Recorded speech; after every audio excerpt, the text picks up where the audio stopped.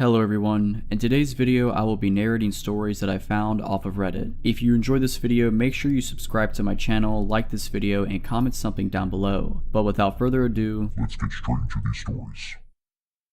To give you a little background about myself, I'm a female from a South Asian country. That being said, there are some states which are relatively safe. 2019 had been a rough year for me, but by October I started feeling rather better and decided to take a solo trip for my birthday. I spoke to some friends and decided to head to the small village down south. My brother helped convince my overprotective mother as he'd already been there. To put her mind at ease, I decided to get pepper spray. Unfortunately, we couldn't find one, so I kept a ball of deodorant and a knife handy. I decided to stay there for 5 days and booked a room at a guest house only for 2 days, thinking I'll check out this guest house that my friend had suggested and hopefully move there. To tell you a little bit more about this village, everyone is extremely friendly and warm, and they have tourists coming from all over the globe. Once I got to the room, I was a little paranoid because it seemed a bit dingy. Forget about a security system, the latch on the door was barely functional. The first night was a bit unsettling, but nothing happened. The next day was my birthday, so I rented a bike and went on exploring the village. Sometime after lunch, I decided to check out the guest house that my friend had recommended, which was a little secluded but extremely peaceful. As I reached there, I was greeted by the owner, who showed me around. This place had big huts on one side and a row of small rooms on the opposite side. I decided to take the latter as it was cheaper and I didn't plan on being in the room much anyway. We exchanged numbers and I told him I'll move in the next day. The next day, I got there and had lunch with the owner and he told me about the history of the place and a bit about himself. I realized that he wasn't around when my friend had been there. I was trying to read him, seeing if I was getting any creepy vibes from him since I was going to spend 2 nights there. I didn't see any red flags in particular. After lunch, I went to a restaurant that was right behind the guest house. I met some of the locals whom I was already acquainted with. Along with them were 2 new guys, one of whom was from my city. The 3 of us instantly clicked and started hanging out. Once it got dark, we came back to my guest house to chill, when the owner told us that he's planning a bonfire with some of his guests/friends who were sitting at another table. An hour passed as we ate and played cards, but those guys didn't seem like they were in the mood for a bonfire and soon left the place. Since the owner had already set things up, we decided to spend some time by the fire with him. We were all sitting and talking up until midnight, when the other 2 boys decided to take off as they weren't staying there. I told the owner that I head back to my room too. He tried to convince me to stay a bit longer, but I didn't want to be alone with him. My room's door had around 4 to 5 locks, but only 2 of them were functional. So I locked them and realized that the windows facing each other did not have any panes and the curtains were made with scraps of thin cloth, which meant anyone could peep inside and see everything. So I went into the bathroom to change and clean up. As soon as I stepped down and started taking my stuff from my bag, I heard someone whisper my name, twice.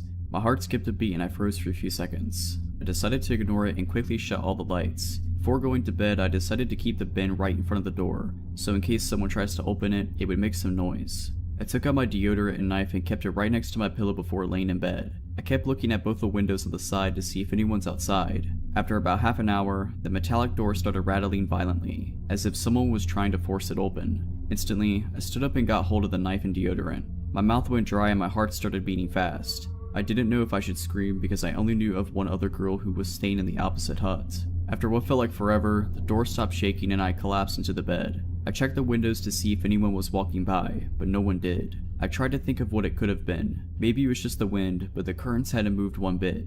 It had to be a person. I don't know when, but I passed out soon after. I woke up around 6 AM to see that it was almost bright outside. I closed my eyes and tried to go back to sleep, when it started happening again. Frantically, I shut up in bed again, ready to attack. But once again, it stopped after a few minutes. I didn't understand what was happening. I went closer to the door and got a look at the bin that I had kept by the door. It had moved away from its original position. Yes, something definitely happened. Not knowing what to do, I decided to go back to sleep. When I got out of the room later, I tried to read the owner's face, but it was just as hard to read as the day before. What worried me the most was that I had to spend another night in that room. I decided to not let that thought spoil the day and went out with the 2 friends I'd made for a trek and then to watch the sunset from a hilltop, where all the locals gathered to play music in the evening, including that owner. My new friends and I went somewhere else after that and then around 10 decided to head back to my guest house for dinner. As I was nearing the hotel, I got a text from the owner asking where I was. I didn't think much of it because it was late and he was probably wondering if I was safe. I didn't reply as we were almost there. When we sat down on the futon, the owner said I was just about to text you and show me the message he typed on his phone. I was just thinking about you. I'm not sure what that meant, so I looked at his face trying to read him and realized he was trying to do the same. Quickly I decided to act normal and told him where we were. We all sat, met a couple more people, ate, smoked, and around 11, the guys decided to head to their guest houses. At that point, I got up and told him I'd head to my room too. He looked at the time and asked me why I was ending the night so early. I told him that I was really tired from all that walking and that I wanted to be up early. He didn't push any further as there were other people around. I went back to the room filled with anticipation and dread, but thankfully, nothing happened that night. The next day I checked out, but my bus wasn't until 5 p.m. I didn't want to be left alone with the owner, so I met up with the guys, leaving my luggage at the reception, which was also the eating area. When I came back, I picked up my bag, thanked him, and left in a hurry. I still have no idea if it was the owner or the only helper that I saw around. Whoever it was trying to forcefully get through my door, let's not meet.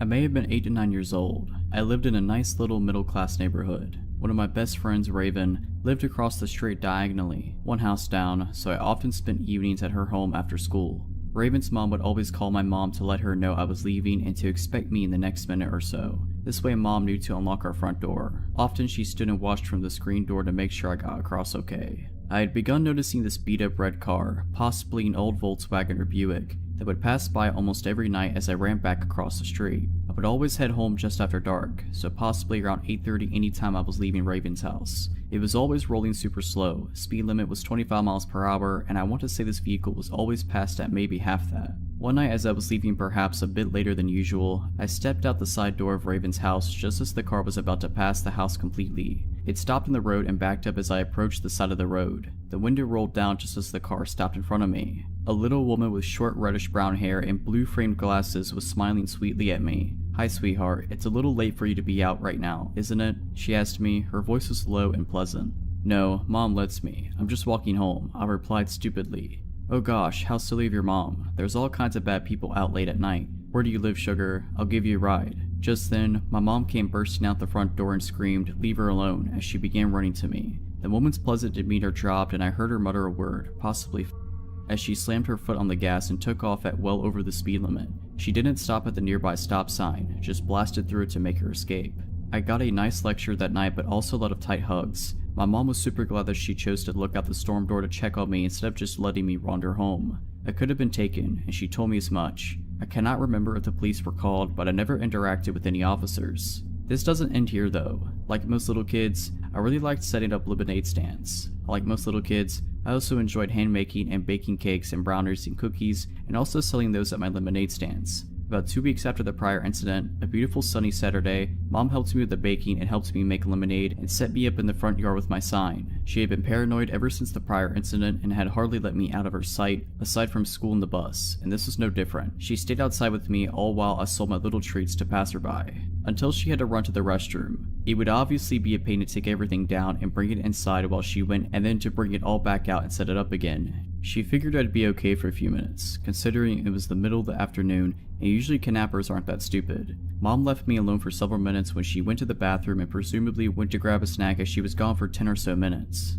A familiar face walked up, about 8 minutes in. She appeared from around some bushes down the street. I didn't see her in the distance walking up. I honestly saw her stand up from behind some bushes and brush herself off and begin walking towards me. Her clothes were smart and sophisticated looking, almost like a pantsuit. It was a real clash with how ratty her car had been, but that same placating smile was on her face and her eyes glinted behind the same glasses. "Aw cute, a lemonade stand. Hi again, sweetie. Sorry for bothering you the other night. I didn't realize how close to home you were. Mama told me to not talk to you. Go away." I said it as meanly as I could muster, but mom had rightfully made me so frightened of this woman that I'm sure I just sounded like the scared little girl I was. "Come on now, Mary." She spoke my real name, first and last, and my eyes got big. "I'm a friend of your parents. I live down the street. Remember, we met at the pool this past summer. I had no recollection of her. If you're their friend, why did you leave so quick?" "Mom," I began shouting for my mother. This made her crouch down in front of my table, eye to eye with me. "We don't need to do that. I just want to talk to you. You like to bake, right? I have a really fancy kitchen with a nice baker's oven. All sorts of cool gadgets to make baking cupcakes and stuff like this super fun." "No, no, no, Mama." I stood up and pushed the table into this woman and started running for the front door. This woman kicked the folding table away and started to chase me until my mom appeared in the doorway. She flung the door open and I barreled into her and the woman stopped running and stood in the yard. "What are you doing to my daughter?" my mom shouted at her. "My God, your child is rude. I was just trying to buy a cupcake and she shoved the table into me and ran. Now I have lemonade all over my clothes. The woman lied through her teeth. I don't think she was expecting my mom to come back. That's the lady from that night in the car. I was now trying to get around my mom and hide behind her. My mom pulled out her cell phone, and this time I know she called the police. The woman immediately ran off back the direction she came. The cops appeared. One took statements while the other one patrolled the neighborhood searching for her. They ended up finding her car parked at the grocery store that was up the road about half a mile at the other end of the neighborhood. They waited for her to show up and claim it. She never did. They couldn't find her. So, random lady in the red beater, please, let's not meet again. This happened a couple years ago when I was 16. I had just recently got my first job at a chain sandwich shop. It was located in the shopping mall outlet at the far end. There were quite a few businesses around it, including a restaurant down the way and a super Target on the other side of the mall on the far end of the parking lot. My parents were always super protective and taught me at a young age to be aware of my surroundings and protect myself, and rarely even let me walk alone to begin with. On this particular day, I had left my phone at home because I wasn't allowed to have it at work and had a daily time limit on it anyways. Thanks, Mom. I had ended up finishing up my shift early, and my mom was still shopping at the Target, so told me to go ahead and walk over to meet her. I began walking towards the Target and had to wait for passing cars. One silver car stopped and let me walk across. I smiled and waved thank you, and the man in the car did the same, and turned on the street going the direction I was walking. I didn't think anything of it, as it was a relatively busy parking lot and most of the shops are over on the other side by the Target. A minute or two goes by and I spot the same car now driving in the opposite direction towards me. I make a mental note but think I'm just overreacting. That is, until he turns back around. At this point I'm concerned and notice I'm now a part of the mall that's a little less crowded with a more empty parking lot. I get this uneasy feeling in my stomach that he's following me, and to test my hypothesis, I switch my direction. Instead of heading towards the Target, I walk towards the restaurant. The car immediately turns into the parking lot. I switch into freak out mode and speed walk to the front doors. In my time of panic, I didn't realize that the parking spots for the restaurant were completely empty. I pull on the doors and they're locked. They were apparently closed on Sundays. At this point, the man in the gray car was parked in the lot in front of the restaurant watching me. The way he was parked, I would have to pass this car to go back on the path I originally was on. I stand there a moment pretending not to notice and think about what to do next. I obviously don't want to walk any closer to the car than I already was. I decide to cut through the side shrubbery of the restaurant and head towards the closest shop I could find. The gray car comes out of the parking lot still following me and I bolt into the dollar store across from the restaurant. I see the gray car park and I walk up to one of the cashiers and explain what happened, and I ask if I could use her phone to speak to my mother. She says of course and tells me to stay in here until my mom comes to get me. I call my mom and tell her about the car and she of course freaks out. By this time, I think the man in the car caught on because he eventually backs out and leaves. My mom shows up and thanks the cashier lady and we drive to the Target. Aside from us both being shaken up, we were okay. It definitely ruined me for walking alone again. Now that I'm an adult and live on my own, I carry pepper spray and a pocket knife anywhere I go just in case. I rarely walk anywhere unless I'm with someone or it's only a few minutes away. It still scares me today to think of what could have happened, or what that man's intentions were. So, to the man in the gray car, let's not meet again. This all happened last summer when me and my childhood best friend, we were both 15, decided to go camping for her birthday. We were originally supposed to be a 5 to 6 person group, but it ended up being just the two of us. So we met at her grandma's house, me with my scooter and her with her mom in a car, and headed to our camping site for the next 2 nights. The camping site was very deep in the woods beside a public trail, but there were still neighbors who had a lot right next to the one we were using. My friend's mother warned us to not go take a walk on the left side of the trail, which would lead us to the weird and possibly dangerous neighbors. We obviously listened since we didn't want any trouble at all. So after unpacking most of our stuff, her mother left, letting us alone in the middle of the woods with only a 50cc scooter to get out in case of emergency, which, don't get me wrong, is very useful but not very fast. So we started doing our thing, eating junk food, listening to music, catching up on both of our lives, since we haven't talked in a very long time. She moved away a few years prior to this, so we don't get the chance to talk to each other that much. The sun was slowly going down. It was getting darker and darker. We were talking and singing when we heard an ATV coming on the trail. It was coming from the left side. Me and my friend freaked out a little, so we basically just locked the door and ran to the back of the camper. The ATV stopped on our camping site. We could hear 2 adult males talking to each other about whatever knows what.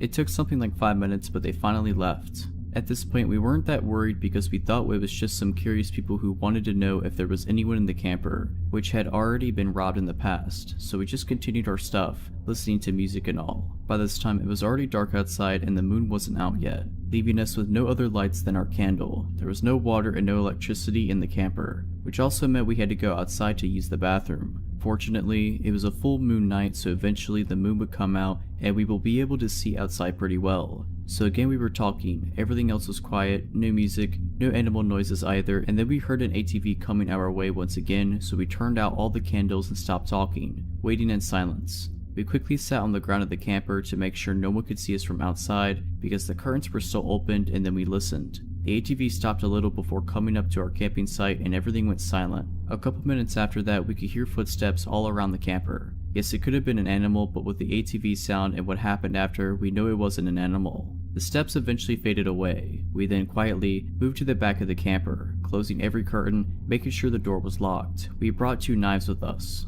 We eventually heard another noise. We immediately went silent and we hid the candlelight. We then heard the noise again. It was like someone was trying to open the camper door just by turning the handle. We then heard footsteps going all the way around the camper and we could hear the person testing every single window to see if any of them were opened. We were almost crying. After they tested all the windows, the steps faded away with maybe 1 hour of tranquility and silence during which we were quite panicking. When we finally calmed down, we heard noises at the door once again, but this time, it sounded more like someone was trying to unlock the door with the lockpick. We could hear the lockpick inside of the mechanism and then the person would try to turn the handle.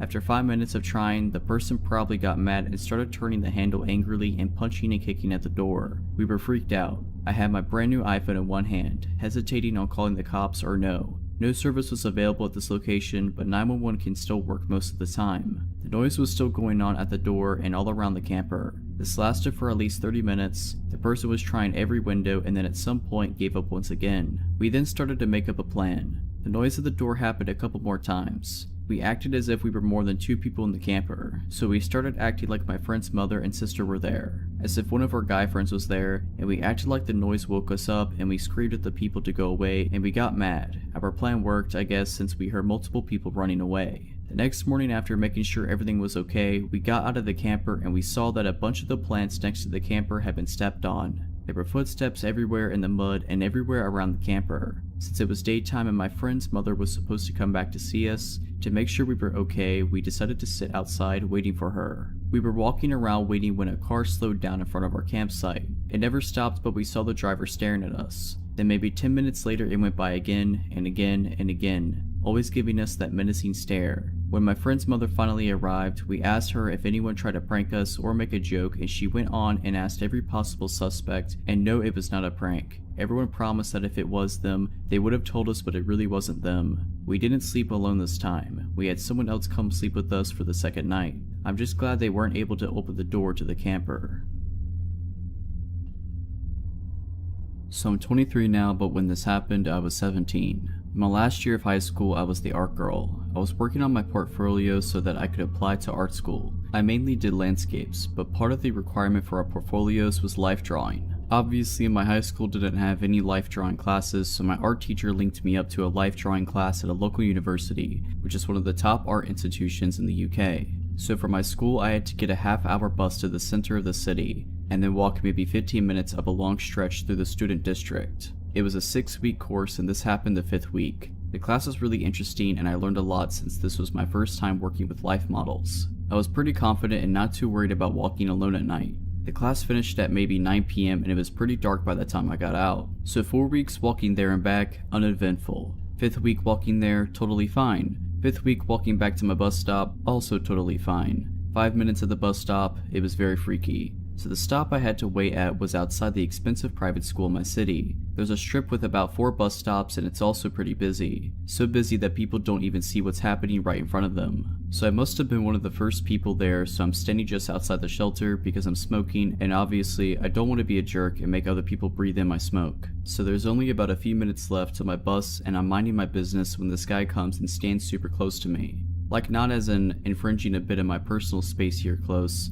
like literally I can feel him standing against me. He must have been in his 40s and just had that general creepy vibe and looked really grubby. So obviously I'm a bit freaked out and sidestep away. So does he. I look at him and he has the creepiest smug grin. But at this point I'm like, okay, he's trying to freak me out and he knows I know. I step away again, like fairly far away this time. He follows me again and is literally standing with the front of his body dead up against the back of mine. Honestly, I do not know how nobody noticed this or called him out. We were outside the shelter and it was dark. People are on their phones or their own conversations. I guess it must have been just that. I literally just froze in the moment, even though there were people around who would have helped. I don't want to overreact, maybe it's just a misunderstanding. I don't want to seem rude. So anyway, it gets worse. After dodging this creep for a few more moments as time dragged in slow, finally this bus comes around the corner. I know if I get on this bus before this guy, he is going to sit next to me, which is what I want to avoid. So politely I gesture and say after you. He gives me that creepy look again and says no, you go first.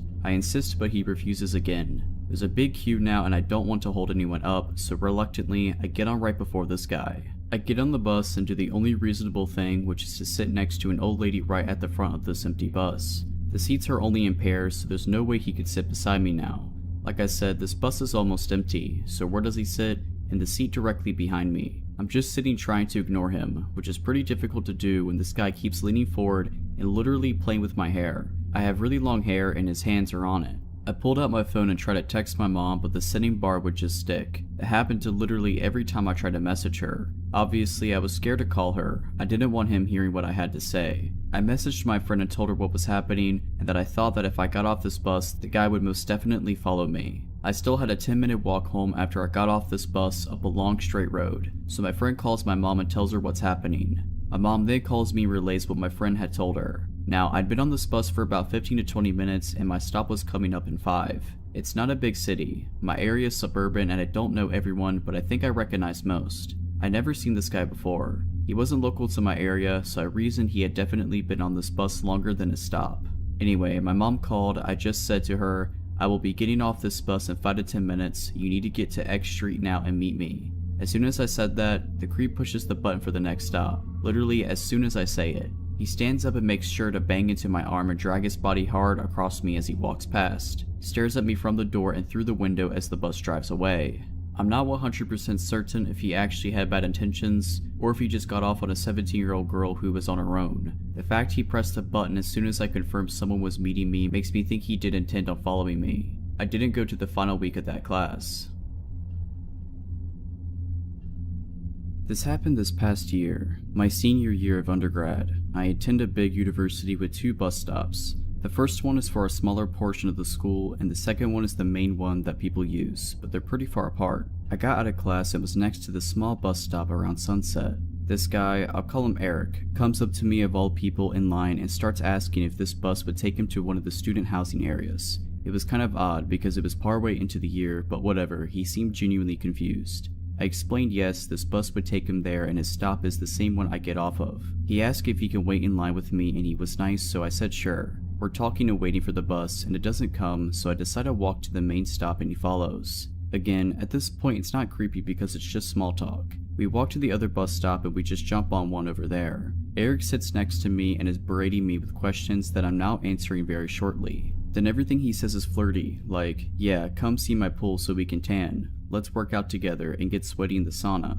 All very weird and random, and I just don't say much because everyone on the bus can hear the conversation. He then asks for my number, which I lie about, but this guy says okay, let me call you. Obviously, I get a call and Eric's just confused and I just say oh my bad. I knew he would call it again, so I just gave the right number. Now I'm regretting telling him my stop, but I still get off with him. He's continuing the flirty comments, but the street I'm parked on is opposite of his route home. I say goodbye and wait till he's out of my sight and to get in my car and drive away. At this point it's late and he was gone, so I just went home and forgot about it. He texted me a couple times the next few weeks, all of which I ignored. Eventually he stopped and I forgot about the encounter. Fast forward a few months and I rarely use the bus anymore because I have a parking pass. One day after class I decided to go to the Vons right next to my original bus stop. I park in the farthest row because it's very busy and my car is in the middle of the row. I'm on a quick mission, so I'm rushing down the first aisle and some guy turns around to check me out, but I ignore it and keep going. I felt the guy's eyes on me still and thought, how do I know this dude? Then I get in line and there he is at the front of the line grinning at me. It's Eric from the bus and I'm like, screw this, so I switch lines. He checks out way before I do and leaves. I get my stuff and walk out to my car. I was parked just far enough that you couldn't see my car, just the direction it was in. As I get closer, there's Eric standing right in front of my car. This was disturbing because he wasn't waiting at the door of the store or in the middle of the lot. Nope, right at my car. He positions himself in between me and my car and he's grinning and he says, "I know you." I play dumb saying sorry, you must have me confused. He says, "No, you're from school." I say no, that's not me, I don't go to that school. He believes me and starts aggressively asking me out. I say no thank you, I have a boyfriend. He says, "Okay, so you can't have friends?" And I look at him and say sarcastically, "Do you really want to just be friends?" He just grins at me and replies no. He then says, "Don't worry, when you're single I will find you." The way he said it was very unnatural and creepy. He finally gets out of my way and lets me into my car. He watches me leave the parking lot and I drove to my brother's house just because of how unsettling that encounter was. On one occasion, I came from a group project and had to take the bus. It was crowded when I got on, so I sat in the first seat I saw. I can hear the conversation behind me and instantly recognize Eric's voice. The girl he was talking to seemed to be really into the conversation surprisingly. But now here I was on a bus to a school that I told this creep I didn't go to. I tried to get off quickly, but somehow Eric and the girl got off before me. I'm relieved and try to keep a distance. I don't see them anymore and turn a corner and there he is again waiting for me. He doesn't move though, he just grins at me and says, "Hi, are you going that way or this way by now?" He used my real name and the fake one I used when I played dumb at Vaughn's. I just walk away and call my friends to meet on campus. The shelter in place was issued the next week and I moved home. Luckily I never have to see Eric again.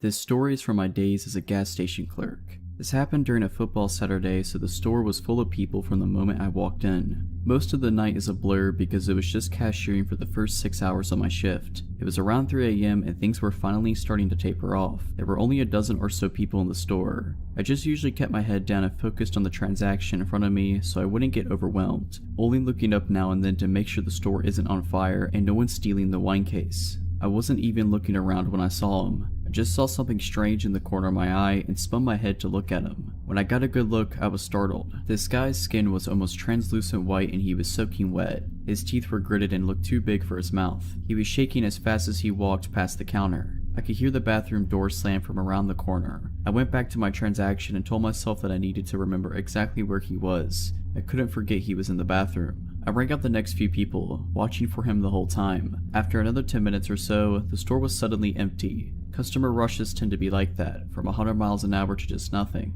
I knew he was still in the bathroom. I thought about going to knock, but I felt repelled. I had no intention of going near that door. I look at the clock and it's nearing 4 AM, which is when I need to start brewing coffee for it to be ready when my manager comes in. The coffee grounds are all in the supply closet behind the counter, so I tell myself it's totally fine to go get them. It satisfies both my paranoia and my arrogance as well. I'm still doing my job, but doing something I believe to be tactically the best move. If for whatever reason the guy opened the bathroom door and tried to run behind the counter and do something to me, I could shut the door and lock it from the inside. Besides, the bathroom doors are old and loud. I can easily hear them open from inside the closet, so I can just come out and wait near the panic button until he leaves. This all seemed like a very good idea at the time. So I decide to go get the coffee packets and I'm listening carefully while I load up on all the flavors I need. I figure I will only be a minute or so I don't even turn the lights on. I'm listening carefully and I don't hear anything. I still don't hear anything. Then I hear a weird noise. It sounds like the water pipes in the back hissing at first, but it's too ragged. I suddenly realize the noise is breathing, and it's getting louder. Then it's right on top of me. That's when I stood and turned to leave, and saw him in the doorframe. We just stood there both staring back at each other. Later when my manager reviewed the footage, she saw him leave the bathroom by slowly pushing the door open. Without making a sound, he had wandered behind the counter and peeked into her office, stepping in far enough to trigger the automatic light. After that, he had wandered behind the food service counter before making his way to the open supply closet door. The next thing she saw on camera was me flipping out. I stepped backwards, my body shaking so hard my knees almost buckled. At this point, I think he realized how absolutely horrifying this entire scenario was to me. He put up his hands and started apologizing awkwardly. He was really twitchy and still gritting his teeth. I basically went on autopilot for a moment and said I wouldn't talk to him until he got out from behind the counter area. He walked backwards until he was barely on the other side of the employees only entrance, standing next to the soda machine. He began asking for an iPhone charger, telling me he was lost. He said he had no money and just needed to charge his phone here until he could call for help. I told him I don't have an iPhone charger and I couldn't help him. He sighed and looked down for a moment, seeming to think about what to do. Then he flipped his head back and screamed as loud as he could. He then punched the soda machine hard. I backed up and ran around the counter, up to where the panic button was under the register. I watched him as he walked around the store, punching the walls and kicking the counters and screaming. I heard myself shouting over and over, "Get out right now." After a second he stopped and turned around to look at me. He quietly apologized before wandering out of the store and running off into the dark. At this point I was shaking, but tried to pick up and keep working. I started brewing the coffee, checking the windows to see if he was out in the parking lot, but I couldn't see him. After another few minutes, a regular came in and told me a strange man had come up to him asking for a ride. He said the guy was soaked and his teeth were gritting. That's when I decided to call the police. They found him in the parking lot next door, screaming and punching the moving trucks. They took him to sober up and calm down. They informed me that he was very sorry for losing his cool and he was just very drunk and very lost. He had come from out of state for the game and got separated from his friends. In the end, nothing bad happened, but it made me realize that something easily could have. If you're liking this video, all I ask is that you make sure to subscribe to my channel and like this video. Thank you.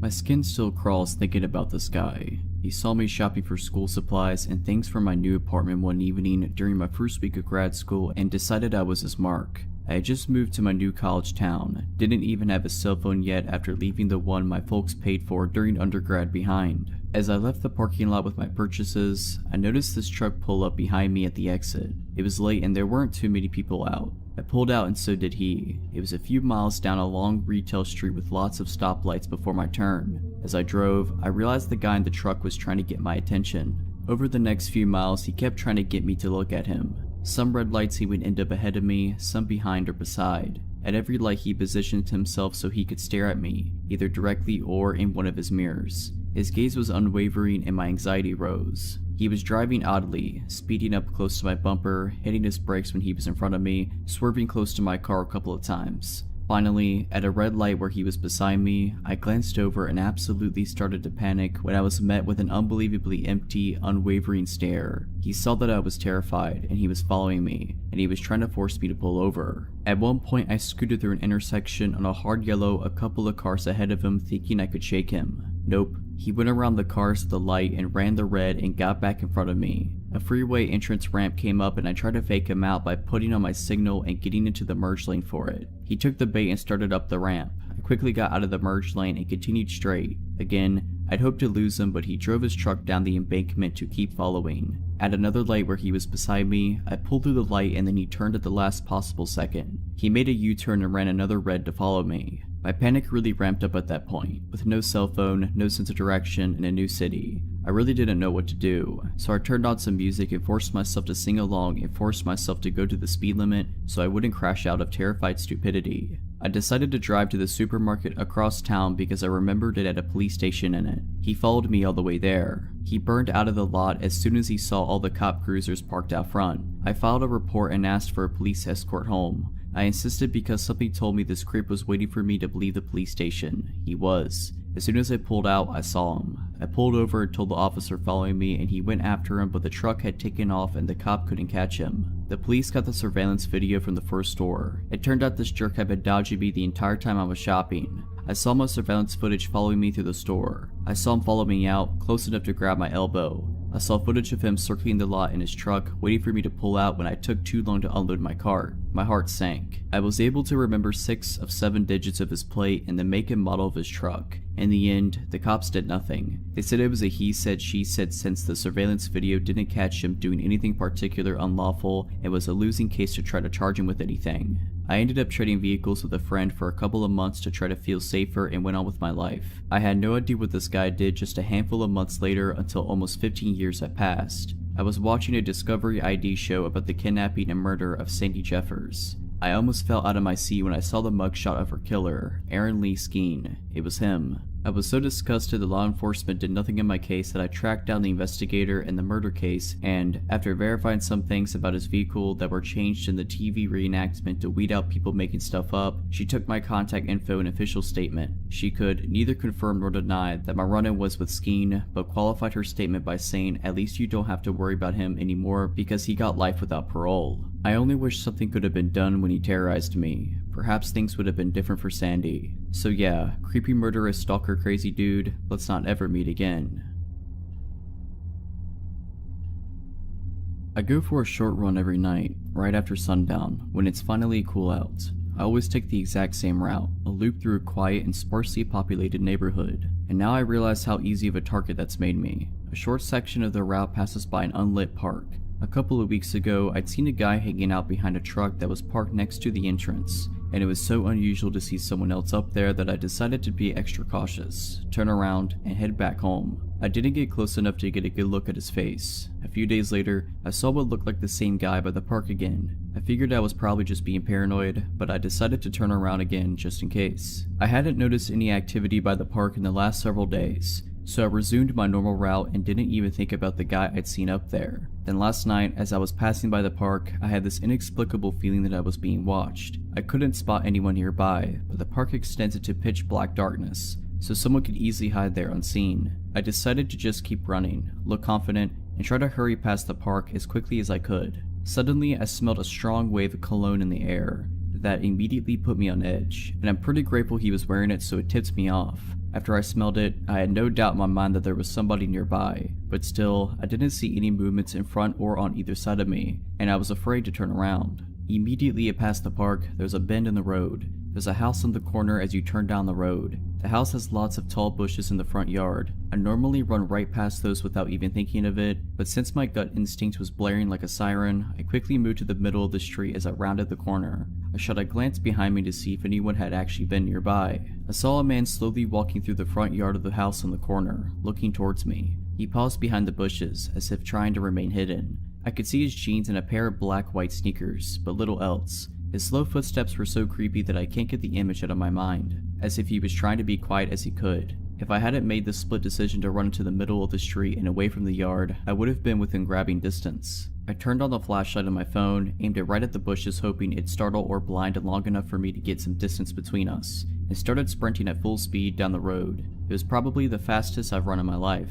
At the end of each block, I glanced behind me to check if the man was there. Fortunately, I lost sight of him. If he decided to sprint after me, I'm not sure what I would have done. From what I could make out, this guy was at least a foot taller than me. By the time I got home, the adrenaline had dissipated and I was shaking with fear. I couldn't sleep at all that night. What scares me most about the whole thing is that I'm 99% sure this was the same guy I'd seen hanging out in front of the park recently, and now I can't shake the idea that he'd been watching me and calculating the right time and path to try to sneak up behind me. He knew that I always ran past there around the same time. The thought that he was probably watching me from the darkness in the park last night before quietly moving out of it and starting to follow me makes me sick. Needless to say, I won't be running past the park at night anymore, or running alone at night, period. The terror I felt when I turned around and saw the guy's shoes slowly moving behind the bushes and his head facing me is like nothing else I've felt before. I live in a small town, the kind where almost everyone knows each other, and it also really creeps me out to think that this might have been someone I've seen around town in the past. Part of me wishes I could have gotten a better look at his face for the police report.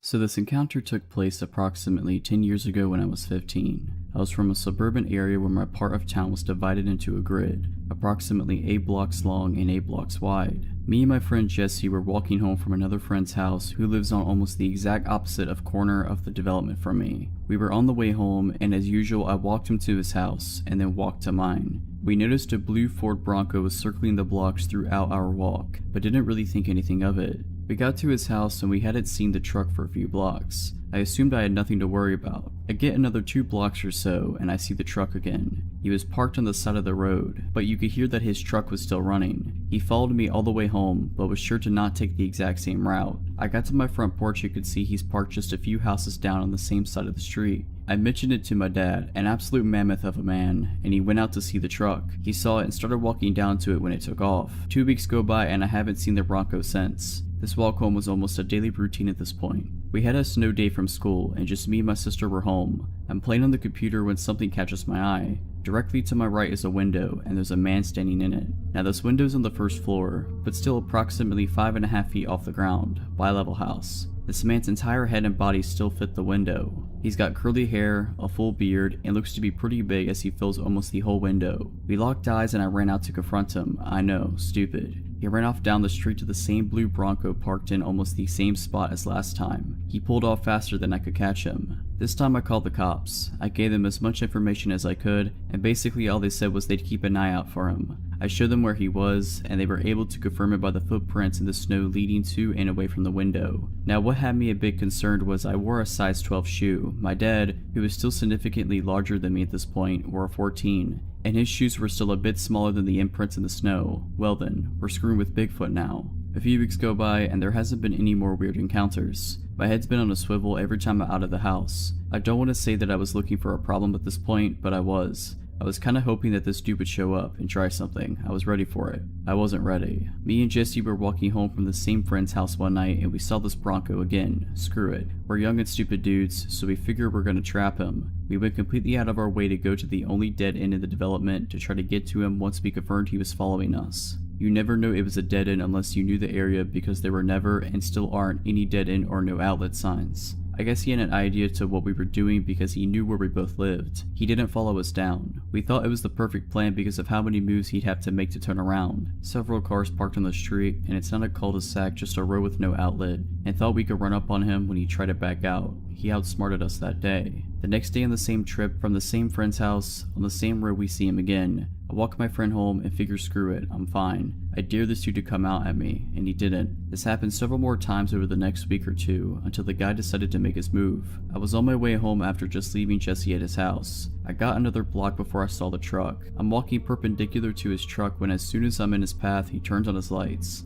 I ran up the few blocks to my house and waited on the porch to see where he was and what he was doing. This time he stayed put just a few houses down. I told my dad again and he went out to see. Truck's still there. Me and my dad start walking down to the truck and it's still not moving. This ballsy dude had the audacity to get out of his truck to confront us. Terrible idea. He gets out when my dad is still 25 feet from the truck. I guess my dad is about 6'4" and under 300 pounds with a body built by Bud Light and manual labor. This guy though had some size on him. What I saw next was one of the most impressive things I've ever seen in my life. So my dad's not much of a talker, and at this point he's already got a problem with this guy. The guy gets out of his truck with the most sadistic smile on his face. My first thought is the guy has a gun. I yelled to my dad that he might have a gun, and all he yelled back was, "I got it." Well, he definitely had it. They walked up to each other, and before a word was even said, my dad swung. The dude was done in. Before he even started to crumple, my dad hit him again. He hit his truck and hit the ground. I never saw the guy again, and after just moving back into my parents' old house with my young son, I hope I never do. So big dude with the blue Ford Bronco, I hope you never come back to my window.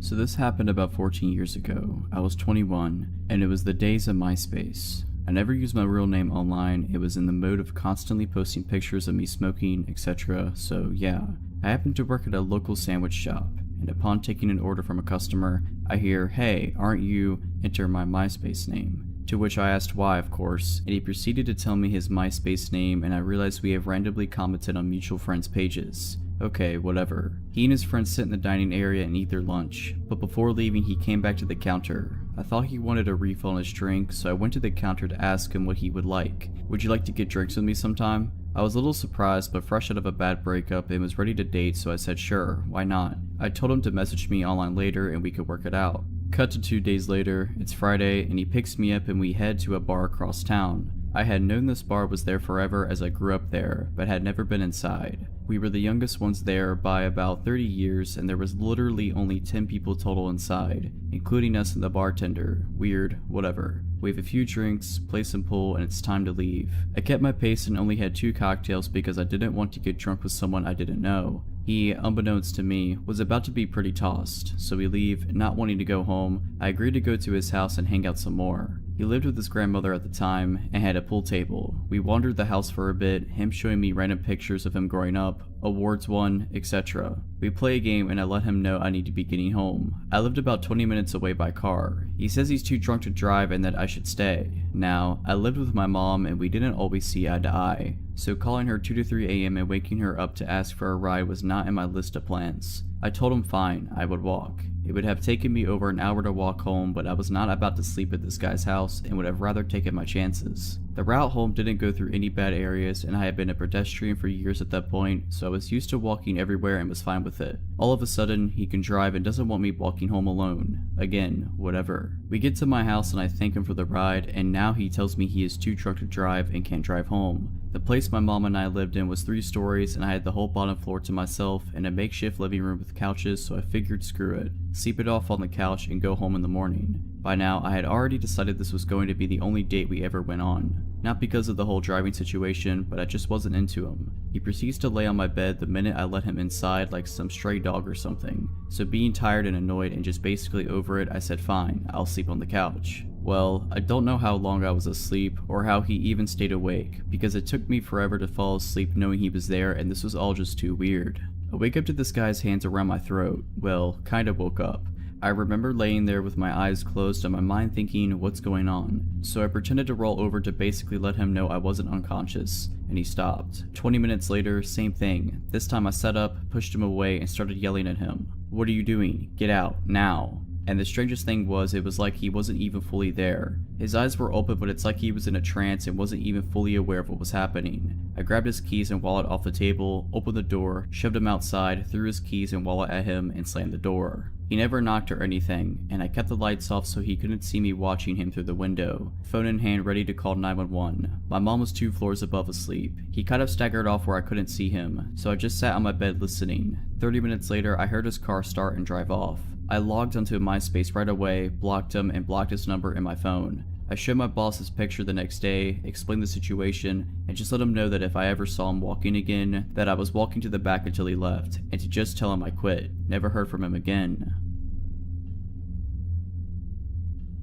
I, a 23-year-old female, grew up in a rural area in Ontario. It was the kind of place where you never lock the doors because you know everyone in town. The all too trusting small town mentality stayed with me once I moved to a big city for university. I got an apartment in a student area with a college nearby and plenty of bars within walking distance. I lived with a guy friend, Roddy, who was a few years older than me from the same small town. I would go to the bars with friends on the weekends and stumble home by myself around 2 a.m. One night on my way home, my neighbor Kyle and I met in the hallway, both headed to our own places. He was also drunk and good looking. He said hello and invited me inside. I ended up staying the night with him. He was nice and it was a fun night, if not a little awkward. We didn't exchange numbers and it didn't seem like we cared for anything to come out of it, so I went home in the morning and that was that. Fast forward to 2 days later. I was asleep in my bed and my roommate was half asleep on the couch with the TV on. He heard a sound that might have been the door creaking open, but he ignored it in his tired state. A few minutes later, he opened his eyes to see a naked man standing in front of him, lifeless and staring into his eyes. It was Kyle. Roddy tried to talk to him and ask him what he was doing here, but he didn't respond. Roddy ran to my room and said, I think Kyle's here to see you. So I followed him out into the living room and saw completely naked Kyle, staring at us with the most serious and concentrated eyes I had ever seen. Roddy tried to talk to him and asked him to leave, but once again he didn't respond. Instead, he went into our kitchen and opened the fridge. He proceeded to take our butter out and start smearing it all over his face and chest, saying nothing, and still with a completely serious look on his face. Roddy and I ran to my bedroom to talk about what to do. While we were in my room, Kyle walked down the dark hallway that led to us and stood in the dark right before the light of my room could reach him. All you could see was his silhouette and he started whispering, "Hi, hi," repeatedly. Roddy and I ended up calling the police and staying in my room until they came and took him back to his house. They said he must have been on drugs but probably wasn't a threat. I agreed I didn't think he was a threat, but I didn't sleep well that night knowing he was a thin wall away from us in that apartment.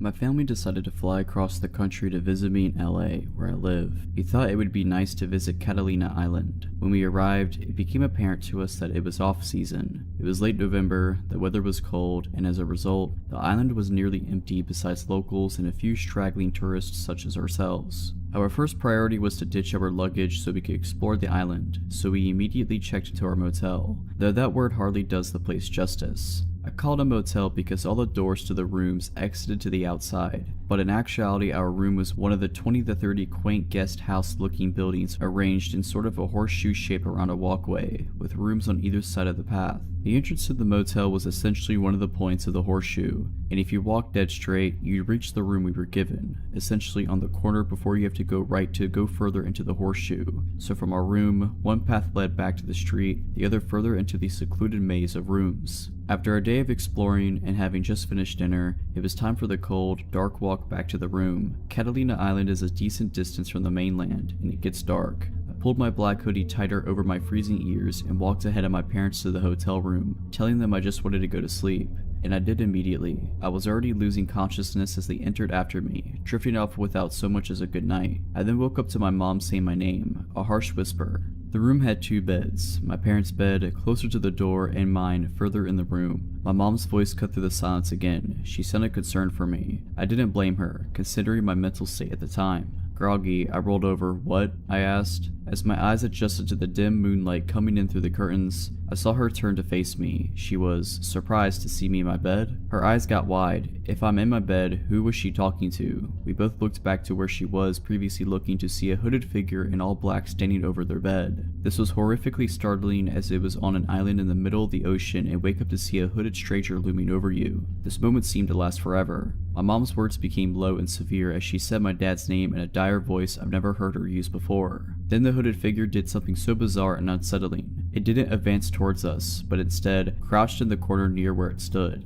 The way it crouched was so absolutely unexpected, even in regards to this already unexpected situation, that it terrified me. It seemed animalistic. I knew 2 things. The hooded figure had been standing over us sleeping, and it's not acting in any sort of way that I could understand. As opposed to the infinite moment of this figure standing over us mere seconds ago, the series of events that unfolded when my hulking ex-military dad woke up happened in an instant. Suddenly, we were out the door, not knowing which way the intruder went. My mom was screaming, "Get him, get him." My dad was running down one path of the horseshoe, further into the hotel, shouting through sheer adrenaline. I ran down the other path, towards the street. When I got there, not a sign of the intruder, but it became suspiciously quiet behind me. I ran back to the room to find my dad quietly walking back, his head low. He gets really close to me and I hear him say, "It's a kid." The explanation: some young teen, tall and lanky as I am in my 20s, wearing all black including a black hoodie, went into the wrong room, our room. The one time my parents just so happened to forget to lock the door. My mom woke up when he entered and seeing a tall person in a black hoodie, thought he was me, assumingly leaving the room. And when the hooded figure crouched, that was him when he realized his mistake and panicked. He was scared of us. As I got back to the room, my mom walked out and hugs this kid, who was now crying his eyes out. I would be too if a massive ex-soldier was sprinting after me with murder in his eyes. So, to the now traumatized kid from Catalina Island, sorry for the misunderstanding. For a bit of backstory, I live in a big city which is mostly a friendly place, but like all cities, it has its rough areas. There are 2 main spots that are known to be particularly rough, and for the first 14 years of my life, I lived in one of those areas. So though it can naturally be a bit uncomfortable, I tend to be pretty unbothered by odd people talking to me in the street. Anyway, I moved from one rough area and moved to a safer one, but it's very close to where I originally lived. I know both of these areas pretty well too, which helped me with what happened 5 months ago. I had some stuff going on in my personal life and going through phases of bad anxiety as it is. I had to make the decision to take some time off of work, but wanted to try and stay in a routine and be productive. I went to the dentist way past when I should have, so I made an appointment and when it rolled around, I walked there. My dentist is in the rough area that I now live close to. On my route home, I have to walk past a pub on a main road which has a super bad reputation. Anything you can think of, it's happened inside or just outside of this pub. Anyway, I noticed someone sat on the bench outside the pub. I have my headphones in but see him saying something, so I assume he's asking me for something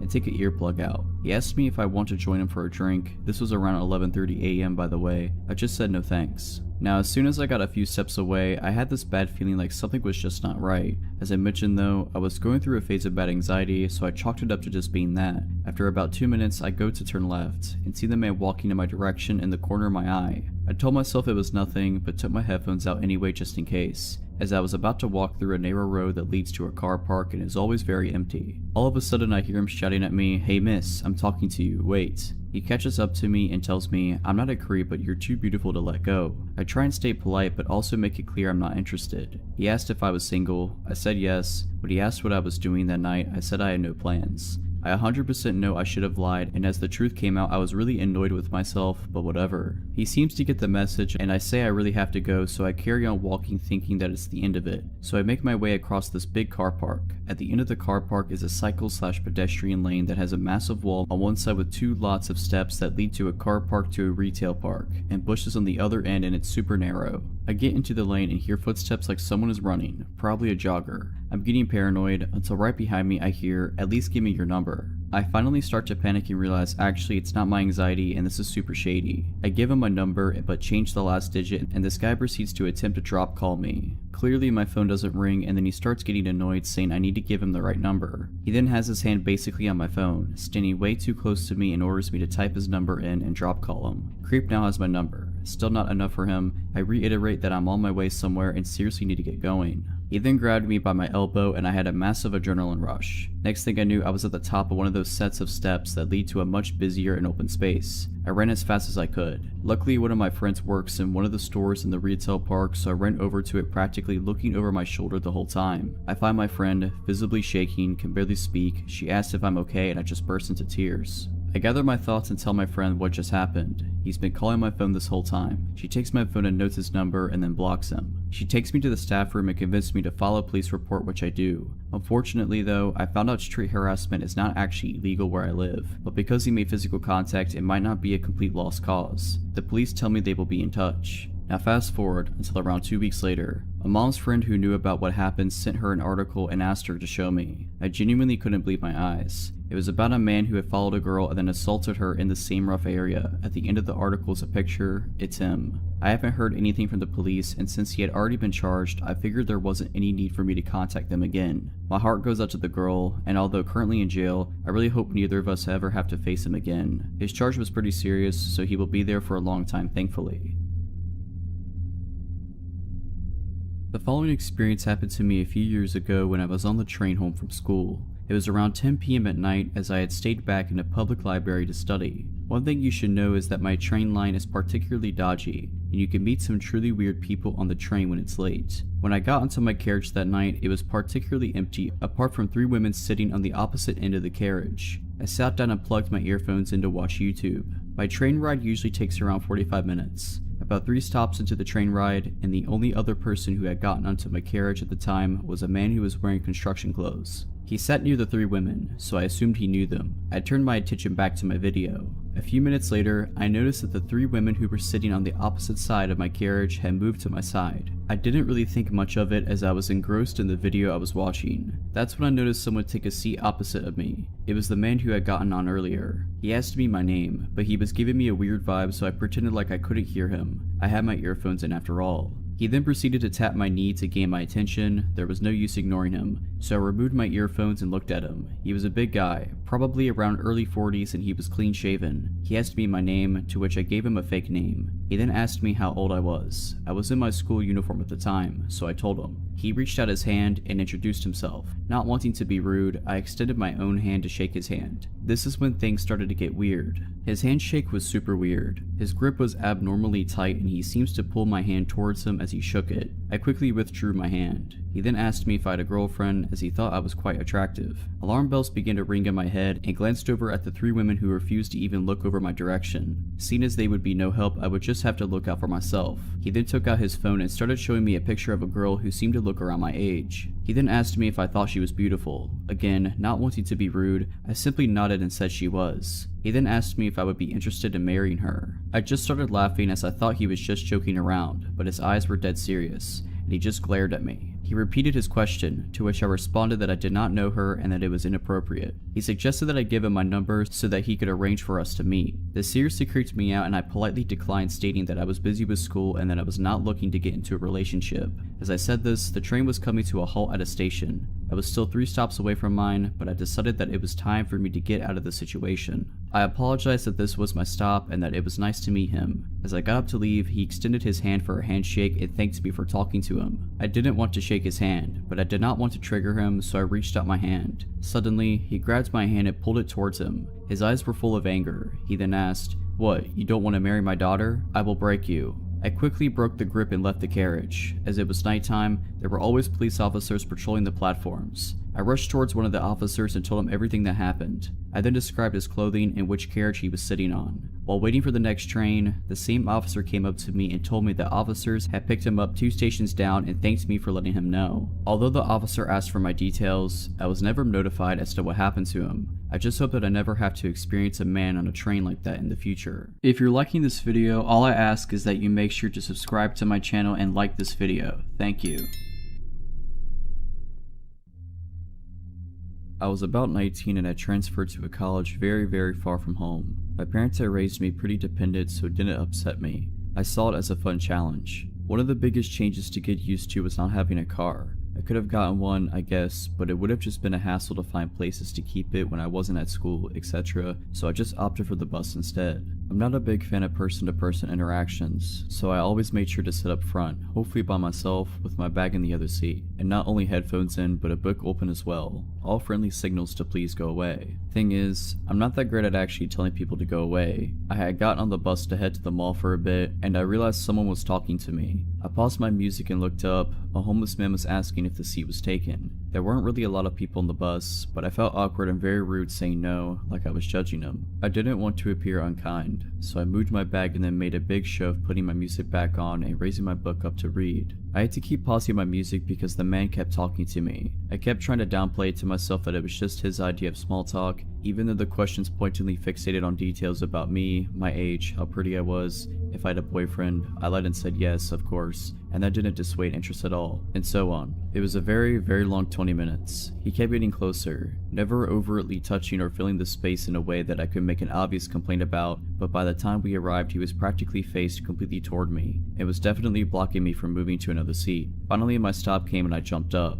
He was perfectly nice about moving so that I could get by, or so I thought. Turns out he was actually just getting up himself to get out of the same spot, not pausing for a moment and talking to me. Great. It was the middle of the day on a crowded street, so I didn't feel like I was in imminent danger, and therefore felt that anything other than open welcoming would be the height of rudeness for me. I smiled awkwardly and moved on toward the mall, only for him to fall in step with me, continuing to ask for details about myself and my boyfriend. Being naive, I tried to cut him off with, "Oh, I'm headed to the mall," but of course that only gave him the chance to say, "Me too," and well, we headed there together. He started talking to me about how good of friends we were now and how close he felt to me and so on. Honestly, I checked out a good while ago and was trying to find ways to ditch this guy. I ducked into the first store I saw when I got to the mall and he followed me in. I was at this point not even making full sentences, just mumbling things about, "Oh sorry, I need to," and then I tried to lose him down another aisle. It didn't work. I finally made a turn he couldn't follow quick enough and literally hid behind some shelves waiting for him to go by. I dashed out of the store and he saw me and yelled at me to wait and ran after. I ran down the strip and dashed into a random store and went straight to the back to the dressing rooms.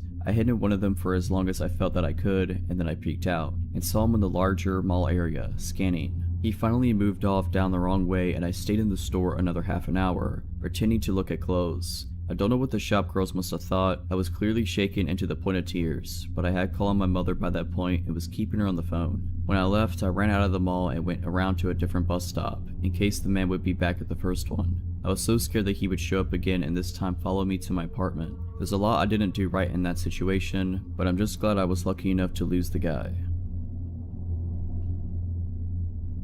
I can't say what my job was, because what I did was literally the name of the company, but it had something to do with law in a small basement office. This office had 2 main rooms and a bathroom. The boss worked in the room in the back, while the rest of us, 3 in total, worked in the front. This wasn't a place where clients came and met with us. It was just where we got work done on computers and packages sent before leaving. Oftentimes I worked alone the last 3 hours, which in reality was great. I got to listen to whatever music I want, sing and get stuff done on the computer. On occasion my boss would come to pick something up or just get a bit more work done. And on this day he did, but he came in with an older gentleman that I didn't recognize. My boss explained that the man was a customer from one of the companies on the top floor and he left only to realize he really needed to go to the bathroom and asked to use ours. My boss stuck around near my desk until the man left and then got to work. As I continued to work, I began to cough and wheeze a bit. Breathing became painful and, at first, I didn't know why, until I gradually got a whiff of smoke, cigarette smoke. None of my coworkers smoked, and I don't know if I'm allergic or intolerant to cigarette smoke, but I instantly feel ill whenever I begin breathing it in. I shrugged it off and watched my breathing, being sure nothing bad was happening to me, and not soon after my boss grabbed his coat and began to leave. He said, "Your coworker will be coming in a bit just to pick some stuff up,"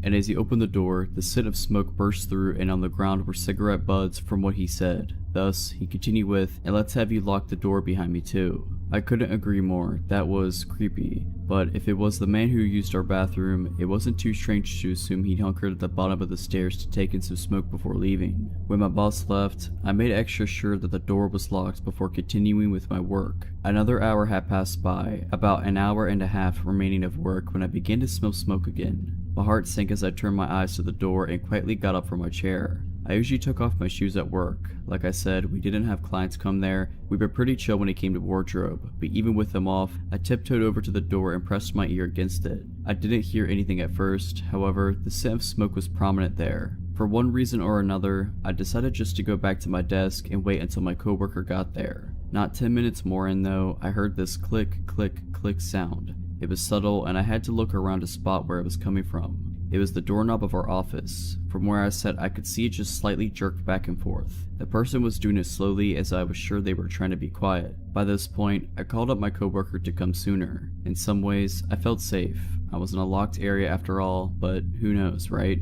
After calling him though, the scent began to diminish and the doorknob stopped moving. I tried to listen for someone going up the stairs. I didn't hear anything for a long while until I heard someone coming down them. It was my coworker. He came in and said, "There are like 10 cigarette butts out here." I explained further what had happened as he came in and locked the door himself. I also explained the man who'd come in to use our bathroom prior. Like I said, I couldn't be sure if they were the same person. There wasn't much to take from the offices. The computers were fairly old, wouldn't at all get a good chunk of money from them, and everything else was paper. We weren't at all at a place that kept money around. So if it was him, I can't fathom what he saw that he'd feel the need to come back in to steal. My coworker somewhat brushed it off. He figured that the person was gone, all was fine, and went to pick up what he needed to. He ended up staying for a while, I'm not sure why, perhaps he felt like he needed to, because as I began finally finishing up my work, the smell of smoke came back. My coworker and I looked at each other, almost as a way to confirm that we both smelled it. The click-clacking of our computer stopped and we just waited and waited and waited. We didn't take our eyes off each other as the click, click, click came back. I just didn't want to deal with this and go home as soon as possible, but I shirked the thought of walking out there. My coworker was far more fed up. He stood, stomped to the door, unlocked it, and opened it. There was a man there. I didn't get a good look at him. I saw him raise his arm, freeze, and then he disappeared and sprinted up the stairs. My coworker walked me to my car soon after, told our boss about it, and we made it a rule that we always lock the door from that point on. Especially me, because after that day, every now and then, I'd smell smoke and hear the doorknob attempt to twist. Whenever I did, I either called up my boss or waited every now and then I heard the steps leave. Frankly, we should have put a camera up or called the police, something at least. When my coworker described him to my boss, it seemed like he was the same man who used our bathroom, but that is just speculation. We have no idea what he wanted or if there was a purpose. Be careful letting people use bathrooms. They could have ulterior motives. When I was about 8 or 9, my family took a trip skiing to a small resort a couple of hours from where we lived in Spain. The resort itself was a sleepy little town of about 400 to 500 people max, with a few small supermarkets and hotels, and not much else. Typically, we picked the worst time possible to embark on the trip, which we had been planning for a good few years. The night after we arrived there was a blizzard, and so we spent the first half of the week locked in the hotel. Although we were able to go outside for the remaining few days, we had little to do given that the slopes were shut. The story I want to tell comes from those first few days locked in the hotel. Despite my parents' annoyance at the timing of the trip being a nightmare, myself and my sister, who was 11 months older, were having a fantastic time. Locked up in the mountains with nothing to do, we were able to spend our days running around the hotel, eating sweets and watching the TV in the lobby. I should probably mention at this point that the hotel was somewhat of a maze. The large bar restaurant area where my parents sat each day reading was at the center of the hotel. The myriad of smaller rooms then connected to the bar area at random points, shooting off in different directions. These rooms often had no discernible function. Each one had the same mahogany interior, and they were full of couches, fireplaces, and antiques that allowed for great games of hide and seek. The rooms would often have offshoots themselves, connecting to new rooms which would then connect to yet more useless wooden caves. As such, it was possible to be 4 or 5 rooms away from the main hotel area at any one time, without knowing exactly where you were or how to get back. Anyway, at some point along the weekend, myself and my sister decided to play hide and seek. Bearing in mind the above, it was almost an impossible challenge to find the hider. At one point in the game, I was just about to give up on searching for my sister until I heard her voice from what sounded like a few rooms away. After successfully navigating the web of rooms, I emerged to find her sitting on a couch alongside a German man with gray hair, probably in his 60s if I had to guess. As soon as I emerged into the room, the man turned to me and told me he was taking my sister to the swimming pool and asked if I wanted to come. I remember immediately thinking it was odd that there was a swimming pool that we hadn't heard of. My parents had been complaining that morning about how much TV we were watching, and so I was sure they would have taken us there if they had known about it. And besides, the hotel did not seem of the size to be able to host one. I told the man that I have to ask my parents first, and told my sister to come back with me to find them. He immediately replied that I should go and that he should take my sister on ahead. I told my sister that she absolutely had to come with me, but excited at the thought of the swimming pool, she said she didn't want to. We began to argue, with the man taking my sister's side and encouraging me to go ask my parents' permission whilst he waited with my sister. I dug my foot in, telling my sister that our parents would be very cross if we went somewhere on our own. And after a few minutes bickering, she eventually gave in and came back with me, giving her assurance to the man that we'd come back. Of course, when we told our parents, they were livid. My dad went back to the room to try and find the man, but with all the offshoots and given that all the random rooms looked the same, it was almost impossible to be sure that we were in the right one. In any case, there was no sign of him. I remember my dad screaming at the hotel lobby that he needed a list of all male guests and their room numbers, but of course they wouldn't give it to him. We spent the rest of the trip by our parents' side, terrified at the thought of being locked up in a blizzard with him. Thankfully, we never saw the man again. My mama and I normally shopped at the market just a few minutes away from our house. My mom had been shopping there for 20-some years at this point and was friends with most of the workers, so I was friendly with them too, and was always happy to talk to them. Whenever my mom got distracted talking to someone, I, with the attention span of a 6-year-old, would wander around the aisle. My mother would keep an eye on me to make sure I didn't get too far, but if she was distracted, one of the employees would usually be around and gently guide me back over. One day though, we went to a different market that I couldn't remember having been to before, and we didn't go back to for nearly a decade. We were walking around the aisles when my mom ran into her friend. They started talking, and I, not realizing that I no longer had a store full of adults keeping an eye on me, started wandering around the aisle. My eyes caught some colorful display, I think flowers or balloons or something, and went over to look. Once I was satisfied with my inspection, I turned back to the aisle only to find my mom wasn't there. That had never happened before. I looked around a little, though not moving from my spot near the colorful displays. Since it was right near the registers, there was a decent amount of people nearby, which I'm thankful for now. As I was looking around, an employee came up to me. He was older than my sister, she was 12 or 13 at the time, and younger than my dad, in his mid-40s, which was about the only way I could gauge age. Now, I would say he was probably in his early to mid-20s if I remember right. "Hi there," he said sweetly, in that tone you normally speak to kids in. I cheerfully said hello, actually stepping a little closer. "Are you looking for mommy?" I say yes, happily explaining that I had last seen her talking to her friend and that I could normally find her easily when I wandered away, so I wasn't sure where she could have gone. "Does she leave you alone often?" "Not really. My older sister was normally with me if my mom wasn't. She was 12 or 13 and she was super mature, so if my mom had to leave her for a little bit, she knew I'd be okay. But she never left us alone in public, just at home if she needed to run somewhere, never for very long. And my dad was at work a lot and didn't come back until late usually." "Where do you live?" "Well, you wouldn't know it, I just learned my address. We just learned how to mail a letter in school, even took a little class trip to the mailbox in our school corner to send them out. I knew how to write my address now, and I knew how to say it." "Where do you go to school? Who picks you up?"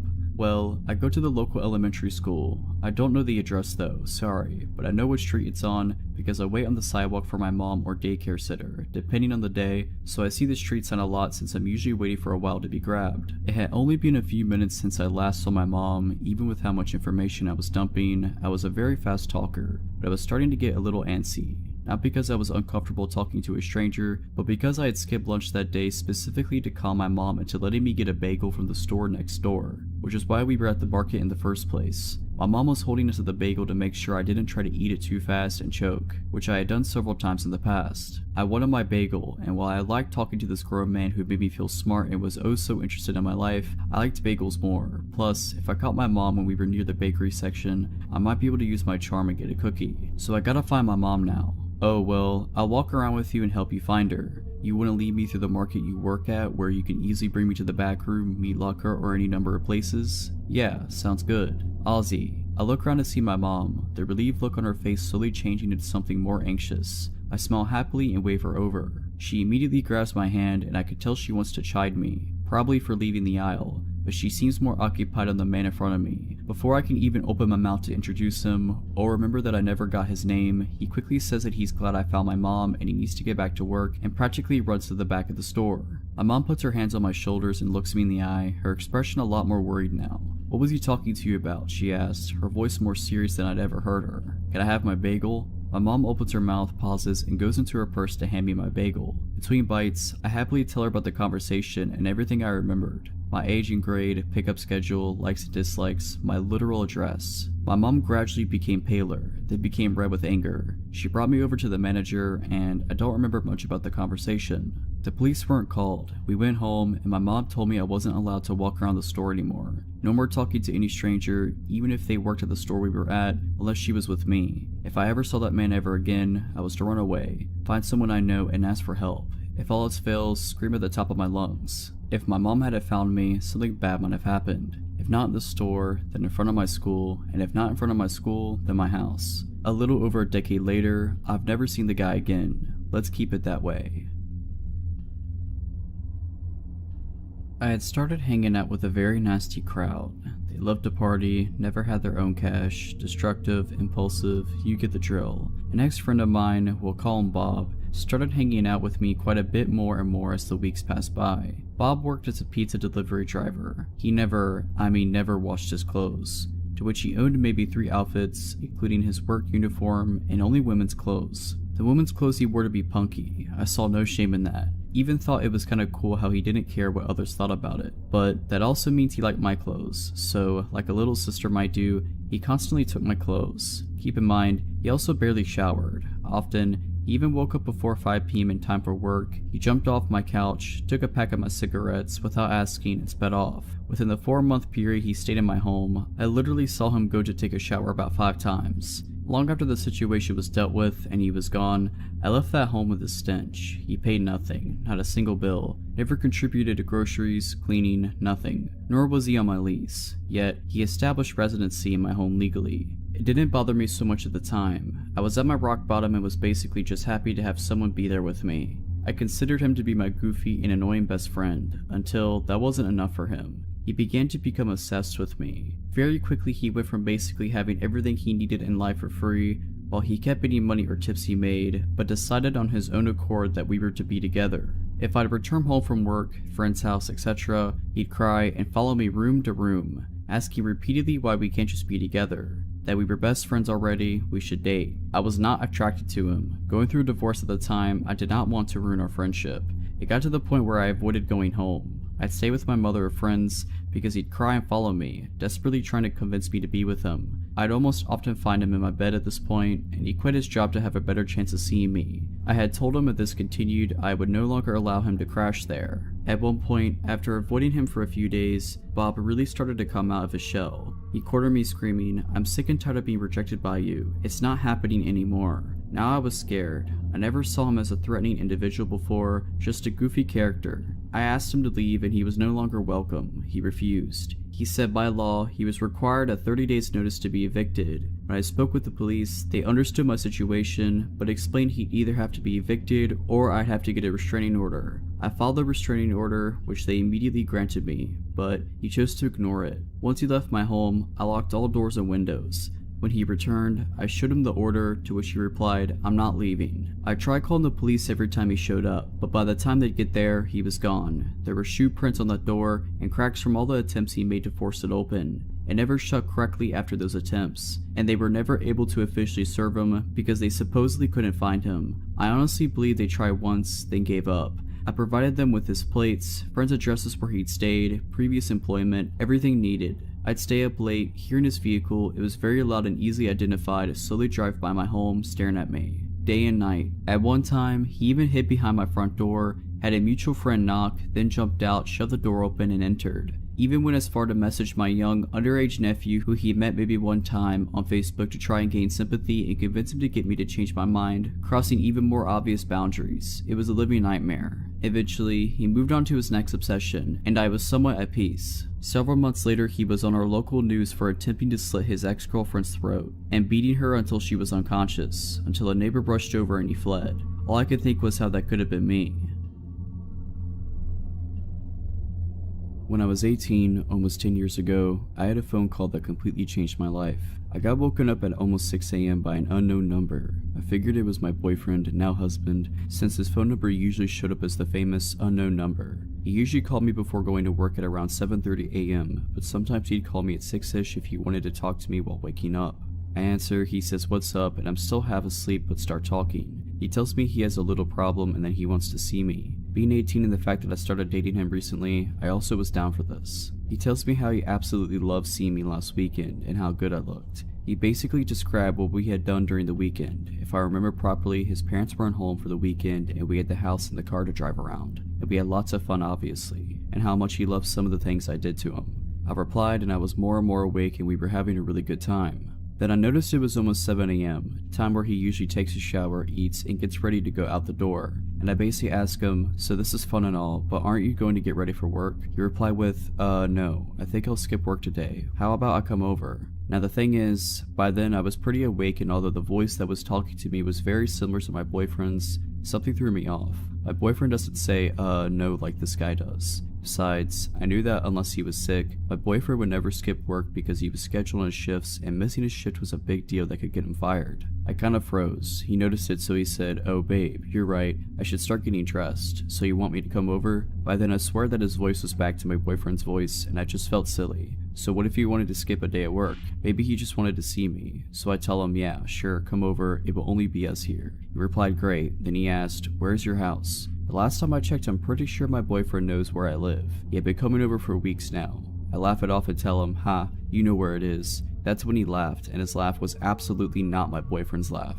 I instantly ask him, you're not my boyfriend's name, are you? He said, can you just hang on please? I need to go grab something. Meanwhile, I get a text from my boyfriend. I figure that maybe this is just a sick joke. Maybe he coordinated it perfectly. Maybe he's sick and his voice doesn't sound the same. The text from my boyfriend said, at the subway, going to work now, love you. I texted him saying, why are you texting me? We are talking right now. At which point my actual boyfriend called. He was very confused at first and figured someone had hacked into his MSN. When I told him it was by phone, he reassured me that he absolutely did not call me and that whoever it was not him. He had to go as the subway train was there, but that he will call as soon as he was at work. Then, the other guy called back, I picked up and I asked him, who are you? What do you want? I pretty much went crazy on him. He said that his name was Mike, that we had met a long time ago, which was impossible because my phone number was fairly recent, and that he just wanted to have fun, that he didn't know I had a boyfriend. I asked him how did he know that I was wearing and what did we do and how he got my phone number. He just said, where are you? Why don't we meet? At which point I hung up.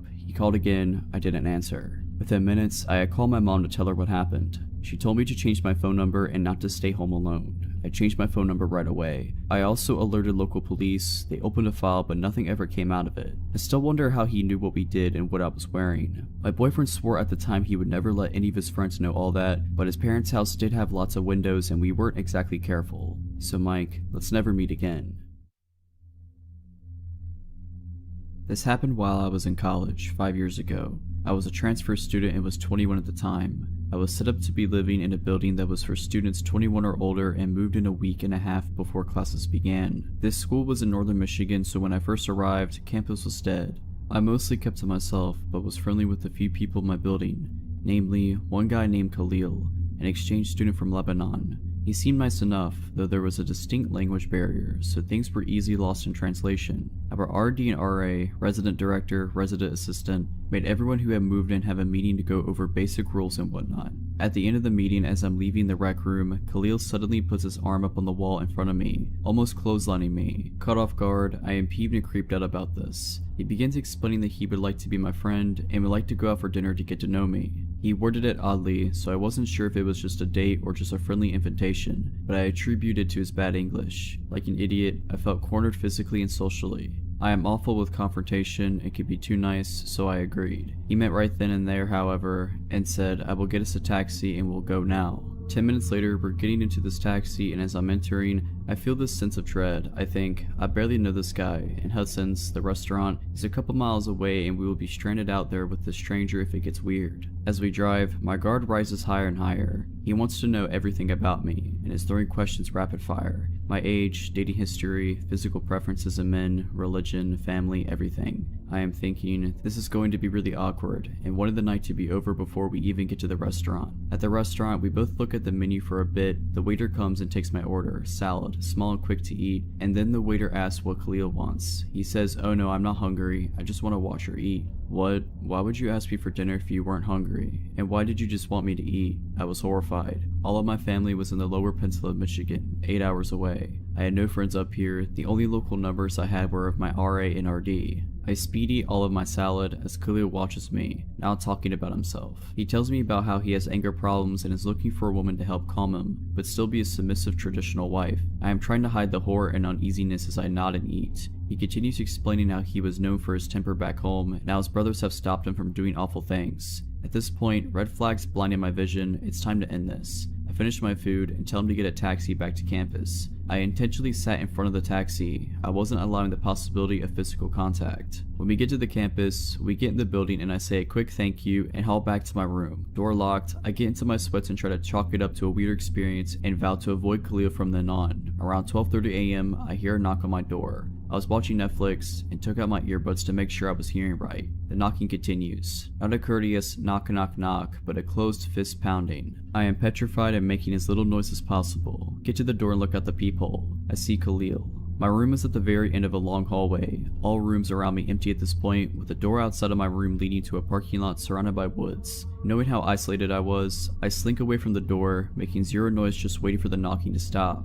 About a minute later, it stops. He growls, "I know you're in there. I will wait." My eyes widen in horror. I felt a mixture of rage and panic, but decided that confronting him then wouldn't be smart. So I quietly watched Netflix until I fall asleep. I have no idea how long he waited out there. The next morning, when I finally emerged from my room, I found a couple of pages taped to my door. 3 handwritten pages from Khalil, explaining his feelings for me and his intentions of making me his wife. I went straight to my RA and explained everything that happened. She agreed to meet with Khalil herself, to explain to him how inappropriate he was being, and to tell him to leave me alone. He didn't. Notes kept coming. He came to my door dozens of times a day, and I became pretty much trapped in my room hiding from this psycho. It lasted for 8 days, but classes began and Khalil disappeared. I was told he dropped out and moved back to Lebanon. I found it eerie how he just vanished. Had he come here solely to find a wife, I'll never know. But Khalil, let's not ever meet again.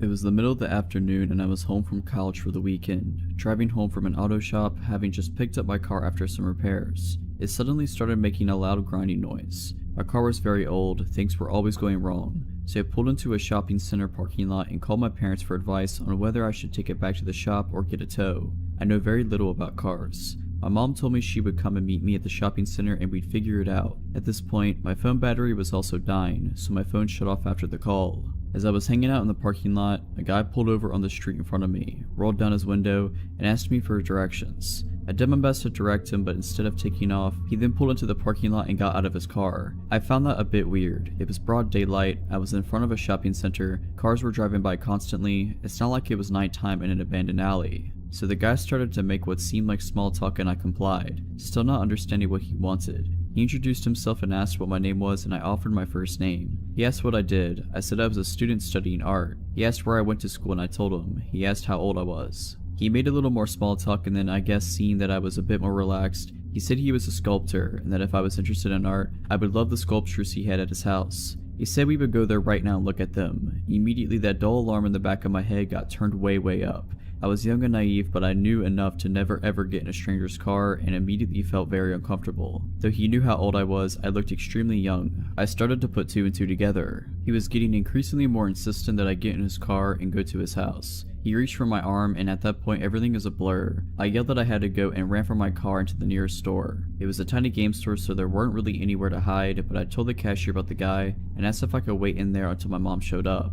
The cashier assured me the man would not be let in the store and that he and his coworker would keep an eye on me until the man was gone. I also asked them if I could use their phone to call my mom and let her know what was going on since mine had died.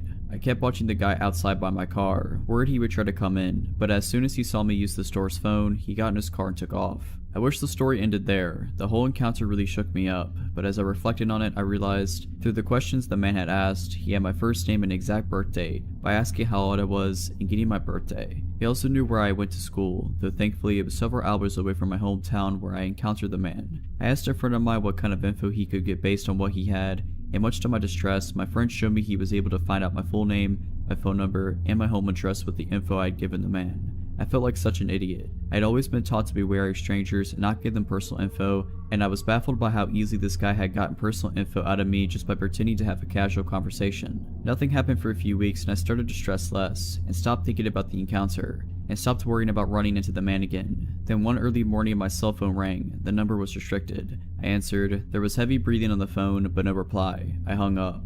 It happened again the next morning. This time a man answered, asking, "What are you doing right now?" I said I was trying to sleep. "What are you wearing?" I immediately hung up. The calls continued. The next time I picked up, I told him if he called again, I'd call the police. I got a few more calls from a restricted number after that, but stopped answering, and eventually they stopped. I'm still not sure if the calls were from the man I met in the parking lot, but it seemed likely. It was just too much of a coincidence they started after that encounter. I spent a good year being afraid of that man. I still can't believe how foolish I was giving him info about myself so easily, and it was an important lesson in how smooth and sneaky creeps can be, and now I'm much more careful about what I say to strangers. I still don't know what he had planned if I had actually been foolish enough to get in his car, but I'm very glad I never found out. When I was 18, I worked in my college's residence building at the front desk, and I think I almost got assaulted or murdered. You be the judge. During the summer, the building operated as a hotel, so 2.5 floors were hotel rooms and half of the 3rd floor were student rooms. The whole building operated with the hotel swipe key system that was pretty outdated, and all the doors were powered by 4 AA batteries. If the batteries died, there was a decently lengthy process to replace them and reprogram the door. A dark-haired guy came to the front desk from inside the building while I was working an overnight shift at around 1 or 2 a.m. and said he left his key card in his room. I made him a new one and made my first error of the night. Hotel guests could have as many room keys remade as they wanted, hypothetically. Students, however, were supposed to be given a temporary key card and charged $2 to be returned when theirs is located. I gave him a new key for his room and asked if he was a student or hotel guest, and he replied student. At this point, I should have checked our system to charge his account, but I was caught up doing administrative duties and forgot. I used to trust people way too easy at this job, but quickly learned not. Later on the night, maybe around 3 or 4 a.m., he came to the desk again and said he couldn't get into his room. I asked if he just forgot his key again, and he said no. The door wasn't working. I asked if the light was coming on when he swiped his card, and he said no, so I figured the batteries were dead. I told him I'd changed the batteries, and I went up to his room with him. He asked me for my name, and I told him. He didn't tell me his. I opened the room door manually with the master key, and I told him I'd have to prop it open while I worked on the back panel to replace the batteries. He said, "No, it's okay, I'll close it," and closed and deadbolted the door locked. Really weird, but I tried not to think about it. I had changed the batteries on plenty of other doors by this point, and some students were iffy about having their doors propped open for their room to be on display for anyone walking by. He also had a really thick accent, and I thought he might be an international student since we had a lot of students from other countries where English was not their first language. I gave him the benefit of the doubt and thought maybe it was also just a language barrier issue. At this point though, I really felt like something was wrong, but I tried to ignore it so I didn't freak him out. While I was trying to focus on fixing the door as quickly as possible, he kept trying to entice me to go further into the room, saying his bed was broken and he needed me to take a look at it, there was something underneath it that needed to be fixed, etc. He held out a little gold house key and said, "I have a key, go get it," and threw it under the bed. He said there was a leak under the fridge. He just kept trying to get me down on the ground, throwing random problems at me. Obviously, I told him no. I'd send maintenance up in the morning to take a look at it if anything was broken. I had my back to him and he asked me if I would take off my glasses. I said, "No, I need them to see." His tone of voice changed. In the most steady, chilly manner, he said, "Ella, it's okay, you could take them off." And from behind me, he reached around and tried to take off my glasses. I swatted his hand away and, trying to remain composure, said, "No thanks, I need to keep them on," even though he was creeping me out. I didn't want to be rude to him. I didn't want to get in trouble if he complained about me, or risk upsetting him and having him yell at me. I got up to grab something from the door repair kit and undid the door deadbolt and opened it up in the process. He jumped toward the door to close it again and told me to keep it closed. I told him no, I had to open it to start reprogramming it from the front. While I held the door open with my foot and grabbed something from the door repair kit, he started playing with the little wispy hairs at the top of my forehead and tried to touch my shoulder. I swatted him away again and asked him not to touch me and focus on getting out of there. He once again tried getting me to follow him into the bedroom, saying the bed was broken, and I went as far as the door frame to see if I could spot any actual problem with his bed. This is when I realized that he had nothing in his room. No dishes in the kitchen, no shower curtain in the bathroom, no sheets in the bed, nothing. This wasn't his room. My brain once again went back to the international student theory, thinking he had just arrived today and hadn't got a chance to buy anything yet. But in the pit of my stomach, I knew something was wrong. I fiddled around with the door for a few more seconds before announcing that it was fixed, and quickly gathered the door kit and left. Before I had reached the elevator, he came back out without his shoes on to follow me. He tried to get back in to get his shoes and called out, "Ella, the door isn't fixed. You need to come back." I went back and opened the door manually and told him if the door was broken, I'd have to send up maintenance to fix it in the morning. I knew he was going to follow me to the elevator again, so I closed the door behind me once he went inside and ran down the stairwell as fast as I could. When I got to the front desk, I checked the computer and saw that the room he was in was supposed to be empty. It wasn't a student room or a hotel room. I locked myself in our back office and called campus security. He came down a few minutes later and went behind the desk. I yelled at him to get on the other side and wait, now that I knew he wasn't a resident. He tore the corner off a slip of paper I had sitting on the desk and drew a flower on it, then put it back on top of my papers. When security arrived, he ran back up to the empty room and tried convincing them he lived there so he wouldn't have to leave. He kept showing them his key, which I decided to work on the door again somehow. They escorted him back downstairs and came to ask me if he really did live there. Obviously he didn't. That's why I called you guys crying and terrified. He kept interjecting to argue that he did live there, but couldn't even recall his room number when asked. Security asked him for a student card and he couldn't produce it, so they told him he would have to leave if he couldn't prove he lived there. While they were grabbing his information, I listened from the office and could immediately tell he was lying. The phone number he gave was just a bunch of random numbers. The name he gave was prefixed by, as if he was trying to think of a name. When they asked him for his address, he just said, "across the street." One security guard asked if he lived in the apartments across the street and he said yes, but couldn't tell them what the building number was. He said his apartment number was 1200, but I moved into that building a few months ago later and apartment 1200 doesn't exist. When security asked what his purpose was to be sneaking into a room, he just kept up the ums and the uhs and saying he didn't know. They'd ask, "Were you trying to see a friend? Do you know anybody who lives here? Were you here to hurt somebody?" And he kept fidgeting and saying, "I don't know, no reason, I was just here." At one point he tried to tell them he was my friend, at which point I poked my head out of the office to say that I literally had never seen him before that night. He left. We didn't call the police because he didn't actually do anything, but it was still unsettling. Later on, it dawned on me how he figured out that the room was vacant. One of the housekeepers had been using it as her personal break room. A few days later, a housekeeper came to the desk and told me they found the door deadbolted open, the TV on, and a housekeeper inside watching TV. She must have forgotten to close the door when she left for the night, and when the creep let himself into the building, he found out.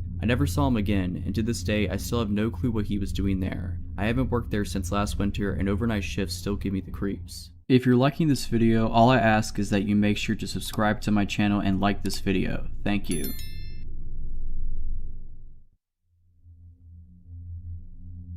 The lesson I took from the story was always read through your lease/rental agreement fully before signing. This takes place 4 years ago in Kansas City, Missouri. I'm originally from California, so trading up city life for a less urban life was very challenging for me. Making friends was hard, but I made a move to be with my dad, who lived in an apartment complex with a roommate. My dad was a trucker, so he was gone for weeks at a time, while I was left alone to work and come home to a foreign place that I was slowly being accustomed to. My roommate was gone most of the time because he had a girlfriend, and he would leave his dog with me, so I never truly felt alone. I had an old lady for a neighbor that would come up and check on me too. That's how people were in that area, and I found it kinda nice how people knew their neighbors. I got to know everyone in my building's name after about 6 months of living there, except one. There was a man, I'd say in his early to mid-50s, who lived directly below my apartment. He looked, for lack of a better description, like a creep. He was balding except for on the sides of his head, which that hair was straggly too. He was tall and kinda skinny, had outdated 90s glasses, and a thick mustache. He was the only person in the building who wasn't friendly, or at least didn't make the effort to say hello or introduce himself to me.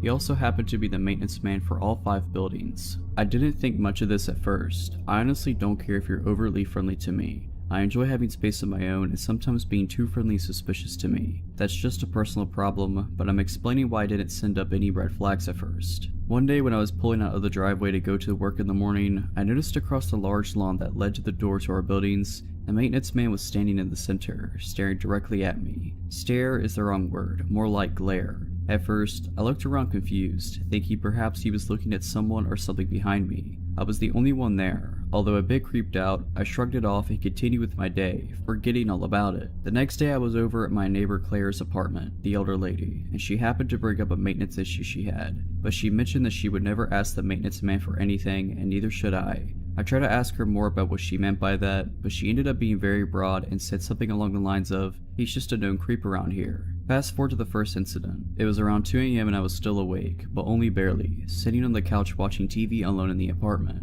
I was starting to drift off into sleep when I heard a soft noise near the front door. Thankfully, the show was very low in volume, because I normally don't pick up on quiet noises most of the time. I turned off the TV and began listening. Next to the living room on the right side is the patio area, and on the left is the kitchen and the front door. The light from the moon and outside lamps were flooding through the patio glass door, so I could see the doorknob to the front door moving, not just moving, but someone was using a key. In an instant, the door flung open and I was on my feet, with nowhere to hide at that point. I stood my ground and saw the silhouette step into the kitchen. That's when I saw it was the maintenance man. My stomach dropped and he stopped dead in his tracks when he spotted me, looking as if it was unexpected to find me awake. I noticed he had a large coat on, even though it wasn't winter or even cold that particular night. I noticed that only because the jacket looked bulky, as if he was carrying things in it that I couldn't see. "What are you doing?" was all I managed to squeak out. I was shaking, my knees feeling like they were about to give out. For reference, I was a 22-year-old woman standing a whopping 5'4", with no way to defend myself at all from where I was standing. He looked shocked, which made me feel like I had gained a little power from the situation. He retorted confusedly and angrily with, "Your toilet is making a loud noise that I could hear from my bedroom." I was angry and terrified, and only reacted with more anger when I saw him scrambling for excuses. "So you just let yourself into my apartment at 2 in the morning? I'm reporting this to management first thing in the morning." He stepped closer to me then. I backed up a few steps but still stood my ground, quickly turning on the light closest to me so he could see my fury. "The toilet is rumbling. I need to check it, now." Now I was trembling so hard I could barely stand. I had adrenaline and anger and fear all coursing heavily through my body.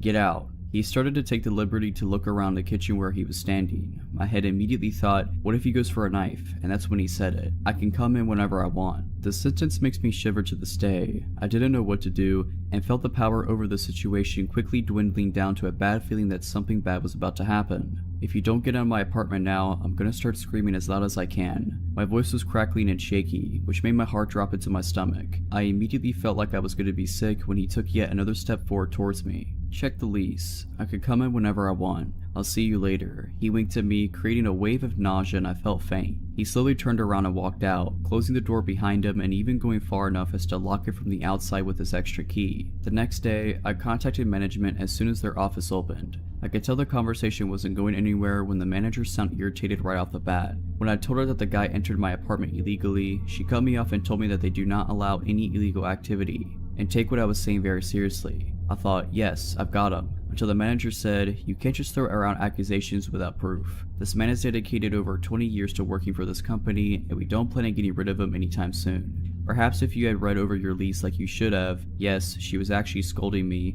"you would have seen the clause that states that a maintenance worker has keys to the entire property, and if there is a maintenance issue, they are permitted to access the property at any time of day." This floored me. It couldn't possibly be legal, but of course I'm from California, and of course, I didn't read the lease carefully. When I moved there, my dad was already living in the apartment and I literally had nowhere else to go. So if I were to be living there, I was gonna have to sign the lease no matter what. So I did. Needless to say, nothing got done. Fast forward again, a few days go by and I don't see Mr. Maintenance Freak until I do. This time I'm pulling in after a long 10-hour shift at work. I haven't forgotten about the scary incident, but I put it in the back of my mind for the time being to concentrate on other things, although I lost sleep over it. I park my car facing the large lawn area again and start using my phone for a few minutes. I'm peering down on my phone and glance up for a split second before I see him there. He's standing across the lawn staring angrily at me. I mean furious. I quickly look back down and pretend I have not seen him, getting that sinking feeling again. As a paranoid person, I put the key in the ignition just in case and pretended to keep scrolling on my phone while subtly locking my door. I glance up again and this time he's walking towards me, very fast. I look in my rearview mirror, hoping to see someone that he may be stomping angrily towards, and of course no one else is there. It's nearly dark now, but when he gets about 10 to 15 feet away from the front of my car, I can hear him shouting something, but I can't make out what he's saying. Now I put my phone down and I'm watching him come right at me until he reaches my window and starts banging it all with his might,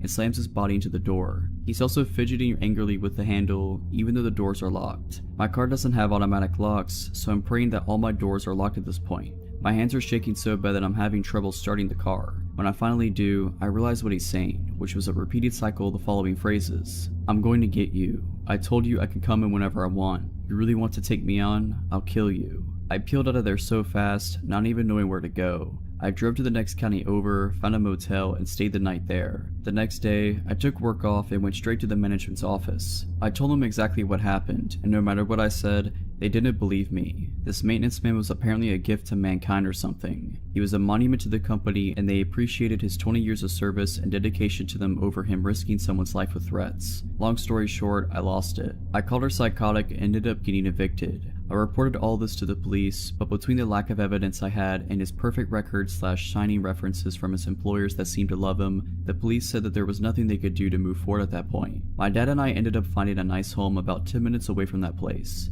I ended up inviting Claire, my older neighbor, to the new house a few months later. She told me there was a single woman in the apartment before the roommate, and my dad had moved in there that also left in a hurry after something happened with the maintenance man taking photos of her walking to and from her apartment to her car. When she confronted him about it, he told her, I can do whatever I want. I guess in Kansas City, maintenance workers are considered gifts to mankind. Needless to say, it's been 4 years and I'm back in California.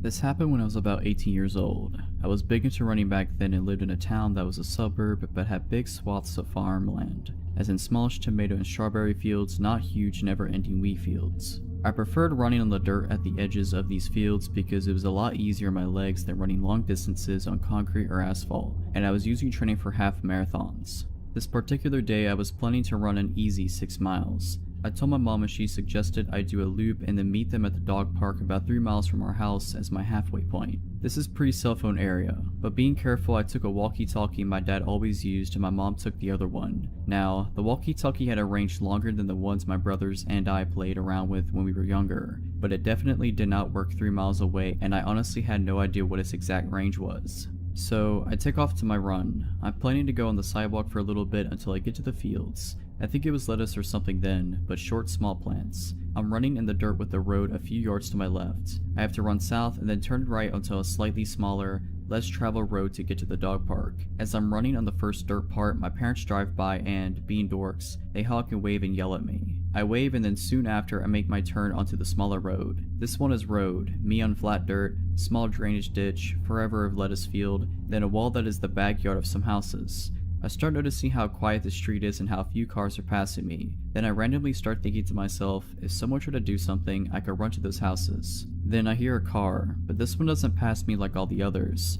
I hear it slow down so that it is behind me, just out of my peripheral vision. My senses go super alert and I immediately realize what an idiot I was to pick this route because I'm stuck out here with no one to help me and nowhere to hide. The car starts speeding up enough so that it's next to me and I glance over and see a man. Middle-aged, white, dark hair. Totally normal looking, but I get a chill down my spine immediately. He sort of leans over into the passenger seat and says in a super sweet voice, "Hi, where are you going? Do you need a ride?" I am scared and realize that this is not good. Immediately nothing has happened yet and he could be totally innocent just wanting to chat, but my intuition is in overdrive telling me I'm not safe. I hop over the ditch thinking at least that will make it harder for his car to follow me if I need to take off across the field to try and make it to those houses in the distance. Well, this pisses him off.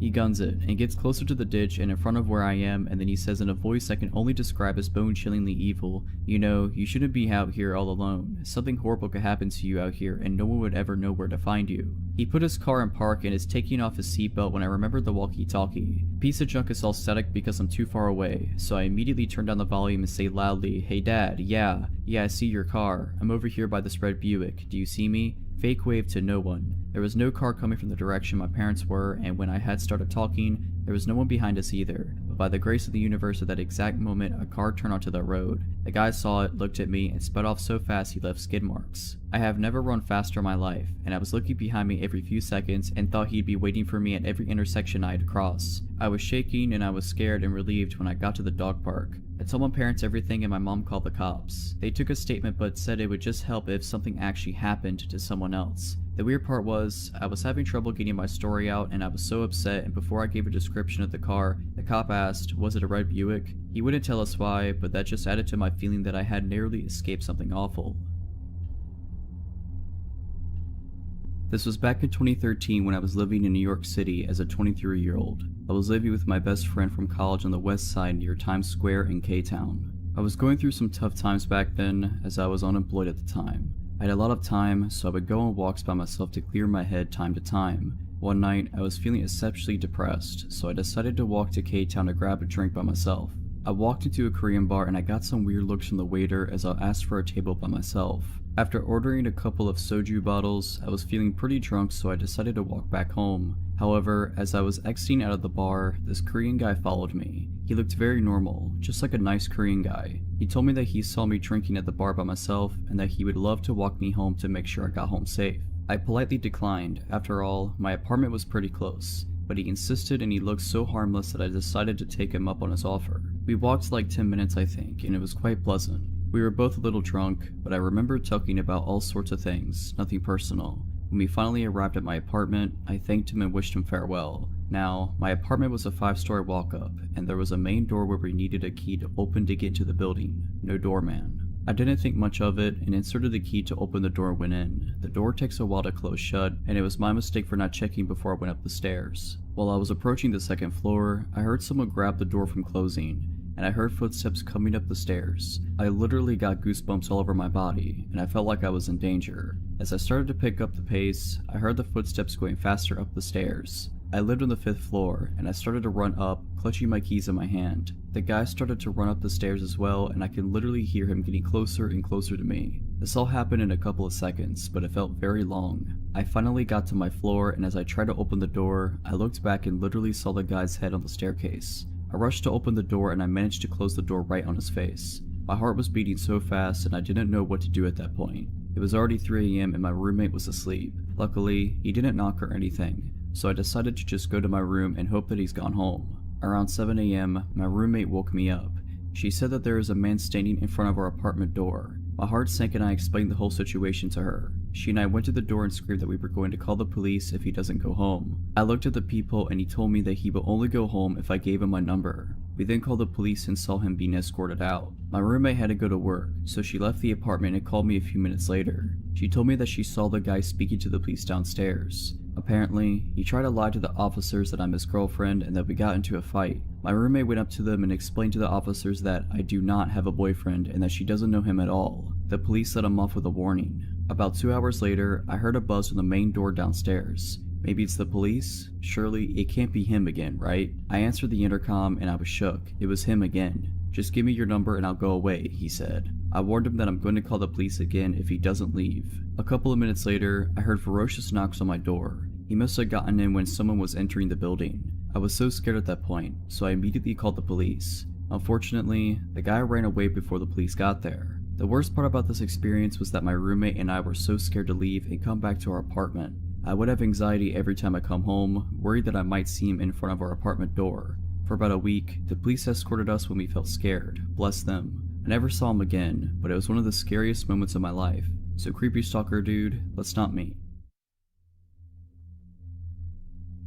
I live with my girlfriend as expats in a pretty foreigner-friendly Asian country. Most of the time we get by just fine despite only knowing a little bit of the language, because most people we interact with on a day-to-day basis speak fluent English. We started out in a tiny apartment which we quickly outgrew. We found a gorgeous condo with nice amenities and decided to move in. This condo is owned and managed by a local owner, rather than by an association or company. The building is a little bit older, which means that instead of key card access to our door, it came with a traditional key lock inside and bar latch, which is nice because it's more durable than a chain. Of note, our original building also had key card access to our floor, meaning that we could only ever access our own floor. Even the emergency exit stairwells did not allow entry to floors other than our own. This new place did not include this measure, and I routinely enjoyed a walk up the 15 flights of stairs to the room as a bit of a warm-up before going swimming. The quaint feeling of all of this changed about 2 months after we moved in. We were both starting new jobs and dragged our feet on some of the final touches of moving into a place. That is the last time we ever do that. My girlfriend nudged me awake at about 3 in the morning. I wake up extra groggy and unsure of my surroundings, but I snap to full attention when she whispered with wide eyes, "Someone is trying to open the door." Now, the condo is 100 square meters, and the main door and the bedroom are at opposite ends. The bedroom itself has a rather sturdy door that was closed, and the aircon runs at night, so this had to have been some sort of commotion for her to wake up. I sprung out of bed and made it to the door in seconds. There was some guy outside our door, studying very intently at our lock. He was about my height, though probably 15 kilos heavier, and he was not a foreigner like us. "Wrong room," I had to yell, because the door was pretty thick. There was a pause and then a thud, then a smaller tock tock tock as he was knocking. From experience, I know that it's hard to hear through the door, and if English was not his first language, then understanding me through the door was going to be a real challenge anyway. Looking through the people as he kept up steady knocking, I noticed he swayed back and forth slightly, so I figured he maybe had a couple drinks and had the wrong room. I turned to my girlfriend and told her so, and that I was going to open just the key lock but not the bar latch and tell him he had the wrong room. She didn't love the idea, but what was a good alternative? I took a deep breath and undid the key lock. My hand shook as I turned the handle, and one hand braced against the door while the other opened it slightly. He must have been leaning close because I saw his face right at the opening, and I could smell beer on his breath. "You've got the wrong," was what I got out before he pushed against the door as hard as he could. The bar latch held, but it was enough that my girlfriend threw herself against the door, and with our combined force we shut it again. "No," I yelled, "go away, wrong room." Then he muttered something that sent chills through me. The door muddled the noise. Having just woken up played tricks on my ears, and the language barrier filled in the gaps. But I could swear I heard him laugh a little and say, "Stupid boy." I froze. My girlfriend turned the key lock as he slammed his body into the door once, twice, 3 times, I lost count. Every time I pressed against it harder, but I could still swear the 4 screws that held the bar latch in place wiggled slightly. The thuds returned, and looking through the people, I could see that he was punching the door. His stoic face looked patient and annoyed as he swung his arm back over and over each time it hit my girlfriend, and I could feel the vibration through our entire bodies. After what felt like an eternity, the pounding stopped and I looked through the people. He wasn't there any longer. I listened closely and I could hear the long ding of the elevator down the hall. He might be leaving. My girlfriend had both our phones, texting the condo owner on hers and shoving mine at me. She was calling the owner, but at 3 AM there was no answer. Frantic text of "someone is trying to break in" spammed the other end when no one was picking up. She messaged friends of ours who live in the next building, but we both knew it'd be hours before anyone responded to us. We calmed down a bit and agreed that we were going to be up for the rest of the night, but that we'd settle up with the condo owner in the morning and report it to the building management. There were security cameras in the hallways, so they'd be able to follow up. Then I heard the elevator ding again. I was shaking as I returned to the peephole and watched as the chunky man returned. He was hanging up a mobile phone, and he retrieved something from his pocket, a knife, a multi-tool, and that's when I said, "He's back," and I grabbed the biggest kitchen knife within reach and reached to brace the door. My girlfriend was almost in a full-blown panic as she grabbed the cast iron skillet. That's when I realized for the first time that there was a chance that someone was going to die. The door handle was wiggling as he started to poke at the lock with whatever was in his pocket. If he opened one lock, the only thing between him and us would be 4 tiny screws in the bar latch. And if he got in this condo, we were going to defend ourselves as best as we could. And that's where I realized we were foreigners, and dealing with manslaughter charges in a foreign court system would be an absolute nightmare. Or if we severely injured him and he was able to communicate his story, his way to the police, while we struggled with an interpreter. And of course, this is all assuming that we would be the ones to overpower and subdue him. All this is running through my head as I called the equivalent of 911 and shouted English into the phone until someone spoke English. My brain wouldn't quiet down enough for me to be polite. I finally got an operator that spoke English, and I explained someone was trying to break into our condo, that he had left and returned, and gave him the address. He sent a car and asked for an ETA, and he couldn't give me one. He wandered off again, but my spider sense was in full alert mode. It wasn't until half an hour later, when several people wearing police uniforms and building management jumpsuits knocked on the door, that I calmed down even a little. Still, I wasn't sure what to expect. One of the group spoke English while the rest stood back. I explained everything in detail and pointed at the camera in our hallway, saying I wanted whoever it was found. One of the cops pointed at the nearby knife and raised an eyebrow, and I just confidently said, "Yeah, I would have if I needed to." After assurances and apologies and promises of follow-up, we received what we should have collected weeks ago: direct phone numbers to our building security room where cameras are monitored, as well as the local police station and the personal mobile number of our building security director. The sun was coming up and our condo owner called my girlfriend to comprehend what was going on. She promised us that she'd sent locksmiths there that day to install another deadbolt as well as a second bar lock if it helped us feel safe. The follow-up of everything was that the guy was indeed someone who got drunk and mistook the room. It was on the wrong floor. His wife had to come collect him more than once, and he would be fined for the cost of installing the extra locks. So while it is a bit comforting to know that he's a random drunk instead of a burglar, I still explained to building management that I have no desire for an apology from him. I don't care if he feels bad. Police reports here can be messy, and locals can hold severe grudges that I did not want to deal with. I will only keep from a full police report if I literally never see or hear from him again. So just as some background, I am male and currently 25 and still living within 15 miles of my old house. This happened when I was about 8 or 9, making my sister at the time 5 or 6. We lived in a quiet neighborhood that, once I grew up, I found out was actually a lower income part of town. However, we had some wonderful neighbors, and it was thanks to these neighbors that a lot of potentially negative situations were avoided. At the time, my dad was working an 8 a.m. to 8 p.m. job, and my mother was a secretary at a hospital, which meant that during the day she was often at work. Usually my sister and I had a babysitter, but once I reached about 8 or 9, I began to be old enough to look out for us without a babysitter. Now mind you, this was the 90s, which certainly were not safe but were much safer than they are now. Also, we had the previously mentioned neighbors who generally did a good job of keeping an eye on us in our house. This particular incident was one of the first times I was charged to babysit for my sister. She was in her high chair eating whatever my mom had left for us when I got a knock on our front door. And this was strange since we never got visitors on a regular basis, other than the boy across the street who would want us to come out and play, but he usually just yelled my name while knocking. I was young and naive and decided to open the door. There was a locked screen door beyond that. I left that closed and locked. Outside was a middle-aged man. I hardly remember his facial features or even body type. I remember his yellow shirt and dirty jeans. "Can I help you?" I asked innocently, no alarm bells going off yet. "Hey there, are your parents home?" Alright, first alarm bell. My parents teaching me not to trust strangers rushed through my head, but I still didn't quite fully grasp the potential danger here. My mom went to the store, she'll be back any minute. Weird half lie. I could have said she was here but in the shower or that she was laying down upstairs. I'm glad I didn't tell him that she wouldn't be back for quite a few hours, but looking back it's scary how naive I was. "Well, that's no problem. Hey, so look, my dog went missing and I think it went into your backyard. Do you mind if I can come in and we can go check it out?" Okay, so I might have been dumb, but I wasn't that dumb. There was no way I was letting this stranger into my house, especially with my sister there. She was my first thought. Sure, I didn't want to have any harm follow me, but she was my sister and it was my job to keep her safe. I should have closed the door right then and there, but once again I went with the less safe but still not totally stupid route. "Well, the gate should be unlocked. If you want to go check the backyard, you can." And promptly closed the door. Now, of course I was very curious if there was a stray dog in my backyard. Dogs are great. Even with the weird guy being around, I was pretty interested to see how his search in the backyard went. So I decided to go check the back window and see if there was actually a dog, and if so, if the man would catch it. Now at this point, I am sure you have figured out that there was no dog, and when I looked out the back window, I could see almost the entire yard, including the gate. The man wasn't there. This was mere seconds after I had closed the door on him. I waited for a few minutes, but he never showed up. After about 5 minutes, there was another knock on my door. This time I was much more wary and I didn't like this guy showing up.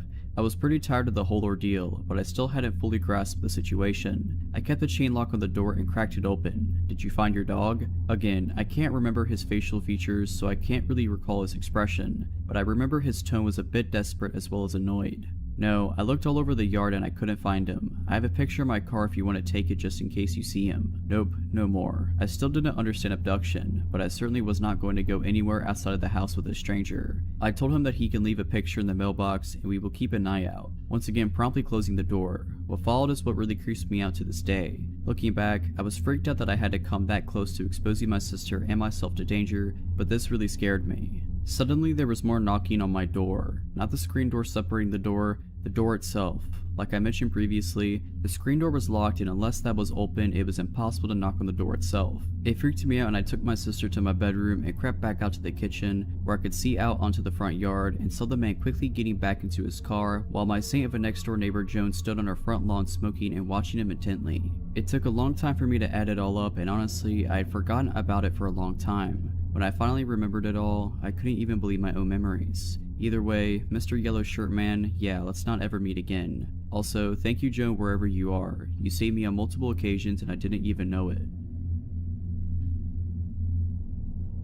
When I was in 4th grade, my family was still living in Denver, Colorado in a small condo near my school. My brother, kindergartner at the time, and I only had to cross the street and walk between a couple of apartment buildings to get to the football field attached to our school. It was normally a pretty quick and safe trip to and from. My mother was taking night classes at NAU at the time, and her boyfriend, whom we lived with, would usually watch us in the evenings, although he wasn't off work until about 6:30 p.m. We grew up as latchkey kids, so this wasn't a big deal. One day, my brother and I were walking home together after school like we'd usually do and had just gotten to the street in front of our home when a white car pulled up in front of us. The man driving the car didn't seem like your typical weirdo, maybe in his late 20s and looking pretty clean cut. Looking back, the fact that he was driving such a fancy car, a Benz I believe, and wearing such a crisp outfit didn't really fit with our neighborhood. He asked my brother and I if our parents were home. I immediately got a serious sensation of stranger danger from this dude. I looked at our apartment across the street, then back at him, and in the most I'm not stupid tone I could find, I asked why. It doesn't matter, he replied dismissively. Are they home? He seemed a little more insistent with his question and glanced around. Yep, despite fully knowing they were not home and that my mom's boyfriend wouldn't be able to be there for another 2+ hours, I figured it was better to lie and say yes. What are they doing? He asked, really looking us over. I then turned to my brother and ordered him, let's go, but he wouldn't follow me. I went to grab his hand and he quickly withdrew with a sharp no and looked back at the guy. The guy then looked at both of us and then back to my brother, and with a facial expression that made my hair stand on end, he said, come closer, I have something for you. My brother started walking to the door of the car and the guy was reaching with his hand out, nothing in it, like he was about to grab him. I grabbed my brother's coat immediately and started hauling him towards our apartment as fast as I could. He was screaming for me to let him go, but I was terrified so I just kept dragging him. The guy quickly put his car into gear and literally peeled out of there. My mother's friends started picking us up from school after that and a PSA was issued to the community. I still get a little creeped out when cars slow down near me while I'm outside walking. Potential child abductor, let's not meet again. If you're liking this video, all I ask is that you make sure to subscribe to my channel and like this video. Thank you. It was the middle of summer and my parents had left for the weekend to go to our house in the Cape Cod. It's about a 2-hour drive away, so it's no big deal for them to leave me alone for a few days. My mom had some pulled pork and pasta for me to heat up to eat whenever I had some money if I wanted to order a pizza. Things were all good. The first night I was alone, I stayed up till 3 in the morning playing Xbox, so I woke up really late the next day. I checked my phone when I woke up and saw it was a little past 1. I had made plans to play some street hockey with my friends at 3, so I threw myself out of bed and stumbled into the shower. I take really long showers, so when my parents are gone I go mental. I was in there for about 45 minutes on my phone scrolling through Reddit and Twitter and whatnot, when I heard my front door open. The bathroom is directly up the stairs from the back door, and the thing is pretty loud when it opens and closes. I immediately froze, since obviously I was supposed to be alone. I waited for about 2 minutes, ears trained and trying to hear anything else. Nothing. I figured it was just the wind or maybe my parents were home early, so I turned off the shower, wrapped my towel around myself, and slowly walked down the stairs to check it out. Even though my house is old and each step on the stairs makes a super loud creak, I still took my time and tried to be as quiet as possible. I probably took 45 seconds walking down all 12 of the stairs. So when I get to the second to last stair, right before I could see around the corner to the kitchen, I take a little breath to compose myself. In my mind, I knew I was being stupid. There obviously wasn't anything in the kitchen. There's no way I wouldn't have heard another noise, and there's no reason for them to still be in the kitchen even if they were burglars or something in the house. After sort of mentally chastising myself for being such a wuss, I sort of chuckled to myself for being so stupid and just normally walked the last 2 stairs and turned the corner to the kitchen. Standing about 2 feet away from me in the middle of my kitchen is a man staring straight at me, perfectly still, with a massive smile across his face, just staring at me. The thing I remember most vividly wasn't his face or his smile but his arms. They weren't just at his side. He held them in the strangest, most abnormal position I've ever seen. They were where one would normally hold their arms, but he had rotated them to the point where they were almost completely reversed, as well as lifting them up and a little behind himself. Honestly, I think I almost had a heart attack right there. Looking back, I can realize how creepy this situation was, but in the moment I just took a step towards him and punched him as hard as I could in the jaw, sort of half slapping / pushing him towards the ground. The second I connected, I beelined up the stairs, dropping my towel in the kitchen with my heart beating out of control. I sprinted into my room and locked the door behind me. I quickly put a chair up against the doorknob like you see in TV. Almost without thinking, I immediately called 911 and nearly in tears told the operator what happened. As I sat on the floor of my room, in practically the fetal position, staring at the door praying that a cop would be here soon, I noticed the light coming from the gap between my door had stopped. The guy was standing outside of my door. There's no words to describe the feeling I had. I was paralyzed with fear, watching the shadow across the bottom of the door shift in tiny ways. I stayed balled up, staring at the gap, praying the man would go away for what seemed like an hour. All the while, the 911 operator was asking, "Hello, sir? Sir, are you there? Hello?" I didn't want to make a noise, and even if I wanted to move my arms to bring the phone to my mouth, I don't think I could have. Eventually the light returned to the gap and I heard the faintest of footsteps, slowly creaking the wooden floorboards as he walked down the hall. It was silent for minutes as I just sat there curled up, unable to even speak. I heard banging on the front door and the sound of 2 officers entering my house. I finally felt safe, and I opened the door to the two of the men standing there as I almost cried. Nowadays, my parents don't even leave me alone home anymore, and I check every lock on the house before going to bed. Even working with sketch artists in a few lineups, the police never found whoever was in my house. I have no idea what he wanted or who he was, but regardless, let's not meet again, ever. I'm 29 now. This story happened 10 years ago. At the time I was jobless, and I found a job as a security guard in an office building. The office building was in a forested area, away from any busy streets, like secluded. The person who had the job before me had a car accident and apparently was paralyzed from the waist down. Nobody was interested in the job since you worked during the night and the office building was so big, it was just really boring. But hey, a job is a job. Once I started, a supervisor worked me in for a week, what to do, etc. This was my first night working by myself. I came to work and took the shift over from my colleague at 9 p.m. and he told me there will still be some people left in the building. Before I went up to the 15th floor, I closed the main entrance in such a way you could only exit when you're inside, so no outsiders could come in. After I did this, I went up to the 15th floor where these people still worked, to ask them if they needed to go anywhere else in the building, and if not, I could make my round and close off all the other floors, which I did. So I made my rounds and found nothing peculiar. I went back to my front desk. This was around 11:30 p.m. and the last people who were working on the 15th floor were just leaving. And the guy told me he was the last one to leave and wished me good night. Once the last person left, I went up to the 15th floor, checked all the offices and locked it down. I went down to my front desk again. Since there were no people left, I put on the alarms, which work on motion detection and also when you open a fire exit on every floor, except the ground floor where my desk was. Within 5 minutes I put the alarm on all floors. The alarm went off on the 10th floor and there was nobody on the building. The rule is if an alarm goes off, you first call the security company before you take action. I told them I would investigate the alarm and I would call them back once I checked it out. Otherwise, if I don't call back, they would send a police car to check it out, just as a precaution. I checked the whole 10th floor and I found nothing. Went back to call the security company, telling them it was a false alarm. I kid you not, the alarm on the 10th floor went off like 7 times in an hour, and every time I checked the floor, I couldn't find anything out of order, or even that there was someone there. Since this was my first day working alone, and the alarm went off so many times, the security company thought I was screwing things up and wanted to file a complaint to my boss, which would mean I would lose my job I just had for a week. In retrospect, the following was the dumbest thing I could ever do, because the alarm went off again. Since I didn't want to call the security company again and cry wolf, I went up to the 10th floor without informing the security company. The only thing I had on me was a mag light, since security guards in the Netherlands are not allowed to carry guns. I went up to the 10th floor, checked the floor, and as before, found nothing. The only difference now was I pretended to leave, turned off the lights, and stayed on the 10th floor, listening if someone was there. In about 5 minutes, I heard someone or something moving. I was relieved and anxious at the same time. Relieved I wasn't wrong, and that there was something on the floor. Anxious because of what was on the floor. I turned on the lights, and tried to sound as manly as possible, saying something in the line of, "I know there's someone here, show yourself." As you can imagine, no response. So stupid I didn't go down to call for help, but stupid me went looking to whatever it was I heard on the 10th floor. I walked to the office I heard the sound from, turned on the lights, and found a little girl who couldn't be older than 13 with long brown hair, in white pajamas squatting and rocking front to back on a desk, looking straight at me. The scary thing was there was no emotion in her face or in her eyes. I collected my nerves and took the girl by the hand.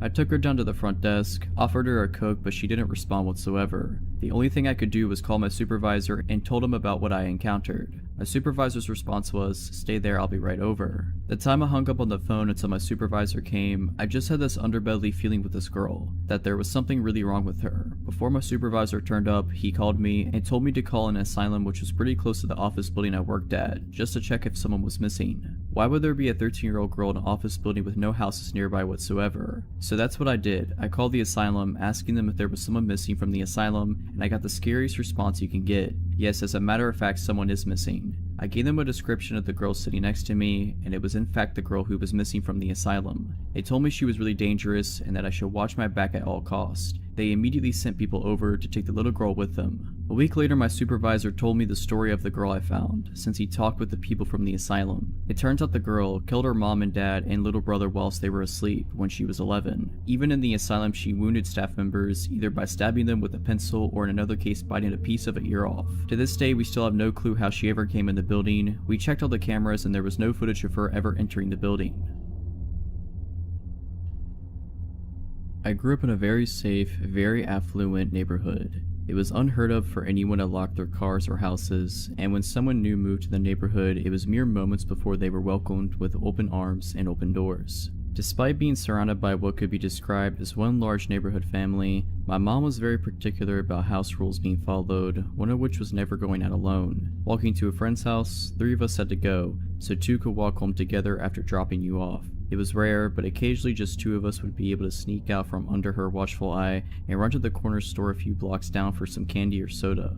One sweltering day during the summer I turned 9. I found myself home alone and restless. I decided to take my sister's cool new 10-speed for a spin around the block a few times. Now, even though I was tall for my age, the bike was still a few inches too big for me. I decided that didn't matter, jumped on and started pedaling.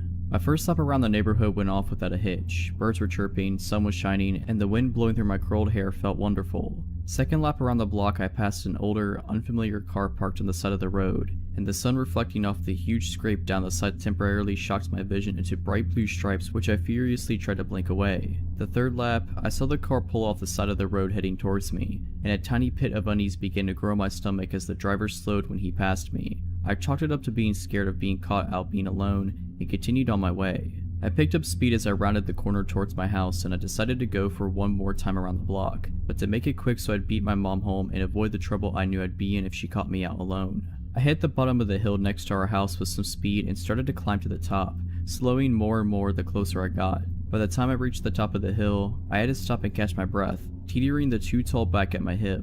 As I struggled to catch my breath, the hairs on the back of my neck stood up. My arms locked on the handlebars, and every inch of my body froze. I had been caught, I just knew it.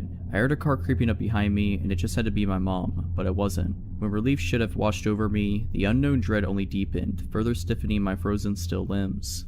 I turned to see the same old car, with the same blinding scratch down the side, slowing down right next to me. The man stopped the car right next to my bike on the wrong side of the street, and through his opening driver door started to ask me if I had seen a stray dog running around, because his had come off the leash and run off. I froze. This cliche question is the one they warned us about in school, the one every kidnapper supposedly uses. I decided if I answered him firmly and rode my bike away that he would know his plan wouldn't work on me. Plus, he might just really be looking for his dog. This was my plan. My terrified body betrayed that plan, and a trembling no is all I could manage. As I fumbled my feet to the pedals of this too big bike, his car door flew open and out he lunged. No, I said again as I wobbled my way past his open car door, his hand brushing the back of my shirt and knocking my back tires. I pedaled as fast as I could the 50 feet to the next driveway I saw. I pedaled, legs burning, up the drive, running my front tire so hard to my neighbor's front tire that it bent the wheel. My body catapulted over the handlebars, and I burst through the neighbor's front door. Eddie, help. My neighbor was not home. I ran into the kitchen, still calling in hopes I was wrong.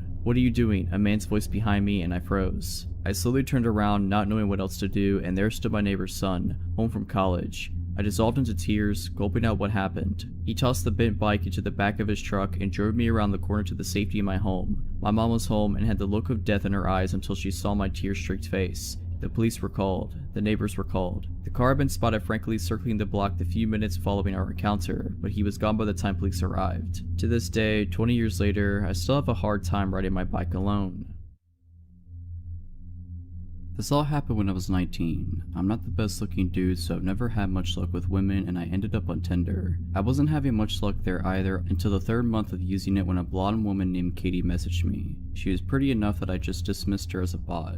It wasn't until 3 days later that she messaged me again, which was odd because bots almost never messaged more than once. I clicked on her chat and replied, then looked at her profile. What I saw was pretty generic, but it definitely wasn't a bot's profile. We had been talking for like a month when she proposed the idea that I come see her. I was pretty reluctant as she lived nearly 8 hours from me by car, but I had to admit I really did like her quite a bit, and I had been thinking about asking her if I could come see her for a while now. After a bit more badgering from her, I finally said that I would take the drive to go see her. At this point, I had no reason to doubt she said who she said she was. We had video chatted every other week and called most days, and I just assumed I got really lucky. Things did get a little weird on the way there though. She kept messaging me, asking me where I was, and making sure I was still coming. At some points, when I took more than 30 minutes to respond, she would send me a slew of annoyed texts. Admittedly, I had chalked this all up to her being nervous about me coming to see her. I was pretty nervous too, so I couldn't blame her. I had a hard time finding the house at first. The directions she gave me were pretty confusing, and it was back through a series of gravel and dirt roads and a large thicket of trees.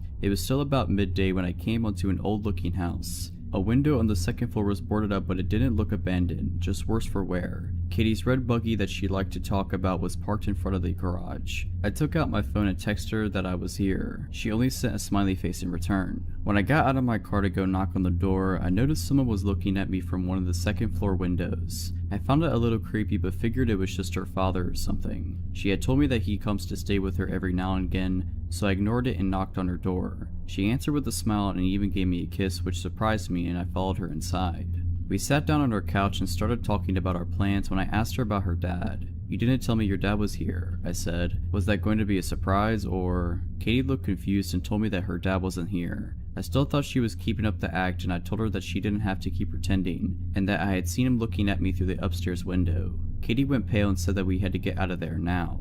We both ran out to our cars, and when I questioned Katie, she informed me that her dad wasn't there and that she had been home alone until I showed up. I called the police, and while I was on the phone giving the address, Katie gasped and pointed to the window where I had seen the guy last. He was looking at us from out the window again. I got a better look of him, and he seemed older and frail, almost like he hadn't eaten anything in a while. He left the window after he saw that we saw him. The police took half an hour to show up, and the whole time Katie was crying and mumbling about how she was an idiot for not keeping her doors locked. When the police finally did show up, one started asking me and Katie questions, and the other two searched the house. They came back out a little later and told me and Katie that, while they didn't find anyone, they did find that the back door was hanging open. Whoever it was had ran out into the woods, but the cops were sure the house was empty. After the cops left, Katie asked me to stay the night because she was too scared to be in her house alone right now. I gladly did, and we slept downstairs on the couch as Katie's bed was the room next to the one the man had been in. Katie had also brought out the shotgun that her father had given her, but she never used. I told her it was fine, the man's gone, but she insisted, saying she'd feel safer if we had it out. I'm glad she did. Later that night, I was still wide awake, watching TV. Katie had somehow managed to fall asleep. From the kitchen, I heard the sound of a doorknob being turned. At this point, I wasn't even scared, I was just pissed. I flipped on the light in the kitchen and pointed the gun at the kitchen door, and there he was. The guy that had been in the house before was standing on the other side of the glass door. He looked shocked, and I'm glad we had locked the door. The man unfroze and yet again ran into the woods. I woke up Katie and told her what happened and called the police yet again. When they arrived, they did a sweep of the woods and found no one yet again. They told Katie and me that it'd probably be a good idea to stay at somewhere else for the night. Me and Katie said our goodbyes. She was going to stay at our friend's house and I was going home. I left a little after Katie did, and I was on the phone with my brother telling him about what happened. My headlights were on. As I was talking, something caught my eye. That man was standing at the corner of the house just watching me. I gunned it out of there and didn't even bother calling the police again, but I did text Katie and she said she was going to call them again. I don't think Katie ever even went back into the house alone. I had to fly out to a small town I'd never been to in order to look for a place to live. I'm moving there in the fall to start grad school. My boyfriend flew with me, and before the trip I researched all sorts of apartments on Craigslist and set up a bunch of appointments. Our first appointment was in the afternoon in this sort of remote residential area. The landlord sounded fine over email and asked me to call him an hour before the appointment to confirm that I was coming. I called, he didn't answer, so my boyfriend and I started walking to the house and just hoped that he would show up. Maybe 10 minutes before the appointment, he called me. "Are you coming?" he asked. He sounded like an older man and had this very strange, slow way of talking, but I just thought that he was just older. "Yes, we're in front of the house now." He got extremely upset. "We? Oh yes, my boyfriend's with me. You never told me you had a boyfriend. You never said that." It had never crossed my mind to tell him this information, since my boyfriend would not be coming to live with me. He was just helping me look for apartments on the trip. I told the man so, and after a very long pause he said, "I'm sorry, it's just sometimes people don't tell me when they're married, and it surprises me. I'll see you soon." Then he hung up.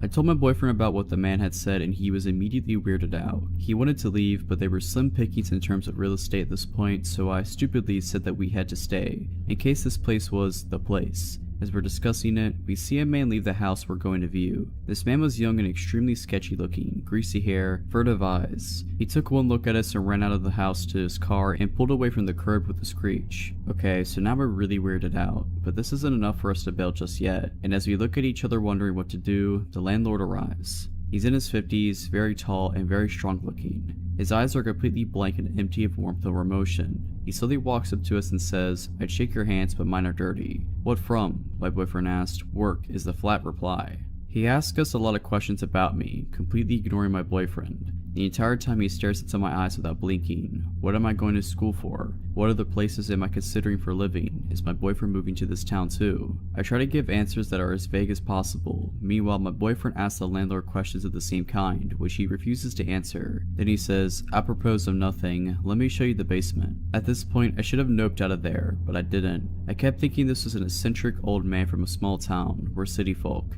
and that we were just feeling paranoid. My boyfriend, on the other hand, wanted out of there, but he followed us as the man led us back to the house, away from the street to this sort of detached shed. He opened the door and we saw that there were stairs leading down into the utter darkness. He flipped the switch at the top of the stairs and the light didn't come on. Normally the response for this is, oh, the lights are out, or something like that, but he just said, and slowly walked down into the darkness. Then he stood there without moving in the dark and said, aren't you coming down? There's nothing to see if the light's out, says my boyfriend. The landlord just stands there for a long time, then slowly walks up the stairs and closes the basement door without saying anything. He took us into the house. Weird and increasingly creepy things ensued. The front door, the only exit to the house, locked automatically, and when my boyfriend tried to fiddle with it, the man got really upset and told him to leave it alone. He managed to get it open secretly though. The man kept trying to box us into small rooms and, according to my boyfriend, kept reaching his hands into his pockets, only to take them away when he caught us looking. On Craigslist and in person, the man claimed that there was a grad student already living in the house, but the evidence of that seemed arranged. There were neat piles of generic textbooks on the table, but not other things a 20-something might read. There was a bowl of fruit on the table, but no other food in the fridge or pantry, or utensils. There were maybe 3 t-shirts in the closet.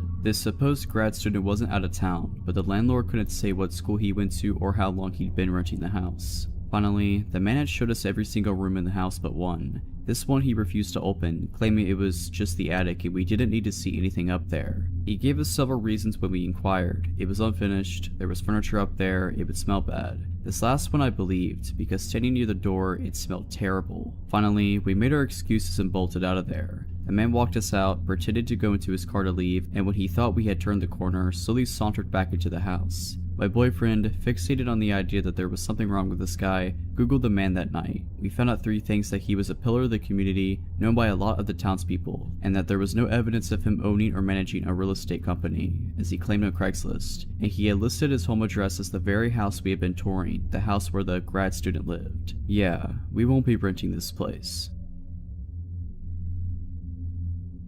This happened sometime in 2011. I had been married for a little over a year and had given birth to a son a couple months prior. I was 23 and had just started working in a hospital while I took classes to finish my degree and hopefully apply for the police academy. I had met one of the security guards named Joe a few times as I frequently assisted in the ER with various tasks. As I got to know him, he had a son a little younger than mine and was a veteran also applying to police academies, and we formed a friendship.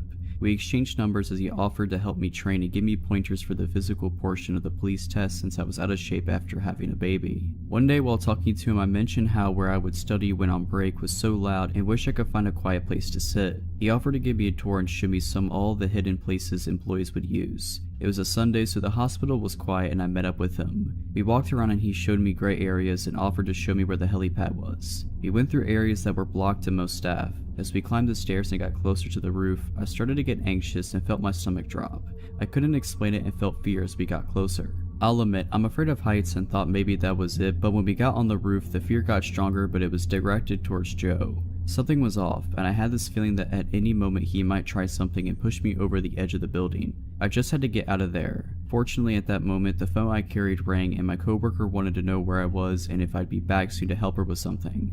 I told him I had to get back and followed him back out, making sure he was never behind me. After that day, I avoided Joe at work and would only keep text messages short. I felt bad at first, thinking I was overreacting because he had never done anything to me to make me feel that way. As time went on though, the texts became more frequent and he would try to ask me what I was wearing. I told him it was inappropriate as we were both married. I started seeing him more frequently and felt he was everywhere, just lingering like he was waiting for me. Finally, one of my coworkers, Stan, asked me about it and I confided in him what was going on. I told him how I was scared to report him because he was part of security. I also mentioned how I would see him sometimes when I would leave at night around midnight and was scared that one night he'd be waiting by my car even though he didn't know what kind I drive.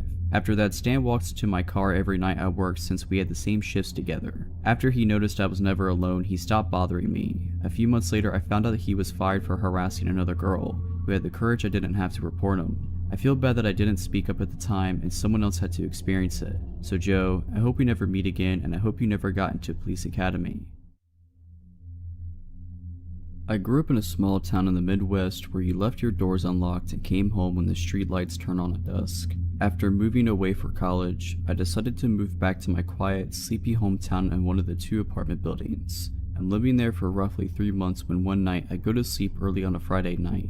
Now, I'm a reasonably hard sleeper, so when I wake in the middle of the night to noises, I'm immediately alarmed. I'm going to describe my apartment layout for a better understanding. As you walk in the front door, the kitchen is to the left and the living room is to the right. There's a hallway straight ahead with 1 bedroom at the end. A bathroom is to the left in the hall and my bedroom to the right. I get up from my bed, walk around the end of my bed, and peek my head out of the bedroom door. I look to the left to see my front door open to the outside hallway. There's a loud voice coming from my enlightened kitchen. From my vantage point, I'm unable to see into my kitchen. I froze. I come to my senses after realizing that I've stopped unconsciously breathing. I take a shallow breath to steady my mind and gather my bravery. There's no thought process about what to do at this point. I let my body and my instincts take over. I turn around and head back to the far side of my bed. I grab my phone from the nightstand and quietly remove it from the charger. Luckily, my bed frame is high enough for me to squeeze under without much difficulty. I immediately realize that there is no escape from my hiding spot if things turn south.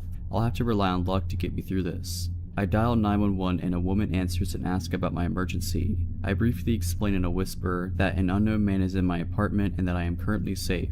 I lay there, listening to the chaos of my home, reassured by the presence of my cat, Marcy, laying under the bed with me. It seems to me that he's in a phone call based on the one-sided rambling. I tell the operator this fact and explain my fear that he's going to bring other people into my home. He was making enough sound to allow me to give a play-by-play on the call. He starts screaming about killing someone. I'm unsure at this point whether he's talking to the person on the phone or if he knows I'm there. The voice is unfamiliar, but this does little to ease my terror. He then starts ringing the doorbell in the outside hallway and yelling for me to come out. My blood runs cold as I realize that he might come try to find me. Marcy is alarmed by the doorbell that hasn't ceased ringing and she creeps out from under the bed. I panic. What if he hurts her? I start whispering as loudly as possible to get her attention without letting him know my location. She senses my unease and crawls back under the bed with me. At this point, it's felt like an eternity, and I ask the operator how long until the police arrive. She is unsure but assures me that they are on their way. My town is roughly a 30-minute drive to the nearest city police, but I assumed there's a highway patrol that would be coming soon. Little did I know that safety was in a rush to get to me.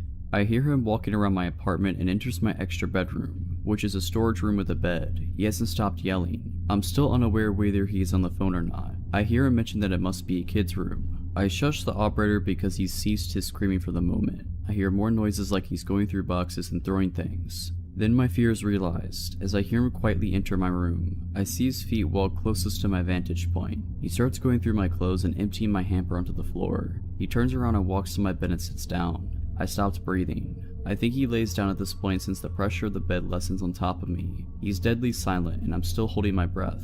There's shuffling and moving around and he gets up and walks out of my room. I take a shallow breath and steady my conviction. He starts making noise again like he's throwing and punching things. I inform the operator that he was just in my room and the police need to hurry. I don't know how long I can keep Marcy under the bed and concerned about what could happen if he finds me. He walks back into the kid's room quietly. I shush the operator again because she is continually asking for a play-by-play. I hear him breathing from the other room. After the quietest few minutes of my life, he yells, "Who's there?" I freeze again listening for movement, nothing. I'm starting to get lightheaded from my shallow breathing. The silence is deafening, and I fear he's trying to detect me. After a lifetime, I hear footsteps entering my apartment. I hear a man's voice say, "Hey bud, you're in the wrong house." I've never felt more relief in my life before this night or since. I hear my door close, and I crawl from under the bed and break down. The adrenaline and anxiety take over as soon as the feeling of safety washes over me. A female officer comes around to my side of the bed and puts her hands on my shoulders. I'm trying to keep it together and failing miserably. She let me put my clothes on, and I could hear 3 male voices coming from my apartment. The woman left and came back with a handful of clothes asking if any weren't mine. They all were, and I answered in kind. She shut the door behind her as she left again. I turned and looked out my window and see no lights from the cop car on the street. I look at my phone and realize the call to 911 took 19 minutes. I can't explain the feelings I had at this time since many hit me all at once. The door opened and the officer motioned to have me exit. Taking a first look at my home was almost as anxious as the event itself. My apartment was a complete mess. Clothes were everywhere mixed with garbage and other belongings from my shelves and counters. This man had removed items that he intended on taking and placed them in the outside hallway. They tell me that they found him on the floor in the second room completely naked, holding a bottle of lotion. In his vicinity, there was a winter hat with an unknown substance inside. They tell me to look and see if any of the clothes in the apartment do not belong to me. I tell them no.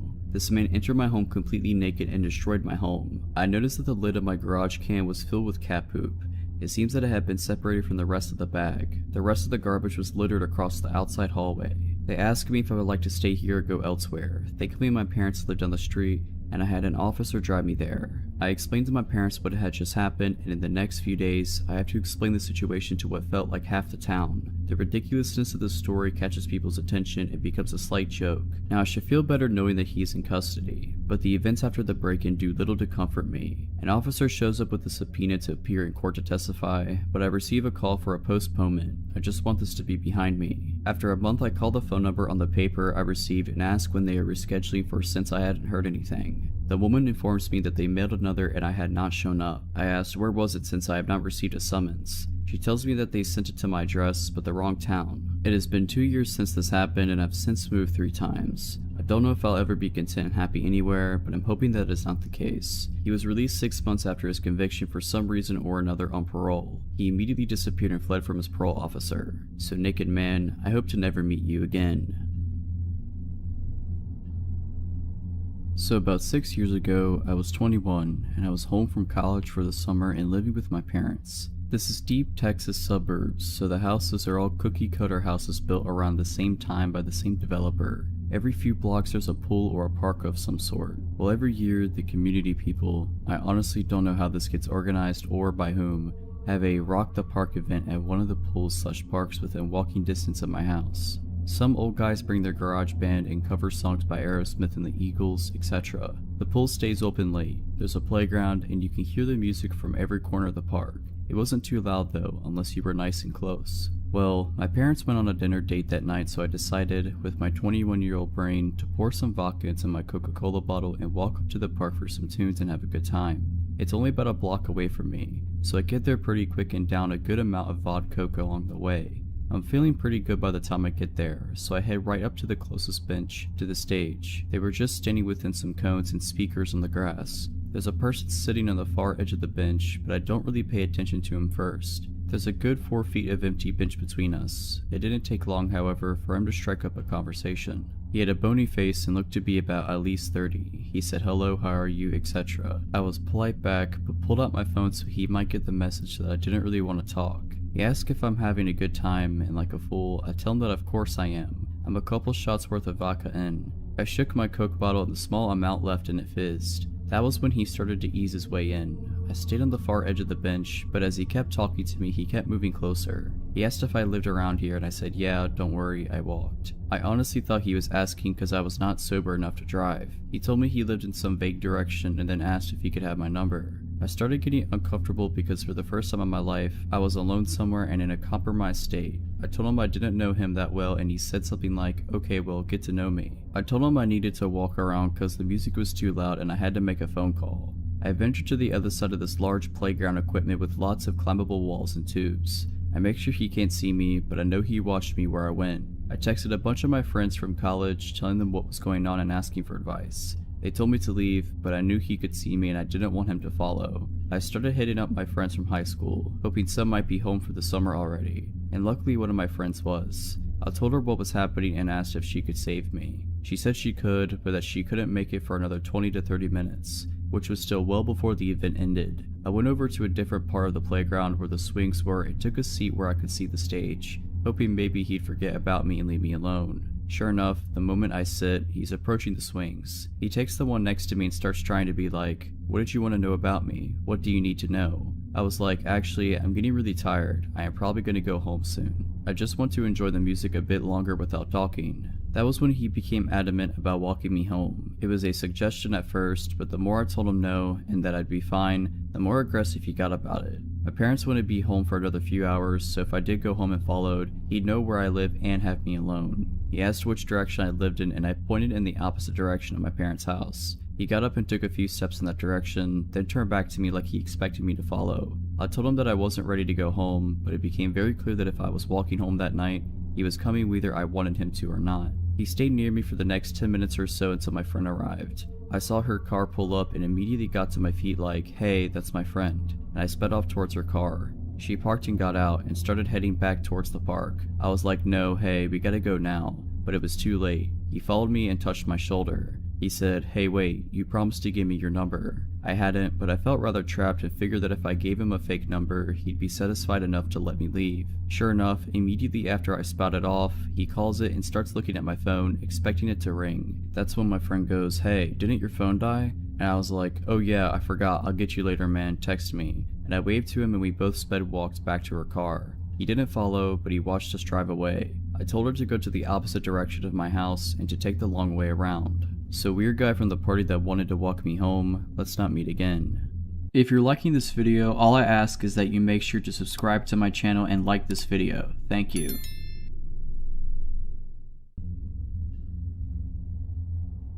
I am a 21-year-old senior in college, living with 3 other girls in an old one-story house. We are located about a 15-minute walk from main campus and the majority of our neighbors are college students. That being said, this town is notorious for being a little, well, sketchy. Millie is home to one of the first insane asylums built in America. After the majority of it being closed down / abandoned for years, the final building was shut down about a month ago and the remaining patients were released. Now, I doubt this is directly correlated with my creepy experience, but I am not the only one who has interesting encounters with strangers since the release in this town. 2 nights ago, after getting off work around 11:30, I came home to my roommates getting ready to go for a night out. I realize now how stupid it was, but we often had an open door policy, free for anyone to come over and visit as they please. We would lock the door at night, but the one time we forgot to really came to bite us. Around midnight, I was hopping in the shower as my roommates were heading out the door. We said our goodbyes and I told them I would be meeting up with them later. I had just stepped out of the shower when I heard what sounded like the front door slamming shut. I automatically assumed one of the girls had forgotten something, so I called out their names, no response. I then hear footsteps in the hallway. I call out again, no response. Fear and dread came over me, and I immediately grabbed my clothes and ran into my bedroom. I threw my clothes on, leaned my ear to the door, and waited in silence to hear if someone was in the house. I hear nothing. I decided that it must have been one of the roommates grabbing something and leaving again, so I head into the living room to get my phone. 6 missed calls and it's still ringing. My roommate, Carrie, was on the other end. I answered and immediately could hear the panic in her voice. Lay, are you in the house? Me? Yes. Why? Carrie? You need to get out. Sam drove by and he said he saw a man walking through the front door. He called the police, but you need to leave. Nothing was going through my head besides pure adrenaline and fear. I wasn't sure of the man's intentions, but I sure wasn't going to wait and find out. While remaining on the phone with my roommate, I bolted out the front door and hid behind my car. I watched the house from afar, waiting anxiously to see any movement. As my friends approached in a truck, I sprinted out from behind my car and jumped in the back of their truck bed. Just as I did that, a dark figure scurried off into the woods running in the opposite direction. I can only assume he had been inching closer to as I was waiting for them to arrive. I screamed and we floored it out of there. I refused to go back into the house until the police arrived and it had been triple checked. There were no signs of anything being touched or stolen, which makes me wonder what the man's intentions were. You can guarantee that I've locked my door every night since, and to the stranger who walked into my house while I was in the shower, let's not meet again. Back when I was 18 years old, I started working at a gas station. This was my first job. Near the end of my first shift, I was cleaning the hot dog rollers and a man walked in. He was rough looking, not in a bad way, but like he had been working outside all day. As soon as I set eyes on him, I got the gut feeling that I needed to stay away from him. Since I wasn't the one at the register, there was no reason for him to talk to me. However, the moment he saw me, he walked over and asked if I was new. I said yes, and he told me I was doing a good job and went on his way to check out. I noticed that he had a Jamaican accent, which was weird to hear since I lived in Michigan. Honestly, at that point, I thought that my gut was wrong about him. I was right the first time. During my next shift, he once again came in, and again I was cleaning. He came over to me and I still got the bad feeling in my gut. He asked me how my day was and I told him that it was okay. He then looked at my hand. I was wearing my high school class ring and I put it on my left hand ring finger because I didn't want to scruff it up while cleaning with my right hand. He asked if I was married. I said no and I told him it was my class ring. He then asked if I was dating and I lied and said yes. He started asking me questions about my boyfriend, like how old he was, did I want to marry him, and if we were in a physical relationship.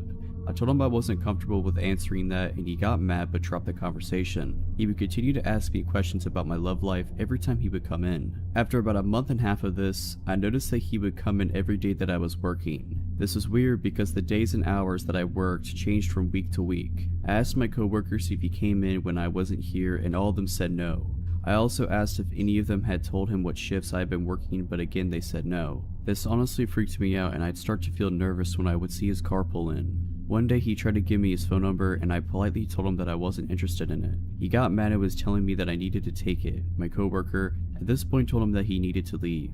The next day he came in and asked me on a date, and when I declined, he told me that I was going to regret it. He asked me several more times, and each time I said no. After a while of him asking, I told him that it was never going to happen and that I had absolutely no interest in him and never would. This only made things worse. He told me that I didn't have a choice and that he would be here when I got off work and that I was going to go with him. When he left, I called my father and told him what happened and asked if mom and he could come to pick me up at the end of my shift. He said yes. I didn't get off until midnight, and about 10 minutes before my dad walked in and told me to act like I was going to go to my car as normal, but he was going to be in there. A few minutes after, the guy pulled in and got out of his car and was just standing there. As my shift was over, I hurriedly walked over to my car. He started approaching me and I jumped into the passenger seat and slammed the door shut. When he got to my door, my dad rolled down the window and pointed his gun at him. The man ran off and I thought that it was the end of it since he didn't come back into my work the next few days. However, it wasn't. About a week later, I was at the store with my mom when I got the feeling that someone was following us, and sure enough, it was him. We got out of there as fast as we could, and from then on out, my mom and I were not allowed to leave without my dad. Everywhere I would go, he would show up, even when I went to my friend's house, who lived about a half hour from me. We caught him driving by the house several times. My mother also caught him following her several times, which freaked her out. We contacted the police and told them what was going on, but they said there wasn't enough evidence and that there was nothing they were able to do. To this day, I am still mad at the police for not doing anything. He started coming back into my workplace, and I asked my boss to ban him from the store, but she said no. Later, I would find out that they were friends, and that is how he always knew when I was working. I also believe that she was the one to give him my phone number, because it was around this time that I started receiving strange messages about how I looked, about my parents, and other creepy things. I got to the point where I was so paranoid that I wouldn't leave my house without my father. I had to have him drop me off and pick me up from work, and when I was at work, anytime I had seen a car that even somewhat looked like his, I would run and hide in the back room. Even my poor mother was paranoid and wouldn't go outside without someone with her. Finally, my father had enough and told me to quit my job and that he would help me pay the few bills that I had. Even after quitting my job, I was freaked out and decided to go stay with my aunt and uncle, who was a police officer, who live about 6 hours away from me. When I got there, it was the first time in nearly 6 months that I was able to relax. It didn't last for long. One night, my uncle and I went to pick up a pizza. Less than a minute after he walked in, the glass on my door was broken and hands were grabbing me. It was the Jamaican man and another guy. They got the door open and were pulling me out. I fought them as hard as I could. I got a few good hits on them, but it didn't do much good. Thankfully, my uncle came out and both of them ran after my uncle when he announced who he was, and my uncle chased down the Jamaican man after I shot at which man he was. That day he was arrested. Later on, I found out that he was illegally here and was deported. It took me about 2 years before I would go anywhere by myself. Honestly, it wasn't until I got my CPO that I was comfortable going places without someone with me. So Jamaican man, let's not meet again. I was in college and I lived in a house with 5 roommates. I lived on the 2nd floor, and the way it was set up is important. There were 4 bedrooms on the 2nd floor and 2 bathrooms. 2 of the bedrooms each shared a bathroom, which was accessible only by the bedrooms, not the hall. So I could walk through the bathroom to my roommate's room and vice versa. My door had both a handle lock and a deadbolt, which I used every single night because it was a habit I'd had since freshman year. Because in dorms, drunk roommates or floor mates tend to wander in and wreak havoc if you don't. The door to the bathroom, however, didn't have a lock, so I could never secure that. One of my roommates had her boyfriend visiting, and he'd brought a friend with him. I hadn't spoken to the friend or gotten to know him at all, and I didn't really have any opportunities to since I didn't hang out in any of the common areas of the house, and frequently didn't even sleep there because I was casually seeing someone at the time. My first interaction with him was about 2 days into his visit. I was coming home around 6 AM from the house of the guy I was seeing, and I walked into the living room. When I came in, the visitor was alone and shirtless in my kitchen, which is open to the living room. He didn't even say hello, he just angrily asked me, "Where were you?" which I was taken aback by, because he sounded like a jealous boyfriend, but I told him I had been at my boyfriend's house and he said, "You didn't tell me you had a boyfriend." Well, of course I hadn't told him, I've never spoken to him. I made a weird face at him and went upstairs and didn't see him again for the rest of the day. I slept in my own room that same night, deadbolt secure. I woke up at around 7 in the next morning to him entering my room from the bathroom. Before I could say anything, he saw that he woke me up and said, "Sorry, I was looking for the bathroom." I replied, "Well, you're standing in it, so," and he retreated and closed the door. I didn't think much of it at the time because I was groggy and I just fell back to sleep. Now, despite all that, up to this point he didn't really creep me out, he just seemed weird. But later that day is when it got worse. I came home from my classes and went up to my room. He followed me and let himself into my room without knocking. The door had been closed, and I made it clear that that wasn't okay, but he was being friendly, so we chatted normally for a couple of minutes because I didn't want to be rude. Then he decided to say, "I think you're the one. The first moment I saw you, I knew you were the one and you're gonna marry me." Obviously, I was taken aback by this as this was only our third interaction and we'd spoken for maybe 2 minutes total. I told him that I had no interest in marrying him, that I wasn't even attracted to him, and told him to leave me alone now. I decided to leave and called the guy I was seeing and told him what was going on, and he told me I could stay over at his house until this weirdo left. A couple of days go by and the weirdo was supposed to have left for good, so I went back to my house. I slept in my room that night with the door locked as usual. I woke up to hear someone trying to come in through my main door, but thought it was just one of my many roommates. Then, I hear the bathroom door open and someone walking into my room. I rolled over and he was standing maybe a foot away from my bed and said, "Hey beautiful, where have you been?"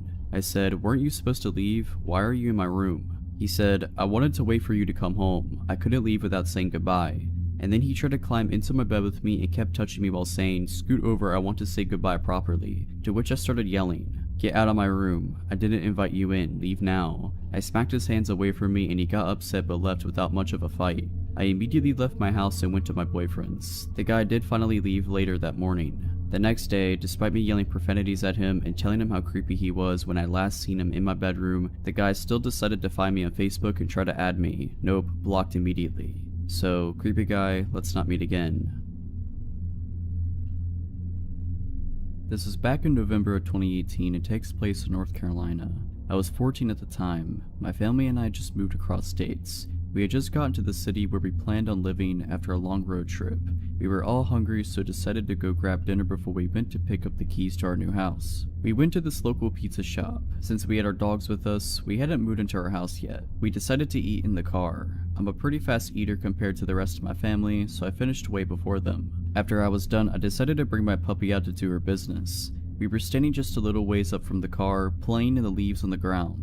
I grew up in Florida, so I wasn't used to seeing piles of autumn leaves, so was just living my best life, not paying attention to my surroundings. When a man taps on my shoulder, my dog notices him and immediately tries to jump on him, as she does with anyone, so I pull her back while I'm backing away from him. He looks to me in his mid-40s to 50s. He smiles creepily at me like it was forced. He says in his scruffy southern voice, "You have my dog, my border collie." Immediately a red flag goes off in my mind, as my dog looks very obviously like a boxer, nothing like a border collie. I just say nervously, "I think you're mistaken, sir, this is my dog." Not even telling him how my dog does not look anything like he was describing. I look over to my parents' car that was just a couple feet ahead of me, unsure of what to do. They hadn't even noticed the man approach me. They were on their phones. The man now asked me, "Well, you would be able to come help me look for my dog, right?" I can feel my stomach drop in that moment. I still don't want to make a scene, as I'm probably overreacting.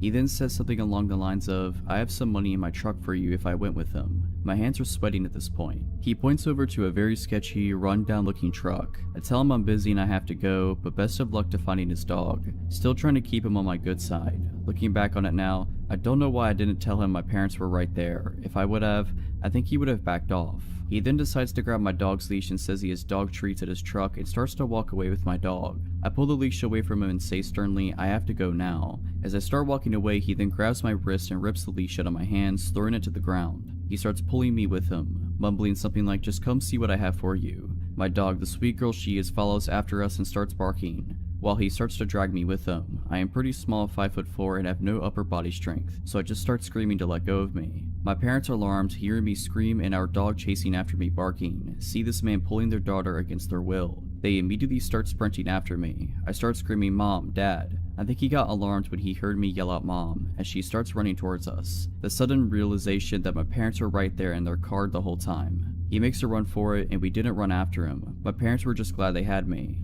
This is definitely not a good way to start off our new life in North Carolina.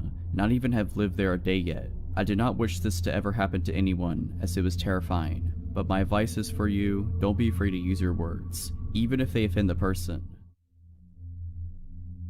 I like to begin by describing myself, because I believe it's relevant to the story. I'm 25, male, and a bit above average height. I have been doing sports 5 to 6 times a week since I've graduated high school: gym, running, CrossFit, squash, swimming, and any team sport my friends decide to play at any given time. My favorite hobbies are mountaineering, hiking, and bouldering. I've just recently purchased a new pair of high-altitude mountaineering boots because it's near the end of the summer season and they were on sale. The plan is to wear them in the Alps next summer on a few ascents. I live in a European capital, one that's surrounded by wonderful nature with many trails and opportunities for hiking. I decided to break in my boots last Saturday, more specifically because it would have been my granddad's birthday, and he also loved hiking before he died. These boots are overkill for these woods, but I needed to try them. I selected a nice route that's around 25 kilometers and set off at about 9 in the morning. It rained just the day before, so I expected a fair amount of mud and not so many people as they were easy scared off by the weather. Since the summer was extremely hot, it was a nice change of temperature, especially between trees and such, where it's a few degrees cooler than in the city.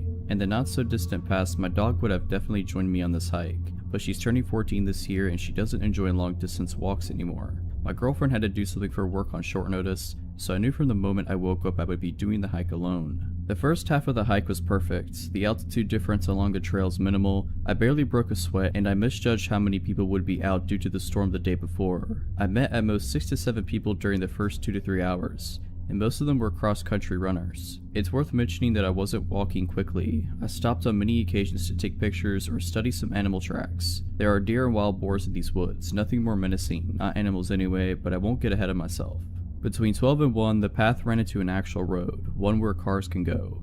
This road is asphalt, but deep in the forest and can only be used to reach certain landmarks that are also in the forest, so cars seldom go here. My trail required me to take this road for a few hundred meters. As I was walking along the road, I heard a car approach from behind me. It went past me, not too quickly or too slowly. It was an older, green SUV with a fresh registration. You could tell by the license plate. Probably an import. Anyway, I thought nothing of it at the time. Then I heard it come back. It drove me past for the second time, now very slowly, and I could clearly see 2 men sitting in the front seats, wearing baseball caps and sunglasses. Both had stubble beard game going on as well. I assumed they were gamekeepers, even though their cars have a crest on the hood and on both front doors. As I hike a fair amount, I know these things, I see them around quite a bit. They would also not be driving a car like this. They have Jeeps which are more suitable for the forest. Still, I felt no discomfort, and again, I thought nothing of it. Then, my trail left the asphalt road and began snaking in the woods again. I walked ahead serenely, gazing at trees and whatnot. Then, I suddenly had the strange sensation that something or someone was behind me. An engine sound was becoming more and more clear as well. At this point, the trail was quite narrow, but if, for whatever reason, you want to drive a car in it, you could, just about. Now when I turned around, the aforementioned SUV was basically in my face. It was an arm's length away from me, and it stopped just as I had. I looked at the driver, who was staring back, as I can only assume as he was wearing sunglasses. I calmly asked him, "What's wrong, shall I let you go?" in a polite tone as his window was rolled down. He didn't speak. He slowly started reversing and he soon disappeared behind a curve. Now I was quite uncomfortable. I also noticed that he was alone in the car, unlike earlier. I listened intently, standing still since I wasn't sure what was going on. At this point, I was not scared, but there was a faint feeling of unease in the air and bad thoughts began gathering in the back of my mind. I heard the car and the engine stop just behind the curve. I heard a door open and shut, but nothing from that point on. I turned around and began walking towards my destination, at a much faster pace than before. Now I was a bit scared. I didn't understand why he didn't answer, and why he just reversed and left without a word. I wasn't sure what to make of it, and I had no desire to ask him again, or to see him again for that matter. I had just walked enough for these unpleasant thoughts to slowly be erased from my mind. As I had been drinking a lot of water as I usually do, I decided to use the bathroom. I saw a perfect spot, a very narrow path off my trail that led quite clearly to a little hunting tower. I walked over to the tower, put my bag down by the ladder that led up to it and began peeing. I was also interested in checking Google Maps to see where I was, but since there was no signal, I decided to check my map. I also had a sip of water. I had been camping there for a good few minutes before I headed back at the trail from where I deviated to pee. Right before I arrived back to the main trail, I thought to myself how extremely quiet it was. No wind, no noise of any kind, absolutely nothing. This made me realize, just a moment later, how alone I was. Except for the man who was standing maybe 50 meters away from me on the trail, in the direction where I was headed. I only saw this as soon as I stepped back on the trail, since the small one to the tower was well hidden by trees and you couldn't see the main trail, as it was running perpendicularly to the small one. I looked at him and I was instantly chilled to the very bone. He was dressed in tactical clothing, with a baseball hat on his head. The only reason he was standing still, I believe, was a moment of surprise that I had appeared from a place where he didn't expect me to appear from. At this point, I was fully and utterly alarmed. He was holding a rifle that had a scope on it. Had this happened without the incident with the SUV, I would have probably walked along the trail thinking he's a hunter. However, in light of the strange encounter with the SUV, from which the second man was missing, something in me snapped instantly. In hindsight, it's also illegal to hunt in these woods this time of year. I figured in the matter of 2 seconds that I was going to sprint through the woods until exhaustion, towards and past the tower, as it seemed natural to do at the time. If there was no malicious intent on this man's behalf, or the others, he'll just think I'm an idiot and forget about me in 2 minutes. If I'm right, it's the best call I will ever have made. He began running towards me. Adrenaline blossoming within me, I began sprinting away. I sprinted past the tower and deep into the bushes, not sparing my legs as I was wearing shorts and a thermal jumper. I crashed through branches, small trees, and slipped on several occasions. I really did sprint until I was exhausted. It must have been several kilometers. I even crossed some smaller trails but didn't even bother to look either way. My pulse was a billion the whole time. I began checking my phone for a signal, but nothing. I was already really angry at myself for not memorizing the license plate. After a while I began power walking, but still off trail straight ahead in a direction that I knew would sooner or later lead me out of the woods. When my phone got a signal, I told the story to several people frantically, but no one took me too seriously. They said I was overreacting and whatnot. You must have misunderstood the situation. Finally, I reached a trail that led directly to a cute little town that borders this rather large forest. It felt like an eternity, but I walked the last kilometer to the main square, took off my jumper, and put it in my bag. At least I looked a little different from far away. I waited for a bus that took me back to the station near my car, rather anxiously. After the bus ride, during which I studied each car on the road, I walked back to my car, got in, and drove home. My dog welcomed me like I was coming back from a 2-year deployment. Dogs are just amazing. She must have felt that something shook me up. The boots destroyed my feet, but they aren't meant to be sprinted in for long periods of time. I called the forest gamekeeper's office. I inquired about whether they have such cars in service as the one I come across. They do not. Their gamekeepers also don't typically work in pairs. Like 99.9% of the time, they are alone. I told them my story and they took me a lot more seriously than my friends, but they assured me that the police wouldn't. No one could have been legally hunting in the area during summer either. I've been reading local news but nothing extraordinary has been reported yet. I really hope nothing will be reported either. Gentlemen in the empty forest at lunchtime, let's not meet again. This happened a couple years ago. In 2016, I had just turned 18 and was in my second semester of community college. I was lucky to get to take a few specialized classes that were requirements for my major. These classes require me to drive about 45 minutes every Monday, Wednesday, and Friday to the main campus of my community college system. This is relevant because I was going to a town that I didn't know much about and didn't know anyone who lived there. There was a man in my class named Eddie. He was a big guy in his late 40s. We spent a lot of time in the lab for these classes, and he was stationed right across from me. I was a bit more naive and unsuspecting at the time and wanted to be nice, so I talked with him and my other classmates quite a bit. It was a lot friendlier to him than I would be nowadays. He started being overly friendly to me and would stand too close and ask too many personal questions. He'd flirt with me in class, to the point it seemed to make other people uncomfortable to watch. He also started staring at me a lot, with an intense look that scared me. Of course, being young and not wanting to hurt his feelings, I decided to ignore it as best as I could. I told my boyfriend about it, but again, Eddie hasn't actually done anything to me, so there wasn't a lot I felt like I could do. A few weeks after that started, all of us were hanging out in a small break room type area, studying for an exam in our next class, which was about 30 minutes away. I was sitting at one table chatting with some middle-aged women in my class, and Eddie was at the next table over messing with his phone. I noticed that I was going to get something from the vending machine and stood up. As I did, he tried and failed to discreetly turn his phone toward me and snapped pictures of me as I walked in the machine, got my drink, and bent over to pick it up. I realized what was going on as I was walking back to my seat, with him still taking photos, and I shot him a look. He put his phone away and just sat there staring at me. I was trying to look pissed, but honestly I was just really freaked out. I excused myself from the table and called my boyfriend near tears, telling him what happened. He was angry and said that I needed to tell someone, but I said no, I didn't want to make a scene. He tried to comfort me as much as he could, but I had to go to class soon afterwards. Our last class finished at about 9 p.m. and since it was January, it was completely dark out when we all walked to our cars. I was actually texting one of my guy friends about what had happened when Eddie walked up to my car, stopped for a second, and looked at me through my windshield, then slowly kept walking, watching me through my driver's side window the whole time. He was parked nowhere near me and the wind chill was below zero, so he had to have made a point to walk by my car like that. I was terrified and with my hands shaking, I started my car and drove home as fast as I could, calling my boyfriend on the way and crying. After that, I decided I needed to talk to my professor about what was going on. I was so nervous, but I asked her the next week if I could talk to her privately when class was over. We went to her office and I told her about Eddie and what he had done and how he acted weird toward me. She told me that she had noticed tensed up and went quiet when he got close to me, and had noticed paying a lot of attention to me, and told me she believed me about the pictures. She was honestly amazing with how she handled it. She promised me that she would move things around where I'd be away from him in the lab, and asked if I wanted her to talk to him about it. I said no, that I didn't want to make him angry, and she said that she'd respect that, but she was gonna have the security guard stand at the door and watch me go to my car every night, and that she'd tell the program director what was going on, but Eddie wouldn't know that I had talked to her. By the time we had got done, it had been around 30 minutes since class had ended, and she offered to walk me outside. I'm glad that she did, because when we came out the elevator to the first floor, Eddie was sitting there in the foyer alone. Everyone else had gone home. My blood ran cold, but I tried to act as normal as I could. He seemed as surprised to see our professor there as she was to see him. She asked why he was still here, and he said he noticed my car was still parked out front and wanted to make sure I didn't have to walk out by myself. I'm pretty sure I was as pale as a ghost, but my professor gave him a look that I couldn't read and said not to worry. She's walking me to my car from now on, and the security guard will be there every night. He said that was good and quickly said goodnight and left. It still chills me to think about what could have happened if my professor didn't walk me down to my car that night. I have no idea what he was capable of doing.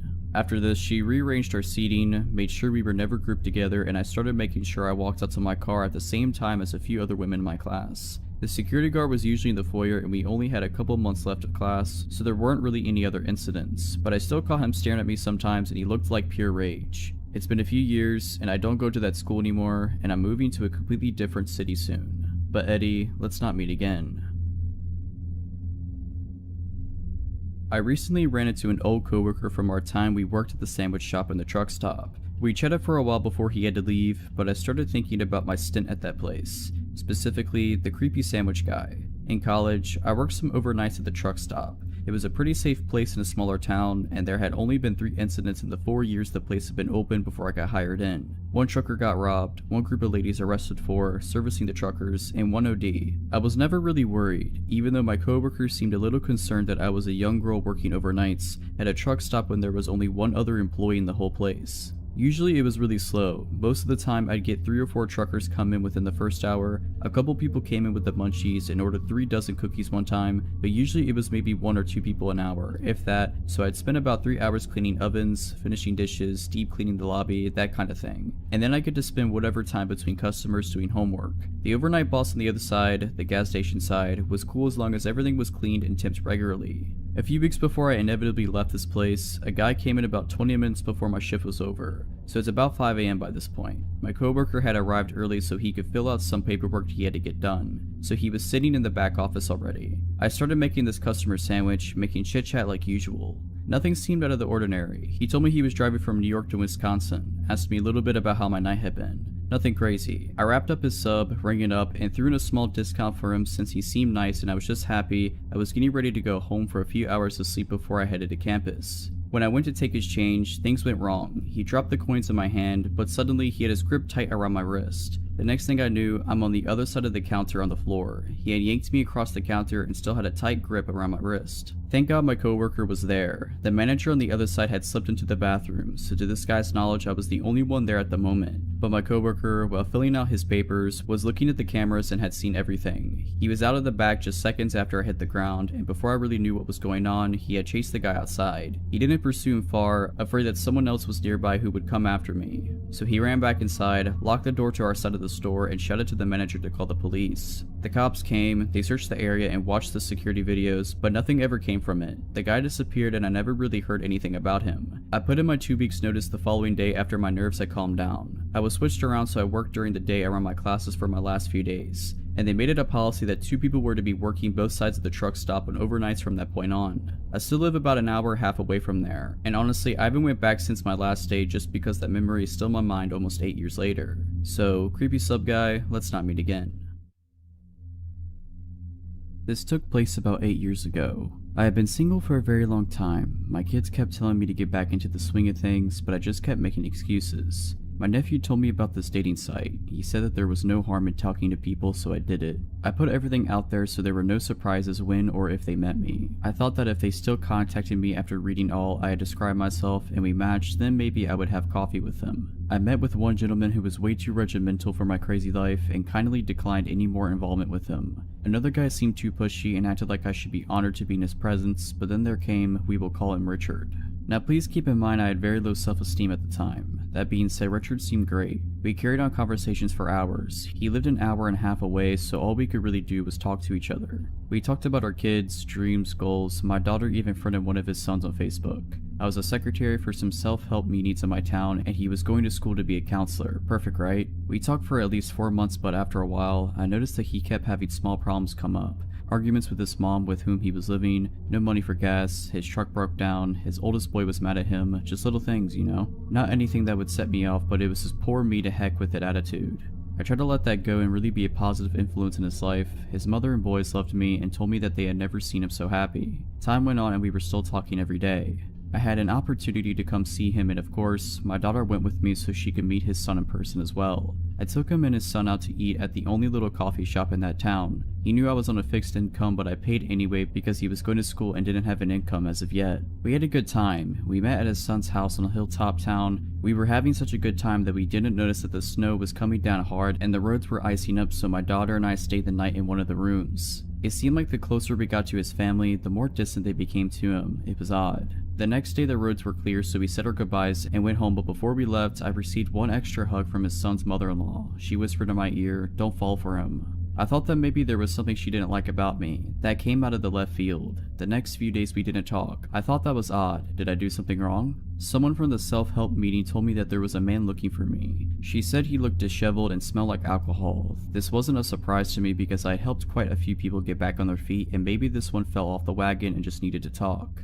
As I was driving down my street, I saw a truck in my driveway I didn't recognize at first. It was him. He found out where I lived and was sitting in the front of my house. At first I was happy until I looked in his truck and saw him slumped over reeking of booze. At that point my fixed mode set in and I asked him in for some strong coffee. He told me that he had a blowout with his mother and she kicked him out and his boys won't talk to him. I got him some clean clothes and told him to take a shower. I figured we could sort it out the next day. In the meantime, I was taking him to a meeting. He sobered up and agreed to go, but the whole time at the meeting my friends were acting like I had lost my mind. Did they see something I was blind of?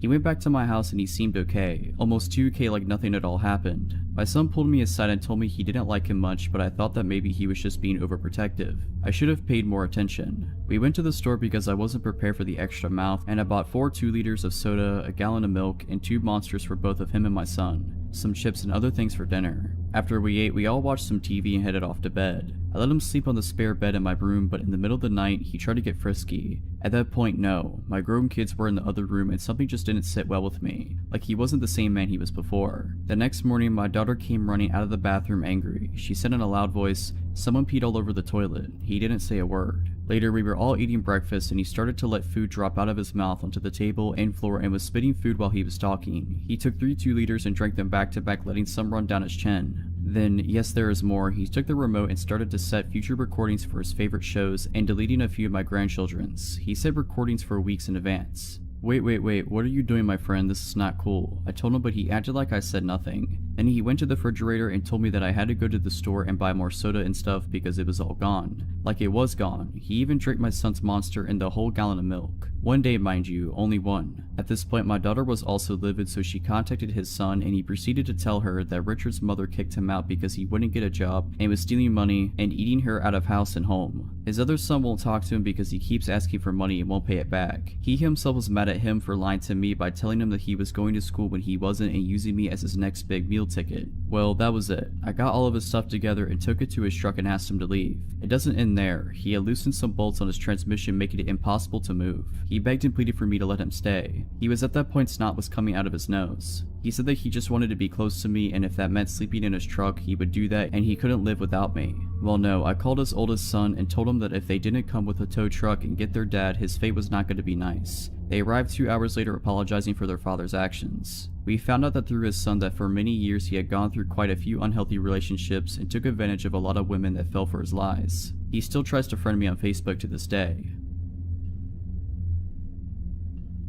When I was 16 years old, I decided to surprise my parents with a bouquet of flowers for Valentine's Day. We've always celebrated this as a family holiday rather than a romantic one. I didn't have a car to drive to a florist, but my high school was within walking distance of a hospital boasting a gift shop that sells floral arrangements. Between classes during the week of Valentine's Day, I set off for the hospital by my lonesome, cutting across campus to walk through a network of side roads populated with specialty doctors' offices that kept odd hours. The sort of buildings where traveling doctors mainly hold surgery consultations or perform small procedures a few times a month. The trip there passed without incident. As I was walking back through said deserted roads with a vase of flowers in a tow, I noticed an unkept 1990s car close behind me. While my memory of the car is hazy, I am left with the impression that there were at least 2 men within whose faces I could not see. Initially, I assumed that the driver was simply afraid of hitting me, the reason they weren't passing by, so I made a point of dramatically trudging further into the grassy shoulder of the road, demonstrating to them that they could drive safely ahead. They still refused to pass me by, continuing to creep along behind at a slow pace. Beginning to suspect that the driver was more interested in me than a destination, I began to walk faster. The car confirmed my suspicions by matching my speed. Despite the impracticality of my shoes and the threat of spilling water from my vase, I commenced to run as fast as I possibly could. They hit the gas and again matched my speed. I realized at this point that the car was following me, that there was no one in sight to notice, and I needed to get away. I bolted into the first parking lot that I saw. The car turned in after me. Despite there being only 2 or 3 cars in the spacious front parking lot and there being no other sign of activity at the office, this car did not stop to park in the numerous spaces available there. The driver instead opted to pursue me in the partially under construction back portion of this lot, behind the office. It passed every available parking space to corner me against a pile of debris and rubble from the construction, coming to a diagonal stop less than 3 feet away. Before anyone could emerge from the vehicle, I somehow managed to scale the small prominence of rubble against my back. Base in hand, it jumped from its peak to land painfully on the other side, which fortunately was a plot of undeveloped land within sight of my high school campus. I took a quick peek back over my shoulder to see if they were still in pursuit, but the car had sped off after it reached the top of the rubble pile and was nowhere in sight. They had not parked in the lot at all. They had no business there. The driver was following me. I sprinted at top speed and didn't stop until I was soaked with sweat in the dead of winter and panting in the student lounge among my classmates, who didn't seem to care when I told them. In retrospect, I should have told an adult, alerted campus security, and called the non-emergency line at the local police station, but I was young, foolish, insecure, and afraid of getting in trouble for leaving campus when I didn't have a signed permission from permitting me to do so. I kept trying to convince myself that I had misread the situation or was overreacting. I don't know what I would have even told the police had I called them, as I was entirely ignorant of the subject of cars and I couldn't have identified the make of it if I had been asked, and I couldn't see the faces of the occupants. I was also worried that my parents would restrict my already extremely limited freedoms if they knew I had been in any danger. Whoever followed and tried to trap a 16-year-old girl with flowers at a doctor's office just before Valentine's Day of 2016, let's not meet again. So when I was in probably 2nd or 3rd grade, we had an early dismissal. For those of you who don't know, that's when school goes for longer than half a day, but we still get out an hour or so early. I remember sitting silently in class working on math problems when the phone rang. I joked to my friend next to me that I hoped it was for me. We all watched the teacher answer the phone because we knew that 90% of the time it meant someone was leaving class. When the teacher's eyes met with mine, I suddenly got pretty worried. My teacher said something into the phone and then asked me, "When are you getting off the bus today?" I thought this was really weird. My mom knew I would be getting home because she had to leave work early so she'd be home when I got home. I just told the teacher the normal time. The teacher talked for a few more seconds and then hung up the phone. I asked her what it was about and she told me that my parent just wanted to double check what time I got off the bus. I didn't really think about it too much for the rest of the day. Later I got off the bus and walked home without incident. When I walked in the front door, my mom asked me about my dad and took my coat. I remembered the look on her face when I asked her, "Why did you call the school to see what time I was getting off the bus?" She looked shocked. She said that she hadn't called the school. I told her the whole story and she immediately started making frantic phone calls. I knew that something was wrong. I watched some TV while my mom talked. About 20 minutes later, my stepdad came home early from work. About 10 minutes after that, a state trooper pulled up. I was pretty scared because I thought that somehow I was in trouble. The state trooper asked me a few questions like, "Has anyone tried to talk to you while you've walked from the bus stop? Have you seen anyone parked at the bus stop who didn't have a kid get into their car? Has anyone tried giving you a ride?" The answer to all of his questions was no. I had never seen anyone suspicious as we lived in a pretty nice neighborhood and it was mostly old retired folk who live around us. My mom asked me to go upstairs to pack my bag as it was my dad's weekend for visitation. When my dad got there to pick me up, he was questioned pretty heavily by the state trooper. I had been eavesdropping from upstairs. My mom called me back down and I left with my dad for the weekend. My dad ended up teaching some basic self-defense, which I thought was pretty cool. I never heard anything about the situation and eventually I forgot about it. Fast forward to today. I was watching a horror movie when I then remembered the whole incident. I asked my mom about it and what she told me chilled me to the core. She told me that someone had called my school posing as my dad. This man knew my dad's full name, my full name, and my mom's full name. He kept saying that my mother wanted him to pick me up from the bus stop because she wasn't going to be able to leave work early. The school didn't even bother calling my mother. I believe that the only thing that saved me from being abducted was the fact that I had told the man that I'd be getting off the bus at the normal time, which was around 3:15. I had actually gotten off the bus at around 1:45. So creepy guy who wanted to abduct me, let's not meet. If you're liking this video, all I ask is that you make sure to subscribe to my channel and like this video. Thank you. For context, I am a 19-year-old girl and was taking summer classes at a community college this summer. One of the classes I took was public speaking, which met Tuesdays and Thursdays. This guy, I don't even know his name, immediately gave off weird vibes. To get from our classroom that was on the second floor, he had to go down a hallway, down a stairwell to the first floor, through the main lobby, and out the sliding doors. He started waiting for me after class and followed me all the way down this route to my car. Didn't matter if I pretended to be on the phone, had both earbuds in, kept my head down, literally power walked away from him, gave him bare minimum responses, etc. He would wait for me, follow me / try to walk with me, and the whole way would be talking to me and asking me questions. Like asking me about each of the cars I drove to the school, since my family has to share cars. Even after I suddenly dropped I had a boyfriend, so he definitely knows my car. I got a very bad feeling after a while of this happening and told the class's professor. She immediately took it seriously, notified camp security, and told me to always stay after class so she could walk me to my car. However, true to form, the guy stopped showing up to class for at least 2 weeks or so I thought it was fine and that the crisis was averted. And it was, until one day he showed up to class again. As soon as I saw him enter the room, my heart dropped. During this class, I slipped a note to my professor telling her he's the kid in the blue shirt, and she told me to hang around after class. I did, and so did the guy and another female student. Before he tried to talk to the professor about why he should pass the class despite never showing up or doing the work, the professor asked me and the other girl to wait in the hall. From the hall, we could hear him yelling aggressively at the professor. He eventually left and came out into the hallway we were waiting in and pointed at me and said, "Wait for me." Mind you, I have no idea who this kid is. I instantly got the creeps and rushed back into the room to tell my professor, who was equally creeped out. Having overheard our conversation, the other female student came back into the room approximately 10 minutes later and told me and the professor that the guy was just standing in the hall waiting for me. The professor called campus security multiple times, phoned the front desk multiple times, but she received no responses. So we took it to our own hands and came up with a plan to leave the classroom together, pretending to be in a very deep conversation with each other, walk past the guy without even looking at him, and walk down the stairwell to the main lobby. His eyes bored into us as we passed him, and we entered the stairwell. He stood up and followed us. The professor and I exchanged looks of terror but kept her cool act up, stopping at the main desk in the lobby and pretending to converse with the secretary. The guy passed us, still staring at us, and walked out the sliding doors where he was out of our field of vision. We literally had to track down the campus security ourselves and tell them everything that had happened, and my professor was furious. After we saw security camera footage of him lurking around, she contacted the local police because she and I both had that very strong gut feeling that this kid was not right and that we weren't safe around him. So that public speaking class was from 3 to 5 p.m. and I had another class from 6 to 8 p.m. So I would usually drive to Wawa or something in that hour gap. However, there was no way I was going anywhere because I knew the guy was waiting for me to do so. For over an hour me, the professor, security, and secretary, tried to figure out who this kid was. None of us knew his name because he literally didn't come to class, there weren't photo IDs next to the class roster, and approximately half the original class stopped showing up so we couldn't use process of elimination. All we had was the security footage of him.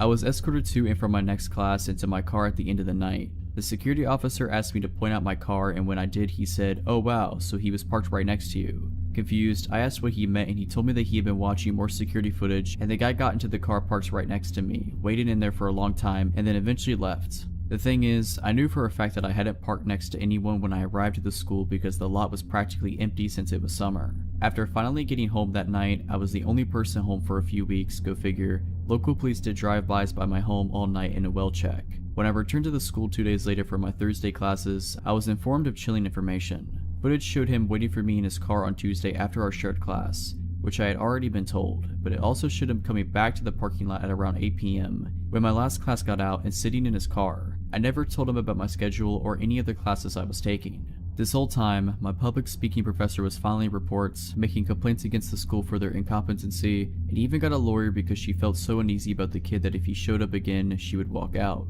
I was in contact with the president of the entire college, the director of security of the entire college, police, etc. for days. They told me that he was banned from campus and everyone was on watch for him, and that if he was spotted he would be asked to leave. until the director of campus security, middle-aged man, called me and told me that he identified the kid and talked to him, via telephone call mind you, and he told me that the guy, and I quote, just wanted to be my friend, and told me that whatever I was doing with the guy, you know, literally running away from him, probably made him think I was flirting with him. My professors were absolutely furious and excused me from physically attending class for the rest of the semester. I still don't know his name, and I hope I never have to learn it. My New Year resolution 2012 was to get in shape again. After my first kid was born, I lost my athletic interest, but I had every intention of getting it back. So I started running 4 days a week with my friend Hannah, who is a great runner / motivator. We would run after work, 5 to 10 kilometers, usually favoring the forest trail. It's the kind of trail that got lighting in the darker months of the year, so you could run there anytime really. Once you turn on the lights, you got 45 minutes to run the shorter trails, and longer to run the longer ones. Then the lights shut off automatically. We had been running for about 2 months when we started seeing the same man hanging around the parking lot every time we got there. Thin man, 25 to 30 years of age, always dressed in sports clothes but never actually running. He never looked you in the eye either. We speculated that he could be homeless camping nearby because he was constantly there. We got used to seeing him, sitting somewhere close by, silently and always on his own. We felt sorry for him. He never seemed to talk to anyone or interact at all, but there was something about him that made us hesitate to talk to him or ask if he was okay. Can't pinpoint what it was, but something wasn't completely right with him. One evening, Hannah didn't make it to our run and I decided to go on my own. I arrived at the parking lot, my car being the only car there. I did some stretching, turned on the lights, and set off on the 5-kilometer trail. I hadn't seen the thin, silent man when I started my run. Perhaps it was getting too cold to sit there now since it was autumn, dark, and getting closer to the freezing point. He must have been here though, somewhere in the shadows, because when I got to the top of the first steep hill, I could hear heavy breathing somewhere behind me. I look over my shoulder and I see him. He is running like a man obsessed. In regular shoes, not running shoes, with his arms moving in a really strange, stiff manner as he was made of metal. His hands like arrows, straight in an upward-inward angle, sort of like a sprinter but more extreme, moving like a robot. He had never done anything to harm me, or anyone else as far as I knew, but the look in his eyes alone was enough to let me know that I needed to go. I started running faster, trying to create distance between us, and I could hear his heavy breathing getting even more strained. I ran like my life depended on it, adrenaline pumping through my body and giving me new strength. I tore off my necklace and threw it on the ground thinking, I must leave a trace if he takes me, something must be left behind. I tried screaming, hoping someone would be close enough to hear me, but I couldn't scream my lungs out and keep up the phase at the same time. He was still behind me, maybe 100 meters behind now, but I figured that if I trip and fall, or run out of energy, or fumble with the car keys once I reach the parking lot, then I'm screwed. So once I reached the sharp turn on the trail, I went off the trail and ran straight into the dark woods. I ran only a short distance and then I laid down flat on my stomach, my hands searching for a rock to defend myself with if he found me. I realized that I was wearing bright running clothes with reflexes and neon coloring. I had ever felt so visible in the dark before. I could hear him reach the turn and thankfully he kept on running. I started to move slowly and as silently as possible move further into the darkness. My heart sank again as soon as I heard rapid footsteps closing in from the trail. He realized that I must have got off the trail once he saw that there was no sign of me ahead. He stopped and I stopped. I could imagine him listening for any sound and I held my breath and prayed to make him go away. After a while, I heard him say something in a language I didn't recognize and walk off. I didn't move. I feared that he would wait for me by the car and realized that I had to get off the trail and onto the main road and stop someone. I couldn't go back to the parking lot. I started to make my way further into the woods, knowing that I would eventually end up on the last part of the long trail and close to the main road. The lights on the trail suddenly shut off. That made me calmer at first. The dark was a comfort and protection, but then, after only a few moments, it switched on again. This could mean that another person had just started their run, and soon I would have someone there to help me, or that he was out looking for me. I decided against waiting to find out, and continued my way towards the main road. It was dark and I fell multiple times, my clothes getting wet from the damp vegetation, and I started to get cold. After what felt like a lifetime, I could see the 10-kilometer trail ahead, and I knew I was close to the main road. Soon I could hear the traffic. Once I made it to the road, I must have looked like I had been in a terrible accident. Blood from several small cuts from the falling, and my clothes dirty. My bright runner's shirt soon attracted the attention of a passing car. My waving and desperate shouting made it stop. The driver, a 40-ish man with his 2 kids in the backseat, spent the next 10 minutes or so trying to make sense of what I tried to say between the sobbing and the crying. He asked if I wanted to lift back to the parking lot and I told him no, please take me home instead. At home, my husband insisted on going to the parking lot to retrieve the car and calling the police. My husband went back for the car. The driver's seat window was smashed and my phone was gone. So was the photo of my daughter that had been hanging from the mirror. I don't know what he was trying to do or why he chased me the way he did, but the look in his eyes, there was no doubt he had bad intentions. So creepy forest trail man, let's never meet again. This is a story from when I was 18. I'm 25 now. My mom and I were regular attendees of our local church. We both attended different midweek groups. I met with some of the younger ones, and my mom went to one with some of the middle-aged people. Anyway, my mom's group was about half a mile from our house, and we didn't own a car, so she would often walk there on our own. For the 7:30 start, this was fine in summers because it wasn't getting dark until around 9ish. When her group ended at 10, she would call me and I would start walking/running to meet her to walk her home. We would usually meet not too far away from her group, but we would always stay on the phone until we met. On the night in question, all was usual. She called, I got my trainers on, and locked the house and began jogging to meet her. I usually ran because it was good training for my rugby. In order to meet my mom, I had to cross up her local park and go through a dark patch of trees behind some of the local houses. It was usually just before these trees that we met. Anyway, I'm running and my mom's walking. We are talking about her evening and who was there when she suddenly says, Joe, hurry up, I think someone's following me. My heart rate goes through the roof and I start to panic, so I start sprinting still with some way to go until I meet her. I tell her to stay calm and keep her updated on my position. My mom is tough but short. I hear my mom scream through the phone and also hear it in the distance ahead. Get away from me, what do you want? I don't have any money and you can have my phone if you want. This panicked me. I ran like I had never run before. The distance I had to cover usually took me a good 45 to 60 seconds to run, but I did it so much faster. By now I can see them in the distance. My mom's screams were piercing through me. I could see the guy has her by the hair and is dragging her about. She was fighting him all the way. I shouted get off of my mom and charged in. He was tall and lean but had hardly any weight to him. What happened next is something of a blur, and only through me and my mom talking about it have we come to some conclusion on what really happened. And the guy's injuries, of course. He saw me and immediately let go of her. She fell to the ground sobbing and tried to run. I caught him fairly easy and took him to the ground hard. My mom says I took him clean off the ground before smashing his head/shoulder into the ground. He grunted and we rolled, but I beat him up. It's at this point that I blank out, but apparently I hopped over the guy, headbutted him, and repeatedly beat his face. Someone from the houses behind had heard the screams and called the police. One guy from the street was a policeman and had come out to investigate. I remember him dragging me off the guy, and it was then that I saw the blood and scratch marks on my arms. He had clawed me, but I hadn't noticed it. The police arrived quickly and we had to be interviewed by them, which is all still a bit blurry. Apparently the off-duty cop had thought I was the attacker, as I suppose anyone would have seen me beat up the guy. The guy was on their records as a thief. He had mugged a girl in town not that long before. When police interviewed him, he claimed that he was just robbing her, but I'm not sure. He's in prison now, thankfully. You never think a bad stuff will happen to the ones you love until it happens. So, guy who attacked my mom, let's not ever meet again.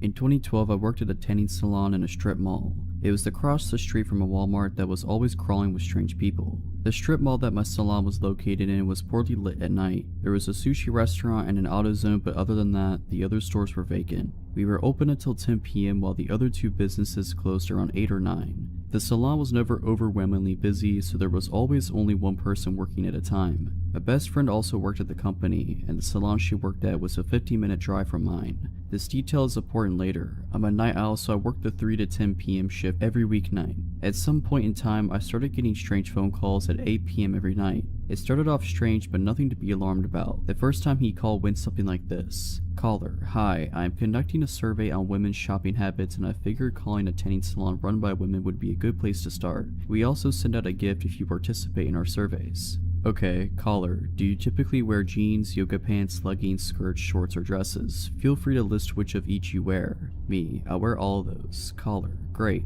Now when you wear dresses or skirts, do you ever wear pantyhose? Me, not unless it's winter. Caller, so how many tights or pantyhose do you own? Me, I have no idea, like 5? Caller, that is great, so would you be interested in us sending you some free pantyhose? Me, I'm not really interested, I don't wear them enough to care. Caller, okay, totally understand. Would it be okay if I call you for a survey in the future? Me, sure. Caller, when do you typically work? Me, every weeknight. Caller, okay, great, talk soon. I shouldn't have given some random person my work schedule, but they were already calling my job, so there was no denying this person could find me if they wanted. Honestly, I didn't think anything weird about the call at the time. Later in the month we had a store meeting and the weekend sales associate said she had gotten a few weird calls from a guy breathing heavily and asking her questions. She didn't go into details, so I didn't make a connection. The next few times he called me, it seemed normal enough. One survey was on skirts and skirt length and brands. The next was about dresses and their lengths and brands. He kept offering to send me pantyhose though. I kept telling him I don't wear them. He always said, okay, I just want to make sure I am offering them after every call as it is protocol. Then the last survey he called to have me do really scared me.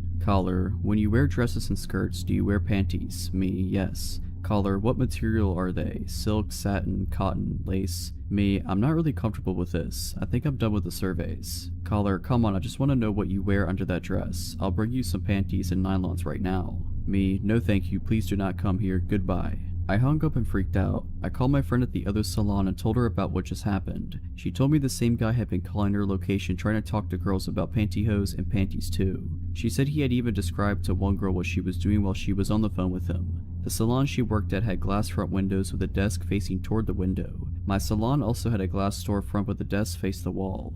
The next few nights were not great. He realized we weren't picking up the calls anymore unless he blocked the number. We had to answer blocked calls because if it was another customer and they complained, we would be in trouble. He started changing up the time of night he called, spoofy numbers, etc. His calls were getting creepier and creepier. Heavy breathing, telling us what we were wearing, saying he was picturing our panties. Really creepy stuff. I was afraid to be at work. I made sure to be on the phone with my friend from the other salon every night for my last hour or so. One day though, the calls just stopped. My salon had a waiting area by the desk when you walked in, and then it had a very long hallway with 20 rooms. The last 2 rooms were the spray tan rooms, which needed to be sprayed down each night at close. At the very end of the hallway was a door leading to the dumpsters in the back.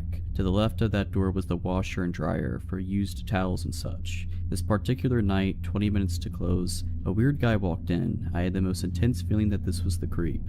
I acted normal and asked him his last name. I'd never been here before. Okay. I explained to him how much a single tan on a regular night cost, like $24. I explained our packages, etc., but I knew my words were falling on deaf ears. He just stared at me with his mouth wide open, breathing heavily. He asked for the most basic bed for 5 minutes. Okay, huge red flag. Why even come in? I put him in the bed and immediately got on the phone with my friend from the other salon. She was the manager at our salon, so she decided to close shop early and race over to me just in case I needed her. I had the back door propped open as it was hot in the salon and I wanted to get a cross breeze going while I cleaned the rooms. The dryer was also running, which could have impacted my hearing. I was in one of the rooms near the front sweeping when I realized it had been 15 minutes and I hadn't heard this guy walk toward the front door yet. I had hoped he would just leave while I was sweeping up in a room so I wouldn't have to deal with him. So I go down the hall to listen outside the room he was in.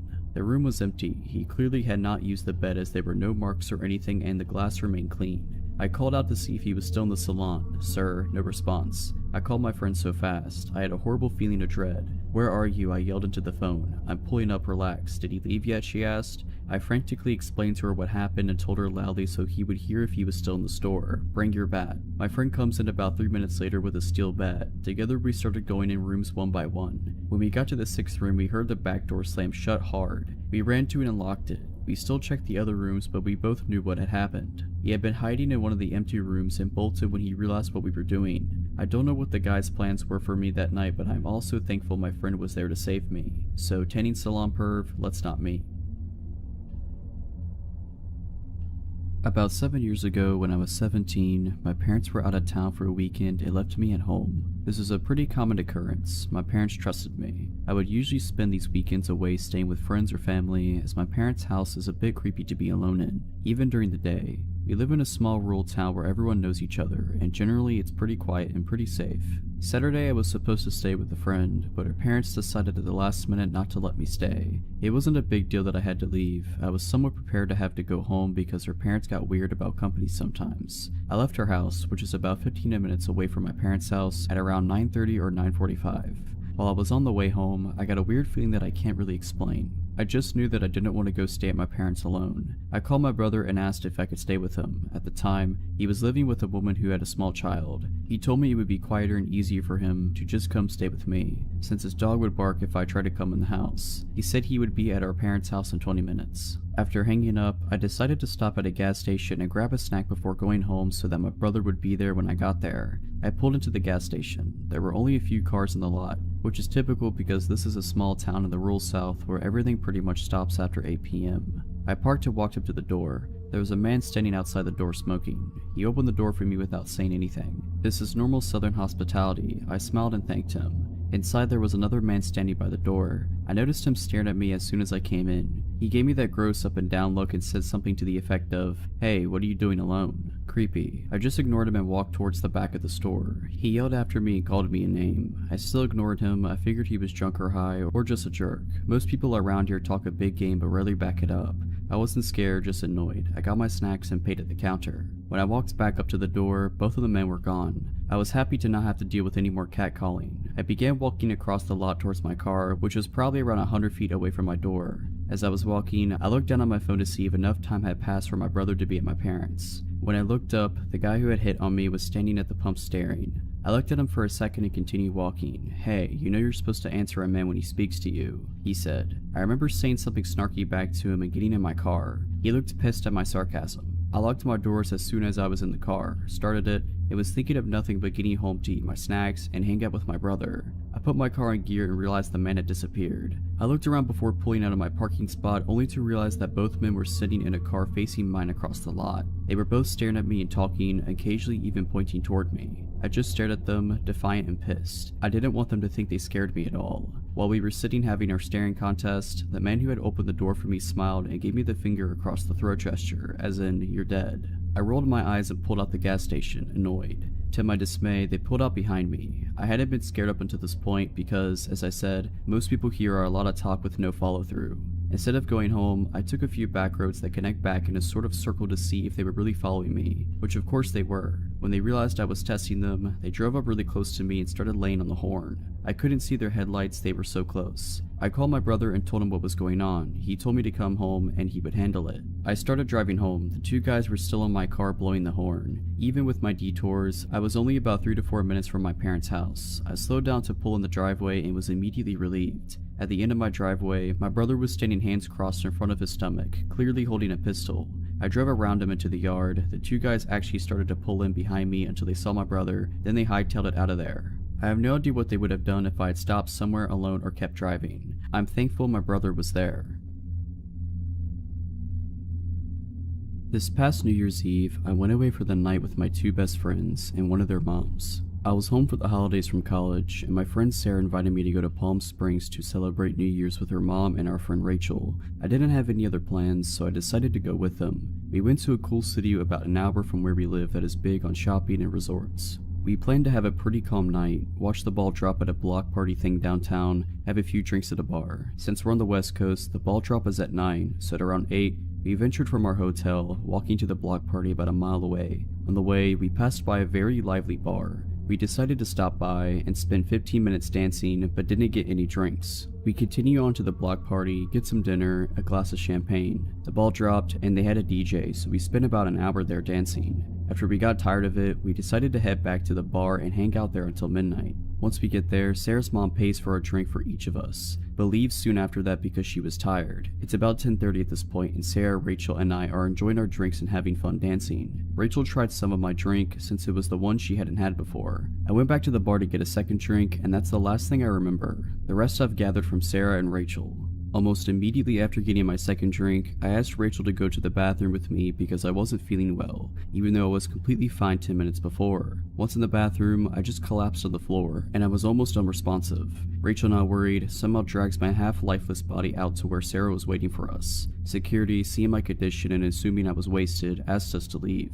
Sarah and Rachel decided to take me back to the hotel about a half a mile away. By this point, I was unconscious and there were barely any sounds escaping from my mouth. They saw someone leave the bar at the same time as us, who was walking near us, but they were preoccupied with trying to keep my lifeless body off the ground. At one point, I threw up all over myself, the both of them, and the sidewalk, etc. The next part of the story we had to get from Sarah, and Rachel doesn't have any memory of this. Still struggling to carry me, the man they saw leave the bar approached them. He was hitting on Rachel, trying to get her to go grab a drink with him. She was very agitated and told him to leave. Her friend needed help right now. He didn't take no for an answer and continued to follow us down the street, asking if they wanted to get drinks with him, if he could help carry me and such. A middle-aged woman witnessing this came up and told the man off. Something along the lines of, "Stop harassing these young women or I'm going to call the police." He left after that. Next, by some miracle, an EMT and his wife enjoying the holiday ran into us on the street. He checked me out to make sure something wasn't majorly wrong and then carried me the rest of the way to my hotel and into the room, since my friends could barely hold me up.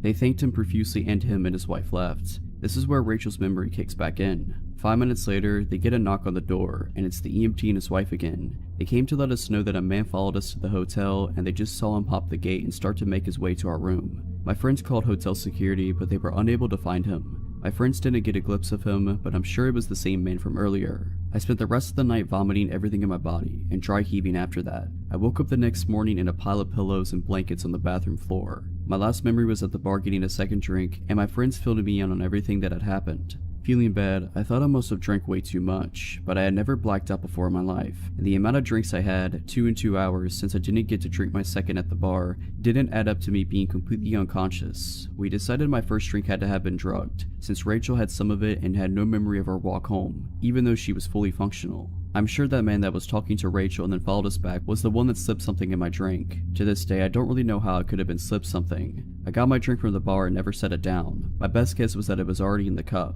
Thankfully, I had good friends and kind strangers protecting me that night.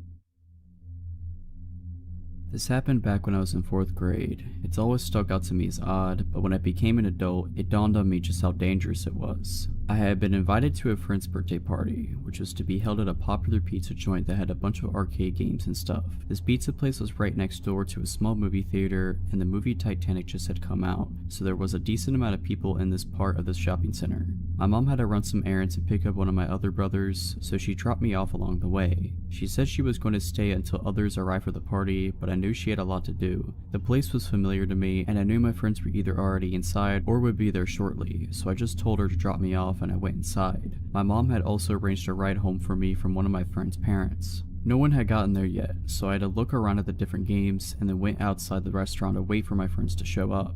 There were a bunch of people outside the theater, lined up waiting to get inside for the early evening showing of Titanic. That's when I noticed that a couple, a guy and a girl, were standing by a car smoking cigarettes and looking over at me. A chunk of time had passed, probably like 20 minutes, and I was super confused why my friends hadn't showed up yet.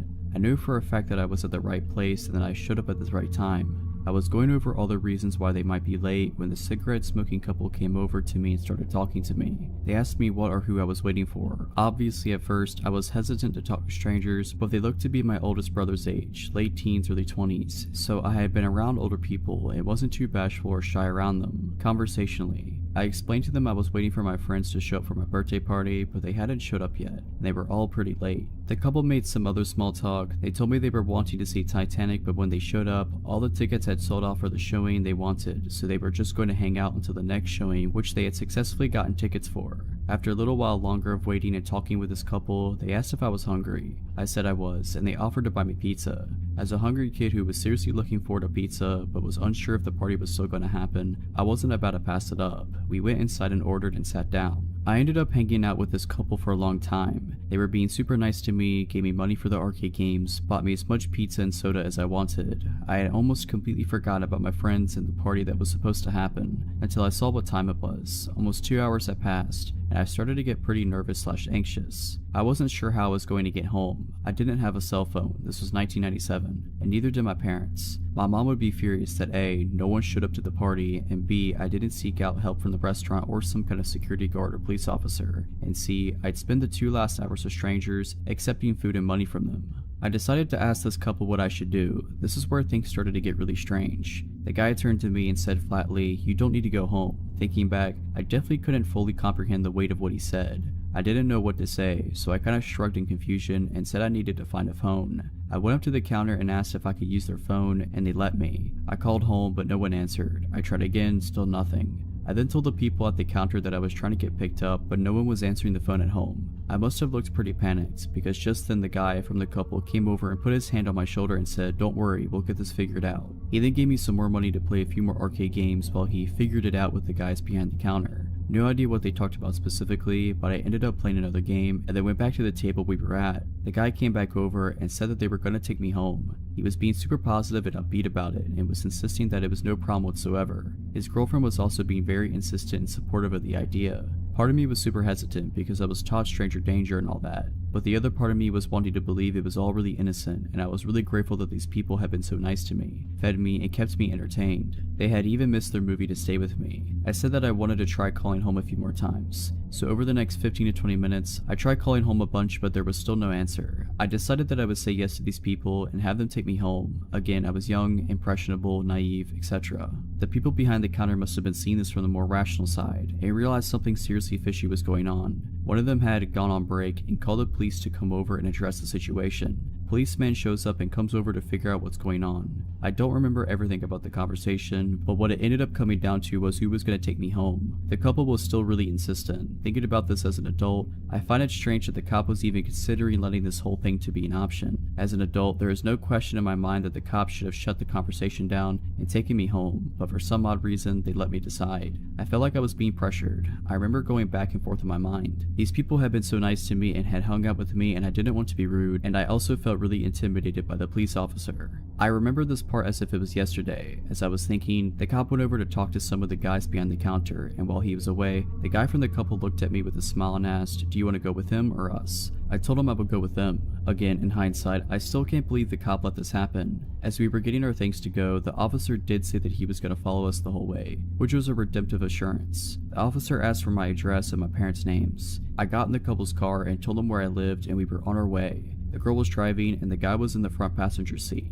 The entire drive, the guy was looking over his shoulder out the back window, glancing back and forth between me and the cop following behind us. We pulled up to my house and I went up to the front door while both the couple and the cop were parked on the street. Opened the door, went inside, and saw that my mom was looking out the window with a very confused and concerned look on her face. She went outside and found out all that had happened and was furious. I didn't tell her the specific things that the couple had said to me. Again, I didn't understand the full gravity of the whole situation until years later. Going through the whole scenario in my head, if the cop hadn't followed us, I more than likely would have been abducted. Thinking about all the things that they had said and done, befriending me and feeding me and giving me money to play games, was them totally trying to come across as disarming and trusting and friendly. A totally screwed up situation that could have been so much worse. Hard to think about. I'm almost 30 now and have kids of my own, and thinking about them in this kind of situation makes my blood boil. At about 8 p.m. last night, I was walking with a friend of mine, Sally, about a mile to the closest cafe. We're both girls in our early 20s, neither of us own cars, and Sally didn't have her Opal card, which is an automatic ticketing system for public transport, so walking was our only option. It's summer over here, so it was still fairly well lit and we were walking down main roads, so we weren't too concerned. We finally arrived at this cafe and sit down. I was paying, but I only had my credit card, and sure enough, it was cash only. Sally was on the phone when I got back from the counter, so I just gestured for her to stay put and guard the spot while I went to go get cash. This is my home suburb, so I know there's no ATMs around, and my best bet is a gas station about a block away. I'm doing a light jog so I don't keep Sally waiting, and when a balding, sweating guy probably in his late 40s with a tank top and no shoes come pacing behind me as I pass the corner of the block. He walks behind me for about 100 meters. I didn't really think much of it. The gas station was the next building along. It seemed like he had just come out of a nice suburban house along the street, and it wasn't the witching hour, so I just assumed he was going to the station like me. He didn't even cross my mind as I entered the tiny convenience store, nor did he follow me in. In my peripheral, I saw him walk past the door and out of sight. I looked around for an ATM they sometimes have inside. No such luck, so I go up to this man in his 30s at the desk and reluctantly ask if they're able to do cash out. He smiles and says, "Of course," and then asks, "Is he with you?" I have no idea who he's talking about at first, and then he points to the man from earlier, pacing around outside the store. Keep in mind, he didn't look at all menacing. He wasn't going back and forth just outside the door. He was drifting in the space outside, from the pavement to the gas pumps to the storefront, seemingly aimlessly. I assumed he was on drugs. I tell the clerk no, not thinking much of it at all. He says, "Oh, he was staring at you before. I thought he might have been your dad." I laugh it off. I honestly wasn't concerned at all. He was still ambling around outside and I couldn't imagine him having a fixed gaze on anything. I thank the clerk for the cash, but before I turn away to leave, he says, "Just wait and see if he leaves first." We wait for a few minutes in silence and the guy begins to pace back and forth directly against the front wall of the store, looking straight ahead and never into the store. It still looked like the man was just on a drug-induced amble and seemed harmless. Not once did I catch his gaze, so I figured it would be safe to just slip out the door and walk back to the cafe in the fairly bright light of dusk, especially since Sally was texting me at this point asking, "Where are you?" I thank the guy at the desk once again for his concern and assure him that I don't know the guy and I'm not involved in some weird scheme to rob the store and head for the door. The clerk asks if I want him to walk out with me. I say that it should be alright and begin walking away from the block. As I leave the store, the drifting man stops pacing and makes a beeline for me from the other end of the building. I seriously didn't think much of the guy at all until this point, but for the first time he was briskly walking in a straight line towards me. The hairs on the back of my neck stand up and I start power walking so that he doesn't think I'm actively trying to escape him. Still trying to convince myself that I'm just being paranoid and should be more casual. I don't look behind me to see how close he is. I've reached the pavement on the other side of the gas pumps bombs when I heard the clerk run outside. He's yelling at me, "Go, run, run." I make a break for it, looking over my shoulder. He's grabbed the man by his shoulders from behind. The balding man isn't even glancing behind him or trying to escape. He's just watching me run away. I keep running until I've crossed the road and then turn around, standing still. The clerk is still holding onto the odd, staring man. The clerk and I are just looking at each other in bewilderment, not really knowing what to do. He makes a hand gesture to go, and I gesture my hands thanks, to clasp your hands together and shake them a bunch of times. I got back to Sally with the cash and bought food, before walking back home a different way. Overall, odd guy at the gas station, let's not me. Nice gas station attendant who went well out of his way to help my naive self. I'm definitely glad we met. If you're liking this video, all I ask is that you make sure to subscribe to my channel and like this video. Thank you. I was selling my old car as I had bought a new one. I posted it on a couple of selling sites and Facebook. I arranged 2 visits that day and was home alone. It was broad daylight, so I assumed everything would be fine. The first one that came made an offer a little lower than what I was looking for, so I said I would get back to him later as I had another viewing. The guy from Facebook pulled up in a blacked out Range Rover and 3 other guys got out. I opened the car and explained why I was selling the car. You know when you just get a bad feeling? I wasn't sure why 4 people would need to come view an 8-year-old car. He asked if he could take the car for a drive. At this point, I was not going to get in the car with him, so I said, "Yeah, take it, I'll wait here with your friends." He asked me to get in the car. What if he just took it? I said, well, it wouldn't matter, that's what insurance was for. I was not getting in the car with him. The 3 guys left and didn't even speak to me, just to themselves, and I found that odd, but it made me feel very unsure if the car would come back. The car was not putting up a fight for or arguing over. He then pulled back up. He got out and offered the same price as the other guys earlier buying the car for his daughter. He wanted me to get in the car with him to go collect the cash. I said it was fine, his friends could take him if he needed to go, but I had another viewing and I would contact him later. I didn't want to walk back to my house as I had now decided to sell to the other guy as they were just giving me the creeps. He then offered more than honestly the car was worth if I went with him now. I said no and locked the car and started walking towards the main street as I had seen my neighbor walking down and shouted to him and his dog. They spoke to each other and drove off. I texted the other guy and told him the car was his and he was welcome to come over anytime to get it. I sorted and filled out the V5 and off he went. That night from my living room, the black Range Rover came back and parked outside. I live in a cul-de-sac, so I am set back to where we had been. I told my husband and he looked out and he said that was strange, and then my phone started blowing up. I politely said the car had gone and that I was sorry but I couldn't help. The car drove off and came back again 30 minutes later. This happened about 3 times that night and was a bit strange, but thought nothing more of it as the next few days nothing happened. On the Friday 4 days later, I finished work early and get back and get the dog ready to go out. We were going to head straight to the park and run like the wind. As I got to the end of the cul-de-sac, the same car pulled up and one of the guys jumped out and said hello. I held the lead tighter and my dog was thoroughly unimpressed. She gave a bit of a grumble and he asked if he could pet her. I said no, she's a guard dog and doesn't like to be touched, and went to walk up to me. He then grabbed my arm and the dog latched into his forearm. Q was screaming there was only one other guy with him in the car and he jumped out and started to shout. This is the most placid and loving dog you will ever see, and to be honest, it was a warning nip, as if she had meant to really hurt him she would have gone through the bone. His friend was shouting and pulling him away. I called her back and got her to sit with a few neighbors and came out when they went towards their car. I haven't seen their car since, but honestly I wouldn't sell something that meant someone had to come to my home online again. So a stranger who clearly wasn't interested in the car, let's never meet again.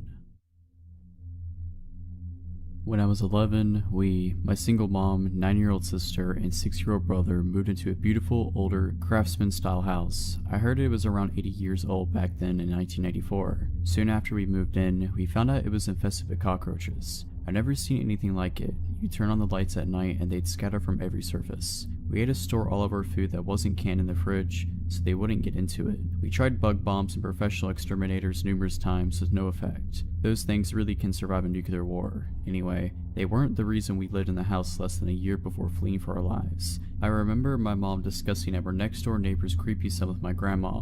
He was in his 20s or 30s. She'd been doing dishes one day and looked up to see him standing directly on the other side of the kitchen window, staring in at her. Normally, she would have kept something scary like this from us kids, but about at that time, she told us to tell her if we ever saw him near the house, and we weren't allowed to play outside. So, one afternoon we were all doing some spring cleaning, but my brother said he found a cigarette butt in the upstairs toilet. Weird, since nobody in our family smokes. Being a dumb little 6-year-old, he flushed it before telling our mom. I still remember her trying to get the entire story out of him, being upset that the evidence was gone, and thinking he might have been mistaken or maybe he'd picked up a butt somewhere outside of curiosity.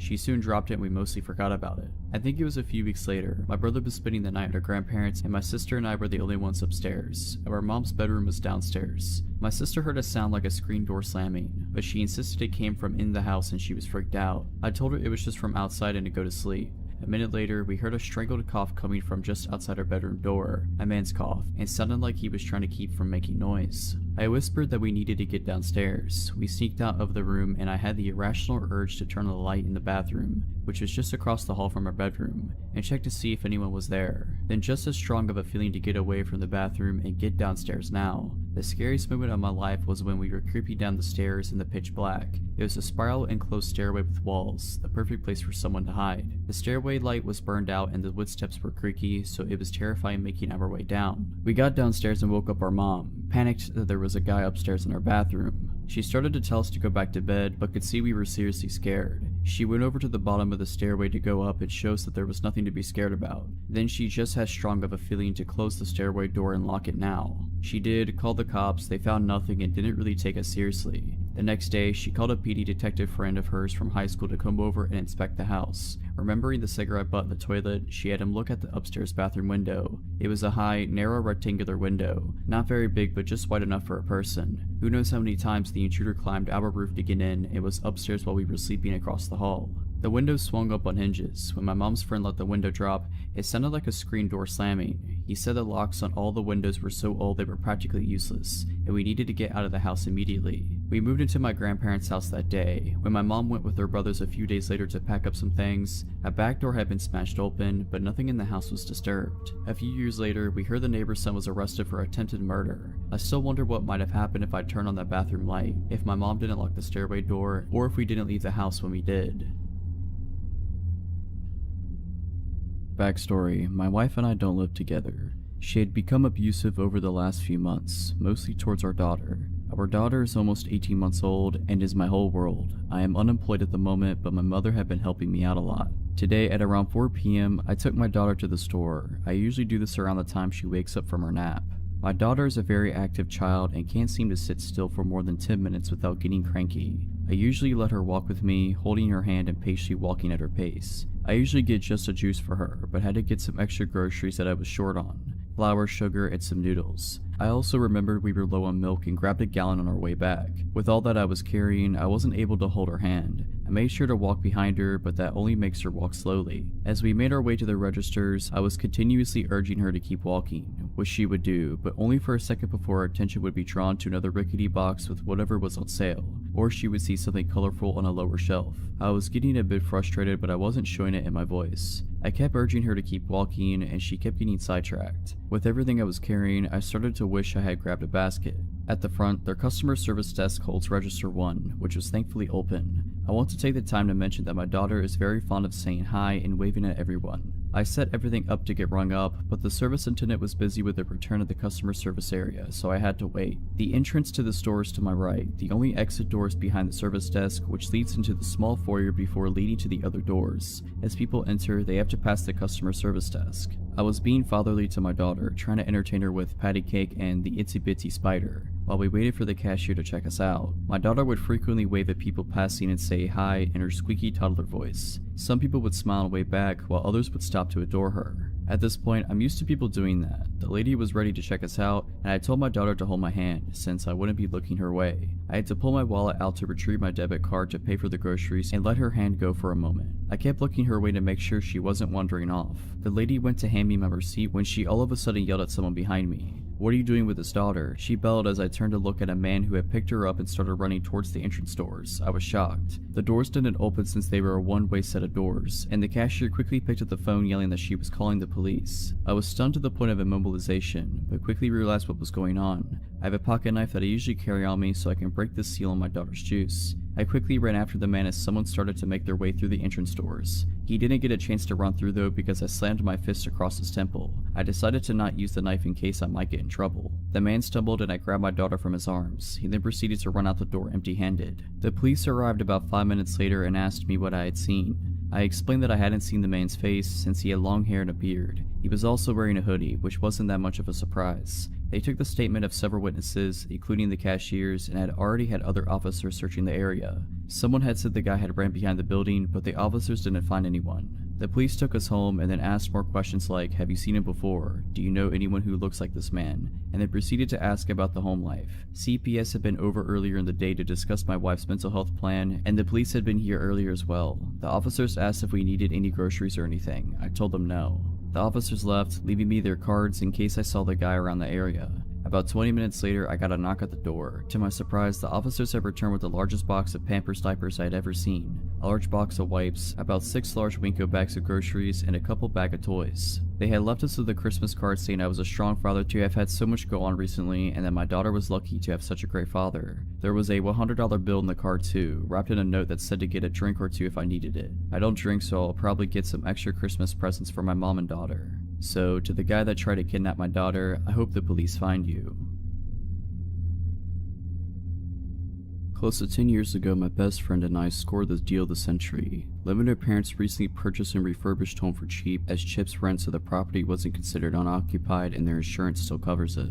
They were planning on selling their house in the country and moving closer to town in a year. But when they spotted this place, it was perfect, so they snapped it up. They couldn't be bothered dealing with random tenants for a year, so we offered it. It was a lovely old mid-Victorian style house with a hallway running the majority of the length on the left side, and 3 bedrooms and a bathroom coming off the hallway to the right. At the back of the house was an open-plan living room and kitchen and a backyard. It was an inner Melbourne suburb, so it was totally fenced in with 6-foot fence on 3 sides, and the front had a cutesy white picket fence. On the right side of the property, an outdoor gravel pathway was wedged beside the bedroom walls and the fence line. It began with a gate in the front yard and ran the length of the property to the backyard. This is important later. My friend obviously scored the master bedroom at the front, with lovely vertically opening bay windows facing the front garden and street. I had the next bedroom with the window facing the gravel path/fence, and the 3rd bedroom was our study. We lived here for close to 10 months in bliss. Great house, great company, and even though the area was considered a little dicey, the location was stellar.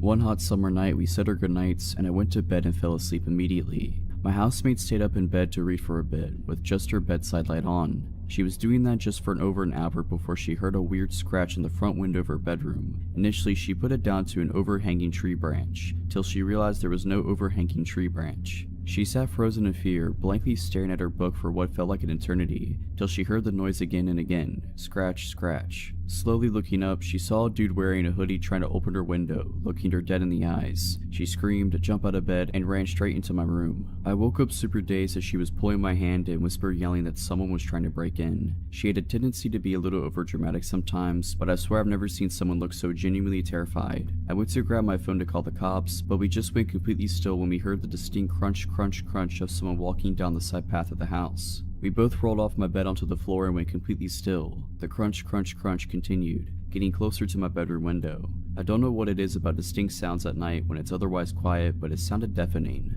And then I realized why it was so loud. My window was wide open. I jumped up, slid the window down, and slammed the lock shut just as he reached the window. He looked at me, but he didn't react at all. He just calmly tried to open the window, but when he realized he couldn't, he continued down the pathway to the backyard. I was extremely terrified now, and my housemate was crying. I sprinted to the back door to thankfully find it locked and ran back to my room and called the cops. I didn't know what the cops knew that we didn't, but they must have broken a land speed record to arrive all at 3 minutes later, lights and sirens off. We saw them go down the side path, guns drawn, straight to the backyard. There were some noises from the yard, then a knock at the back door a moment later, and the police identified themselves. Turns out the dude had vaulted the back fence, and another patrol car was headed to the next street over to look for him. The 2 cops at our place asked if we were okay, and then asked if they could come in and look around. They managed to calm us down whilst making sure the place was safe.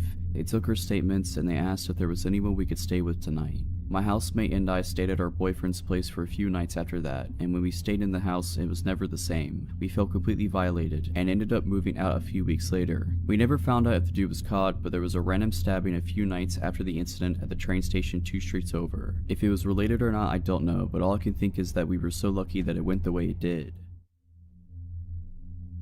This happened way back in October of 2006. At the time, I was just a 19-year-old kid always on the lookout for adventure. One Friday night, after wrapping up a shift at McDonald's, I met up with some of my friends who suggested we check out this haunted location called White's Bridge. My one buddy Brendan said he had recently learned about it and began telling us the legends associated with the 100-year-old wood-covered bridge. Never one to turn down a spooky experience, we all piled into my green Ford Taurus and headed out on our journey. Brandon gave directions, guiding me off the main road, and within minutes we were on the dirt back roads, surrounded by woods and cornfields. Our only point of reference was a blinking cell tower off in the distance. We could tell we were getting further from the city as our cell phones began slowly losing service. As we rode deeper and deeper into what legitimately felt like the absolute middle of nowhere, Brandon repeated the legend associated with the bridge. Back in the early 1900s, a local farmer discovered that his beloved wife had been cheating on him, and in a fit of rage he killed her and her lover after discovering them in the act. After committing the cold-blooded murder, the farmer left his home and wandered the dirt roads in a daze. He eventually came upon White's Bridge where the realization of what he had done finally began to sink in,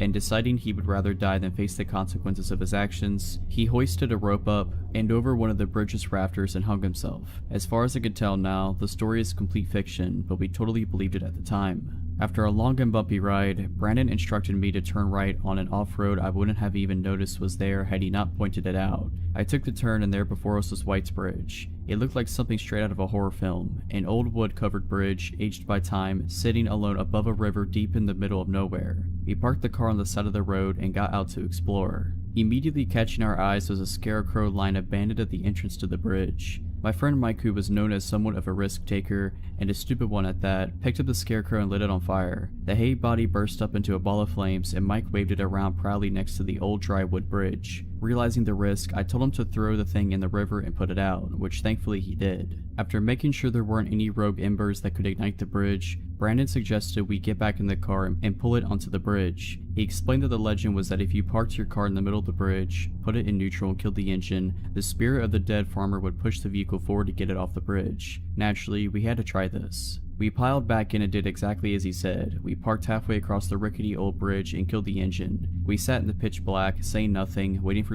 anything to happen. The only sounds were the creaking of the bridge, the river flowing beneath us, and footsteps. Suddenly, the back driver's side door opens and a woman abruptly enters the back seat, cramming in next to my two friends back there. She looked to be in her late 20s/early 30s, long straight black hair, slim, and wearing a plaid shirt and blue jeans. It's been a while, but this is essentially how I remember the conversation going. "I saw your fire signal for me," she said.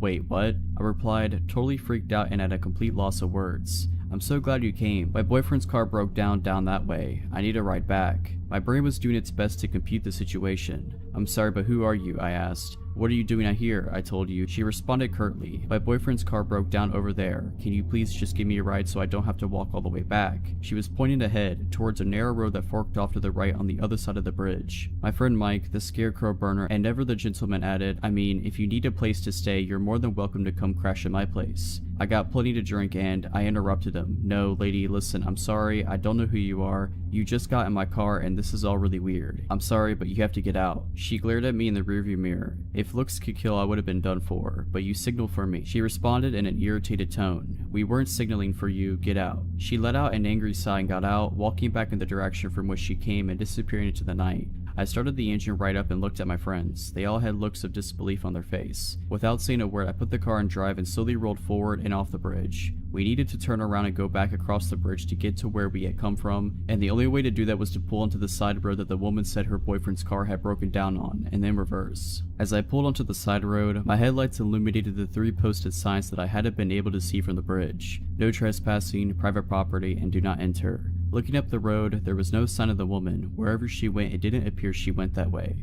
I didn't want to stick around though, so I backed up and crossed the bridge again, and from there began the journey home. We didn't have much to say on the ride home. I think we were all equally stunned, except for Mike, who asked if he knew anyone that would be awake at this hour that he could score some weed from. I visited White's Bridge a couple other times after that, but nothing of note happened in my subsequent visits. Sadly, some people burned down the old White's Bridge some years ago. It was rebuilt, but from what I hear, it's just not the same as the original. I don't have any plans to go and check it out. To the strange lady who entered my car out in the middle of nowhere at 2 a.m., let's not meet.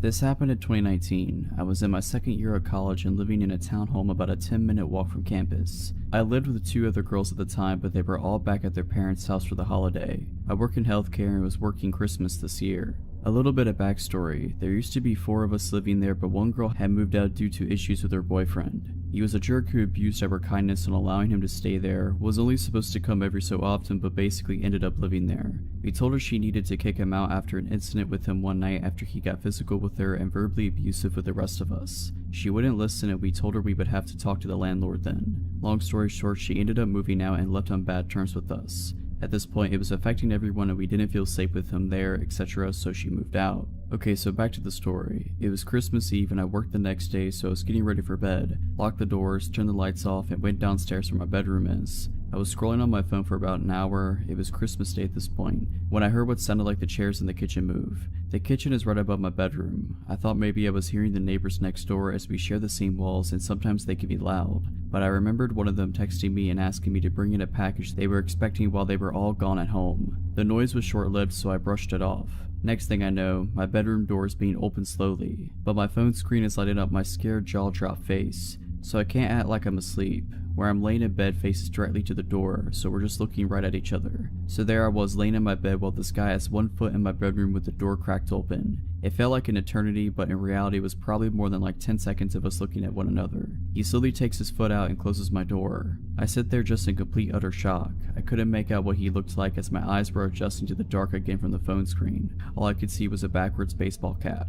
I knew I had to call the police, but my anxious self knew if I called, it would alert my parents' phones that I called. Me being dumb, I was like, well, I don't want to make them worry. Also, I was scared he might still be somewhere in the house, and I didn't know what he would do if he heard me call. So I texted the guy I was seeing at the time and tell him, some random guy just broke into my house and came into my room. He snapped me out of it and told me to call the police, and so I did. The dispatcher asked me if I felt comfortable to go unlock the front door for them so they didn't have to break it down, and I told her no way, I don't care if the door is broken, I'm not going up there alone. A couple minutes later I see flashlights shining through my window. I hear the police knocking at the door and announcing themselves. They got in and asked me where I was. I came out of my room and they came and got me. They told me to wait on the back porch while two of them searched the house and one stayed with me. They didn't find anyone and I said nothing looked like it had been taken. They even tried to get fingerprints but were unsuccessful. They then started asking me questions and informed me that the back door was unlocked and had no signs it had been broken. I told them I had locked it. Luckily the guy I was talking to stayed with me that night, but I still couldn't sleep. I kept having to go check every inch of the house over and over. I placed chairs under the door handles on the front door, back door, and my bedroom.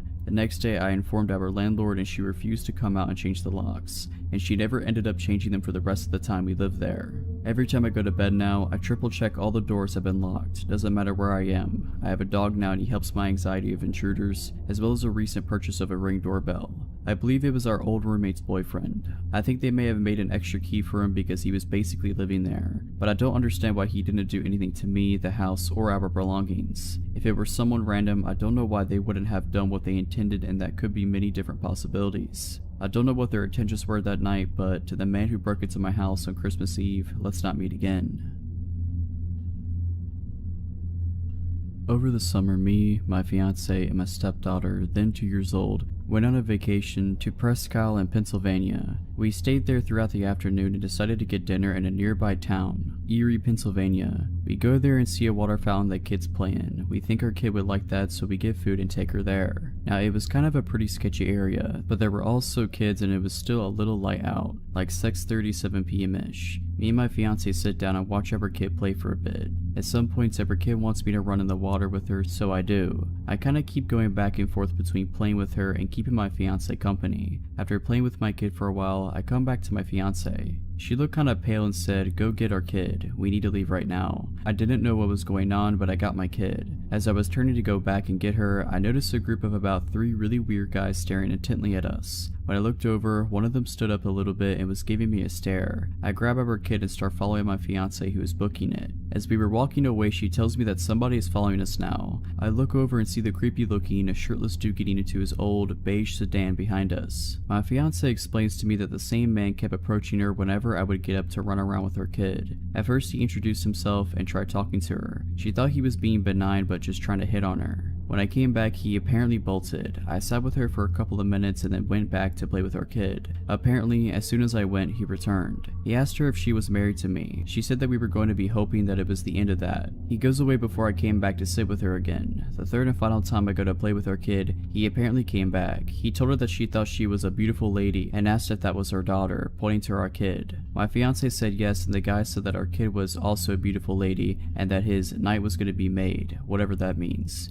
Q and I come in and we book it. We're walking back to our car, which is kind of far away. Erie in general was pretty abandoned outside of the park, and we noticed the car pull out and start driving extremely slowly in a street parallel to us. At this point, I don't think he knew we saw him. My fiance's freaking out, and I tell her to wait near the vestibule of a closed Starbucks where we weren't in this guy's vision. We stayed there for about 5 minutes and I was watching the roads, not seeing anything. We continue walking but are still on high alert. I found my car parked outside of a McDonald's and we're now power walking to it holding our kid. I look behind and lo and behold, the same beige car going at 3 miles per hour just barely inches out from the side street so I can see it. As my fiance and the kid are getting in, I turn around and stand at the back of the car and shoot this guy the death stare. After looking at his car for about 10 seconds solid, he peels out and speeds off past us, nearly hitting me. Not sure what this guy's problem was. I assume that he wasn't tailing us for any good reason. Afterwards, I bring up the 3 guys that were staring at me. My fiance said that the pervert following us was sitting with them when he wasn't coming over to her and saying creepy stuff.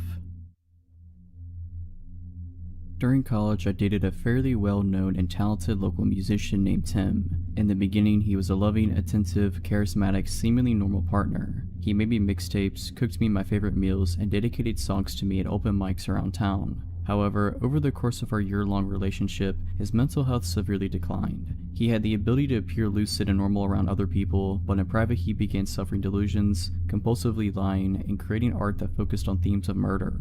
I was worried sick and his condition was exhausting, but I did my best to be kind, understanding, and supportive. I loved him and believed that he shouldn't have to struggle with this mental illness alone. One time he vanished without a trace for a full day. I found his apartment empty, lights on, front door wide open, phone on his nightstand. I took a few deep breaths and called all around the city for hours before finally discovering he had been involuntarily checked into a mental hospital. I did my best to be strong for him, seeing him every day during supervised visitation hour, bringing him his favorite books to pass the time, and holding him as he sobbed that it was all a mistake, that he did not belong there. It was surreal to see my boyfriend surrounded by visibly insane long-term psych ward patients. In retrospect, none of the staff ever told me the real reason why he was there, and I was too polite and naive to ask. Our relationship ended a few months later. I found undeniable evidence that he was cheating on me and, secretly relieved, confronted him. I told him to leave my apartment and never come back. He cracked. The gentle Tim I had known and loved melted away to reveal a new dark persona. He threatened to off himself with pills unless I took him back, but I was so extremely done that I called the police. They weren't much help, but Tim left. I blocked him everywhere and never contacted him again, but he left me insane voicemails from different numbers for weeks afterwards. I was relatively unshaken and things returned to normalcy. I graduated and got a sweet job in the same cool college city. 6 months later, I woke up to concerned texts from mutual friends saying that they didn't want to freak me out, but Tim was off his meds, clearly manic, and was posting a newly written song all over his social media. His best friend, who hadn't been in touch since before the breakup, sent me an apology along with a screenshot of the lyrics. That got my attention. The song was pretty explicitly about my murder, but in a sort of clever, disguised way. I checked his profiles myself from a friend's account, and he was posting dozens and dozens of totally insane rambling statuses, most of them about me. They flip-flopped between flowery love prose and murder imagery. His friends were reacting with concern, but a few egged him on, probably thinking he was just venting about his ex. I decided it'd be best to continue ignoring him, but I saved screenshots just in case. A few days later, while at work, I looked up from my computer to see Tim enter into the far side of the studio. My blood turned to ice. He was talking to my creative director. It looked cordial enough, and I saw Tim begin to casually scan the studio. I ducked down and bolted into my favorite project manager's office, slammed the door, and unleashed upon her what it must have been a nearly unintelligible explanation of what was happening.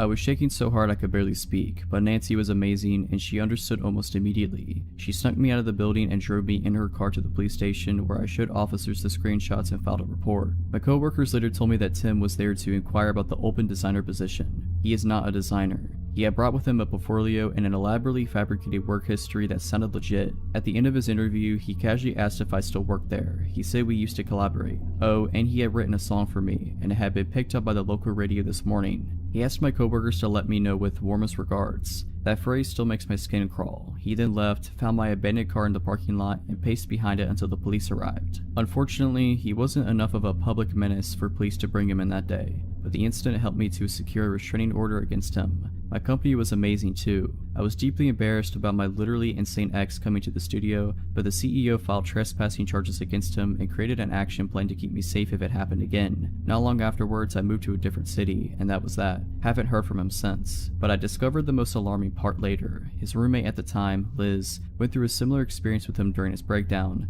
and when he compared notes much later, she said she had seen a large axe in Tim's car the same week it had all gone down. She said that she was worried about Tim's Facebook activity, so she removed the axe and hid it. Tim was so angry that he completely trashed their house and never came back. And if our timelines are correct, that must have been just before he came into my workplace for his interview. When I was about 12, I decided making a newspaper for my entire neighborhood was a really great idea. My friend and I were both at middle school and decided to get together once a month and write absolutely enthralling articles about the weather or when the pool would be open, and then deliver our front/back one-page newsletter to every single house in our 2-street neighborhood, whether they wanted it or not. We kept this up for about 2 years until the time of the story. So we were on our once-a-month paper route, if you could call, walking around our small neighborhood and putting a single sheet of paper in every mailbox of paper route. It was raining this particular time, so we had umbrellas and we were carefully walking to each mailbox, trying to keep our newsletter as dry as possible. This also meant all the cars that came by had their headlights and windshield wipers on, and also made sufficient noise with their tires splashing through the puddles. My point is that we knew when a car was approaching behind us. We were about halfway through, on the street we weren't so familiar with, the one we didn't live on, when we noticed this souped up old white car coming really slowly up the street. Now, the way my neighborhood was set up, the only reason why you would be on the same street as us is if you lived there or you made a wrong turn. So there were even less cars on the street, and the ones that passed usually were people that we knew. We continued walking from mailbox to mailbox, while periodically checking to make sure the white car wasn't just parked. It was moving very slowly, and the headlights and windshield wipers were either broken or just not turned on. This car drove slowly past us as we walked, going roughly the same pace as our steps, if not slower. Something was so off about everything. There was no reason for this car to be on this road in the first place. We definitely didn't recognize it or the driver inside, and it was going so incredibly slow. Car trouble? I don't know. We pretended one of the houses was ours and walked up the driveway to avoid the car as it got close to us. It continued at the same pace, and we watched it until it eventually disappeared around the corner. We laughed about it, thinking it was weird, but nothing happened. It was all well and good until the car showed up at the end of the street behind us again, going just as slowly as it had before. What was this person doing? We were so confused and walked a little farther from the curb to avoid the car again as it came by. We didn't laugh about it this time. The car showed up a third time at the end of the street, and at this point we decided we should cut through some yards to get home. Better safe than sorry, right? We crossed the street, but the car passed again and we shrugged it off and kept going. The fourth time this car came around, it pulled up right next to us and the driver had his window down. Being 12 and living in a bubble, my friend and I hadn't really experienced shady people, but we knew something was up with this guy. He had a white towel draped over half his head, was wearing a white tank top, while we were in long sleeves and rain jackets, had his window down, and when he spoke his speech was slurred. We were polite and said hello, and he asked us what we were doing through his open window. We continued walking as this interaction took place because we knew this dude seemed sketch, but at the same time we didn't want to assume anything and be rude. When we told him we ran a newspaper, he immediately perked up and enthusiastically asked us about placing an ad. He also took his hands off the steering wheel and leaned over so he could get closer to the window. He smelled of cigarettes. My friend and I looked at each other. We knew something was wrong. We told him no, we don't place ads in our newspaper, even though we did. He told us we were pretty girls and probably cold. Our idea to cut through some yards was decided. We hurriedly said something about needing to go home, and he began shouting at us from inside the car as we crossed the street. We bolted to a neighbor's backyard when we heard the car begin to move quickly and hid in some bushes until we were sure the car was gone. We stopped writing our newsletter after that. Meeting a creepy person while you're alone in the rain in your own neighborhood was a good deciding factor for calling it quits. So, weird and probably high dude that tried to talk to a 12-year-old me and my friend, let's never meet again. To start off, I am a 16-year-old female. Okay, I was visiting my mom's apartment for the weekend with my sister. We go there every weekend or every other weekend to see her. We arrived at about 10 in the morning and brought in our pillows and movies or whatever from my grandma's car. We get inside and chill there for a couple hours watching TV before my sister says that she's hungry. My mom asked, okay, what do you want? I said I was okay with having a pizza, and my mom said that she would have to run to Kroger's, which is less than a mile away. She said she would also get some movies from Redbox. My sister then asked if she could go with my mom to Kroger's. My mom said she could and asked if I would be okay in the apartment by myself. I said I would because I knew I would. I'll be gone in 20 minutes tops, my mom said. She didn't like leaving me alone, but she thought it would be okay as she told me later. Now, my mom's apartment is kind of in a crappy place. where people have been spotted with drugs and thieves and stuff, but I was on the 3rd floor in one of the many surrounding apartment buildings, with tons of neighbors. I would be fine. Okay, lock the door, and you know not to open unless it's me. They left soon after, and I was sitting in the couch, on my phone with Jerry Springer playing in the background. It was about 10 minutes after they left when I heard the doorknob jiggle. I looked up, not feeling scared right away, but also feeling a little wary. I should mention that I carry a pocket knife everywhere with me, and the blade is about 3 to 4 inches long. It was sitting on the coffee table in front of me when I got up to go to the door. I'm only 5'3" and I knew not to open the door, so I grabbed a chair and stood on it to look through the peephole. That's when I got scared. On the other side was some guy, just standing there trying to open the door. Of course, being how I am, I try to laugh myself out of being afraid because I had no reason to think he was going to do something to me. Maybe he just had the wrong room. I'd never seen him before and I don't know everyone in the building personally, but I had seen them all at least once, and he wasn't one of them. Hey man, I think you got the wrong room. He froze, his eyes glued to the door handle, and then at the peephole. He probably could tell exactly where I was when I spoke. I swear we made eye contact and the whites of his eyes were so yellow I thought he had jaundice. Then he all of a sudden started ramming his shoulder into the door, like full on shoulder ramming like in football. I jump off the chair and grab my phone and knife and run into a room with a window and lock the door. I call my mom's friend who lives in the apartment building across the street and start crying hysterically and said, "Jess, someone's trying to break in, call the cops, bring Chris, please just get over here." She didn't even hesitate, "I'll be right there." Within seconds of hanging up, I call my mom. The guy's still hitting the door and he's yelling in frustration now. My mom picks up after a few rings and I tell her what I told her friend, and she was coming with Chris and she needed to get here quick. She was frightened and yelled that she was almost there. By the time I saw Jess make her way down 2 flights of stairs and across the road with her boyfriend, my mom was flying down the road and was there within mere seconds of me calling. They all race inside and I hear everyone yelling in the hallway. I unlock the door and peek outside of the apartment and see Chris holding the guy against the wall while my mom hugs me and Jess is screaming at him. Long story short, the police arrived and took my statement, and the man first denied it by saying, "I thought it was my room," but then he ended up confessing that he wanted to see me and talk to me because he thought I was pretty. The police officers had him in handcuffs and ran a background check on him, and what came up wasn't surprising. He had a warrant for an assault charge on a woman and had been arrested for kidnapping. Yeah, I hope I don't have to experience that again. I was 19 years old and the only female working at a shop specializing in automotive batteries and things of that nature. I had been working there long enough to realize that most of the clients were male and oftentimes made for some awkward situations. For instance, I would get talked down to and patronized quite a bit or flirted with to the point where I would be somewhat uncomfortable. However, this never really bothered me. One day during a particular busy rush, a very tall man who was maybe in his mid-30s came through my line. This guy had some very strange energy. He seemed a little off. However, it was my job to be professional and assist whoever came through my line. I brushed aside the uneasy feelings. I just wanted to ring this guy out and getting through the rest of the line that was now trailing out the front door. I greeted him and talked to him as I would any other customer while I was processing his transaction. Things were going fine until he realized I was almost done. He started stalling, making up weird excuses as to why he couldn't use certain credit cards, how he needed me to put his battery on hold and he would be back, etc. I told him that I would hold it for him and that he could come back whenever he found the time. I figured he would leave at that point, but he just stood there and just stared at me. Now that I think about it, he was more staring through me than at me. I was a bit uneasy but kept my polite, professional demeanor.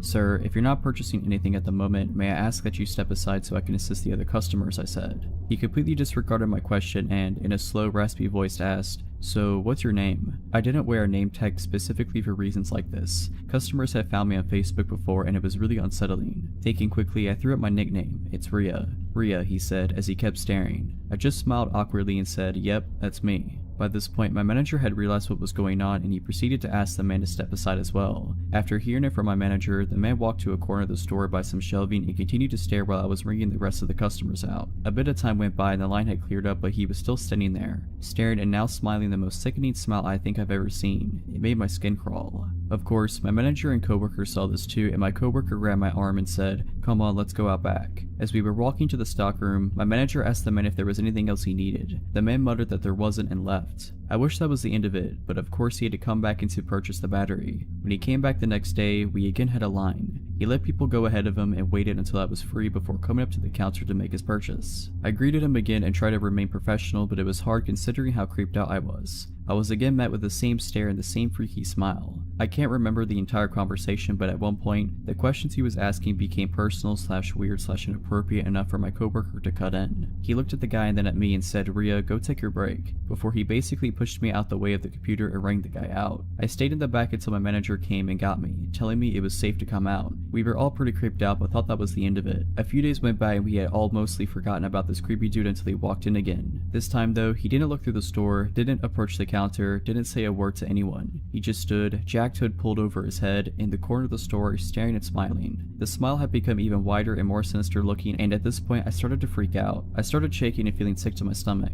Then my manager cut the horrible tension by pretty much screaming at the guy, "Hey, I'm sick of you coming into my store and pulling this crap."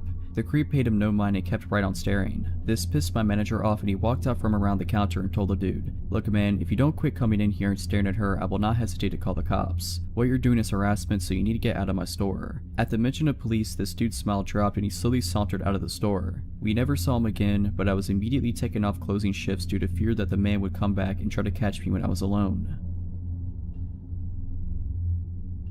About 3 years ago, I was in a long-distance relationship with a younger man, meaning he was only 17 at the time while I turned 19 in the relationship. His name is Peter. Peter was not a nice person to say the least. He thought that the first impressions he made on people were the only one he needed, and as such he stopped being nice, polite, or reasonable to people after the first meeting. I was young and saw past this, thinking I could somehow change him. However, this abuse towards people around me and myself eventually became too much and I broke off the relationship with him. The breakup went smoothly, all things considered, except he wanted me to say the words so he could play the victim. This had been a core element of our fighting because he hinted that he would wanted to break up, but instead of just saying it, he kept me on the hook and became even more abusive. I'm getting sidetracked, but the point was that I thought of the matter as resolved and entered a loving relationship with my current boyfriend shortly after this. Then came the day where Peter wanted to get his belongings back. I texted him a list of everything he had left in my apartment and he okayed it that it was everything. We also made an appointment for him to stop by my apartment around 3 p.m. the following Thursday. I have no intentions of letting him get back into my house nor being alone with him, since he suddenly seems to have many mood swings after seeing me in another relationship. He has been blocked from my Facebook account, but somehow knew I was in a new relationship, which was a major red flag to me and my boyfriend. Thursday came and I felt eager just to be done with it. My boyfriend and I are walking home from high school when my phone rings. It's Peter. He yells at me that he has now been waiting at the train station for over an hour. I try to reason with him, agree to meet him there with his belongings since he needs to catch a train. My boyfriend walks with me to the train station, but we arrive only to find it vacant. I live in a small town and the train station is mostly used during rush hours in the morning and evening. It is also located rather bizarrely among normal residences, and there are a lot of off alleyways leading all over town from there. I get a text stating that Peter can see us, but won't come out of hiding when my boyfriend is there. We leave his stuff on a bench at the train station, calmly replying that I'm not actually interested in meeting him. When I say calmly, I mean that my reply is calm. I'm shaking and my boyfriend is furious over this child's play. On our way home, I receive another text. This time, he states that he has a gift for me and it is in my mailbox. This freaks us out even more, mostly because this indicates that he might be waiting at my home. It is entirely possible that he watched us on the train station and then ran all the way to my apartment. However, there is no trace of him and nothing except a bill in my mailbox. By now, we figure that he is acting out of spite and proceeds to ignore the bombardment of texts, calls, and so forth that follows that day. After a while, life returns to normal. Then I get another call, this time from my ex-elder brother who is worried about his sibling. Apparently he has disappeared, taking one of his brother's gas pistols. I am speechless, but since I haven't seen anything, I shake it off as another childish act. The same day my boyfriend sees police officers walking around the basement staircase on the exterior of the house we lived in while doing some grocery shopping. He did this every day around 4 p.m. The next day we are contacted by my boyfriend's mother. In the newspaper, there is a description of an unnamed young man from the same town as Peter, who has been arrested for attempted robbery of the pizza place I lived above. He was armed with a knife, a gas pistol, and lighter fluid, while stating that he was not attempting a robbery but was there to visit his ex, presumably me. Contacting the police, I discovered that he also had a mask, fake papers, and a wig in a duffel bag, which he had thrown down in the staircase when, around 4 p.m., he had jumped a fence and tried to enter the pizza place. This means that my boyfriend went out our front door, while my ex was hiding right beside the front door armed. I have never been that freaked out before. The sad truth is that my ex never got charged with anything because he is a minor, has a father with a military background and money. Luckily after this, me nor my boyfriend ever saw him again.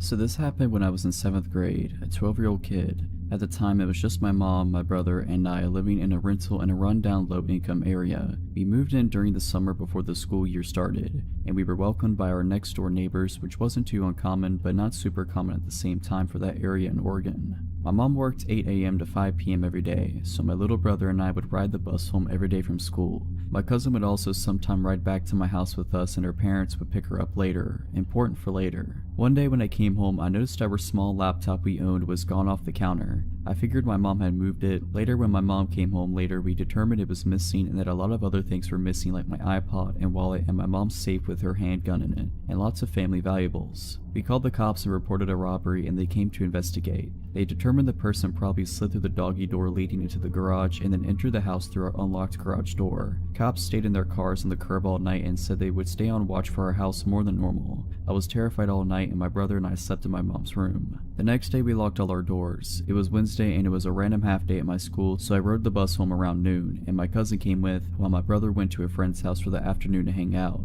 I used the key under the mat my mom leaves for me, and my cousin and I hung out for about an hour or two until her mom came and picked her up.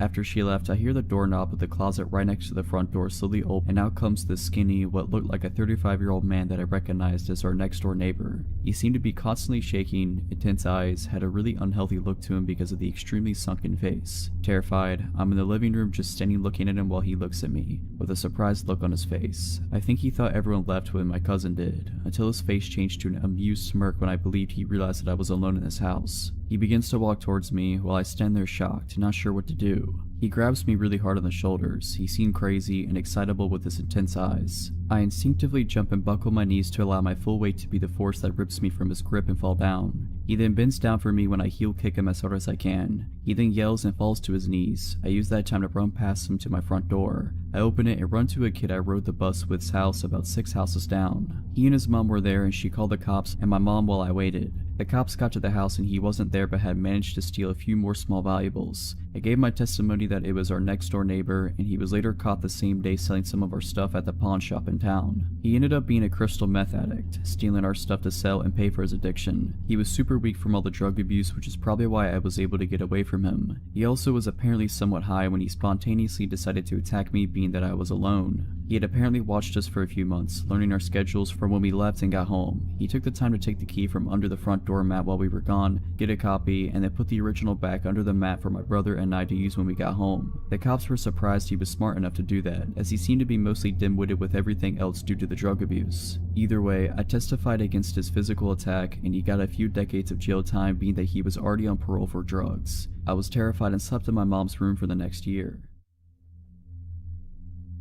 About 25 years ago, when I was in middle school, 7th grade, I had a real bad problem with bullies. I couldn't handle the ridiculing I took while riding the school bus, so I started walking 3 miles to and from school every day. The path I walked was pretty safe, mostly on a sidewalk and always on a busy road, with the last 2.5 miles being a straight shot directly to the school. Back then, there wasn't a stigma attached to kids being outside on their own, so this wasn't deemed unsafe or noticed by anyone, or so I thought. I lived alone with my father, parents being divorced, and my mother saw me on weekends. He didn't see any harm in the walking, and my mother wasn't aware of the bullying or the walking. I did not want her to know, so I continued unimpeded for over half the school year. Now, I wasn't really an active kid, and I sure didn't like having to walk 6 miles every school day, so I assumed this was the motivation for the error I was about to make. One day on the way home, a car pulled up on the shoulder and stopped, about 100 feet ahead of me. That car looks familiar. Hey, it's my father. He's gonna drive me the rest of the way. I started to jog up to the car, seeing him in the driver's seat waiting patiently. His hair looks darker than normal today. Wasn't the inside of his car tan and not red? The thoughts left as soon as they entered, and I caught up to the car and opened the passenger side door and started to get in. As I was tossing my backpack on the floor in front of me and swinging my legs into the car, I started saying, "Thanks, Dad," but the sentence never completed. Before I knew it, I had shut the car door and we began to move. This isn't my father. This man was much older, by at least 20 years, hair obviously dyed black, and hands propped at 10 and 2 on the steering wheel. The shirt he was wearing looked just like one my father would have worn. A short-sleeved collared button-down, brick red with black horizontal lines, not pressed, but not too wrinkled either. He was smiling at me, which probably would have felt warm if it was coming from my grandfather, but instead it felt menacing. I heard a click and looked over at the door, which had just been locked. I stared at the door for a moment longer, then turned and faced front and completely froze, terrified. "Hello, I saw you walking. I figured I'd come give you a lift." I did not move or answer. His voice matched his smile, deceivingly friendly. We were roughly a mile away from home, and half a mile from the next turn needed to head in that direction. All I could concentrate on is how I was going to get out of the situation. "Are you on your way home?" This snapped me a little out of my zone. "Yes, I want to go home," I answered. "Stay calm, talk normally, don't act scared." "Where is your house?" "I can take you there." Feeling just slightly relieved, I told him to take the next right turn. I felt myself begin to breathe, and I realized how tense I had been. My body relaxed slightly, and I finally moved and wrapped my hands around my backpack straps. We started to come up on the intersection, and I pointed ahead, reiterating that this was my turn. "Okay, but if you want, we could take a ride instead." It sounded like a question, but it didn't feel like one. The dotted line for the turn lane had begun, but he did not get over. Instantly, I tensed back up, and my grip and my gaze on the backpack straps tightened. Through strained muscles, I choked out that, no, I really need to get back home." He swung the car into the turn lane and began to make the turn. Wide-eyed, I glanced up and verified that yes, indeed, we were making the turn. "Are you sure? I'll make sure you get home before anyone realizes you're gone." Grip tightening further, I abruptly stated that no, I need to get home now. My father's expecting me home now. He's waiting. I just hoped it sounded more convincing than it sounded to me. We completed the turn. Sigh. "Okay, maybe next time. We can meet at the same place tomorrow." "Yeah, tomorrow's good. I just need to get home today. Now." My eyes were firmly trained on the road ahead of us, hoping that if I just focused on the direction to home, I would get there. The turn into my neighborhood was approaching, and I informed him, again pointing towards the direction home. The next few moments were silent. As we came upon the turn, I reminded him, and to my slight surprise and incredible relief, he made the turn. For the first time, I had more hope than doubt. My old neighborhood consisted of mainly apartments, but in the back were a block of townhouses, which is where I lived. If you were unaware of the layout of the complex, the townhouses might go unnoticed. Right before we got to the area where I lived, I told him, "Here, stop here." He pulled over to the side of the road in front of an apartment building. He unlocked the door, and I hurried out of the car, backpack still in hand. I began to close the car door behind me. "See you here tomorrow, same time?" I paused for just a second and risked another look at the man. Still smiling, still terrified. "Yes, tomorrow, see you later." I finished closing the door and hurried off.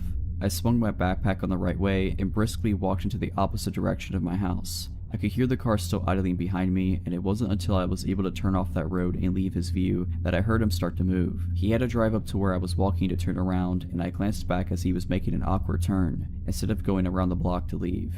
He caught my gaze and gave a slight wave before driving off. My hand was in the reluctant process of waving back, but I was slow enough that he was gone before I completed the motion. I turned my head and kept walking, and the moment I could no longer hear his car, I ran, as fast as my legs and heavy backpack would let me. I ran around to where I could hide between two buildings, and hid there for a while, until I felt enough time had passed for me to feel confident he was not driving around waiting looking for me. It was probably 30 minutes, but it felt like hours to me at the time. I ran the rest of the way home, keeping a lookout, making sure he couldn't see me going through the backyards. I reached my front door, unlocked it, and almost spilled inside. I was moving so fast. It wasn't until I locked the door behind me that I felt safe. I didn't feel scared anymore. I was home. In the end, I told both my parents, and my mother forced my father to drive and pick me up from school for the remainder of the school year. And luckily for me, the bullying stopped the next year. My father didn't believe me and thought I made up the story to get out of walking to school. In his defense, me trying to explain that, no, the car was exactly like yours, except the entire color of the inside, and no, he did look like you, just with darker hair, and it all happened so fast. It was worth his disbelief and annoyance every day in the car, so I never had to meet that guy again.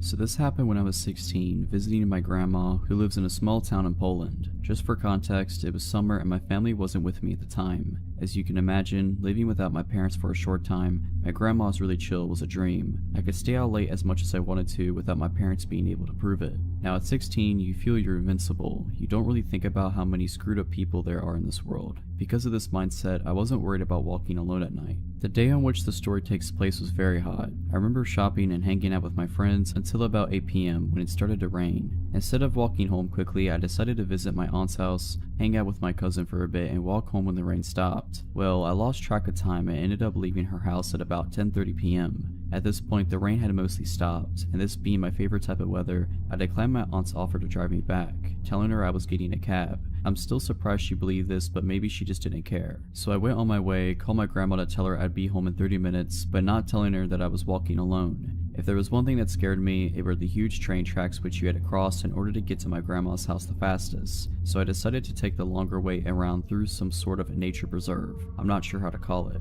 I enjoyed my walk through the light rain until the long metal bridge came into my view. Just as its beginning, I saw a man. It was a small, quiet town, so it wasn't common for the people here to be out this late, but I wasn't scared immediately. I only saw his back, but he looked like every other guy you'd pass by on the street. He didn't seem to notice me, and I didn't really care. I got distracted by looking at the trees to my left, but when I came to the beginning of the bridge, the man was nowhere to be seen. I suddenly stopped dead in my tracks and got an ominous feeling. This man couldn't have already been out of view. It would have been impossible for him to move this fast. He would have had to run, and I definitely would have heard him running on the metal bridge. At the end of the bridge, there was a small path that led under it, which was hidden by thick bushes. I got even more scared by the thought that he was hiding there, waiting for me. I slowly started to walk backwards, not taking my eyes off the bushes. I hid behind a tree and decided to wait a few minutes to see if he was hiding there. After about 10 minutes, my biggest fear came true. Suddenly, the man emerged from the bushes, looking in my direction. He was holding something big and shiny. I could make out in the dark that it was a knife. My mind started racing with 1,000 questions. How did he see me? Why didn't I see the knife before? Where was he hiding it? He suddenly started to run in my direction, so fast. He ran straight past me, hiding behind this tree, and I was so relieved. When he was out of sight, I ran faster than I ever ran, not stopping to look behind me, being frightened the whole way back, thinking that he'd somehow find me and do whatever sick thing he had in mind. Luckily, I arrived home safely, my grandma waiting for me already mad. Looking back, this was one of the most stupidest things I could have done because of what happened a month after this incident. 2 teenage girls about my age were stabbed dozens of times by this bridge. One body was found about 30 meters from it, and the other one was thrown into the nearby river. To this day, nobody knows who did it, but I'm pretty sure that it was the same man whom I've encountered.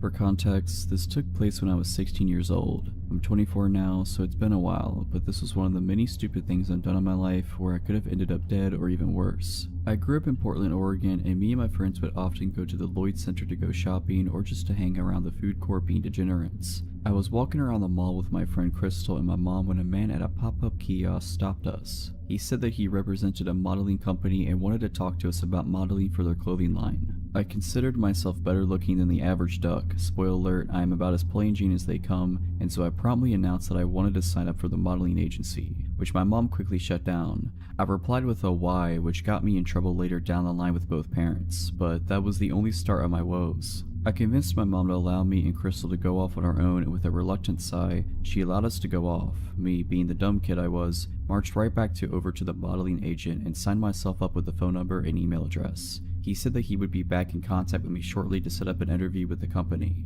That night, I went home and saw that I had a friend request from someone that shared no mutual friends with me. Hesitantly, I added the person and a message popped up. Hi, I'm such and such from the modeling company. You signed up with our agent earlier today and I wanted to get in touch with you. I know you're in the Portland area, so we wanted to set up an interview with you next week at 9 p.m. at this location. Are you able to come speak to us? I responded with a maybe and logged off my computer. That's when my phone started to ring. I picked it up and it was yet another guy from the agency. This new agent asked me whether or not I could come and do the interview. I said maybe and bid him farewell. It was about here that my gut instinct started to kick in. Why would they set up an interview so late at night? And I googled the address and it was in an industrial park by the airport. I chose not to answer the onslaught of emails, Facebook messages, and phone calls that I was getting. This went on for about a week before I got radio silence. The guy on my Facebook blocked me. There were no more emails or calls. It was at this point I began to worry. What if I had allowed my career to not even blossom, let alone flourish? What if I had made a mistake? I was already in hot water with my father for telling my mom off at the mall the first time. So with school in my mind, I allowed the idea to fade from my mind of what could have been. About 2 weeks later, our home phone started to ring. My father answered the phone, and as soon as he started listening to the message, his face became ash and he instantly hung up the phone, turning me to demand what I had done. I tried to feign innocence, but I knew the jig was up.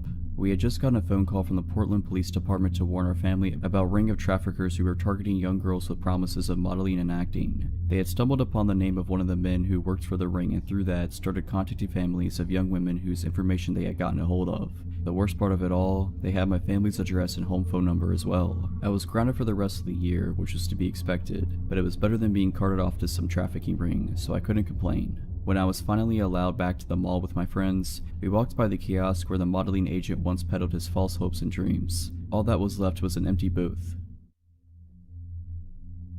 This happened about 4 years ago. I had just graduated from high school and was a month and a half into summer break. Needing money for college, I began working full-time for the school district I had just graduated from. Due to a music festival I wanted to attend as well as monetary concerns, I did not go with my family to North Carolina, which was fine by me. What 18-year-old doesn't want a house to themselves for a week? Furthermore, my parents' house is out in the country, so I had little to no fear about my neighbors complaining about parties or being bothered in any way whatsoever. But I was wrong. I often take the back roads home home from my friend's house, but on that night I decided I wanted some McDonald's, so I took the main drag and came home on a different route. This way takes you past a mechanic shop not a mile away from our cul-de-sac. It was between midnight and 1 a.m. and as I passed the mechanic shop I noticed a car's lights turning on, or should I say light, for this car had only one headlight working. I remember thinking that it was strange that this car all of a sudden turned its lights on as I was passing, and began to become even more concerned when it pulled out behind me. But I tend to be paranoid by nature, nothing serious, but I always question if the person behind me is following me and whether they mean me harm, so I brushed this off as an unfortunate coincidence.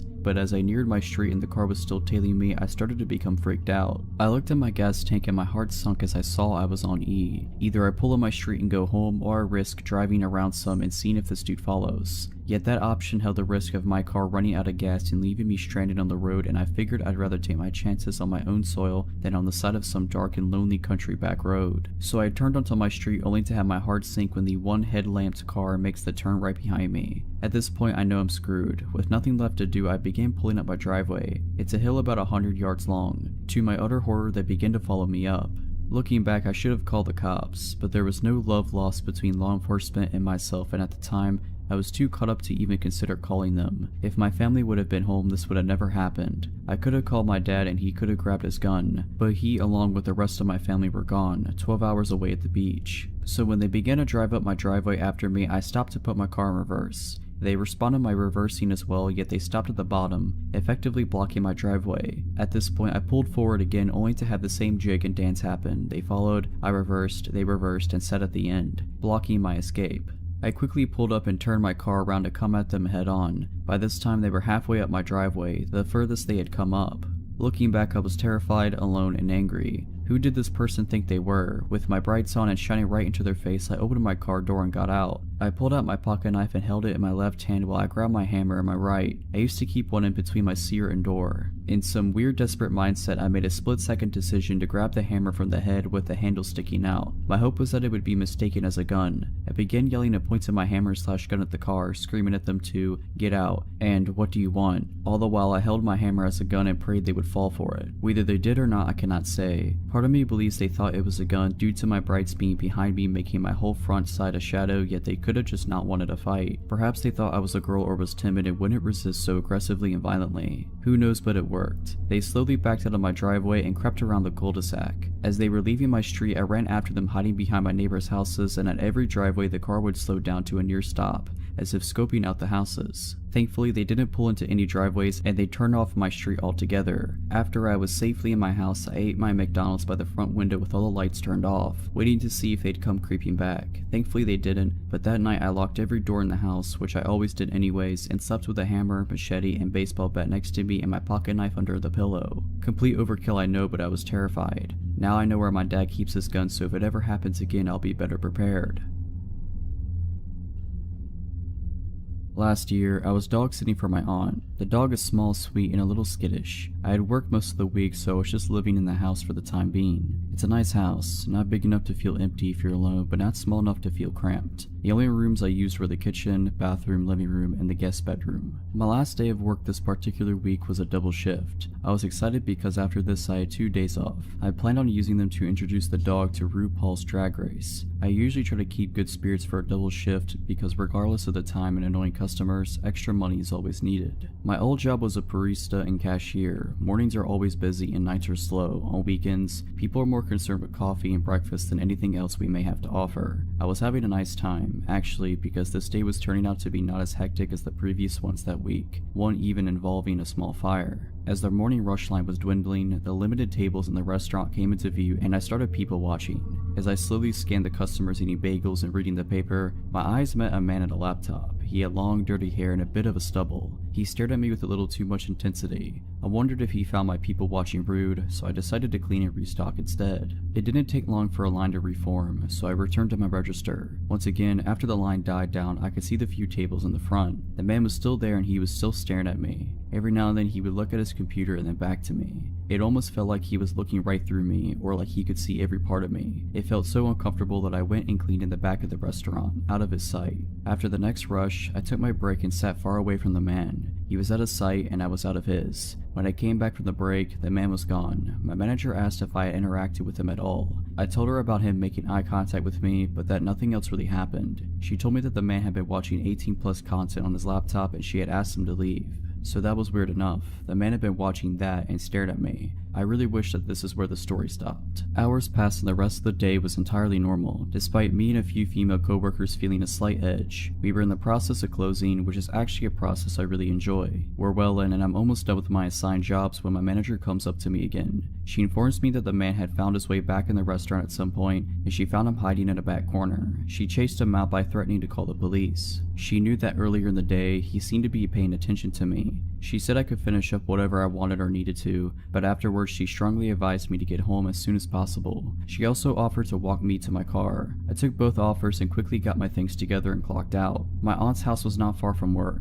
It was a 5-minute drive at most, which was helpful because then I didn't feel the crippling anxiety for much longer. I got in the house and after triple checking that I had locked every door, got into my pajamas. But unsurprisingly, I was not ready to sleep yet. Now was the time to introduce the dog to RuPaul's Drag Race. I went into the living room. The living room consists of a couch, 2 chairs, a TV, a window, and the front door. Unfortunately, the porch light was broken and the window had no curtains. That had me a little stressed, but I was willing to take that over the only other TV in the house, which was the one that exists in the scary basement. Facing the basement TV included having my back to a sliding glass door facing the very dark woods. No thanks. I was setting up the TV when the dog started growling. I really didn't think much of it. As I said, the dog is skittish so he growls and barks all the time. I wasn't looking at him. I was muttering shush shush and figuring out how to work the TV. The dog didn't stop and started to get louder, so I finally put down the remote and I turned to face the dog. I froze. The dog was barking at the window and there was an outline of a man at the window, the exact same build as the one at the restaurant.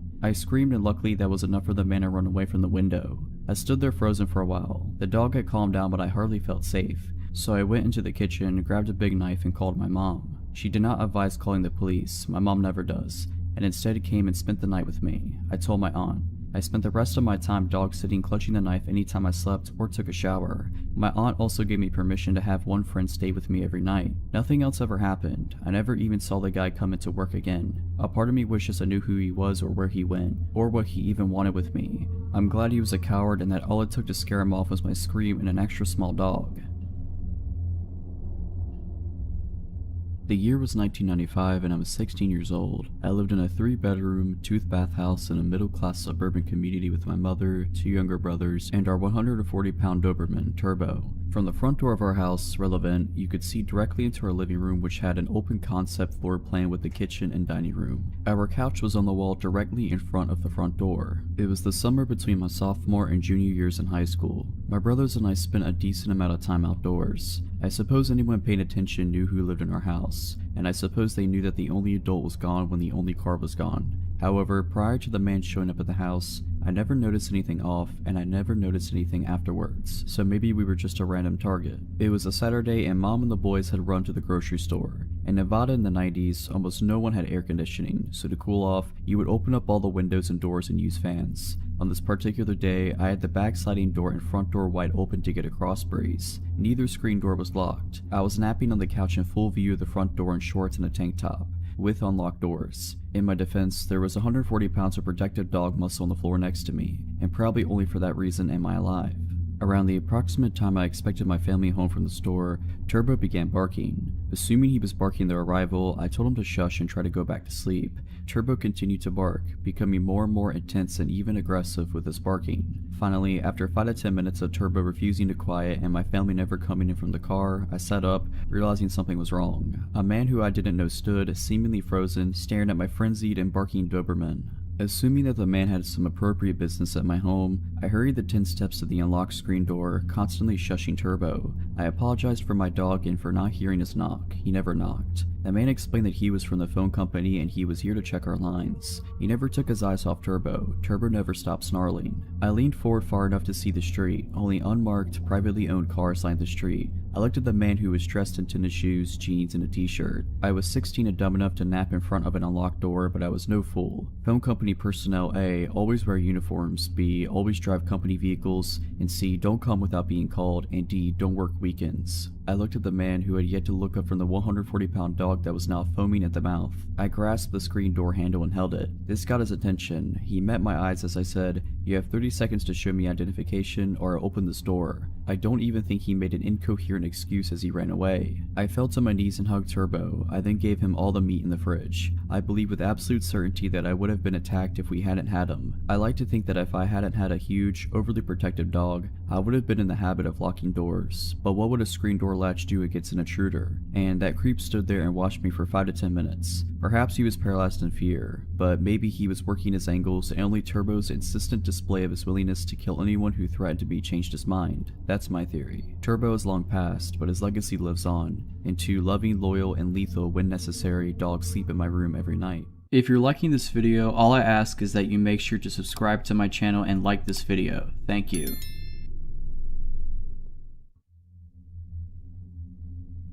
For context, I'm a 5'3", 24-year-old female and working as a programmer for an IT company in the Philippines. Now the area where my office is in comprises of 3 buildings. Building A, where my office is in, Building B, and Building C.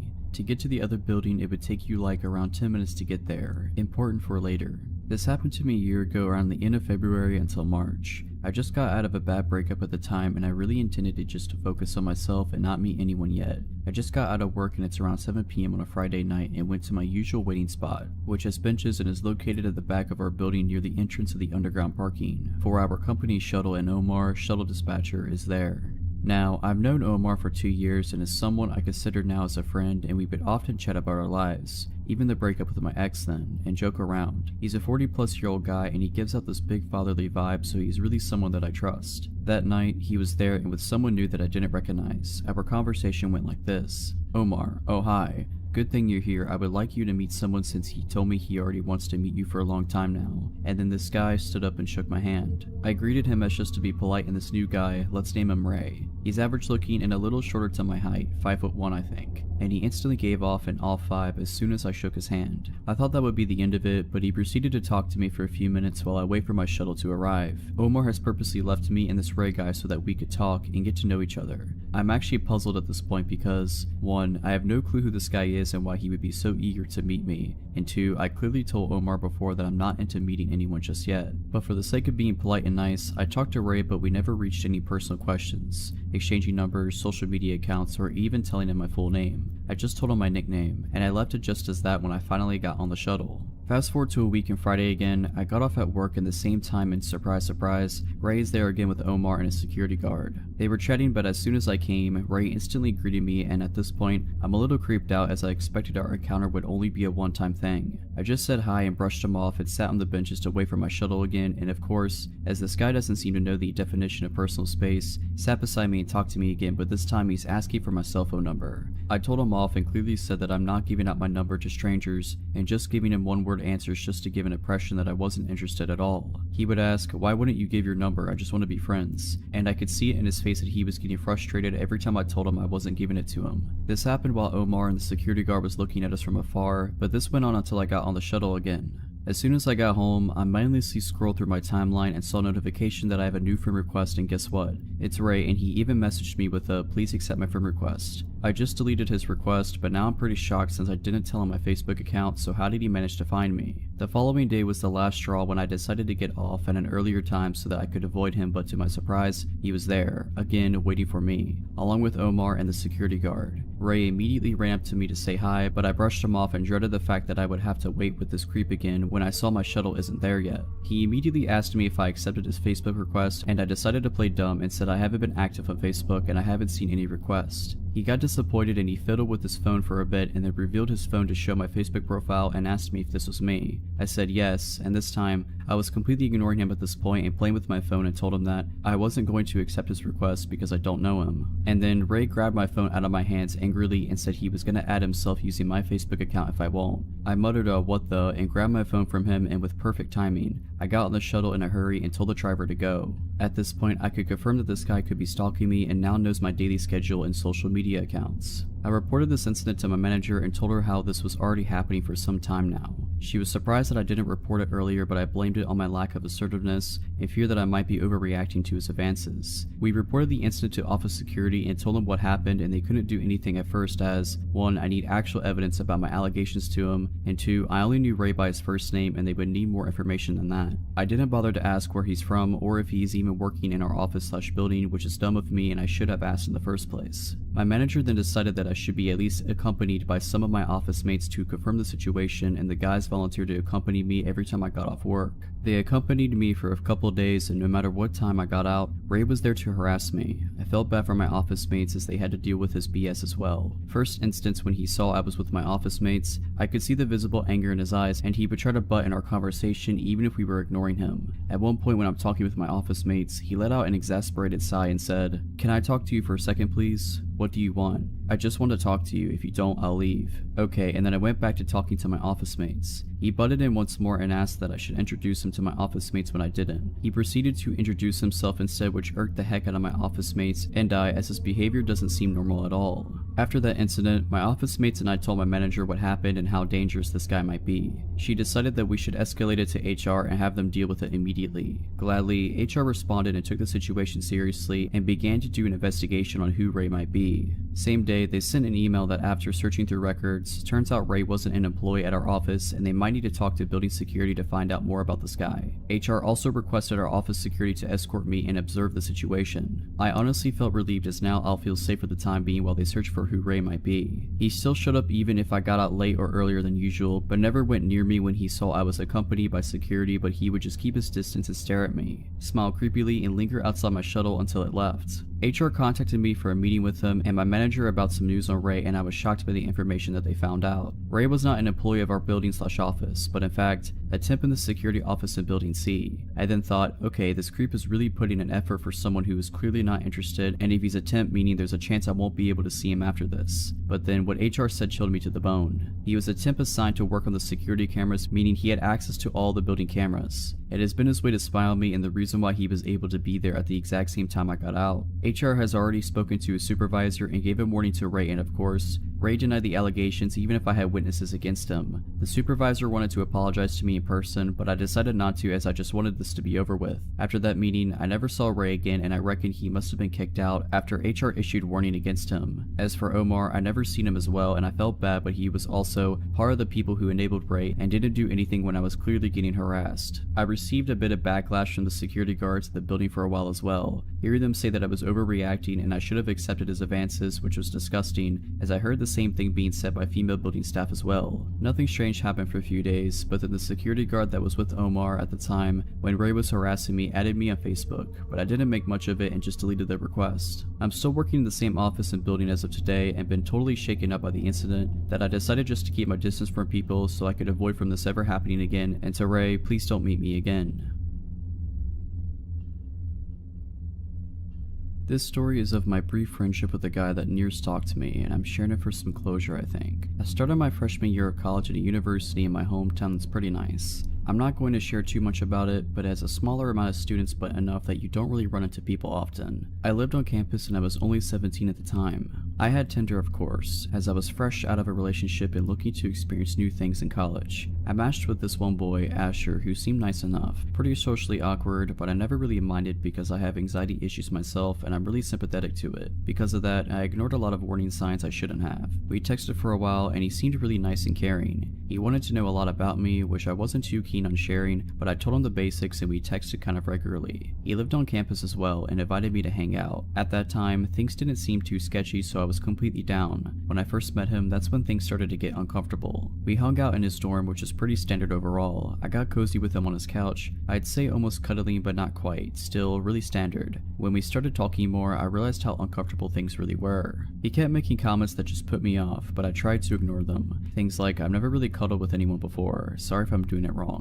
And so many comments about how he already liked me a lot and wanted me to stay forever. Weird word choice, but whatever, he's just trying to be nice. I let him down easy. I ended that hangout pretty quickly for some fake excuse. and went right back to my room. He kept texting me and professing how much he was into me, and I told him sorry, but I'm not looking for any kind of relationship, so I do not want to keep things romantic. A bad lie, but I'm very non-confrontational and I didn't want to be mean. That's when things started to get really weird. He sent me this long paragraph saying about how it was okay I didn't want a relationship now, and that he'd wait for me to save his virginity for me. We had never talked about anything sexual. I had never really even told him I liked him or flirted back. I just never turned him down. It was one of the creepiest messages I've ever received. Unfortunately, this was just the start of all the things we were to come. He wouldn't leave me alone even though I kept trying to de-escalate things, and I kept running into him all over campus. I wasn't sure how he suddenly was nearby when my classes ended, and I wasn't sure why suddenly we'd both be in the dining hall at the same times, even though I hadn't changed my regular routine, but I just tried to brush it off. Definitely a mistake. I ended up turning him down completely because I was getting creeped out and couldn't figure out how he wasn't understanding that I didn't want anything romantic or sexual with him, telling me how he was gonna off himself and no one was ever gonna love him. I've been in a manipulative relationship in the past, and I recognized that behavior right away and shut it down. I told him I couldn't be friends with him, and in my head that was that. He didn't reply for a while, but when he did, everything broke loose. I was luckily out of town at the time for a concert, so that made me feel a lot better. He went off, sent me paragraphs after paragraph about how horrible of a person I was, and how I needed to get put in my place, etc.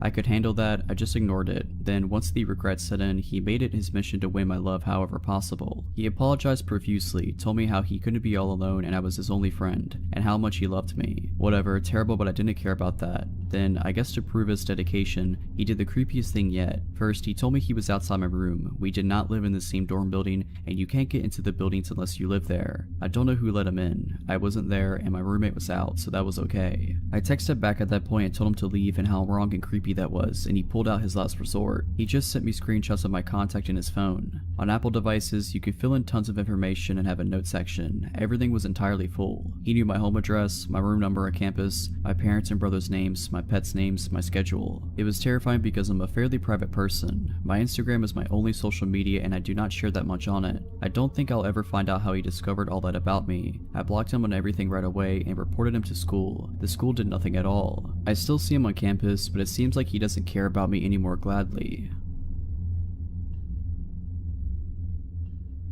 I was around 16 years old when this happened to me. It was just me and my dad at our house, and since he was a businessman that traveled frequently, I was left home alone quite often. First of all, I'm going to try to do my best to describe you the layout of my house so you can better understand my situation. My house is pretty small since it's just my father, my dog, and me living in it. There's a long hallway full of full-size windows separating my dad's room and mine. Our dog loved to look out the windows, so we always kept them open enough for her to look out. I'm the last room at the end of the hallway. In between the two rooms is my bathroom and a spare room. All the rest is irrelevant. Let's get to it. It was around 11 p.m. when the worst night of my life began. My dad was passed out in bed after a long day, and I was mindlessly dancing around my house getting ready for bed. I just hopped in my shower, not knowing what was coming ahead, when my dog starts aggressively barking up a storm. I walk out the bathroom and go out and explore. I head to my room to throw some clothes on while my dog is still barking. Months before, I'm not sure how I managed to break my door handle, but you don't have to twist the knob to open it. All it needs is a small push. Scared, I barely managed to put a shirt on when my dog opened the door. I looked to see her enter my room, while in the midst of barking, that's when I saw it. There's only one window that has vision to the opening in my room, and in the corner of it I saw a face. It was dark, so I took a second to comprehend what I just saw, but when I finally realized it, I screamed. My dad owns lots of guns, so when he heard me scream, he ran out with a pistol. He asked me what happened and could barely mutter what I saw.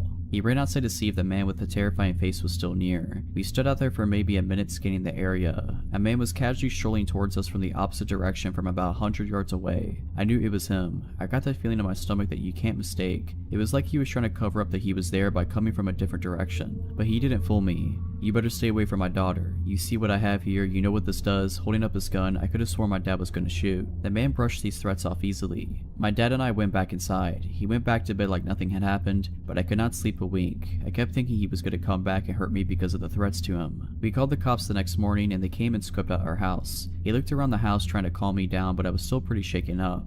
He went to the front yard and that's when he saw it. In front of the windows in the long hallway there were small bushes, nothing much. The cop from outside went to the window that had view of my room and there it was. If he tried to tell me the news without making me more upset, he failed. There were incidents in the dirt right in front of the window. That meant he knew where he needed to look for you, and it seems as if he had come here more than once because of the broken pieces of bush and the divots in the ground. Turns out he was the nephew of my old neighbor and he had been staying there for months. Never arrested, never got in trouble, probably barely got a slap on the wrist. But at least he's gone now. How long had he been watching me? I'll never know. All I know is I keep my door shut and I never keep the blinds open. To begin, I've always had this feeling that someone was watching me ever since I moved into my family house 8 years ago. At first I thought I was just being paranoid, but I could not help looking over my shoulder when I would walk to school or to my bus stop. When I would walk to school, I was always scared in the mornings when it would be dark during the winter or fall because where I live is just vast country lands. I live in Canada, and although not much crime happens in my neighborhood, I never could rid myself of this eerie feeling. Even when I would come home from school, being home alone did not help. I would triple check my windows and locks to make sure everything was locked. However, in my basement, our garage door would never fully lock since the door hinge was broken and detached from the door. Therefore, it would never properly close. I always told my dad to fix this door, but because he would always go away for work, he never found the time to do so. Stupidly, I thought nothing bad would happen since my garage needed a 4-digit passcode to get in. Now, my theory is that he knew the passcode of my house. Therefore, he had free reign for 7 years to go through my things. At first, I thought I was being forgetful. Maybe I was the one who misplaced my underwear somewhere. Maybe I was the one who misplaced my favorite top, or maybe my dad accidentally donated it. But I should have known better. During my 4 years in high school, he never really contacted me. It was when I went to university that things started to change. Since I live in the countryside, I decided to go to a university an hour away. My dad did not want me to live on residence because he didn't want to leave the house unattended for long periods of time. So we came to the conclusion that it would be the best if I drive to and from school. Now, I would leave for university very early in the morning, around 6 a.m, and come back around 6 p.m. at night. I stopped being aware of my surroundings at this time because I would be tired from my 12-hour days, and now that I wasn't walking alone, everything would be fine. When I would come home from university, I would find certain things moved in my house. I am a neat freak and I like things a particular way in my house. When little things like my makeup or candles would be moved, I thought it was odd and would frequently bring it up to my dad, but he would just say that it must have been me who was doing it, but it wasn't me. During my 2nd and 3rd year in university, I started getting weird notes in my mailbox. The writing on these notes looked almost childlike and it would always be written in blue ink. I have those country-style mailboxes at the end of my driveway where the little red flag goes up whenever we get mail. From my way back from university, I would always check the mail and sometimes I would find these letters.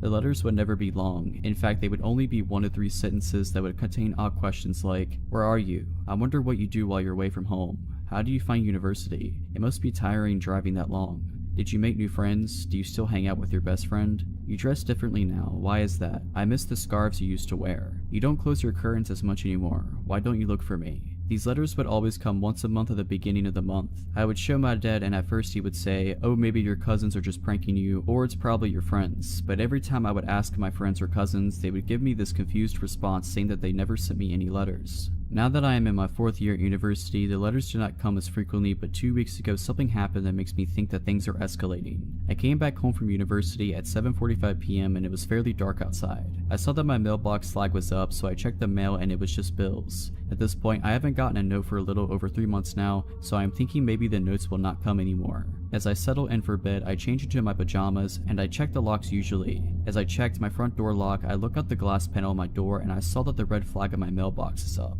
It's 10:30 at night, so no way the mail could have gotten dropped off, and plus I just checked the mail. I call my dad and tell him about it and he said not to freak out and that maybe one of our neighbors accidentally got our mail and just dropped it off since this happens frequently. I stay on the phone with my dad and quickly run down my driveway to check my mailbox. As I open the mailbox, I feel my heart drop because it's an unmarked manila envelope. I quickly run back inside and open the manila envelope, and although there is no written note, I find something more disturbing. It is a pair of my old blue panties that I haven't seen in years. At this point I scream and my dad tells me to hang up and call my aunt, who is a police officer. My aunt comes over and checks the inside and outside of my house, but she can't find anything. She tries to jog my memory and ask if I know anyone who could be doing this, but I honestly have no clue. My aunt told me to keep any more letters I get, and she has been staying with me the days my dad is out for work. I just hope that we're able to find whoever this is.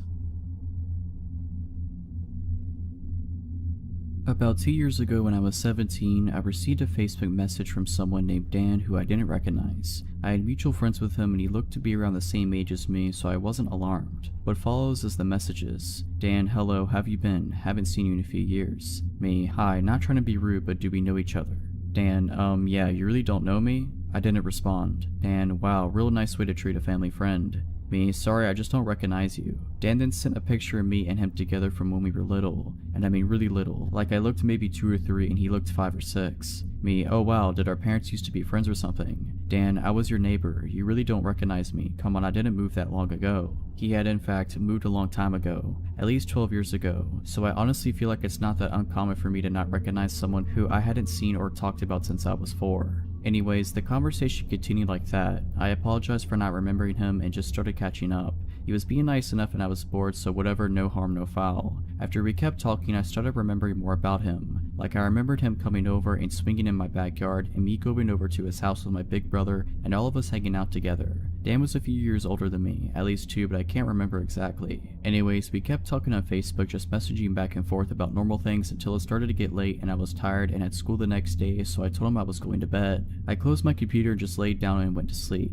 The next morning I woke up to a bunch of messages from him. Things like "Good night beautiful" and "Sweet dreams," "Message me when you wake up," "Are you asleep yet?" "Can't wait to talk to you." Literally there was almost 50 messages. I was creeped out, but I opened the messages and glanced through them and just didn't reply. On my phone I have it set to where I don't get notifications from Facebook Messenger. At the time I was in a lot of group chats with different team sports and group of friends, so it was just easier to at the end of the day check my messages versus getting a ton of notifications all day long. Some point during the day I had gotten more messages from him that I just hadn't noticed while I was at school. He was saying stuff like, "Do you still live at insert address here?" I did still live there. "Does your mom still freak out about you hanging with boys?" My mom has never freaked out over boys. "Let's go out and catch up. Let me take you out and treat you right." It just kept going on and on with really random questions that weren't necessarily threatening but just somewhat creepy. He then talked about wanting to go on dates even though he didn't even live in the same state anymore that I live in, so I have no idea how he would have planned on going on dates with me. The messages just kept continuing over the next week, him telling me he wants to go on dates and asking me really weird questions about my mom, my brother, and my house, and then he started asking about his house that he used to live in. I didn't reply to any of his messages, but I was getting at least 50 a day. Eventually I brought it up to my mom and just asked her if she remembered Dan from next door. Her face completely drained of color and she got super serious all of a sudden and she asked me why I was bringing him up. I told her that he had messaged me on Facebook and was trying to get me to go out on a date with him and was just trying to catch up. I didn't tell her he'd been messaging me 50 plus times a day and I wasn't responding at this point. She told me to block him and never message him again. I asked her why, and this is a summary of what she told me. When I was 3 or 4, I used to play over at his house a lot. His mom would always offer to babysit me if my mom had to go out and run errands, and he also had a little sister who was around my age, so my mom figured it was a perfect opportunity for a play date between Dan, my brother, me, and Dan's little sister. One day when I came home after one of these play dates, my mom was asking me and my brother what we had done that day. My brother started talking about how he had watched some movie. I apparently told my mom that Dan had brushed my hair for me. My mom thought that was a little weird that a 6-year-old boy wanted to brush a 3-year-old girl's hair, so she asked a couple more questions and it came out that he wasn't brushing my hair. He had been taking a brush and was rubbing it all over my body while I was only in my undies. My brother didn't know anything about this because we had been in Dan's room and my brother had been in the living room with Dan's little sister. After that, my mom didn't let me go back over to his house.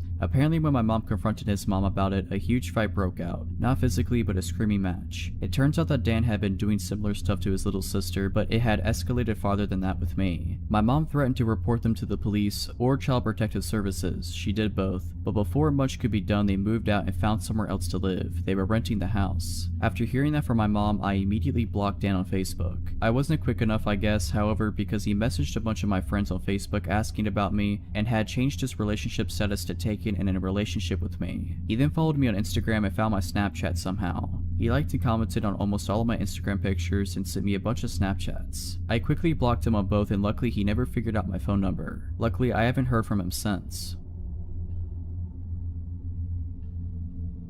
We were both 16 and 13 respectively. My sister and I were home alone while my parents were out of state for a couple of days to attend the funeral of a longtime family friend. Our grandfather lived only a couple miles away and was originally supposed to babysit us, but he trusted my sister and I would be fine, and he would be on call if anything were to go bad. Well, of course, something did. Just our luck. It was around 10 p.m. or somewhere close to that on the second night and I was upstairs in my bed trying to sleep after a long day of biking around with a couple of friends. My sister suddenly came running up the stairs. downstairs, which she almost never did unless she was in a hurry for some reason. She came into my room and was frantically talking to someone on the phone. I lied there in confusion while she talked. I don't remember exactly what was said, but when she hung up, she hugged me and told me that everything was alright and that Grandpa was on his way. What had happened was that my sister was sitting outside on our stoop talking to a friend of hers on the phone when a pickup truck came rolling onto our driveway. My parents don't own a pickup, so I immediately threw up a red flag. Once she saw a man get out carrying a duffel bag, that's when she came running inside and called our grandfather. My grandfather may have been 60 at the time, but he's no pushover, being 6'4" and having the strength of Godzilla with a demeanor to match when it comes to protecting his loved ones. He also owns firearms, which I wouldn't doubt for a second he would bring alone in case something really hit the fan. We also lived in an area where the police would take a bit of time to reach, which is another reason why my sister called him and not the authorities. Suddenly, we hear what sounds like a door being kicked open downstairs. Almost immediately afterwards, we began barricading my bedroom door, since none of the bedroom doors had locks in them at the time. Once we're done, she looks at the window while I sit there, covering myself with my blanket.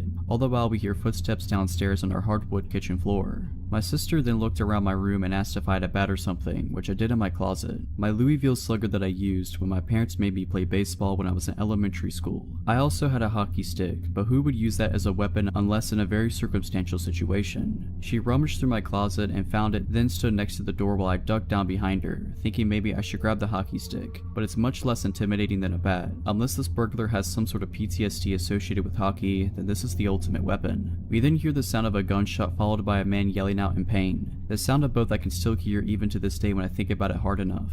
My sister and I are standing by the door, almost sobbing, when about a minute later, we then hear my grandfather yell out our names, asking if we were alright, to which we both yelled out simultaneously that we were. My sister and I pulled the dresser and various other objects out the way of my door, and we both went out into the hallway. We heard my grandfather on the phone with 911 as we stood at the top of the stairs. When the police and ambulance arrived, the man who had broken in was taken out on a stretcher, to which I later learned was shot in the abdomen. My grandfather had come in through the same back door and found the man in our kitchen looking through drawers. When he came at my grandfather with one of our kitchen knives, that's when he was shot. The man almost died from blood loss, but ended up surviving, and I hope he's learned his lesson, both through being incarcerated and by being shot in the abdomen and almost losing his life. But, of course, you never know with certain people, especially the nefarious ones.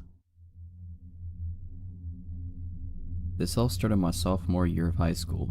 I was 15 and at a new school, so I didn't have many friends yet. I was in that phase where I thought I needed a boyfriend to have validation, so I was actively trying to find a date for the homecoming dance. A classmate suggested a junior in one of her classes, whom I will call David, to be my date and got him to ask me out. He seemed nice, so I said yes, a decision that would haunt me for the next 2 years. David and I had fun at homecoming, so when he asked me to be his girlfriend, I said yes. It's important to know that he was quite the loner. He was very much into science and often spent alone conducting experiments in his room and even at school at times. I just brushed it off as him being quirky and figured I shouldn't get in the way of his passions. But it wasn't long before I realized there was much more to his nice guy facade. Over the first several weeks of our relationship, we would talk over the phone and David would make increasingly inappropriate comments about things he wanted to do to me. I was 15 at the time and he was 17, so not only was I incredibly uncomfortable, but he was also nearly an adult making these comments to a younger girl. I kept telling him I wasn't comfortable with the things he was saying, but he always laughed it off as me being prude. I was fed up after a while and finally threatened to break up with him, and that finally made him stop.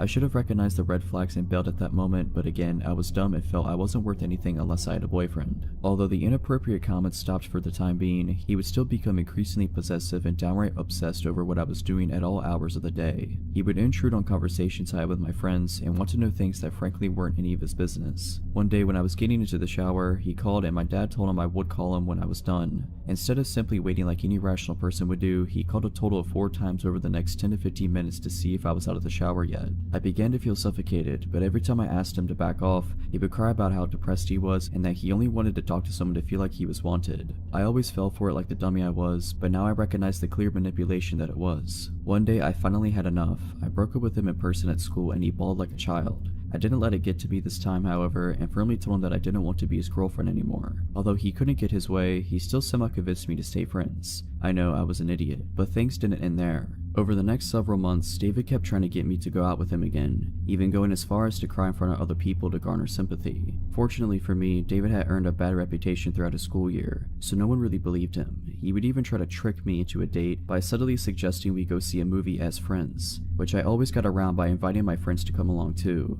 They knew what he was doing and never turned down the chance to help a girl out. In the last few weeks I spoke to him, he would sit on the phone for hours on end literally begging me to take him back, and thankfully I held on strong and kept refusing. One night his brother actually called me telling me he was crying hysterically. Eventually it came to a point where I told him I didn't want to hang out anymore, because it was clear that he would not stop until I became his girlfriend again. He agreed to not approach me anymore, but I wouldn't be writing this story if it ended here. The very next day at school, David came up to me like nothing had happened. I once again reminded him of the conversation we had the night before about how we agreed to not hang out anymore, but he acted offended that I would even suggest such a thing. Eventually, my friends and I convinced him to leave, but of course it didn't stop there. For 2 weeks straight, he would follow me around school, call my house and my cell phone.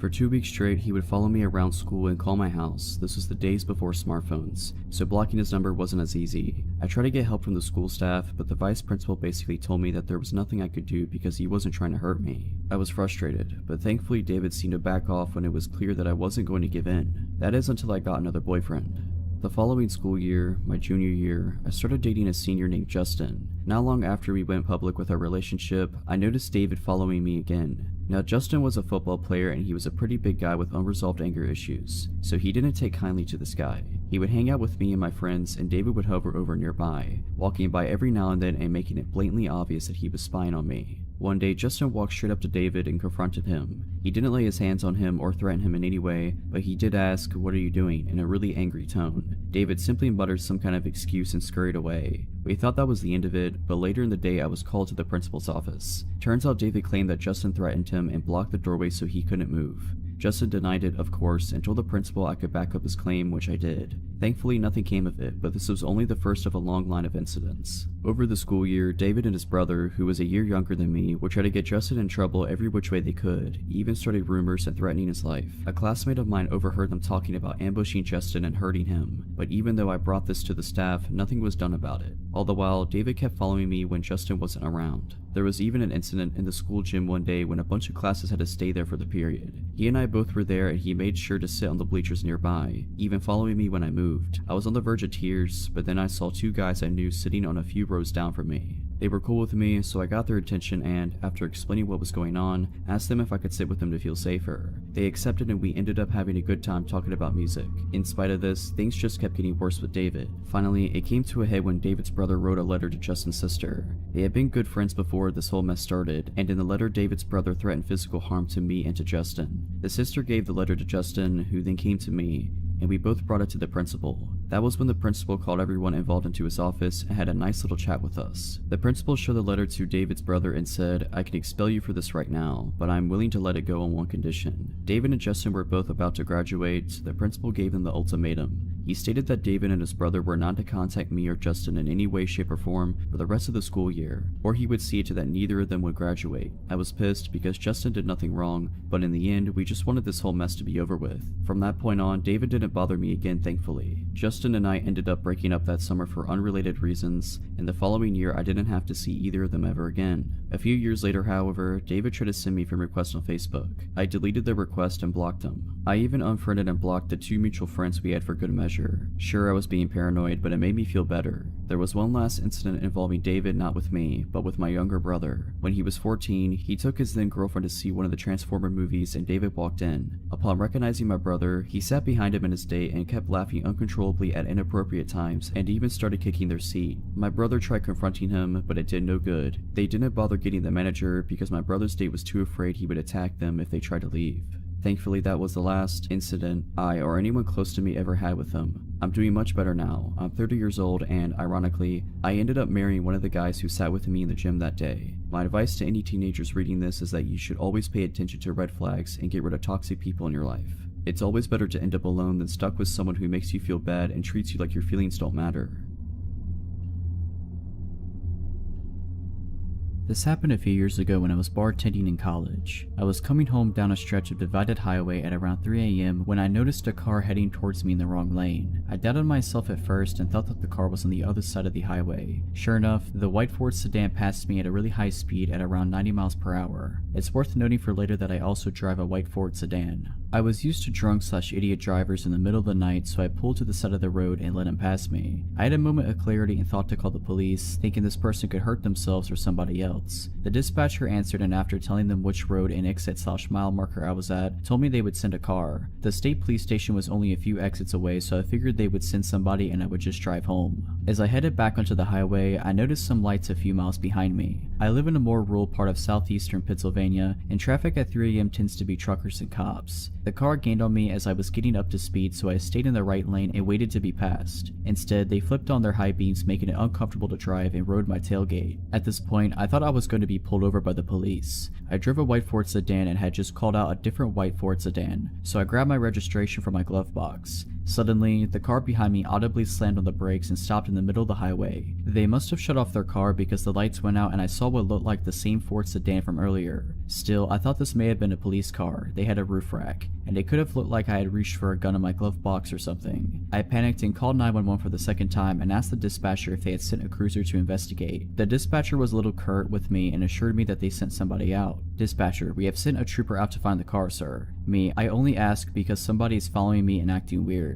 It could be a cop, and I think I freaked them out by getting my registration. Dispatcher, are you pulled over? Me, no, they didn't turn on the lights. Dispatcher, let me try to get the trooper we sent out. As she was talking, the car again sped towards me and stopped inches from my bumper. Again, their high beams were on, and again, they slammed their brakes. I told the dispatcher, I'm pretty sure this is not the police behind me. The car sped to my bumper again and turned their high beams on, this time laying on the horn. Hearing this, the dispatcher asked me what was happening. Dispatcher, what's happening? Did you honk? Me, that's the car behind me. I don't think it's a cop. Dispatcher, I'll try to get the trooper again, but I don't think that's him behind you. For some reason, this is what shook me. Before that, I was thinking I would get pulled over and maybe get a ticket. Up until then, I was going to the speed limit and trying to avoid getting pulled over. I told the dispatcher, I don't care if I get pulled over, I'm speeding, and if they put their lights on, then I'll pull over. I started to accelerate and the person behind me just kept up with me. The speed limit was 55 and they kept on my bumper the entire time, but this time they were swerving. I tried to signal for an exit then bail on it, but they followed. At the next exit, I took the off-ramp and continued onto the on-ramp, and the car behind me followed the whole time. I thought about trying to go to a Wawa gas station, but the dispatcher and I thought that it would be unsafe. She was calm and talking to another person trying to send police to me. The other person, maybe a supervisor, asked if I could drive to the state police station. Realizing that I was one exit away, I told her I was coming there and she said that she would have troopers meet me outside. As I pulled off to the exit, the car followed me. I blew a few red lights trying to get to the police station, and the car tried to pull into the other lane to pass me or pull up alongside me. Once the police station was in view, I put on my turn signal and the car slammed on its brakes again, turned off their lights, and turned into a parking lot.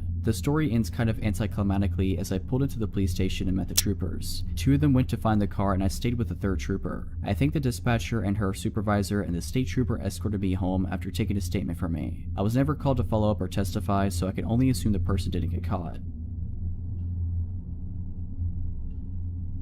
I don't drink as a general rule, but once a month or so I'll go out with friends and binge. My friends and I had a great night at a bar in the city and they left. I was chatting up a cute guy, so I decided to stay. I went back to his place. After post-coitus, I'm ready to head home, so I call an Uber to pick me up. I don't know where I am, I know the city I'm in, but not my exact location. I ordered the Uber, but it's taking forever, so I cancel it and try again. Pretty soon a car pulls up.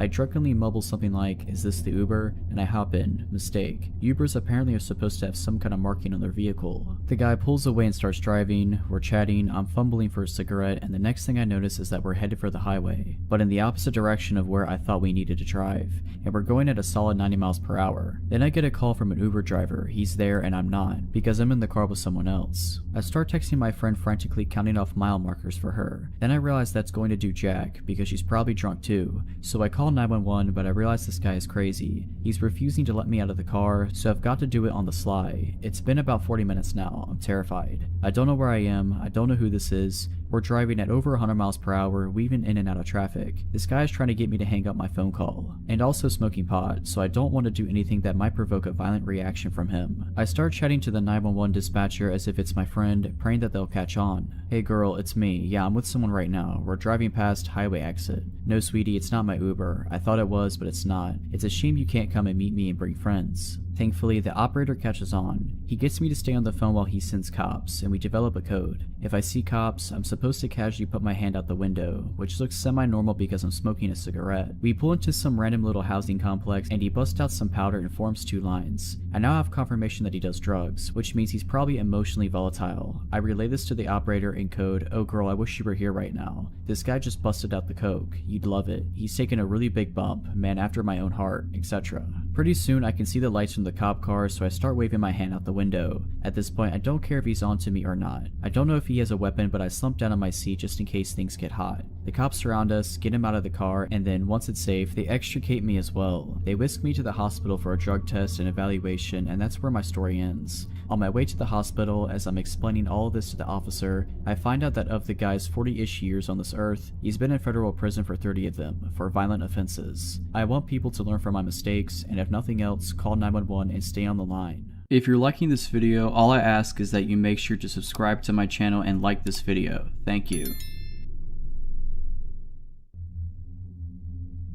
For background, I'm a 24-year-old woman living in Australia and work at an establishment that caters for an adult audience. One night, as my shift is coming to a close, one of the patrons asked me to buy a drink, which I accept because employer policy. I talk him up to a couple of expensive drinks for the 2 of us, have a quick conversation, and make my excuses about my shift being over, but he should come back to see me soon. He starts to gaze at me and it feels uncomfortable. He stands up and with his creepy grin asks to walk me to my car. I know never to put myself in that position and politely decline, and I tell him I might see him next time. I walk out past our biggest bouncer and the guy doesn't follow me. Great, nothing extraordinary, just standard par for the course of my profession. But sadly, this isn't where our story ends. For this creep, it's only just the beginning. I'm off for a week after that night, but when I come back into work, I'm told a patron has been coming in every night for the last week asking for me. Says he wants to buy me another drink. Naively, I think, oh great, a bigger pay this week, and get set for my shift. The night rolls on and who should roll in but our man of the hour, and he asks for me. So I saunter over and he buys me a drink. The whole thing I'm sitting there with him, he just has this creepy grin on his face. Not like a normal creepy grin, that's just normal.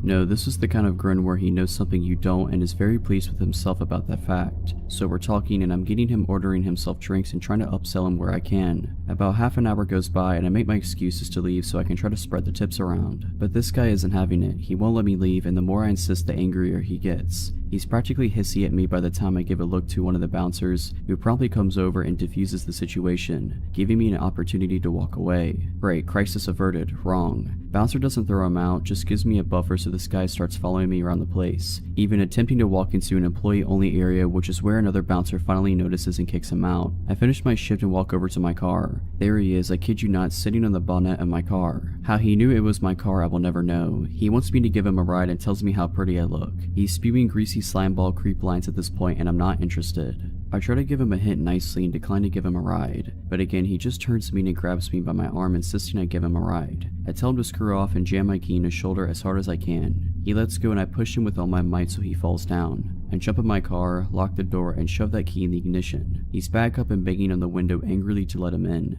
And I mean hard, so hard I think his hands or my window might break. I gun the accelerator and I'm out of there. When I get 5 minutes down the road and I'm sure I'm not being followed, I pull over to the side of the road and call back to work. I tell them what's happened and alert them that the other girls need to be careful leaving tonight. As I hang up the phone, I break into tears. I eventually compose myself, pull back onto the road and head home. I cry myself to sleep. Next morning, word has gotten around and owner calls me to make sure I'm okay. I assure him I am, but he insists I take some time off in case this creep comes back. He wants to put some distance between us. Makes sense. A week goes by, then 2, he's coming in every night asking about me and being told I quit and don't work there anymore. I lie to get him to stop coming in, you know, but he just keeps coming in and asking, clearly not buying it, and then suddenly 2.5 weeks in, he stops. Great, I am really needing money at this point, so I'm happy to be able to go back to work the following week. Time goes on and everything seems to go back to normal. Same old chances, but the good kind that leads to higher paychecks. Abusive guy doesn't come back in, I'm happy. I start being forgiveful though. I think I leave a door closed when I leave the house, but it's open when I get back. Lights on or off, food left out, things ending up in different places than I remember putting them sometimes moments before. I'm losing it, but it's probably just the stress of everything that's gone down. One of my close friends who works with me reassures me that it's normal after being grabbed like that and it will pass. This keeps up for a month until one day I head out to work, get 15 minutes down the road and realize I forgot some clothes I'll need that night at work. I head back home only to find the lights in my front room on and the TV visible as on from the outside. I really am losing it. Good thing I came back, I guess. I head inside, grab my stuff, make sure to turn the TV off and the light out and head to the door. Suddenly I freeze. There standing blocking the door is the creep that grabbed me. I'm stunned, jaw dropped on the floor. Then after what seems like a lifetime of standing in silence staring at each other, him smiling, I scream what the, I'm screaming for him to get out and ask him what he's doing here, how he knows where I lived, all in one jumbled mouthful of confusion. He just stands there with that smile on his face while I'm loudly freaking out but stupidly not moving. I start gasping for air in a mixture of panic attack and bewilderment, then he decides to speak in my wake. The words ooze out of him and leave me chilled.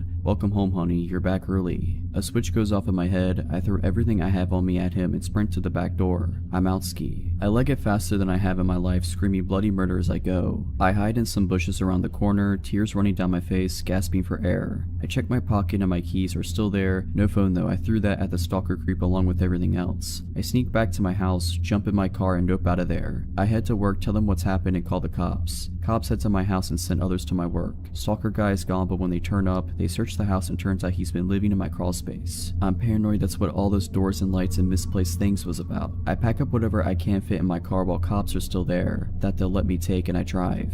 Haven't been back since. I moved states, knew everything.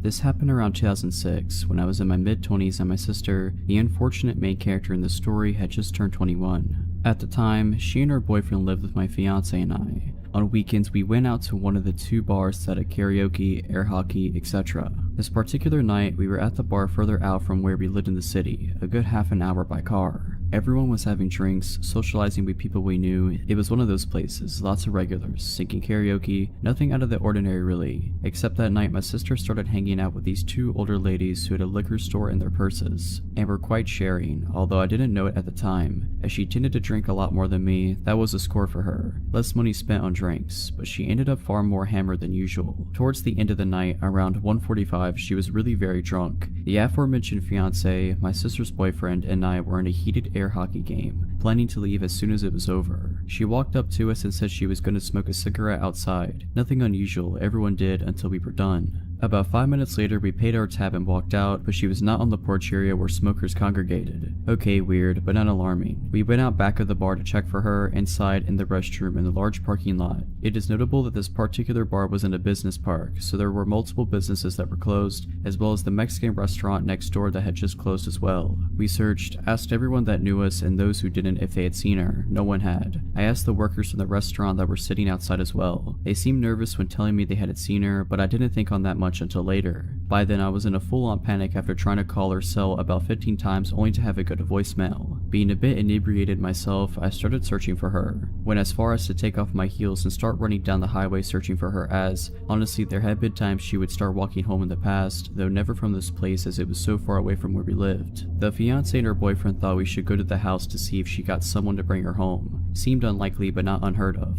We get home and she's nowhere to be found. Just as we were about to head back and I was going to phone the police, I received a call from the PD on my phone. They indicated that they had my sister, that there had been an incident, and I needed to get down there. We rushed to the PD where we were taken into a room with my sister. Her face was red from obvious crying and bruises were starting to show on her arms and chest. She said that when she told us she was going outside, she thought we said we were leaving then, so she walked to the car. After a few minutes, being drunk and tired, she sat down up against it to wait. A van pulled up and a young man was asking her directions to somewhere. She walked closer to try to explain when suddenly the back door flew open and two other men grabbed her and threw her in, taking off. They were rough with her, hitting her a few times while holding her down, saying they only wanted money. They snatched her purse from her, breaking the straps and searched it, quite haphazardly as they didn't find the $30 she had in it. After driving around a bit speaking in Spanish, she couldn't understand they pulled out a gun, making sure she saw it and put a bandana around her eyes, telling her that they'd let her go. She was driven to some woods by a neighborhood she did not know. The door was opened and they pushed her out, telling her to run, that if she took the blindfold off or turned around, they'd shoot. She ran and ran. Eventually, she did take the blindfold off and came to the first door she saw, beating on it and screaming for help. The police were called, she was picked up, and now we are back to my being there, hearing what I feared had happened. Report filed, police did a search and did locate the bandana she ripped off, but as she was so intoxicated and terrified, she was not able to give a clear description of the van other than white older model or the 3 occupants other than young Hispanic men. The investigation turned up nothing as no cameras caught any of this. We even had detectives in our home who said, look, we need the truth. If you got drunk and just went home with someone and didn't want your boyfriend to find out, we will file charges against you. Aside from the bruises, broken person, or trauma, there was nothing concrete to go on. That was unpleasant. I am still fairly convinced someone at the restaurant knew something given their suspicious behaviors when I asked about her, but the police were never able to find that link. All said and done, the guys were never found. Eventually we just moved on, in different states. It's now just a story in our lives. It still makes me sick thinking of what could have happened, but thankfully it didn't.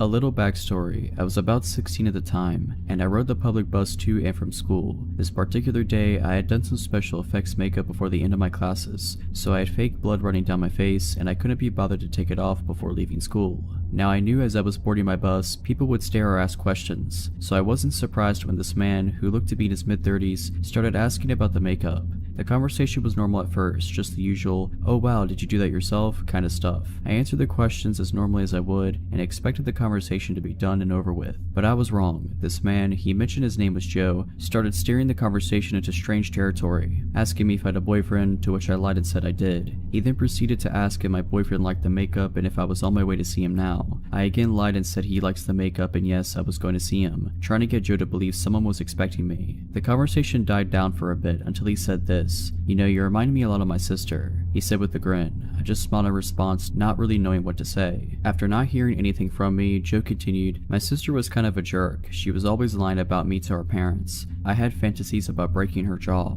Now at this point I was terrified. My bus stop was still another 20 minutes away, and I just wanted to be out of that situation. Seeing that what he said made me uncomfortable, he switched the subject, telling me about where he worked and what he does there. I just nodded along to what he was saying, remaining silent the entire time. Closer to my bus stop, he says to me, why don't you come to my house? I have a freezer full of pizza and ice cream. Maybe we can hang out for a while. To which I politely declined, saying my boyfriend was expecting me. Finally, I get to my bus stop and quickly get off the bus, speed walking all the way home, all the while calling a friend to inform them of what happened. Things were fine for a bit after that. I switched my bus route so I wouldn't run into him again. But one afternoon, I had to go to a store that was on my old route. I was nervous about getting on that bus again, but was happy when I didn't see Joe. I did my shopping, and as I was leaving the store, I saw Joe standing out by the door staring at me. The second I was out the doors, he walked over to me, a grin on his face, and wrapped his arms around me. I pulled away from him, telling him I was very busy and had to go. He then asked, well, what are you doing? I have time, I can tag along. I was very persistent, saying I really couldn't, I had to go, and I walked away, heading into a neighboring store that I knew would be busy. Sure enough, Joe followed. I ignored him as I made my way down a heavily populated makeup aisle, keeping my attention on some cheap lipsticks in the hopes he'd get the hint and leave me alone. I was wrong. Joe reached over my shoulder, grabbing a red lipstick as he leaned in close and whispered, this color would look gorgeous on you. I can't wait to see you wearing it. He then placed the lipstick in my basket and walked away, leaving the store.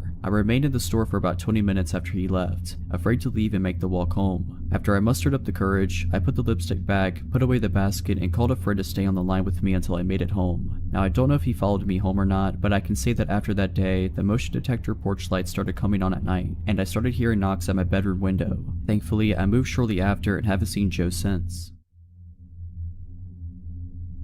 This happened 2 summers ago while I was house sitting out in California for an older couple I had met at a conference for work. It had seemed like a dream scenario. The couple wanted to vacation in Hawaii for 2 weeks, but didn't want to board their cats, and I had been chatting with them about wanting to visit California again, where they happened to live, because I had loved it for the first time I went, and we figured that we could mutually benefit if I came out and house sat for them. So I flew out there, and they showed me around for a few days, taught me how to take care of the cats, 2 of them, one that was extremely shy and I barely saw, which is important later, and their plants, gave me access to their house and cars. These people were so generous, and before I knew it, I had dropped them off at the airport and I was on my own. At first, it was really the dream vacation. I was staying in Oakland and making forays into San Francisco, Sonoma, Monterey. In the mornings, I could walk out the front door and shortly be hiking the paths surrounding nearby Mount Diablo, and I was just ultra content with the world. I was so enamored by the area that I had actually started looking into taking some steps to relocate out there even. But then one day, about halfway through my final week there, when I got back to the house, I felt really odd, almost like I shouldn't go inside. I shook it off and went inside anyway because it was getting late and I needed to put out dinner for the cats. Once I was inside, I forced myself to ignore how off I felt, and I made some food for myself, went to bed, and was shocked to find the shy cat hiding under my bed and crying. This was the first time I had ever seen her close up. The entire time I had been there up to that point, she never left my host's bedroom unless she didn't realize I was around. Again, I ignored feeling weird and just assumed she had decided I was okay and went to bed. I did start locking my bedroom door that night though. I also remembered that about halfway through that night, I thought I heard someone walking around in the gravel outside my window, but after listening for a bit, I didn't hear anything else and went back to sleep. The day after, in the morning, I still felt a little odd, but kept up with my plans for the day. I drove out to a little musical festival in Sonoma and went clothes shopping and had an overall great day. When I got back to the house though, I found the front door locked in a way that I hadn't left it. Basically, my host never locked the deadbolt, only the lower second lock, and that's the only lock my key worked on, so I never messed with the deadbolt, but it was definitely locked. So I had to call my host and find the hide key, which, to their credit safety-wise, was buried like a whole foot underneath a bush outside and had definitely not been unearthed for a long time. So I used that, went inside, and kept the key with me just in case it happened again. And it did, but with a different door. This time I had stepped out into the garage to get a drink, and when I turned around to go back into the house, the door was shut and locked. I could use my normal key on that door, but I was still getting pretty bewildered. My own cats are whack, so I think in my mind I was trying to come up with a way that the cats could be locking me out the house, but I was coming up empty. I decided I must have been misunderstanding how the locks worked and just wrote it off and started checking and triple checking locks when I went out of the house or into the garage. That night when I went to bed, the really awful feeling of unease was still there, and so was the shy cat, who was clearly unhappy to see me, but also wouldn't leave my room. But again, I just locked my bedroom door and went to sleep.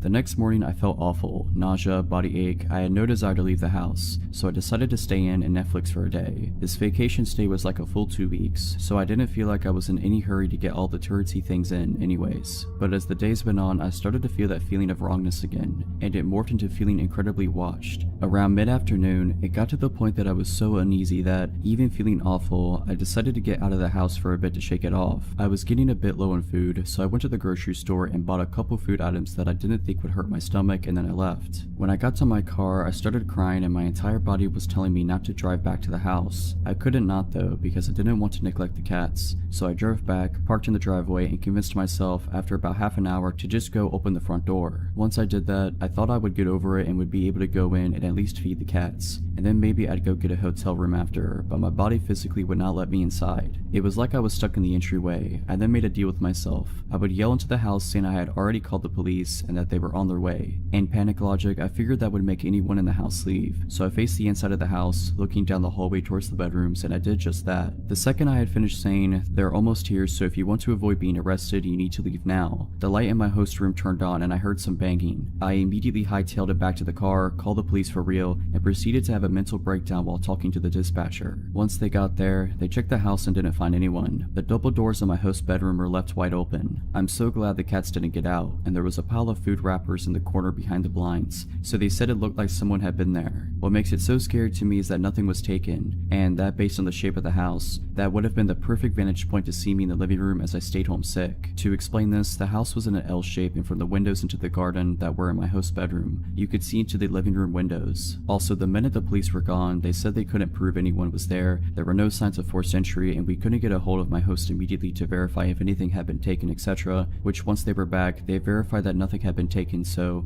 they said they'd patrol a bit but nothing else. The shy cat was right back into my host's bedroom, and I didn't see her again until I left to go back home. So basically, I think the intruder had been there at least 2 days, forcing her to choose between two strangers, and leading her to choose the one that was at least a little less strange, me. It messed me up pretty bad, especially because they didn't catch the person, and didn't seem to have any desire to look, and I still had to stay in that house for the next 3 days. Nothing else odd happened, and I didn't feel off the rest of the time I was there, but the damage was done. I've never felt completely safe in a home without doing a complete search before bed since, but I am extremely glad my gut spoke up. I guess I'd rather have some residual anxiety than be dead.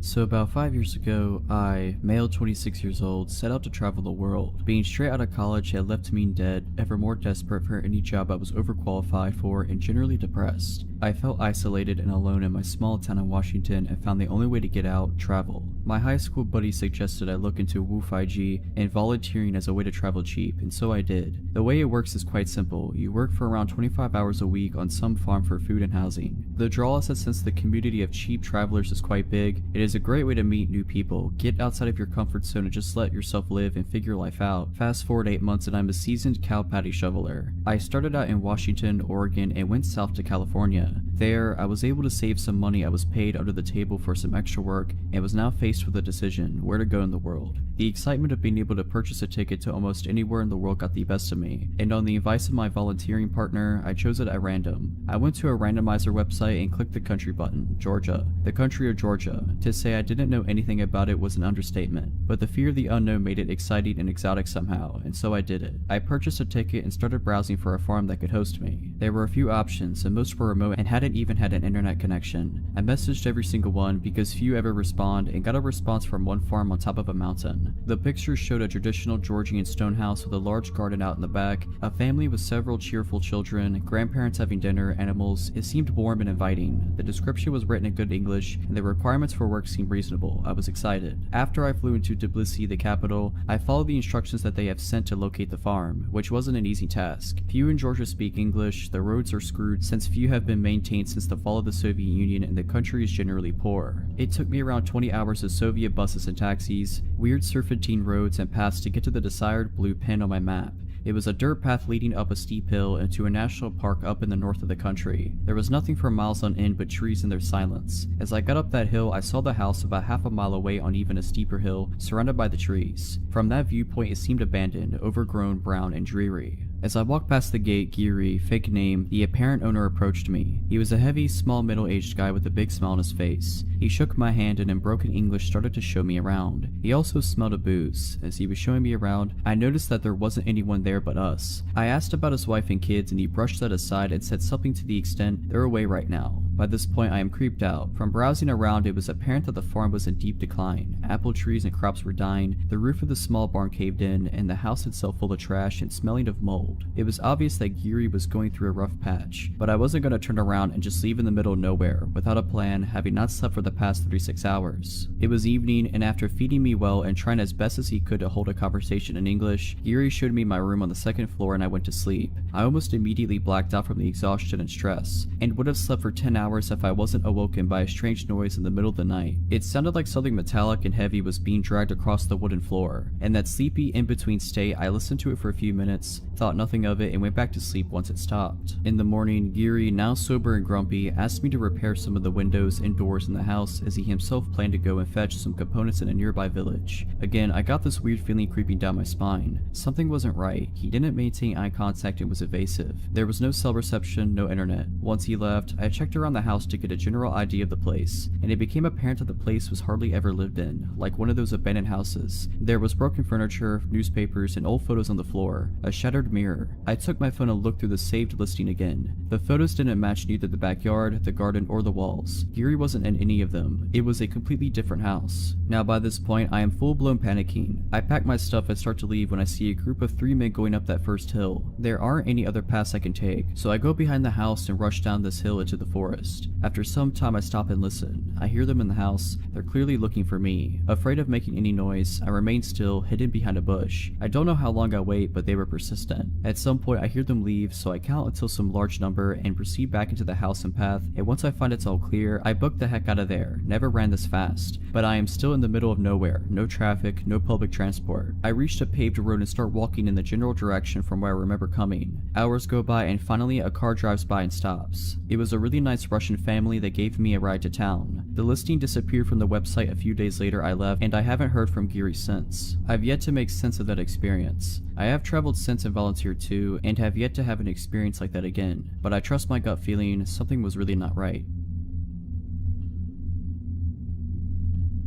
More than a few years ago, I was working as a burlesque entertainer in a gentleman's club. It was idly sitting at the end of the bar one night when a couple came in. Not unusual. I had no contact with them and thought nothing of their being there until later. A few days after that night, the doorman handed me a piece of paper that had 2 names and phone numbers written on it, Laura and Richard. I was supposed to call one of them, so I called Laura, who told me they had been the couple who'd been at the bar the other night, and they noticed me and thought I'd be perfect for a part in a movie Richard was producing. Would I be up for a meeting? Of course I would, who wouldn't? I was told Richard would pick me up the next night at 7 and to wear something wild. 7 o'clock came the next evening and I was ready in a white lace dress with ostrich feather trim when Richard showed up outside my building, so I went down, introduced myself and got in the car. We agreed to go to a local bar I knew well from the meeting, but first we had to go back to his place so he could pick up some contracts he'd forgotten, so off we went. He went in the house and came back out with a few manila envelopes and an open bottle of beer, a brand that I didn't drink. Plus, it's against the law to drink alcohol in a vehicle here, so I stuck the beer into the window well of his Jeep and we went to the bar. At the bar, he showed me what were supposedly scripts from this movie he was producing. In some contracts, it looked pretty legit. Richard was very nice and I was interested. I'd made some plans to go out later with my soon-to-be boyfriend, so I excused myself to go call him on the bar's payphone, and took my Corona that I'd ordered at the bar with me to the bank of phones. As a dancer, I'd been taught by the other older girls to never let your drink out of sight. My boyfriend wanted to get going to another club, so I went back to the table where Richard was and told him I had to go. He didn't like that and tried a few different things to get me to go to the movie set with him, saying I could meet Mickey Rourke and check out the set, but all I really wanted to do was meet my boyfriend, so I declined, took Richard's card, and left. I never heard from Richard again, but a couple of months later, the police came around to the bar I was working at. They had 2 big books of mugshots and a stack of Polaroids with them, and they wanted to talk to all of us about a predator couple who had been setting up meetings with dancers by saying they were in the film industry, then drugging them. They showed me the 2 mugshot books and asked if I saw anyone I recognized in the pictures, and I immediately identified Richard and Laura. They then showed me the Polaroids, which were trophy pictures of the couple in the act of attacking the poor drug girls, and asked if I knew any of the victims and where they might find them, in order to talk to the girls. I only knew a couple of women in the photographs, but there were a lot that this had happened to.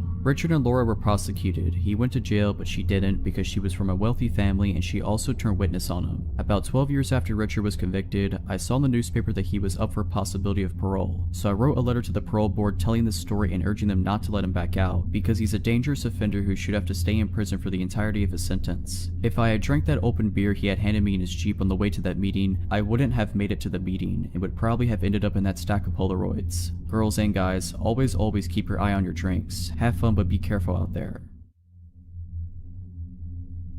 So this happened about a year and a half ago. I moved to Los Angeles 3 years ago. First time living on my own and I love it. Even with everything that happened, I still love living here. So I'm a smoker, on average about 3 to 4 cigarettes a day. So thankfully I'm only at a pack, like every 5 or 6 days, whatever. Math isn't my strong suit. Anyway, I live in a non-smoking building, so I have to step outside when I want to smoke. The first time I saw this guy, he was outside my building, sitting next to a dumpster. No big deal, probably just another neighbor I hadn't met. His name is Oz. The first time I saw Oz, I was having a cigarette outside, and he just glanced over at me every once in a while, but that's it. 2 days later, it's like 11:30 p.m. and I'm heading downstairs to smoke. I look at the lobby of the building and see someone underneath a blanket behind some chairs. I see a cord going behind the blanket bulge, so I immediately assume someone's in the doghouse for the night and charging their phone. I have my smoke, head back upstairs, and go to sleep.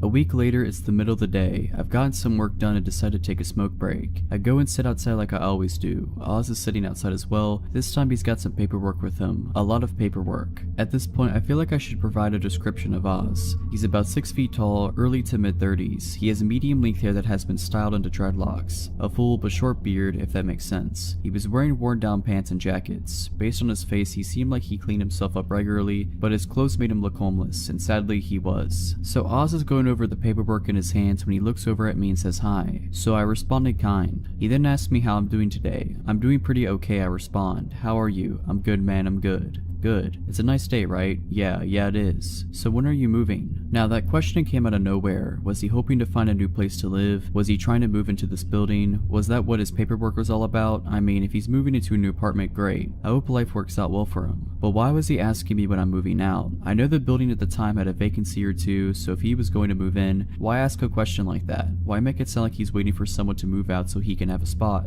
My brain asked all those questions in less than a second of Oz asking me that. After a couple seconds of of being stunned by Oz's question, I just said, "I'm not moving anytime soon, man." My cigarette was over by then, so it was time for me to go to my apartment. Another week later, I go see a friend stand up set, and when I get back to my apartment at like 10 p.m., I see 2 police SUVs outside my building with lights on. I go inside because if there are 2 police vehicles already there, I can't do anything, so might as well stay out of the way. The cops are talking to one of my downstairs neighbors, and I can't catch anything they're talking about. 2 days later, notices have been put up next to the mailboxes that say, "This man is not allowed in this building," and it has a photo of Oz. Turns out the blanket bulge I saw was actually Oz, when he somehow managed to get inside the building and sleep in the lobby with an electric blanket. A couple of months go by and I don't see Oz. I honestly forgot about him by that point. When finally one day, Oz is there again, sitting outside the building with somehow even more paperwork. This time when he sees me, he's almost immediately hostile. "So when are you getting out of here?" "What? I want my apartment back, man. I don't know what you're talking about." "You stole my apartment and I want it back."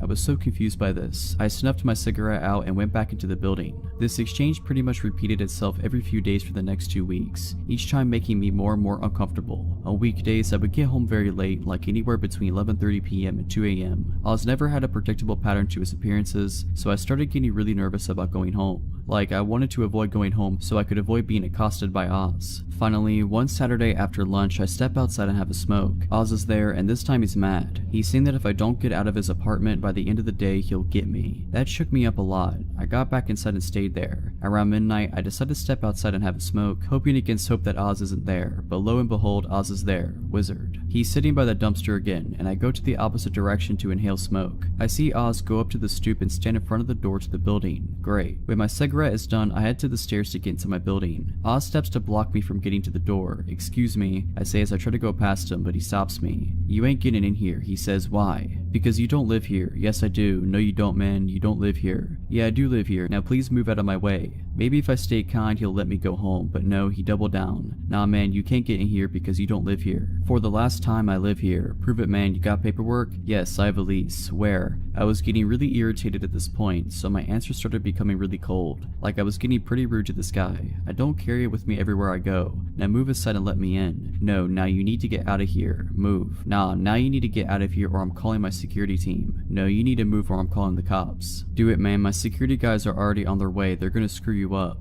At this point, I was already stepping away from the door and pulling out my phone. I called the non-emergency number because in the moment I didn't feel threatened by Oz, but I should have called regular dispatch instead of non-emergency. Cops got there about half an hour later and Oz was still there. The cops came and got out of their car. One cop was holstering their nightstick and dropped it on the ground, then holstered it properly. The 2 cops that showed up separated and talked to Oz and I separately. I tell my cop that I was just trying to get back into my building. He's blocking me. He's been harassing me lately, saying I need to move out. Oz, however, had a very different story. He claimed that I stole his apartment from him, stole his credit cards, and stole his insurance payouts. The apartment he claimed I stole from him isn't the apartment I live in. The cherry on top of this lack of a sundae is the part where he accused me of throwing dog water on him. An actual water bottle filled with a mixture of dog spit and water. That's the guess I have as to what dog water is. First he claimed I threw it up at him while I was standing on the sidewalk and he was on the stoop. Then he claimed I was on the fire escape above him and literally poured the water on him from above. Thankfully the cops knew immediately that this was a lie, but because I guess no actual crime had been committed, all they could do was tell Oz to go away. He was not happy about it, but he did. I hoped that Oz would not come back after that, but sadly I was wrong. Oz did come back just one last time. A few days later, it's the middle of the day and I'm walking downstairs to inhale fire. As I step outside, I see 2 cops, Oz and one of my downstairs neighbors. Oz and my neighbor are separated and giving statements to the cops. When my neighbor is done, his name is John. I go up to him and ask him what happened. John then shows me his elbows, both scraped up and lightly bleeding. One of his knees is also lightly cut up.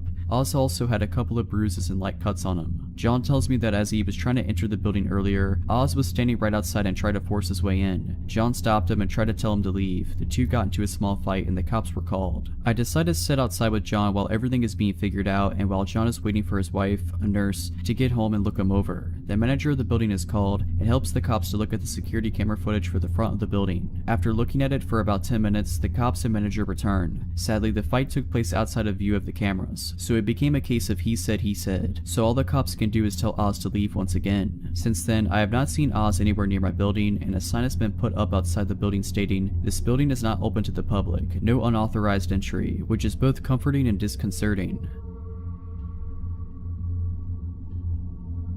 This event took place quite a few years ago, so unfortunately I don't remember everything that happened, but I remember nearly all of it. Anyways, this happened when I was around 4 to 5 years old and on Easter Sunday. My family always gathers at my grandmother's house to celebrate holidays, birthdays, etc. So as we do every holiday, my mother and I started our hour-long trip to her house. My mother prefers to live away from all the city commotion, which explains the long drive. We were probably around 20 minutes away from our destination when my mom noticed that we were a little low on gas. So we pulled into this old, almost rustic looking gas station with just a handful of customers inside. It was red and white with a few festive decorations outside and lots of Easter stickers on the 2 large glass windows that were on either side of the door. My mom, having taught me not to talk to strangers nor open the doors for anyone but her, trusted me enough to leave me in the car alone as she went inside briefly to pay for gas. She told me she would be right back before going into the gas station. It felt nice that day, so the windows in the car were down so we could feel the breeze while driving instead of the AC. While I was waiting on my mom, I remember adjusting the colorful paper clippings in my Easter basket next to me, then looking out of the backseat window. When I looked over, I saw a tall, older man, maybe around 30 or 40 years old, approaching my window.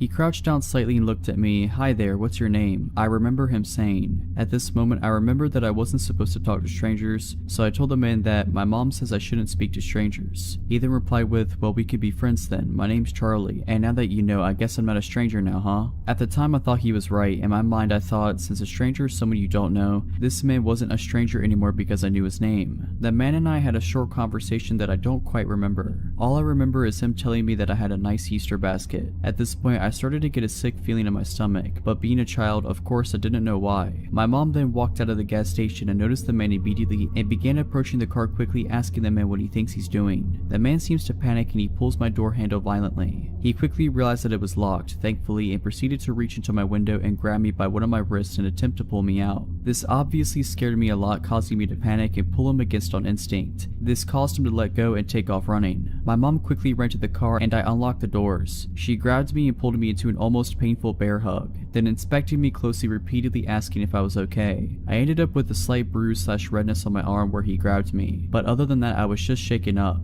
The reality of what had just happened set in at this moment, and I remember just crying and holding onto my mom right after I said I was okay. I don't remember anything after this point, but I recently asked my mom about it and she said that she called the police immediately after. To this day, my mom still says that this was the most frightening moment of her life and claims that if she had gotten there any later and came back to an empty car, she wouldn't have been able to live with herself. I am a female and now 23. This happened around the time that I was 15 years old. Around this time, it was my sophomore year in high school, so little backstory to help understand the story I'm about to tell. I was involved in my high school color guard. We are a part of band except we don't play instruments. We would spin colorful flags. We also use rifles and sabers in our performances. Around this time, it was the fall and we were practicing our show, doing a lot of reruns to try and perfect it before our usual competitions. Normally, practice would start at 4 and end almost at 9. Side note, I didn't live close to my high school like most people that went there. The drive would take at least 15 minutes max. Walking from my house to school would take an hour and taking the bus would take 45 minutes. My brother at this time worked late hours and my parents didn't get off of work until midnight, so my next best choice was the bus. The neighborhood wasn't the worst, but it also wasn't safe to be walking home at night. So on this night, I was saying goodbye to my friends and not wanting to bug them for a ride, I walked to my bus stop. I had my cell phone and started scrolling through Facebook. I would occasionally glance up and look at my surroundings. I noticed a car slowing down in front of my bus stop, but it immediately signaled to make a turn to my left. I didn't think much about it since there are houses behind that bus stop. It wasn't weird until I noticed this car doing that again and then again and again. I found this odd. It wasn't until he had basically passed by me for the 7th time that he finally parked on the curb by my bus stop.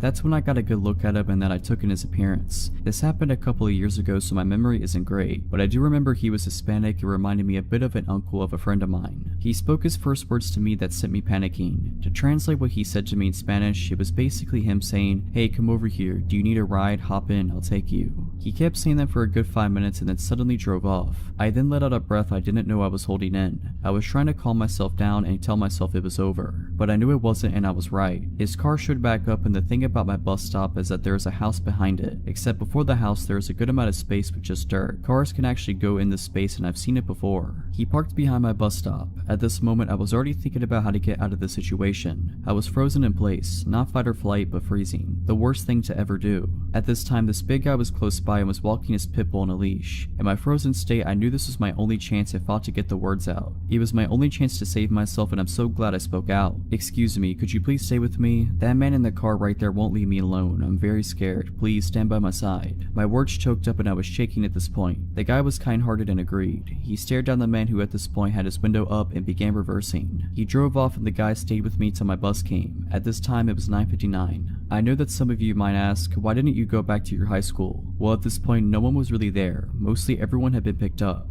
I had a cell phone, but no one was going to be able to pick me up. This was my only transportation, and that time I didn't know about Lyft or Uber. I'm not even sure if it was a thing back then. Overall, I'm just happy to have been saved by that kind-hearted guy. Because of him, I am here and able to share this story of mine. I'm still shaken up at the memory of it because of the scare it gave me. After that incident, I asked for a ride for the remaining of that season. Sometimes, even when you don't want to bug people with rides, it doesn't hurt to ask. It's better to be that annoying person than finding yourself in my situation. Stay safe when taking the bus at night. If you're liking this video, all I ask is that you make sure to subscribe to my channel and like this video. Thank you.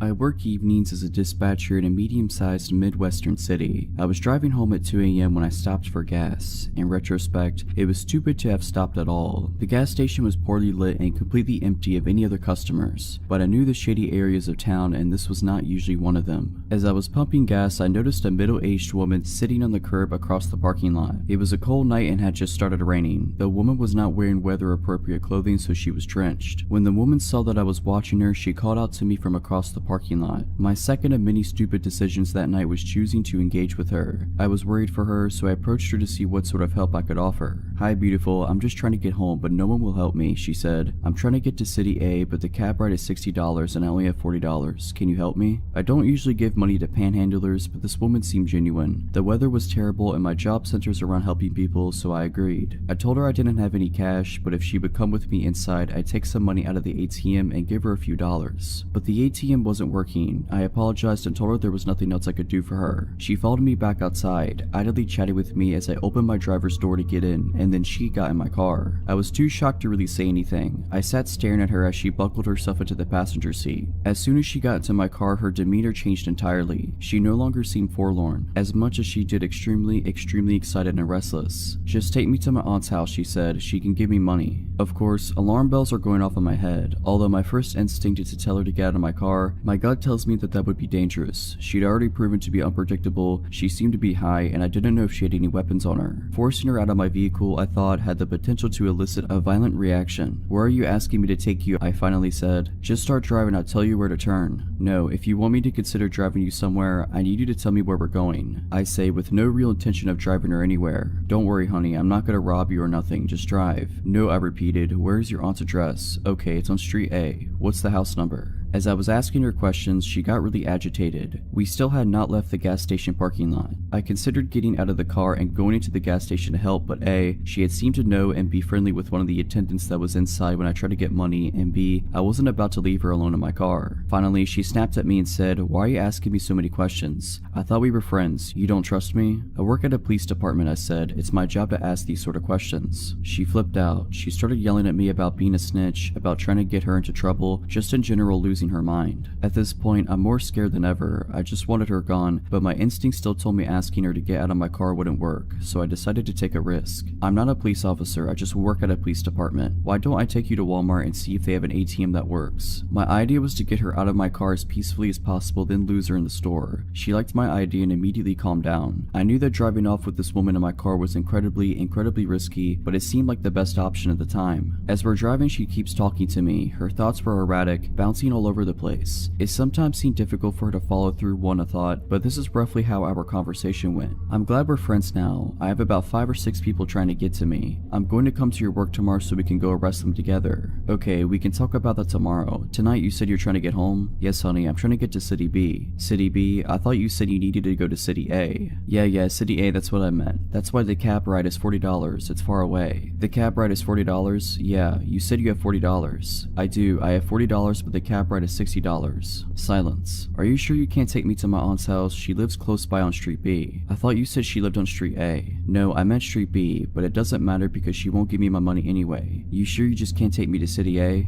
It was obvious that this woman was utterly full of it, because the details of her story were constantly changing. When we pulled into the Walmart parking lot, she finally got out of my car, only after I got out first, and followed me into the store. I told her before we went to find an ATM I needed to use the restroom. My plan was to call the police from inside a stall, but she followed me into the bathroom, and that's when things got really weird. She grabbed the crook of my arm and whispered into my ear, "If you don't got any money to give me, that's okay, but let me ask you something. Do you want to do it in the stall?" I told her no as forcefully as I could manage, bolted into a stall, and locked the door as fast as I could possibly manage. As soon as I had a barrier between us, I said, "You know, I have some friends at the police department that can probably help you better than I can. I'm just gonna call them and we can figure this out together." Again, at the mention of the cops, she started screaming at me. I just kept reiterating that the police would help her. She snapped at me that she was just going to leave and stormed out of the bathroom. But it wasn't over. I waited to make sure she was really gone. Sure enough, not 60 seconds after she left, she came back into the bathroom and started banging on the stall door. And she said something that scared me more than anything else. "Hey, come back to your car with me. I left my beer in your car." I blatantly tell her that no, I saw her get into my car and she had absolutely nothing with her other than the clothes on her back. After that, she left the bathroom again and didn't come back. I waited a good 5 minutes before exiting the bathroom. I immediately found a manager who called the police for me. Thankfully, I was in a different police jurisdiction from the one I work in because I was mortified at how entirely stupid I had been the whole night and would have died of embarrassment if any of my coworkers had responded. The officer that responded took my statement and advised me to be more careful in the future. He said that sometimes panhandlers turn violent, and that just recently there had been a report of a woman who matched my description assaulting a good Samaritan that had stopped to try to help her. I definitely learned a lesson on stranger danger, and I'm lucky to have come out not harmed. I'm glad my stupidity didn't kill me. This happened a few years ago when I was around 20 or so. I was hanging out with my buddy Matt at my apartment, located in the downtown area of a medium-sized Midwestern city. We were drinking whiskey, watching comedies, playing tunes, etc. He mentions that he has a close friend, Emily, who used to live in my apartment building with her mother. She now lives across the street from me, and he thought it would be a swell idea if we met because apparently we are very similar and I was single at that point in my life. He rings her cell and tells her to come by my place. She arrived at my apartment and I instantly became fond of her. She was hilarious, very pretty, and a musician just like me. She was around 30 or 10 years older than me. My friend Matt was 35. I've always had friends that are much older for some reason. We played songs together and laughed hysterically for hours. Matt decided to go home, leaving us two alone. We chilled for a while longer, ended up making out, and I got all of her contact info before she told me she's going home and that we should meet up soon. Over the next few weeks, we developed a strong relationship, and we hang out almost daily. I would throw some pajamas on and walk across the street and we'd get wasted and watch movies. It was awesome. After arriving home from my 10-day trip to New York City, things got really weird. The day I returned, she asked if she could come over, so I unpacked my stuff and then told her to stop by. She rings the buzzer, takes the elevator 7 floors up to my apartment, and lets herself in. I was talking non-stop about all the awesome things I did and people I met in New York City, and I could immediately tell she didn't want to hear any of it. She would change the subject every time I brought it up, and eventually she said, "Can you stop talking about New York? I really don't care." I was surprised to hear her speak like this. The Emily I had been getting to know was not like this. She was caring and passionate and an amazing person, so I thought. Fast forward to a few nights later. I had just gotten home from a working 12-hour shift and I collapsed in my bed, ready to pass out for the night. It's about 9 p.m. and I get a text from Emily that says, "Hey, what's up?" I don't feel much like replying at that moment. I am too exhausted and our last hangout was too weird for me to comprehend, so I am still trying to decide how to deal with that. I plug my phone into my charger, turn the lights off, and fall asleep. Bang, bang, bang. I wake up to somebody pounding on my door and screaming at the top of their lungs. "Open the door, let me in now." My entire apartment reeks like cigarette smoke. I grab my phone from beside my bed, my heart beating a million miles per hour. 27 missed phone calls, a bunch of text messages, all from Emily. I scan through the text while she's still at the door screaming, trying to break my door down. The most recent text from her is a long one claiming I'm a bad person for not responding to her text earlier, and that she's coming over to beat me up. For not doing so, she still had a key to the building still from when she used to live there. I get out of bed and nearly having a panic attack and try to decide what my next move should be. Should I open the door and calm her? Should I call the police? Should I just ignore her? I decide to open the door. She begins wailing on me, swinging her arms trying to hit me. She was smoking a cigarette and there were 3 cigarette butts on the ground next to her. Smoking indoors was prohibited in my apartment building. She was very obviously on some sort of drug. She kept screaming at me, telling me how awful I am for not responding to her text message, slurring her speech and losing her balance. I was somehow able to calm her down, and I took her to the roof of the apartment building, which had a pretty nice little enclosed picnic table area. We sat beside one another. She was quiet now finally. She kept asking me how I could be such a jerk and that I need to explain myself. The look in her eyes was pure evil as she spoke to me in a calm demeanor now. I said to her, "Emily, I don't ever want to speak to you again after tonight. This whole scenario is absolutely insane. You need help. Let me walk you home." I take her home and return to my apartment to attempt sleeping, at which I do not succeed. A couple days later, I return home from work and there is an envelope taped to my door. I open it and it's a handwritten letter from Emily apologizing and saying that I'm a beautiful human who doesn't deserve an evil person like her in their life. There was a literal candy bar attached to the envelope, one that I had never heard of that she always told me I needed to try. I never spoke to her again. From what Matt tells me, which, by the way, he always knew she was a problematic person, she's a heavy user of crack now and is working as a food runner in a restaurant nearby.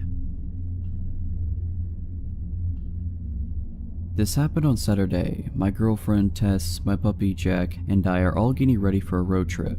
We're planning on meeting some friends at their house and then starting the trip from there. On our way to their house around 11 a.m., a white car with all tinted windows cuts us off and brake checks us close enough that I had to slam the brakes and swerve to avoid an accident. In the immediate fury, I honked and flipped the driver off. I wish I hadn't done this. Immediately, the driver rolls down his window and waves his hand over. He slows down to go back to the other lane so that our cars are parallel to one another. The driver is gesturing wildly and yelling at us while we continue driving down the avenue. I proceed to make gestures to calm down and then try to ignore him and continue driving. He continues driving next to us. Eventually, I try speeding up and he revs in front of me and tries brake checking me again. At this point, I swerve to the other lane and he again slows down to match my vehicle's speed. He is still gesturing and screaming while I try to ignore him. Suddenly, he reaches in his lap and I notice he is holding a glass bottle. He throws it and it shatters at the side of my vehicle. Tess is hysterical at this point and the pup had hidden under the passenger seat. I go into adrenaline mode and try turning into different streets as the chase ensues. He is following close behind when he throws another glass bottle that shatters against my back window. I tell Tess to call the police as we speed down a 2-lane street and up a hill. She calls 911 as I come to a stop at the light at the top of the hill. The guy chasing us slows down to a stop behind us. Suddenly, he hops out of his vehicle and in my rearview mirror I see him reach back into his car and grab something and puts it into his shorts. He begins walking towards the side of my car as the car in front of me drives away. I noped out of there, slammed the gas and turned into the next avenue.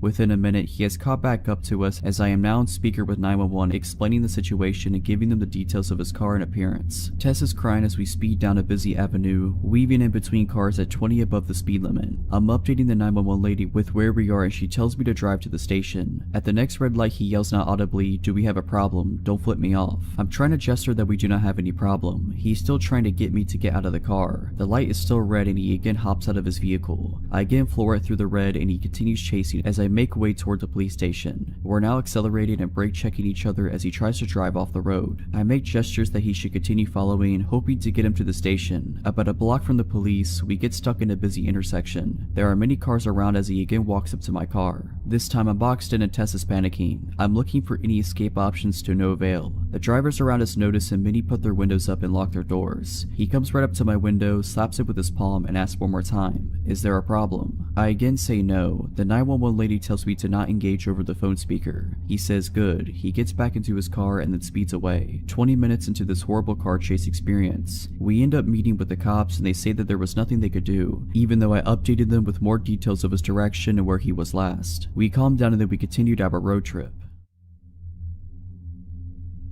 So a 20-year-old female, lived in a shady apartment complex in an otherwise rich, suburban area for 3 years. This story is about a neighbor that I'll call Bob. A little backstory: me, 18 years old at the time, and my then 16-year-old sister used to babysit all the neighborhood kids. These kids considered us their friends, and it got to where they seemed to have a radar of when me and my sister went outside. They'd come out and talk to us, and we let them ride our skateboards and such in the parking lot. The kids were ages 8 to 13. So one day we were outside with them and we were joined by a stranger. He stood between us and our car, towering over us. He introduced himself and asked us to sign a petition he made up. We did, just being friendly. Then he asked us how old we were. I thought maybe he was a fellow teenager that looked older or that he was just awkward. So I told him I was 18, and the very next question was if I wanted to go out with him. In front of my mom and the other kid's mom, I awkwardly declined, but he continued talking about how he thought me and my sister were in middle school. Also, he was 28. Eventually, he wandered away to ask someone else to sign his petition. A few days later, he knocked at our door after asking neighbor for the address. He had a bag of what he said was chicken and wanted us to go eat it with him at the park. park. We declined because we both had schoolwork to do. He walked away and he was mumbling about how antisocial everyone was. Later, we look out our window and see him playing baseball with two girls. He kept physically moving their arms to different positions even though they shrugged away from him. Next day, one of the kids runs up to me. I'll call her Maddie. She's 8. She's got a new pair of Heelys and wanted help with them. I was holding her hand and guiding her along when Bob appears and says he can help better. Maddie says no, but he insists. He pushed me aside and reaches for Maddie, holding her tightly around the upper chest area. Her grandma was there too and flips out. He wanders away. The next day, Maddie's freaking out, saying Bob was just sitting on her porch when she left for school that morning. Her parents found out, and as they walked outside, he let himself in, and they said he went to their kitchen to make orange chicken. We later found out another neighbor had a similar story. Another time, we were helping a family move. They have a 2-year-old son. The garages are in a triangle shape to the road, almost a roundabout. There's a flat patch of grass behind them. Well, here comes Bob to help us. He criticized the way we packed things and didn't help until our neighbor politely asked him to leave. Well, he left the garage, but instead of leaving, he asked the 2-year-old if he wanted to play. The kid said no, and it made him mad. He picked up the kid to play, and the kid slapped him. He asked the kid if he wanted to go behind the garages to play ball, so I go with him and guide the kid to his mom. The climax of the story is when me and my sister went on a walk with our 17-year-old friend and her other friend. Maddie found us and wanted to come along, so we are starting our walk when Bob comes out. He sees our friend and asks how old she is and how much she weighs because she's so skinny. He asks where we're going. My friend tells him we're going for ice cream on a girls trip.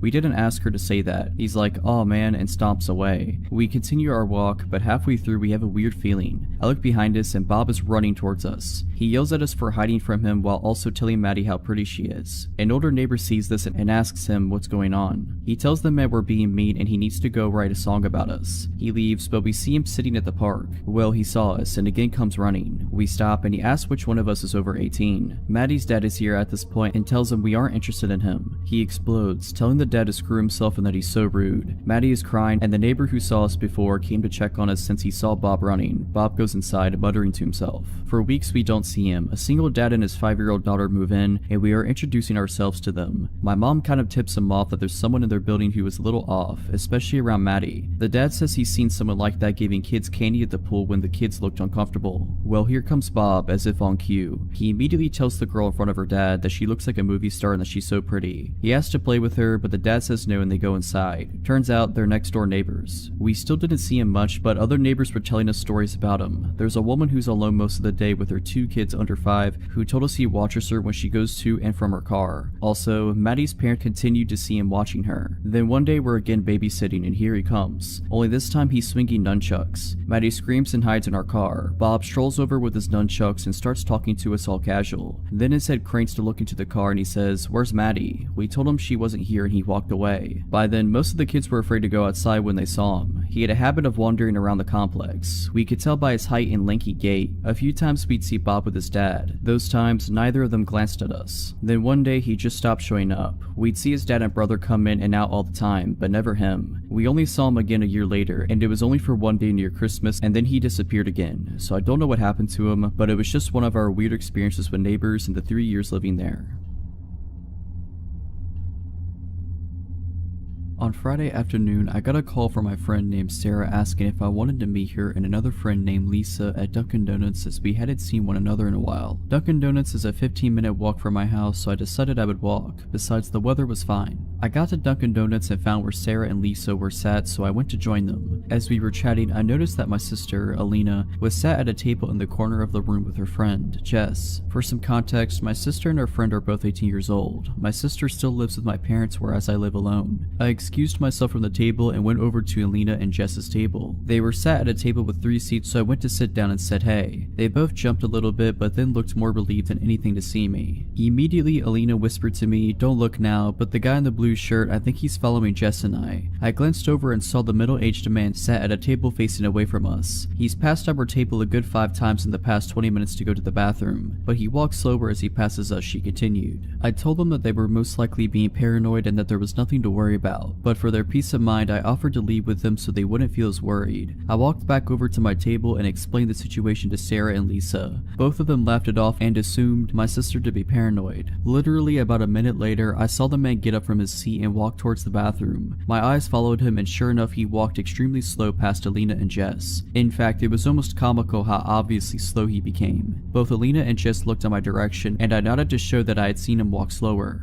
About 5 minutes later, I went into the toilets. On my way, I passed Alina and Jess and told them I was ready to leave whenever they were. They both agreed that they were ready to leave now. I told them that I was just going to go to the bathroom and that we could leave after I had done my business. Alina had come in her car, so she was gonna give me a lift back. I went into the toilet stall, did said business, washed my hands. I was walking down the corridor back into the main eating area when Alina and Jess rushed into the corridor. I asked them what's up and they explained that another man had joined the strange creeper men and that the men were both pointing and staring at them, so they rightfully felt unsafe. We walked back into the eating area. I put my money on our table and explained to Lisa and Sarah that I was taking off and I would explain what was going on when I got home. We all got into Alina's car and left the creeps in the car's rearview mirror. After a 2-minute drive, we reached my house. Just then I remembered that I had been meaning to return something I had borrowed from my mother, so I asked if Alina could drive me to my parents' house as she was going there anyway. I jumped at the car to get what I needed when my phone rang. It was Alina. She explained that a car had driven past and had pulled into a driveway. She said the driver of the vehicle was the creep from Dunkin' Donuts. I looked out of my window and sure enough, there was a car which didn't belong to the owner of the house parked on their driveway. I got the girls into my house and locked the door. I instructed Alina to take a photo of the car and its license plate, and I told Jess to call 911 as she gave the operator more information than what I could. Alina took the photos and we sort of gathered around Jess as she was speaking to the operator. She had finished telling the story and I heard the operator assure us that the police would be at my house soon. A few minutes passed and there was a loud knock at the front door followed by a loud voice shouting, "It's the police." We all did a sigh of relief as I went to open the door. Jess told the operator that the police were here and she hung up. I was in the process of unlocking the door when I thought to look through the spy hole at the top of the door. I peered through and it wasn't a police officer, it was the same guy. I froze in fear and I didn't know what to say. We didn't call the police. I managed to shout back to the man through the door. Alina and Jess were both confused as to why I said this. "We had a call, sir." The man shouted back, "You have the wrong address." I yelled back and informed the girls that it was the creep at the door and not a police officer. Both were rightfully shocked and extremely scared, as was I. I was about to tell Jess to call the police again until I heard the sirens. "Sir, you have to let me in." The man shouted again. This time I didn't answer. He was pounding on the door. His commands for me to let him in turned into begging and pleading. I heard the police car pull up and some commotion outside. An actual police officer knocked on the door and I let him in. Yes, I checked the spy hole first. The police officers took the man into custody while another police officer took Alina and Jess into the dining room for some brief questioning. I called my parents and Jess called hers. Both were here extremely quickly once we told them what had happened. The man was found with a kitchen knife on his person and some other weapons in his car. Who knows what could have happened if I hadn't looked through the spy hole first. Both my sister and her friend are fine, just shaken up after the whole incident.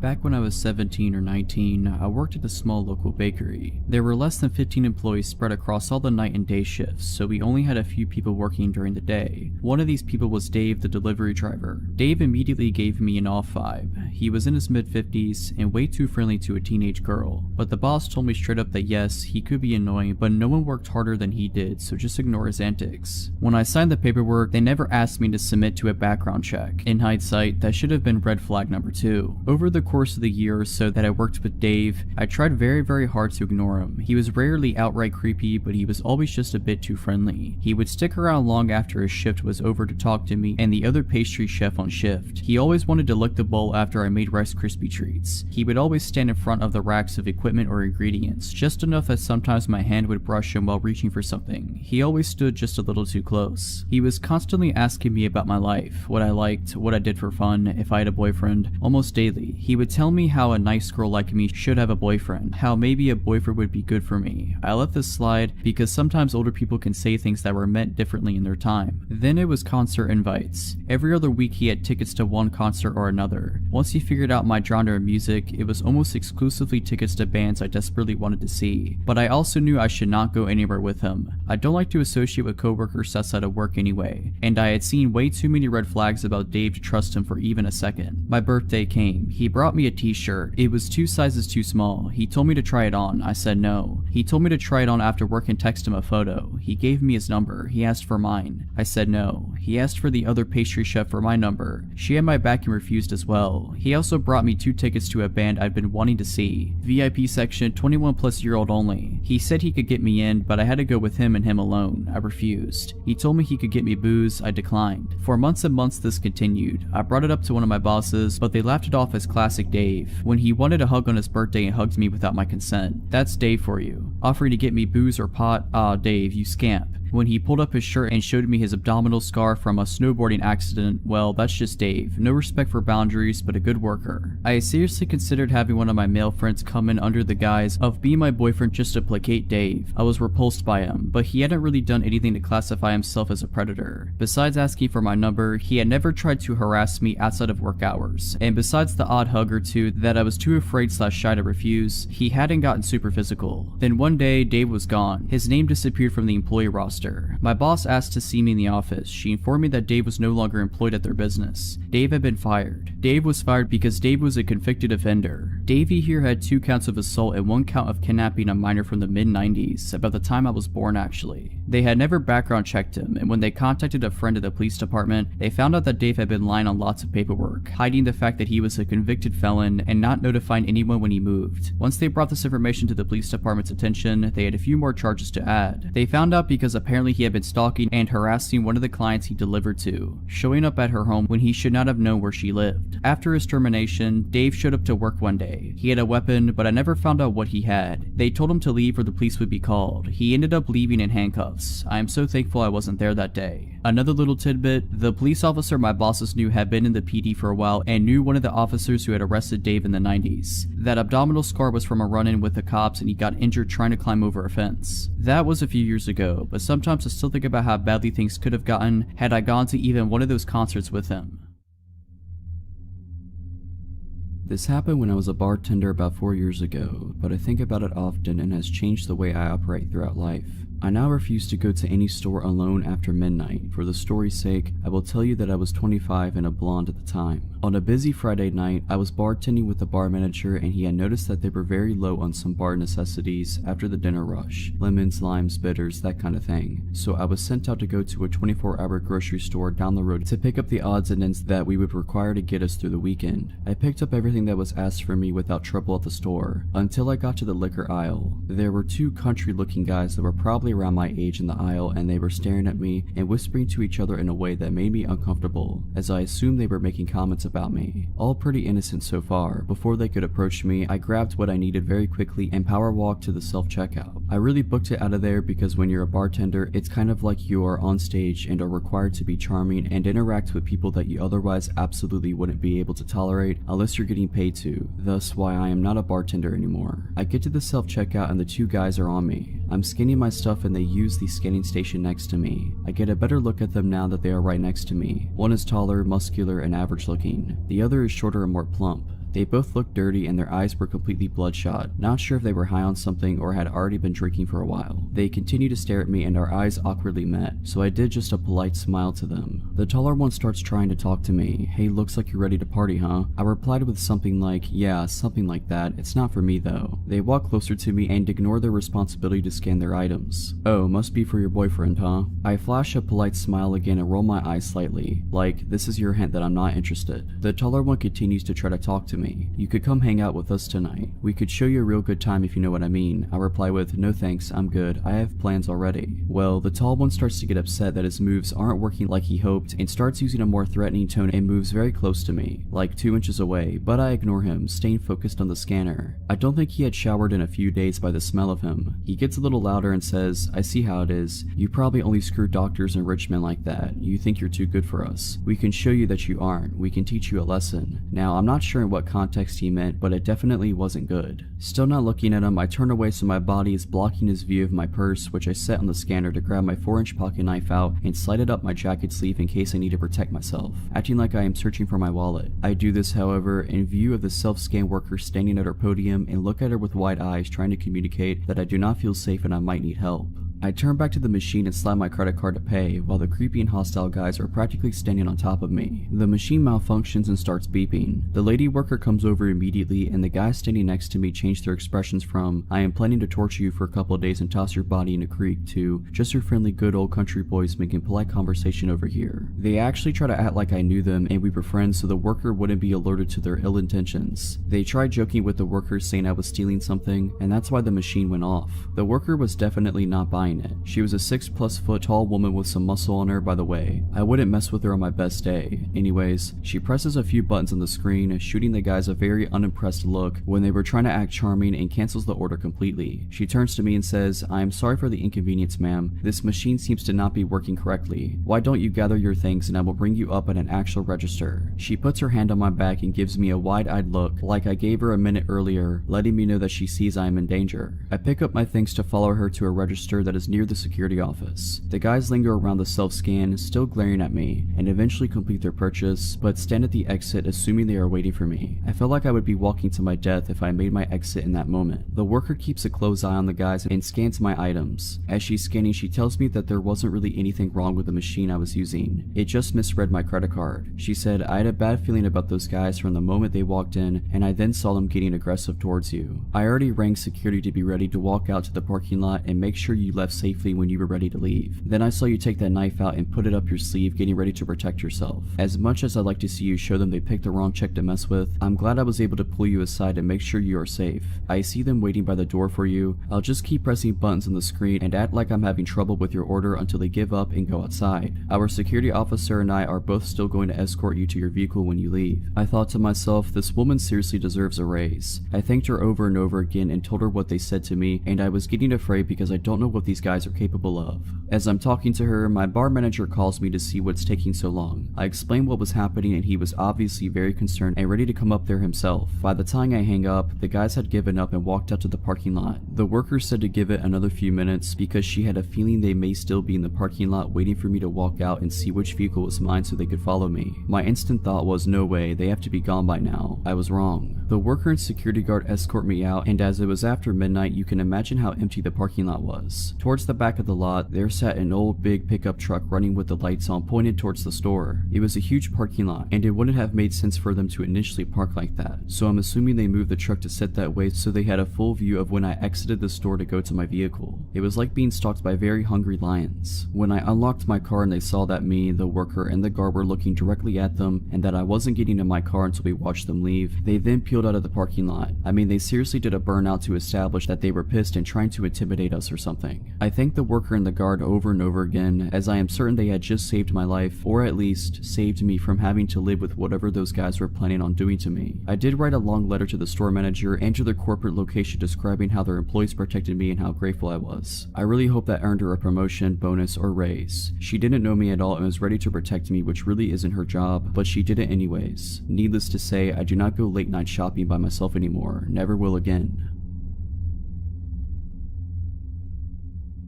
This is my brother's girlfriend's story. She doesn't have a Reddit account, but I told her about this subreddit and she wanted to share her story because it's creepy but also a good lesson to learn from. I go to a school in a big city that is one of the least safe cities in the US. I chose this school for nursing and definitely not for the location. I live in a row house off the campus with 4 other girls. Cheaper and nicer than dorms, or so we thought. I guess you get what you pay for. We're all sophomores in college. As you would guess, we go out and drink, come back to do things we don't remember. We had just started our rent in August. 3 floors plus a basement which was padlocked by the owners. Understandable, we would definitely have parties down there to avoid immediate cleanup. The house was great, amazing location to the school and work. I am a CNA who works odd hours, important for later. It was not expensive and in good condition. I had never lived with that many people before, just one roommate, so before we definitely knew if one of us had misplaced or changed something. I started to notice my snacks were either half gone or completely gone. I was getting annoyed, but a house with many people, it's too much work to go and figure out who ate what, so I ignored it. Slowly, we started making comments about someone eating our food but passive aggressively. We all just let it go because none of us want a whole house fight. I work until about 11 in the NICU. I get home at about 11:30 mostly on weeknights. I started to notice pants left out or snack wrappers around. I thought it was odd cause none of my roommates had done that before, but just thought, oh, they probably drank a bottle of wine then went to bed and forgot all about this. Again, my roommates started making comments. This time we started to ask because it was getting annoying that all of our food would disappear and things being left out. I knew it was one of them, but no one wants to admit that they ate someone else's snacks in college. We chalked it up to the girl who always smokes and eats her weight in food. She swore it wasn't her. This went on for about 2 months. It got more obvious that someone was clearly taking everyone's food. It definitely had to be the girl that always smokes. I see her eat her whole snack pantry in a night. Come to find out it was not her. One night at work, I was about to get off, but a situation happened and I ended up leaving about 12:30. I took the bus bus home. I got home and was about to collapse. I wanted to go to bed ASAP. I walked in the front door and the stairs are directly in front of you. You can also see down the side into the kitchen. I walked in and saw someone in the kitchen but was way too tired to say hi. I thought it could end in like a 30-minute conversation about nothing, so I went straight upstairs. When I got to the second floor, I noticed all of my roommates' doors were closed, which always means they're either all in their room for the night or asleep. I got a weird feeling, just something that made it click.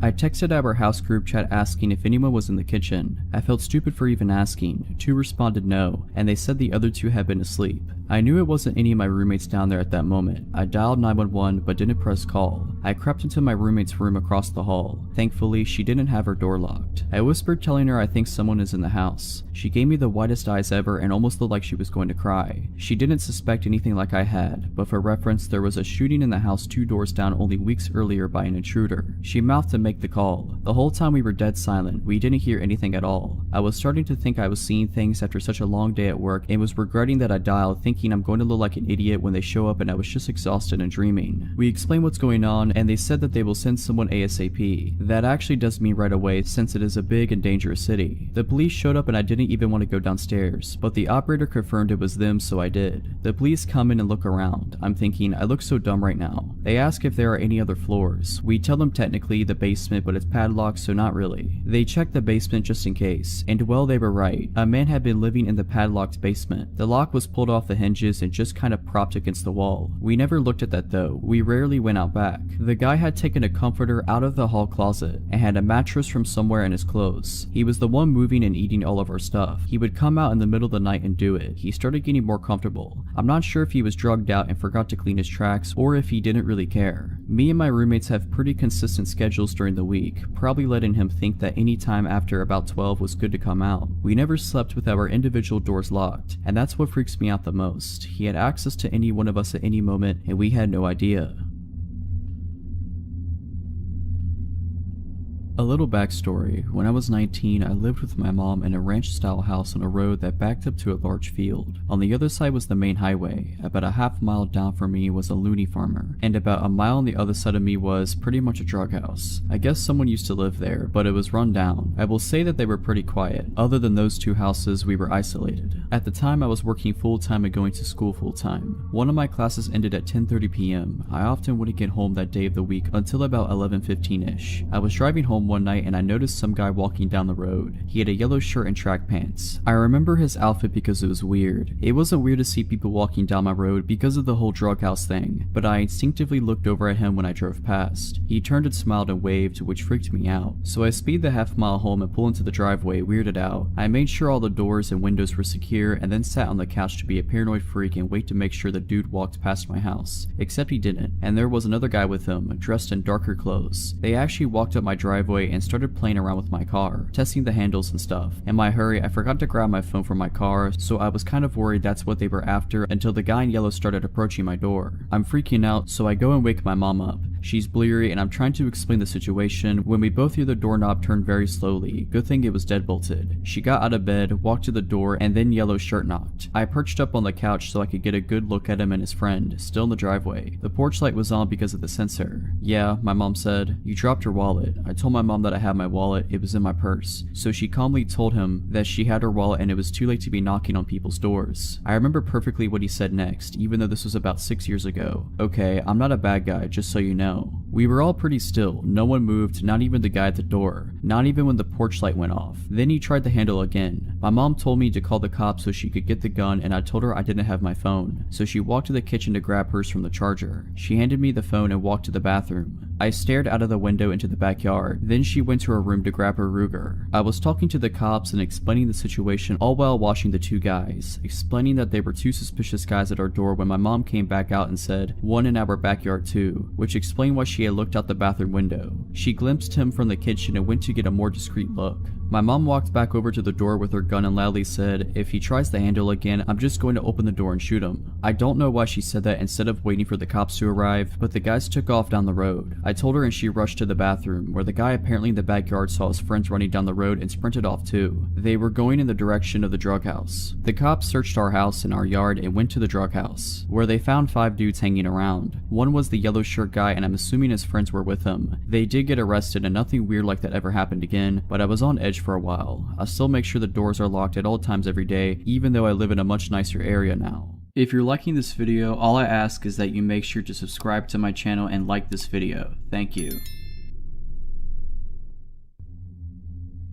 This was back in 2015 or 2016. I'm a career tow truck driver. At this point, I've been towing cars for most of my adult life, and will likely do so until I either retire or die, whichever comes first. At the time, I was working for a pretty small towing company with only 2 employees, and we rotated who was on call each weekend. It was my weekend on call and it was summer, so with people being out and about late and whatnot, I was pretty busy. Cleaning up accidents, towing broken down cars both in the city and off the highway. I was fine with it, as I was paid commission at the time, so the more calls I did, the more money I made. So it's Saturday night, now Sunday morning, and it's around 2:33 in the morning, and like I said, I've been busy. I'm tired, a little grumpy, and kinda wanna go home when my phone rings. It's an insurance company calling asking if we can do a tow for one of their customers who is broken down on the side of the highway. The breakdown location they give me is about 15 miles out of town, which I normally wouldn't do, but the tow destination happens to be a dealership that's just a couple of minutes from my apartment. I contemplate rejecting the call, but because I'm paid commission, I figure screw it. I could run up and grab this car, drop it off around the corner from my place, then hopefully I can head home and get a couple of hours of shut-eye. So I take the call and hop on the highway. The insurance company provided me with the customer's first name, which we'll say was Kara, and gave me a phone number for her. Usually I try to make contact with people who are on the side of the highway to let them know I'm on my way and give them an ETA. I try calling her a couple of times, but she doesn't answer, not unusual.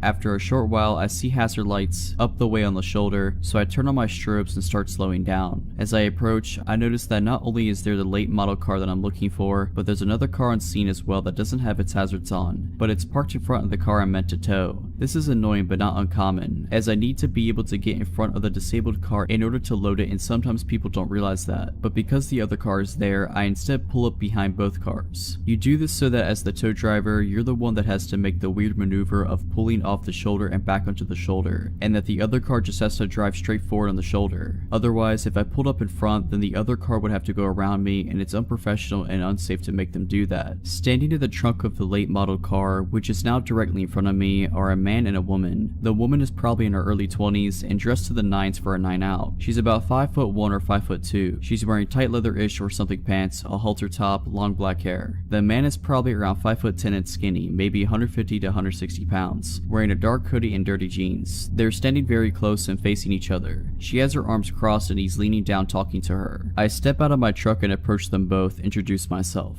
They separate a few feet and I look to the woman and say, "Are you Kara?" She nods. I say I'm here for her insurance company and I ask what's going on with the car. Immediately, the man pipes up and says, "Yeah, it's just having some fuel issues. It's an easy fix. Can you just drop it off at this commuter parking lot? I'm gonna fix it for her there." I'm rather annoyed at this because the commuter lot in question is further up the highway and I'm already 15 miles out of town. Like I said before, I only took this call because it was supposed to be coming back toward my apartment and I really wanted to go home. Not only that, but in order to change the original tow destination, I would have to call the insurance company back, wait on hold for who knows how long for a representative, and then let them know the change and try to get them to pay me extra for the deadhead miles back home after unloading, and I really didn't want to do any of this. And thirdly, this is a late model car. I'm no mechanic, but it's new enough that whatever's wrong with it is likely covered under warranty, so the dealership is really the best place for it to go anyways. I explain all of this to the guy, but he's really not having it. He gets stern with me, saying something like, "Look man, you just need to take the car where I tell you to take it." We go back and forth on this for maybe 60 seconds and he's just getting madder. "Well, you know what man, you're not the name insured, Kara is." The easy way to settle this is to ask what she wants me to do with the car, and whatever she says is what I'll do. Fingers crossed she'll want to take it to the dealership so I can get home sooner. I turn to look at Kara to ask her that question and I don't see her right away. She's no longer standing where she just was a minute ago, which was slightly off to my right. I continue to not see her until I've turned almost all the way around, because she's standing directly behind me, and by directly I mean within an inch of my back, arms still crossed. I look down at her and she locks eyes with me. Her eyes are as white as plates, almost owl-like, and immediately it feels like she's staring into my soul. She didn't say a word and she didn't have to. I took a step back and did what felt like a double take. I looked at him, then at her, then at him again, and then back at her, and it slowly started to dawn on me that maybe something isn't right. I asked her, "Do you know this guy?" And she ever so slightly shook her head no. Without a word, the guy starts to move for Kara, and I move to stay in between them. He tries to push me out of his way by shoving me in the chest, but because I believe he underestimated my weight, only pushed me hard enough to make me take a single step back. Immediately, I took that step step forward towards him and body check him hard as I could, hard enough to completely knock him over basically onto his back. Because we rotated during the back and forth push bit, Kara is now in front of me to my right, somewhat between me and the guy who's trying to scramble to his feet. I reached out and snatched the poor girl up by her waist, spun her towards my truck and yelled for her to get into the driver's side, and she does so. I turn back to the guy who is standing up again at this point, and he's breathing hard. He gets right up in my face but doesn't do anything, just breathes at me. I stare him right in his face and tell him, "You need to go." I'm shaken now and I'm absolutely terrified. I don't know if he has a weapon, I don't know if he's gonna try to fight me, and I don't know what I would do if he did. After probably around 15 seconds or so, which felt like eons, he kinda huffs a bit, smiles one of the creepiest smiles I've ever seen, and starts to back off. Sucking his teeth and rubbing his hands together, he slowly walks backwards a few steps, then makes his way to the front car, gets in and drives off. I stayed motionless, watching him until I could no longer see his taillights. I got Kara's car loaded up on the tow truck, and as we made our way to the dealership, she told me through tears that her car had shut off while she was driving, and she pulled onto the shoulder and called her parents because she was on their insurance. Her parents made the call to the insurance company, who eventually dispatched me to her location. While she was waiting, a bit after she made the call, the guy pulled up in front of her and walked up to her passenger side window to try to talk to her, asking if she needed help, etc. And she told him she was fine, that a tow truck was coming, and that she didn't need help. He persisted and she tried to tell him off and eventually tried to roll up on the window. Apparently he stuck his arm in the window and got the door unlocked and opened the door. In fear, she jumped out of the car, leaving her phone inside, and ran to the back of her car and stayed put there because it was in the line of sight of traffic. Apparently he was pretty lewd with her, and whenever she tried to go back to the car, he would prevent her from getting in. Several minutes later I showed up. Who knows what would have happened had the timing been any different. Her parents were waiting at the dealership when we arrived, and she told them what had just happened. Her parents gave me a $20 tip, which was all the cash they had on them at the time, and Kara gave me a very tight and clearly heartfelt hug before I left. I never saw her again.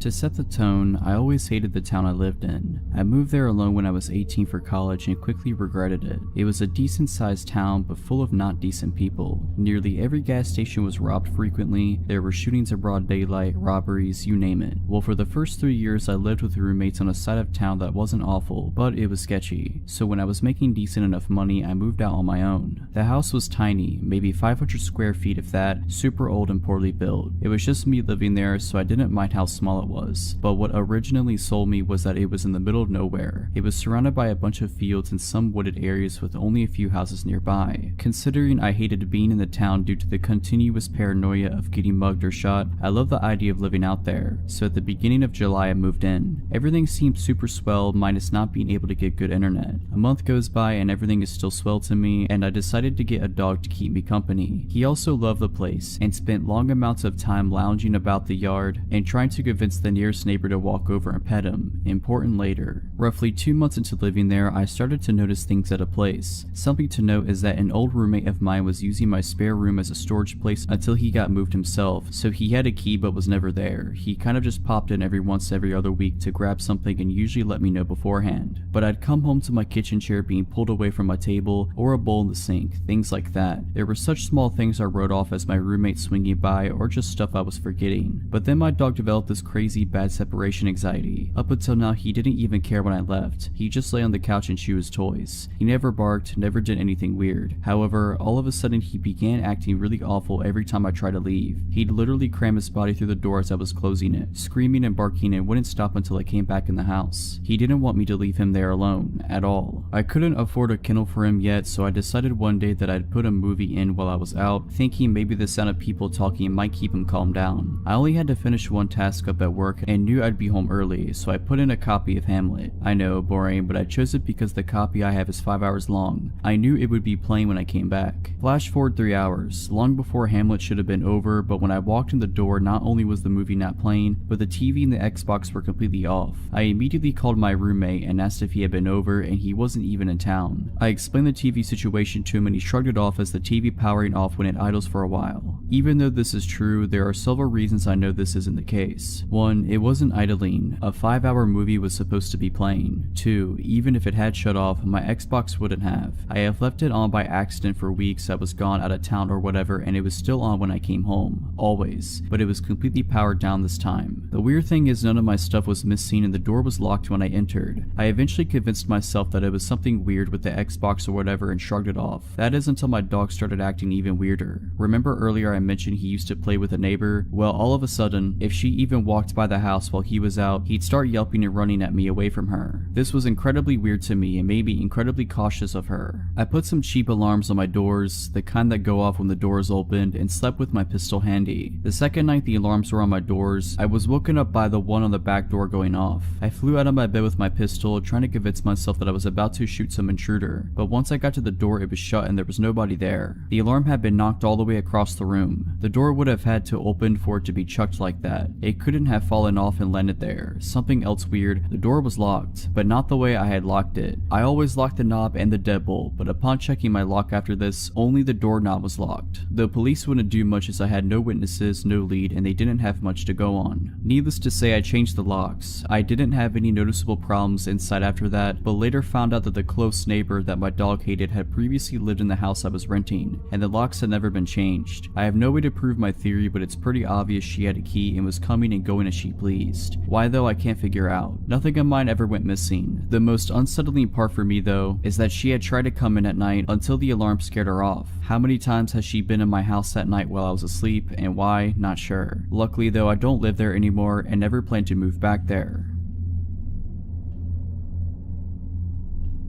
A while ago, I was staying in an upscale hotel in the safe area of a large Midwestern city. I am a 16-year-old female and I was in a room all by myself with my parents a few doors down. In theory, this isn't unsafe by any means, but I had bad luck on this particular trip. Our first night there passed without incident. Me in my room, my parents in theirs. I watched a pay-per-view movie and ate way too much from the snack bar. I didn't have any reason to feel unsafe. The next morning, we did the usual tourist stuff that one does when visiting a new city. As we ate a breakfast in the hotel restaurant, I noticed a man who looked to be in his 60s staring at me for an abnormally long amount of time. I ignored it and chalked it up to him thinking I looked like his granddaughter or something. The next night, my parents allowed me to meet up with a friend for dinner who lived in the area. He met me in the hotel lobby and we had a nice dinner and then went back to the hotel for drinks. Yes, I am underage, I had a drink, my bad. Coincidentally, the same man who had been eyeing me earlier was at the bar. This time, I knew I didn't remind him of his granddaughter. Even with my buff guy friend next to me, his eyes traced my body. I felt unsettled and mentioned it to my friend Ethan, who glanced over and also seemed really weirded out by how obvious this guy was leering. We left the bar quickly and by now it was around 12:30 a.m. Ethan walked me to the elevators of the hotel and once I pushed the button, I left. I wish I would have asked him to stay, because no sooner had he walked away that my creeper came rounding the corner and stood there waiting with me for the elevator. I felt so uncomfortable knowing that he would be seeing what floor I was going to, but it hadn't occurred to me to get off on a different floor at the time, and even if it did, he planned on following me, so it would have been just as bad a move. When we were in the elevator together, I tried to keep my eyes averted from his, but they literally bore into my body. He kept trying to step closer and I kept backing up, too scared to even speak. What freaked me out more was that he hadn't pressed a separate elevator button, so he planned on getting off when I did. When I got to my floor, I almost ran to my room, and the guy just stood at the end of the hallway, waiting to see where I was going. I stayed in my room for 15 minutes until I was sure he was gone before I told my parents what had happened. They were freaked out and told the hotel staff, but there was no sign of the guy and it was really late, so I just locked my door and tried to get to sleep.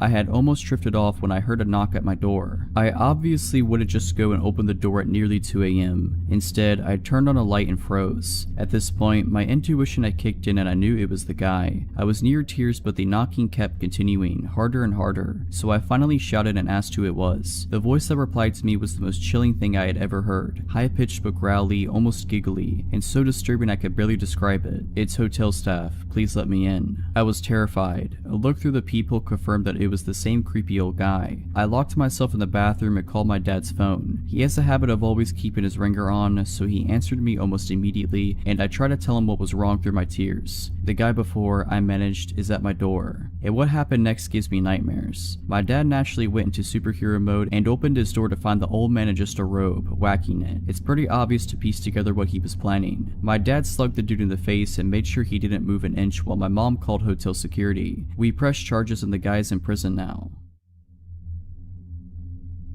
Some backstory before I begin. These events started when I was in 2nd or 3rd grade, 2002 to 2003-ish, and ended during the fall of 2015. I'm a 21-year-old female living in Canada. The RCMP are involved in the story, which stands for Royal Canadian Mounted Police. When I was in elementary school, I was friends with a girl named Jessica. We had a group of 5 or 6 girls that we always played with. Jessica's parents were divorced, and I often went over to her dad's house after school because they had a trampoline and a slide. Her dad was a totally normal dude. His name was Richard and he held a job as a pilot, which is definitely a job that requires mental stability. Jessica came over to my house as well, and her dad would always come pick her up after the play date, so he was familiar with where I lived. And I think 2nd or 3rd grade, Jessica moved away to live with her mom. I didn't fully understand what was going on as a child, and I still don't know what happened, but something had gone wrong with her father. We didn't hear much from Jessica, but around her birthday the following year, Richard invited our group of girls over for a surprise birthday party. We arrived at the party and we were waiting for Jessica so we could surprise her, but Jessica never showed up. We were just hanging out with her dad for a while. As a child, this didn't seem as weird as it does to me now. When our parents picked us up, we obviously told them what happened, and we didn't hang out with Jessica or Richard again. After that, some of the girls started receiving presents from Richard at their homes. I never received them, but my mother told me about it years later. The presents usually consisted of cheap jewelry and notes. I have no idea what the notes said, but I'm not sure if I want to. After this, Richard goes away. My mom later told me he was in a mental institution. Years go by, I completely forget about the whole situation. Then, in the winter of 2013, I was out of town for a cheer competition. I was scrolling through Facebook one night when all of a sudden a new group chat popped up with 5 girls from my elementary school. I had not kept in touch with any of them, so this was weird. The chat was about how they had received messages from Richard on Facebook. I checked the other folder of my Facebook messages, and sure enough, I had some too. I had a variety of messages that did not make a lot of sense, including some strange poems. Many of the messages were descriptions of dreams he had about me, though some of them were nonsense. Others were understandable enough to come across as violently threatening. I don't feel comfortable sharing some of the more explicit messages, but here are a couple of the shorter and less scary messages. Hi little girl from not long ago, pristine of pristineness, I want you, I want you, I want you. We're gonna have planets to go to someday provided you don't melt them first. I'm so proud of you, stay happy, and I haven't found a way to keep you all off my mind. I clicked on Richard's Facebook profile and his whole profile was dedicated to his 5 girls. He didn't have any friends added, so clearly nobody had seen it. Unfortunately, we didn't have very good security settings on Facebook. He had saved dozens of photos of us and then reposted them with nonsensical and inappropriate captions. The captions ranged from essays about his love for us to a one-sentence caption that simply said, "She is so ugly." Here are some of the shorter photo captions. Emily, hopefully and not too soon I'm gonna find out your address and I'm gonna show up as a man that knocks on your front doorstep and bite your bottom lip off before you can say a word. Kiara, because of my initial euphoria turns into sucking depression when I realize that there is nothing I can do about anything beside you because you're inside me and I can't get you out of my mind. I love you so much. Melissa, can I paint your picture? I want to lift you around to see how heavy you are and we'll go for a drive on Hollywood Drive with the windows rolled down so we can get a crystal clear view. We were all freshly 18 at the time and didn't know what to do, so our moms contacted the RCMP. They told us not to block Richard on Facebook, but not to reply as the messages could be used as evidence. He continued to send us messages every single day, and we shared the screenshots with each other in the group chat and sent them off to the RCMP. He had several different Facebook accounts that were all variations of his name, along with one randomly named Esteban. One of the girls got in touch with Jessica to find out if she still had contact with her father. She only saw him on supervised visits every once in a while. She was very embarrassed and apologized a lot. She was a super sweet girl and obviously none of us were upset at her in any way. Eventually, Richard was charged with 5 counts of criminal harassment. He pled guilty and went to jail for around 5 months. When he got out, there was still a no contact order in place, meaning that he could not contact any of us girls or come within a certain radius of our homes. He was not allowed to use the internet either. I'm not sure how all of this works, but this is what the constable handling the case told me. However, not surprisingly, he started contacting us on Facebook again. He went back to jail for breaching his probation. It was the summer of 2015 and he got out again. I started receiving more messages. I immediately wrote on the group chat to see if the other girls had gotten anything. They hadn't. It was just me. I immediately contacted the police. It seems they had forgotten to include my name on the no contact order. He knew not to contact the other girls, but thought it was still safe for him to contact me. This time things got worse. I had just started working at a new job, and being the idiot that I am, I had my workplace public on my Facebook profile. One day I came into work and there was a package waiting for me. I was obviously confused because I would never order something to be delivered to my work. I opened it up with my managers and there was weed inside along with a disc with encryption software on it. He had mailed me weed to my work. I knew immediately that this was him, and awkwardly explained the situation to my managers who thought it was hilarious. The security in my office tower was alerted and given a photo of him. They began walking me to my bus stop after my shifts. It was scary knowing that he knew where I worked. At this point, I hadn't seen Richard in years, but it was clear that he was mentally unwell. I had absolutely no idea what he was capable of or what his motives were. The RCMP did not seem to take this case very seriously, and they moved very slowly, passing the case around to various officers. Meanwhile, I was terrified. I could hardly walk down my street at night without freaking out. Every time somebody knocked on my door while I was home alone, I would drop whatever I was doing and hide under the kitchen counters. I had not moved since I was a child, so it was very possible that he remembered where I lived. The packages kept coming. I received more weed in several different forms, including cookies, what appeared to be cocaine, and a key to his apartment along with some miscellaneous items. I opened all the packages at the police station. One of the packages included a USB stick with a bunch of audio recordings on them, but I decided it was better for me not to listen to them. The return of the packages was to a random PO box in another city that did not belong to Richard, and no fingerprints were found on the packages. During all of this, the Facebook messages remained constant. Luckily, in one of the messages he informed me that he had sent me drugs and the key along with his home address. This confirmed that the packages were from him. He was charged again. I received a subpoena in the mail to appear as a witness in court. However, he once again pled guilty and I never got to go to court. I was actually a bit disappointed as I thought seeing him in person would provide me with some sort of closure. He is still locked up somewhere as I am writing this, but I still get scared walking at night or when somebody knocks on the door. The police provided me zero information on where he was being held or when he would be released. I feel like I am just waiting for the day that he will contact me again. I just hope that he never does.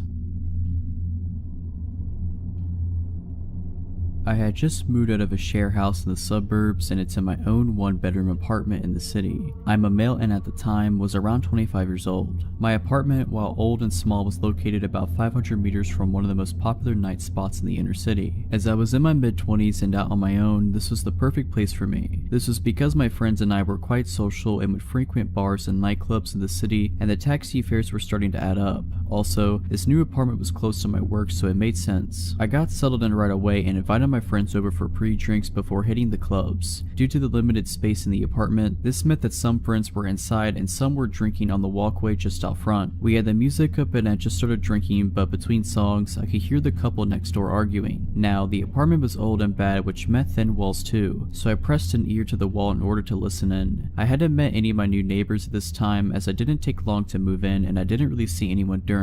I was curious. Judging from what I could determine while eavesdropping, they were a gay couple in their early 30s. One of the men was yelling at the other to go next door and tell us to keep it down. The other was arguing that it was just a housewarming and to let it go for the night. Since I didn't want to cause trouble, I marshaled everyone outside to start making our way to the nightclubs, leaving my new neighbors in peace. Later that night, I came home alone as I was tired from the move. I decided to let my friends carry on partying without me. I arrived at my door and proceeded to fumble around for my keys when I looked up to see a man standing in the walkway in front of the next apartment smoking a cigarette. He was tall and thin with brown oily hair. I noticed that he also had a cut lip and a faded but still visible black eye. I said, "Sorry about the noise earlier," correctly assuming he was my neighbor. He replied, "Nah, you're alright man. I'm Chris by the way." I shook his hand. I noticed his knuckles were red and a little bit scratched up, so I knew something was off. I apologized for the noise and said, "I hope I didn't cause any trouble for you." He withdrew his hand and with a soft but cracking voice said, "Nah, that's okay. Rick just gets a bit cranky sometimes. I'm used to it." With that, I finished off the conversation and told Chris that I'd see him later. It was about 2 a.m. at this point and I just wanted to sleep but couldn't help worrying about the potential domestic abuse going on next door. I decided to just keep an eye on it for now as I didn't have all the info. For all I knew, he could have gotten into a fight with someone else. As the weeks passed, I noticed that my new neighbors got drunk regularly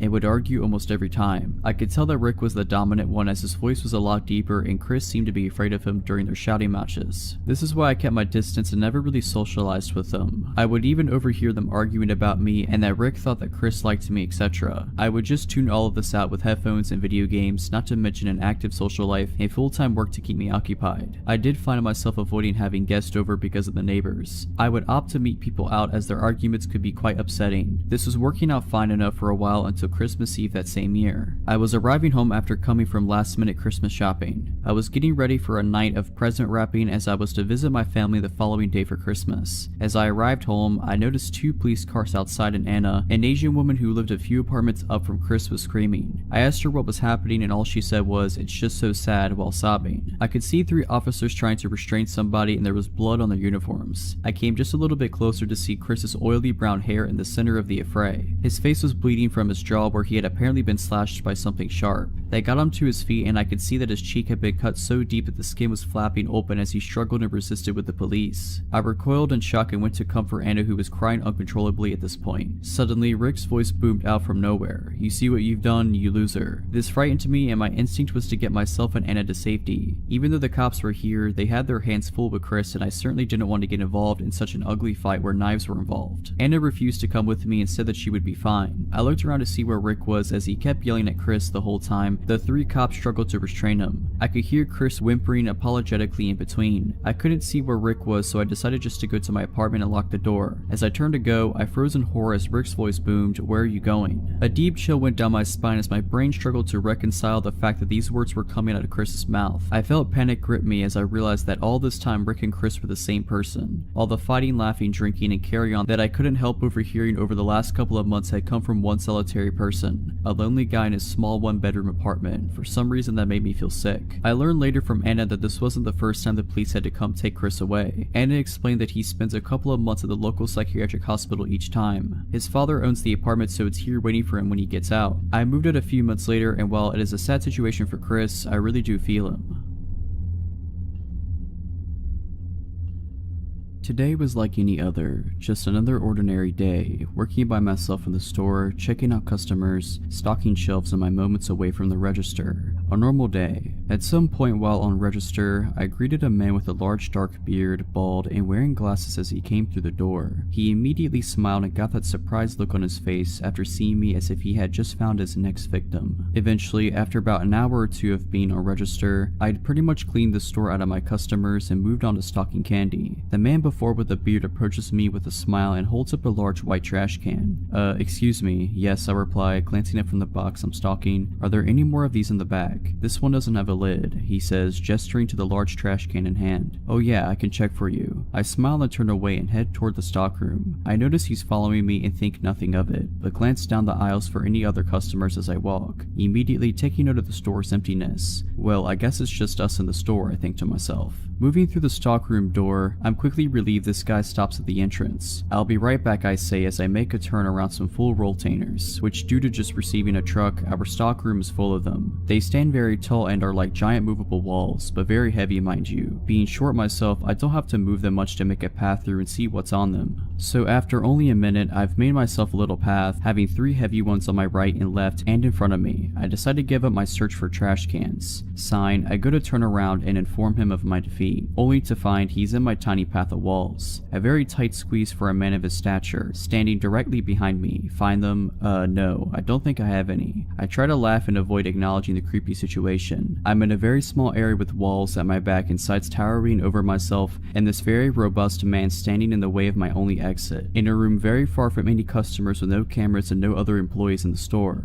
I'm helpless and increasingly growing scared at how this man isn't moving to let me out. I go to voice that I need to return to work after a solid minute goes by, but I am not able to get out a single word before he says in this creepy, almost shy voice, "You're just the cutest little thing, did you know that?" Within an instant, I'm scared and feel ill attention from this guy. Surprising myself though, I choke out without thinking. I just heard my bell. What? He looks confused but doesn't budge. I just heard my bell. There are people up front who need to be checked out and are looking for me. I stand nervously knowing full well neither of us heard the familiar ching from the service bell I keep on register. But what about my trash can, he asks, stepping forward but taking a glance back toward the trash can. And again, with lightning thinking, I blurt out, "I'll mark it down half price, no big deal," laughing and trying to act like nothing is out of the ordinary. I slip by him, seeing my opening at his turning around. I try my hardest to walk away, pretending to be calm as I exit the stockroom, then sprint to the front of the store the moment I was out of sight. He wound up leaving without purchasing the trash can. So, creepy guy who I expect to pull something like that again, I hope you and I don't meet again. My fiance and I threw a dinner party one time to celebrate his mom completing chemo. I hired a caterer. We were expecting 25 friends and family, so it was more than the kitchenette of our single-story ranch house could handle. We'd also only just moved in, so didn't have a lot of cooking staples. The caterer said he'd bring everything 75% done, but he needed to finish off some dishes in our kitchen. I told him that was fine as long as he was finished by 5, because the kitchen is centrally located and we'd prefer everyone be finished before the guests arrive due to the intimate nature of the occasion. He said that would be fine. He arrives as scheduled at 12 p.m. We gave him until 5 and the guests aren't even arriving until 6, so it's plenty of time. He smelled bad. It was more than a sweat smell though. It smelled like a sun-baked diaper, and that made me uneasy because he was going to be preparing food for sick, prior, and young kids. I just made sure he washed his hands and then left him to his own devices, worrying I was being presumptuous. Throughout the entire process, he keeps pulling me aside to ask me questions and have me taste things. I was super busy because my husband had to work during the day and pick up the surprise guest right after, so setting up the deck, decorating, putting together the slideshow equipment, coordinating the surprise guest, we flew in her sister and I had to make sure she got an Uber at the airport and her hotel had worked out, etc., and just a million other little details. So every 10 minutes being asked things like, do you prefer this with paprika or without? With this, fine, whatever you think. Tasted to be sure was getting old. When he was still there at 5:45, after 2 gentle reminders, I flat out told him I needed him completely out by 6 no matter what. He apologized and said there had been a delay because our oven wouldn't stay up to temperature. I never had a problem with our oven, but I figured he's the professional, maybe it was a subtle problem. A little before 6 rolls around, a few of our friends start trickling in. I decide to tell him whatever's done is done and whatever isn't he should just put in the fridge, but he's nowhere to be found. I go out on the deck to ask my friends if they'd seen him and he's out there, alcoholic beverage in hand, out of his chef whites and now in a t-shirt and jeans, mingling with my friends. I walked out just in time for him to introduce himself to my cousin-in-law as a good friend of mine. Nope, too weird for me. I met him in person for the first time barely 6 hours ago. I told him he needed to leave, now, so he goes inside and gets his bag and makes a beeline for my bedroom. I'm taken aback. I say, excuse me, where are you going? And he says, to change. So first of all, we have a guest bathroom clearly visible. Second, why can't he wear a t-shirt and jeans home? I tell him I'm not comfortable with him going to my room, but he insisted to only be a second and goes in and shuts and locks the door. I couldn't even get a word out before he went in and I felt helpless. I was going outside to ask one of my friends to help me usher him out, but at that point my fiance got there with my aunt-in-law. I had to explain the situation to him, nearly in tears at this point, and he was like, what? He went in the bedroom? Why? So he pounded on the door, and the caterer came out, still in a t-shirt and jeans, and my fiance said, you shouldn't be in there, you need to leave. And the caterer said, excuse me, but this is not your house. It is not up to you to decide. And my 6'4",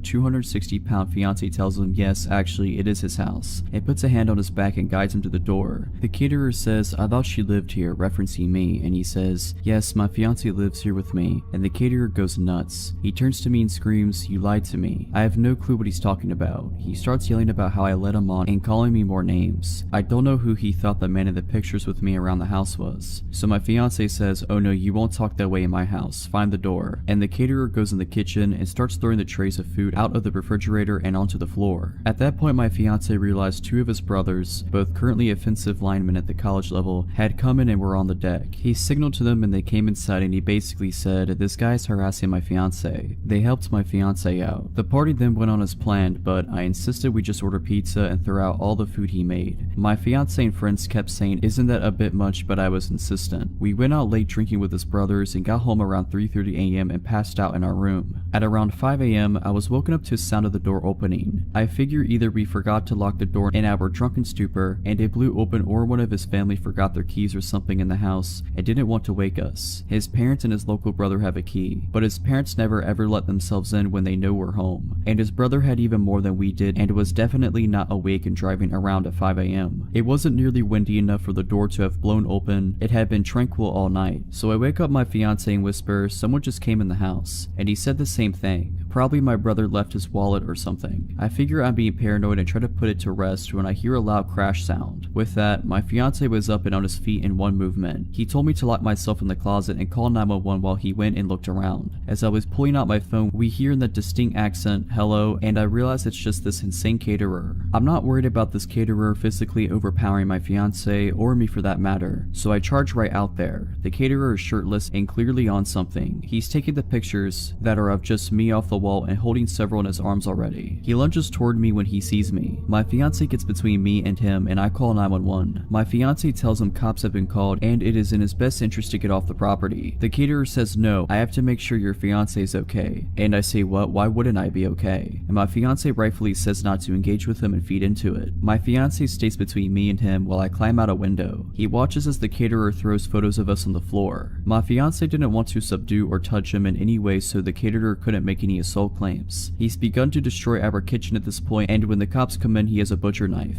My fiance considered going for the gun safe when he first got the knife since we live in a stand your ground state, but he decided the situation was hectic enough without introducing a firearm. The caterer doesn't obey the police's orders to drop his weapon and he says he isn't leaving without me, so they tase him. It's lucky for him he only got tased and he didn't antagonize my husband into squashing him. As he's let out in cuffs, he's shouting how he and I are in love. He continues on this tirade the entire time police are reading him his rights. The police ask us to do an inventory of the house and see if anything's missing or damaged besides what we witnessed him do. We go around and there's nothing, but then I remember he was in our room yesterday and he went through the room. All of my underwear from the dirty laundry hamper were gone. We were so freaked out in the aftermath that we replaced all of our kitchenware, toothbrushes, sent our sheets to be professionally cleaned, and had a cleaning crew do a deep clean on the whole house. So glad we decided not to serve the food to our guest and my fiance's medically fragile mother. He sent me a letter from prison that thankfully my husband intercepted, because I was still recovering from the whole thing. We gave it to the police who helped us get issued a no contact order. He was sentenced to 3 years in prison. If you're liking this video, all I ask is that you make sure to subscribe to my channel and like this video. Thank you.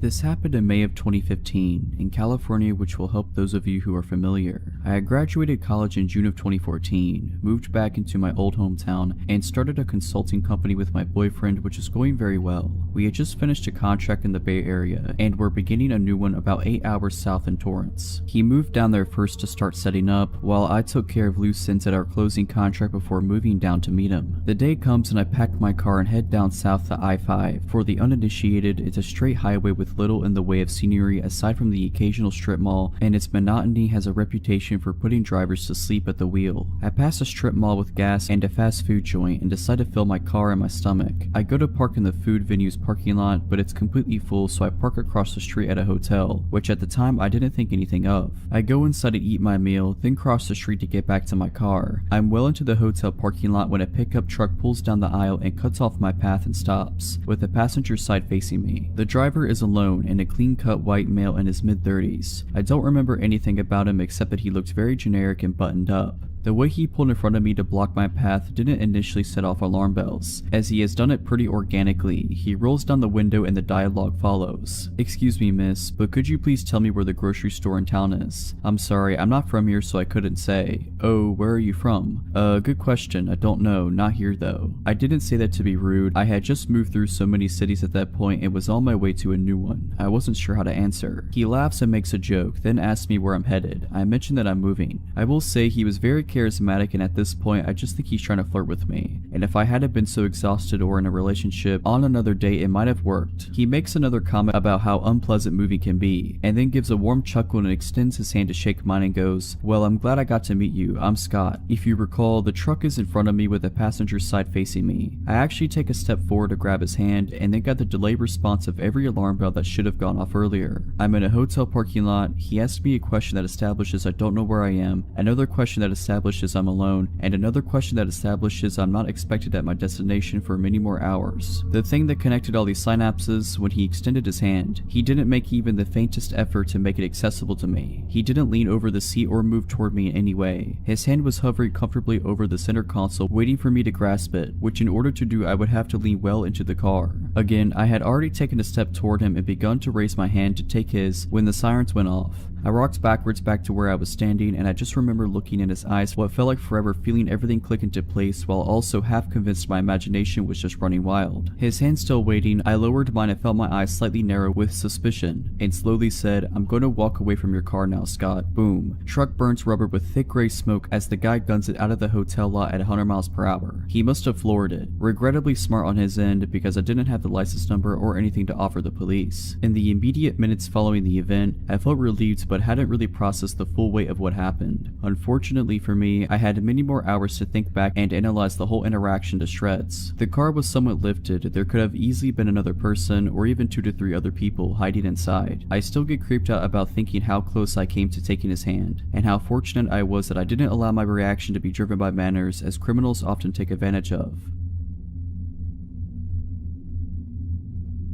This happened when I was in high school long ago. My mom just recently found the paperwork about it when she cleaned out her office upon retiring from the police department. I remember being upset and scared when it happened, but reading the details as an adult, it sounded even worse than I remembered. I was a 17-year-old female working at a flower and gift shop. It's nighttime, a man comes in, short, overweight, balding, and 40 years old. He tells me about how he needs an apology gift for his girlfriend, so I offer a bouquet. Obviously, it's a flower shop. He says she doesn't like flowers because they die. This is the first weird thing, as he came into a flower shop. Then he goes into detail about how he hit her, and asks me if I think it was the right thing to do so. This was long ago, so I don't remember exactly what I said, but it was something along the lines of, not if you want her to continue being your girlfriend. He then tells me what a great job I'm doing and asks me when I get off work. I dodge answering and he leaves. Nothing for 6 months. Then right before Valentine's Day, he walks in the door 1 minute before close. It was dark, and from the outside it looked like I was working alone as my coworker, about a 40-year-old female, was in the bathroom. Instinctively, it felt like a predator had just entered the room. You know when something isn't right, and everything felt not right. I then noticed he has a tarnished revolver tucked into the front of his windbreaker, which is halfway unzipped. It was obvious he wanted it seen. I quickly scribbled a note to my coworker that said he has a gun, and handed it to her when she came out of the bathroom. She calmly walked to the phone and looked at me, wordlessly asking if she could call the cops. I shook my head no, as I felt like it would escalate the situation. God forbid he heard the police coming and took us hostage or something. I was just going to try and act as calm and normal as I could, and hopefully not tip the situation into something more dangerous. He spends 15 minutes wandering around what was a fairly small shop. In retrospect, he was probably waiting to see if my coworker would leave, as it was now well past closing. Finally, he places an order for pickup on Valentine's Day, which gives me his name and info, which I'm going to for sure file with the police report. He buys a card and pulls out a wad of $100 bills, which he slowly thumbs through as though looking for the right one with which to pay for his $40 order. I ask him if he wants a bag, as it wouldn't be very inconspicuous if he just showed up at home with the Valentine's card. He replies, "No, I didn't feel like being inconspicuous tonight," which seemed like an obvious reference to the gun hanging out of his coat. He leaves. We quickly lock the door and watch him sit in his truck outside. We were not about to exit the shop until he was gone. Finally, he pulls out of his parking spot and moves to another spot further away and continues to just sit there. I don't know how long we waited, but he finally left. I called my mom crying. She called the police, who came to the shop the next day to take a report. I told my best friend at the time what happened. She told her mother. Her mother happened to work with the man and informed security at her job. She said he was very weird, creepy, and liked to talk about weapons a lot. Security at his job, it's a large company with government contracts and things having to do with tech and security, pulled him into the office and questioned him about it. He claimed it was a glove in his pocket, not a revolver. The police were pissed that this company made contact with him about it before they did, and he successfully dodged the cops' multiple calls and visits to his apartment. My mom, much to my teen fury at the time, made me quit my job, which was devastating as I loved it there. In retrospect, totally the right call. I never saw him again.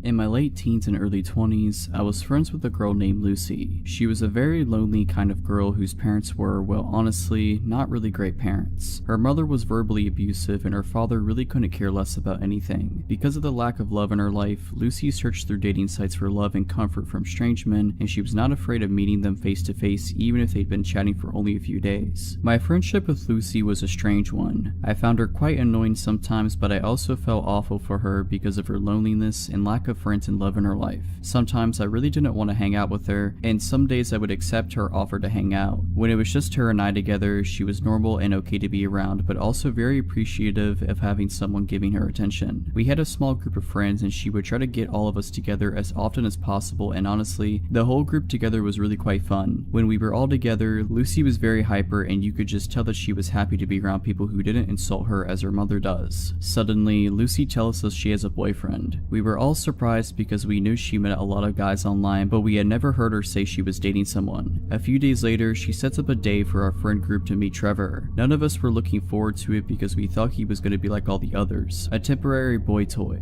When we met him, we all felt awkward. He barely spoke a word. He wouldn't look directly at any of us at all. Lucy would try to be funny, but he would just give her dirty looks. Needless to say, we thought he was a weird one and could tell he didn't care much for her. As the days went on, Lucy kept telling me how much Trevor did not like me. She kept saying he thinks I am using Lucy for her money. Not sure how he thought that since I paid for everything for Lucy. To keep this piece of the story short, I think he was trying to find reasons to convince her to get rid of me. I got a terrible vibe from Trevor. He dressed like he didn't care about life. He never smiled. He didn't shake our hands when first meeting us. He stank of weed and really had an overall uncomfortable feeling about him. After months of Trevor trying to convince Lucy that I'm a terrible friend and she should not hang out with me anymore, she started to do as he said. She would start to hide me from him. If she and I were together and he would call her on her phone, she would lie and say I wasn't there. If she was with a group of friends, he would have her swear I wasn't there. When he was going to be joining the group on an outing or just hanging out at her place, she would tell me I couldn't come. Lucy will do whatever a boyfriend says just to keep pleasing him so she doesn't lose them. Now here's where it gets scary. Lucy calls me one day and says she wants me to come hang out at her place. I agreed. She came to pick me up and we went to her house and watched TV for a bit. We then decided since the day is nice outside, we would take her 2 dogs for a walk to a nearby pocket park and would later return to the house to have lunch together. While at this park, she receives a phone call. Now let me say that Lucy is not a private person whatsoever and has never ever walked away to answer a phone call until this day. She walked far enough away that she knew I would not be able to hear anything she said. This was suspicious to me, but not enough to question it. The call ends and she begins walking towards me with a look on her face as if she is trying not to smile. She tells me, "So I need to bring you home now." I was slightly confused as we had only been together for about an hour, when we usually spend the entire day together, and she would never want me to go home. She would even frequently beg me to sleep over to avoid being alone. So anyway, I said okay and we walked to drop off her dogs at home and we got into her car and off we went. About 10 minutes into the car ride, I realized she isn't going in the direction of my house, so I questioned it. "Where are we going?" She smirked but didn't respond. I asked again, laughing uncomfortably. "Seriously, where are we going?" She continued to smirk but didn't want to answer me. I started to realize she was heading in the direction of where her boyfriend lived. I asked one last time with anger in my voice, "Where are you taking me?" Her only response was bone-chilling to me. "Trevor wants to talk to you." I wasn't having any of this. I insisted and demanded she let me out of the car, but with her evil smirk and same response, she said it again. "It's okay, he just wants to talk to you." I was furious at this point because this creepy guy who looks like he wants to kill someone, who also despised me, wanted to talk to me. Why can't he talk to me on the phone? Why do I need to go to his sketchy apartment? She absolutely refused to let me out of the car. She had the doors locked, as if I wasn't able to unlock my passenger door. I waited until she reached a red light. I grabbed her wallet from the back seat and took out her bus pass and bolted out of the car. I had no idea where I was or where the nearest bus stop was, but I was not about to let her crazy boyfriend do whatever he wanted to me. She yelled for me to get back into the car, but of course I ignored her. She sped off furiously. I immediately blocked her number on my phone. I removed her as my friend on social media and immediately warned the group of friends not to talk to her because she has gone nuts. I have not spoken to her since that very day, and she also lost the other 5 friends of the group as well.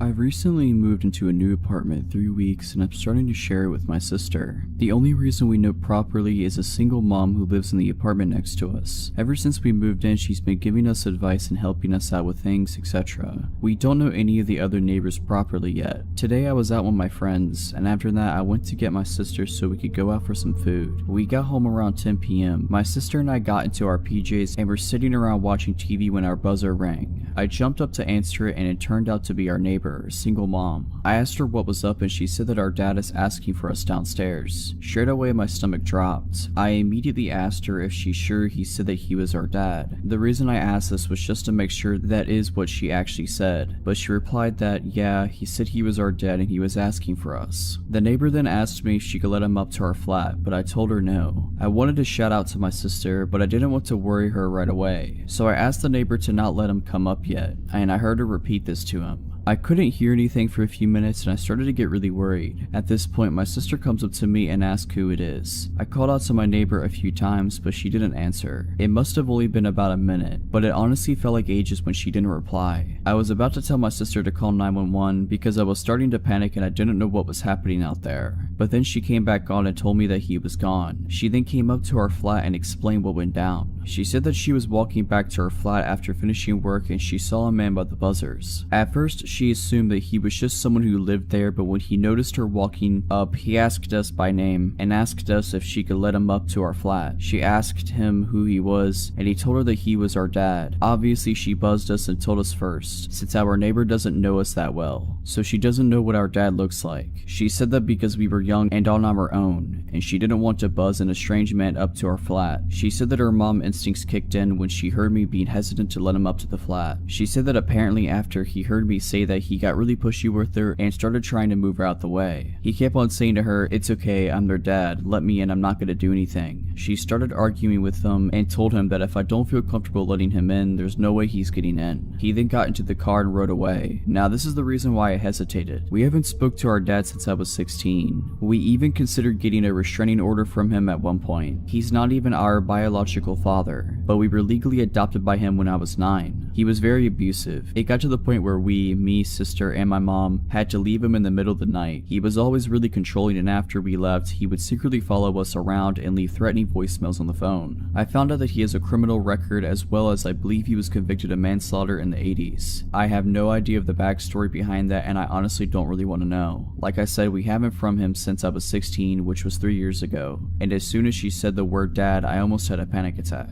I asked her to describe him, and she said that because it was dark out, she couldn't really see him. We ended up staying with her because me and my sister are really shaken up. This happened a long time ago when I was around 15 or so. I'm 25 now. Back then I was really into singing and dancing with my friends, and I was introduced to K-pop as a result. This was way before K-pop became noticeably mainstream, so whenever events relating to it came up, we got very excited. There was a global audition for one of the big companies in my town, and my 3 friends and I decided to go. I was the only non-Asian girl in our friend group. I'm only mentioning it because this pertains to the story later. The K-pop fandom back then was pretty much the same as now. People of various ethnicities were into the idol music genre. We all knew the likelihood of getting into the industry was super low, and for me even more so, as I wasn't of Asian descent. But I knew that going in. That wasn't the point of us going though. We just loved being in proximity of something important to the genre we enjoyed. Just kids having fun. By the way, I looked pretty young for my age then, and wearing pigtails this day didn't help with that either. So we get dropped off and meet up at the audition place, a community center of some sort. We kind of dilly-dally around a bit until we have to line up for our respective auditions, i.e. singing, dancing, etc. I was going to go sing, so I was mentally preparing myself in the crowded space outside of the audition rooms. That's when out of the corner of my eye I see a tall, older, maybe 40 years old, white man beginning to approach me. I remember thinking, is he going to audition too? It was strange because everyone else in there was younger, maybe he was a parent. He walks up pretty close and goes, "Can you help me please?" I'm confused and I ask him what he needs help with. "Oh, the staff here, my son's trying to audition but they won't let him audition." Okay, this was weird. I then asked him why. He said because he's not Korean. That was when I started to get creeped out. I looked around to see a pretty diverse crowd and then back at him. I don't know, that's terrible. You should talk to," and then I point towards the staff. "They should be able to help." I knew he was lying, but I was too scared to say anything else. I went on, "Anyone can audition here." He didn't listen and insisted on me helping him. Then he said something that sent a chill down my spine. When I was trying for the 5th time to convince him to approach the staff instead of me, he beckoned me to come outside with him. "My son's just outside in my car. Can you come talk to him, please?" That was when I repeated what I said earlier and began to firmly walk in the opposite direction. He kept trying to coax me out to see his son. I managed to lose him in the crowd of people. Only seconds later, I see him talking to my friend about me and helping his son and all that. I was shocked. The man had clearly been watching me for a while to know who I came with. We were split up at that point. I went up and told her we should get going without looking at the man. He ignored me and kept on talking to her. Without speaking, I went up to her, grabbed her hand, and pulled her at once to get her away from him. She was super gullible and didn't understand why I was so worried. That man clearly was unnerved by what I did and left my friend and then disappeared into the crowd. So about 20 minutes later, I'm in the lineup for the audition when I get a cold feeling in my body, and I turn to look towards the entrance. My audition room was close to it, and there he was, standing. But he wasn't just standing, he had his arms crossed and he was glaring at me. I've never seen someone look at me with such vitriol. He looked like he wanted to kill me. It was terrifying. The crowd of people was sparse because we all had lined up outside our assigned rooms. This man waited there, staring at me nonstop for an hour. He glared at me all the way until I got into the audition room. I was so scared that he'd be there once I got out, but I guess the auditions went on longer than he expected and he went home. With his son in tow, I'm guessing. I was so scared that he'd be there once I got out, but I guess the auditions went on longer than he expected and he went home. With his son in tow, I'm guessing.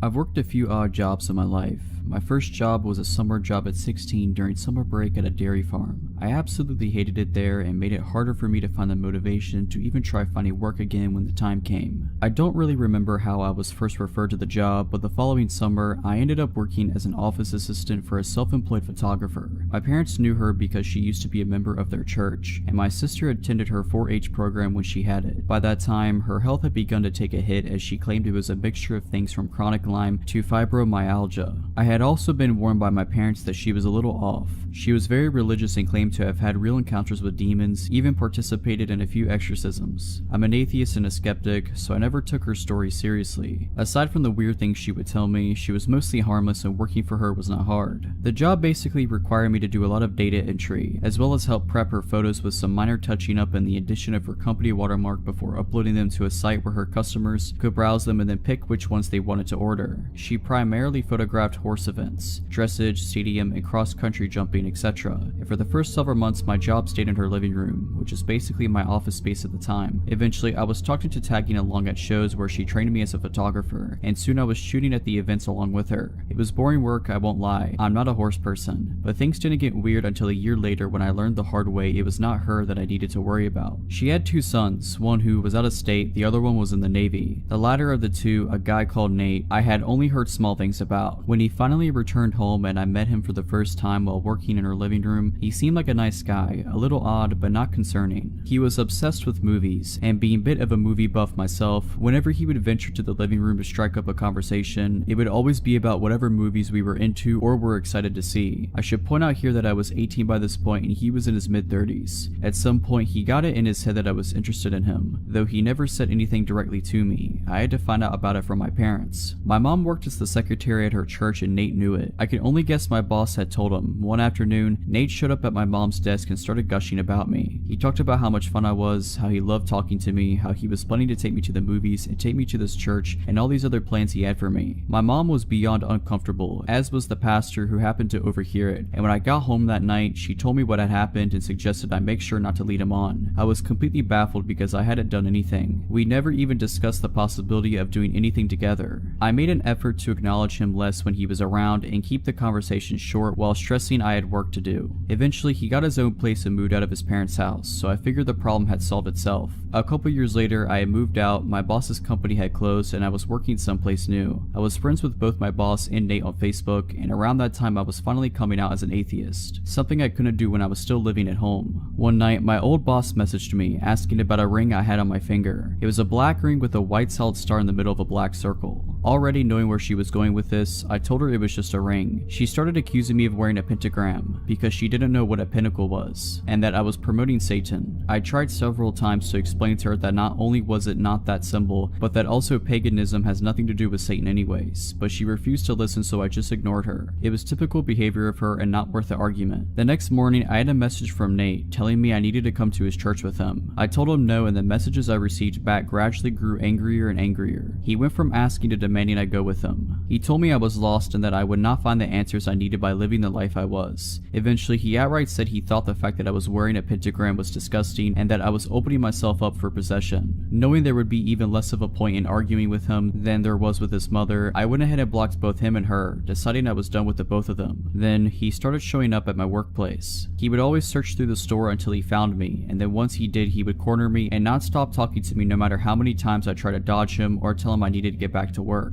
Eventually, the managers caught on and started intercepting him whenever he showed up. I wasn't making enough to pay the rent with that job, so I had to take up a second one. Within a week of working my second job, which was in a different town, he showed up there too. This time I told the managers outright who he was, and after that, every time he showed up, I was allowed to hide in the back room behind a locked door while they sped his order along and got him out. One of those mini encounters, while I was hiding in the back, one of the managers was back there with me, inputting employee time punches into the computer when the both of us heard Nate shout in our directing, "I know you remember me." That was the last straw for them, and they told him his business was no longer welcome welcome there. He started showing up at my other job as well for a while, which was a relief. Fast forward to a few years later, I was getting used to not having to look over my shoulder every shift or checking the parking lot for his truck. Then one day he reappeared. He was browsing a section I was walking past when he spotted me and got this deer in the headlights look. I made a beeline to the break room because just seeing him made me scared. After that, he started showing up regularly. I would always find ways to dodge and avoid him, but he would still eventually spot me and know I was still there. I was debating whether or not to tell the managers because at this point it had been a while since he had done anything, and saying something just because I was nervous didn't feel right. Call me a coward or an idiot, but that was my thought process. What happened next made me regret not speaking up.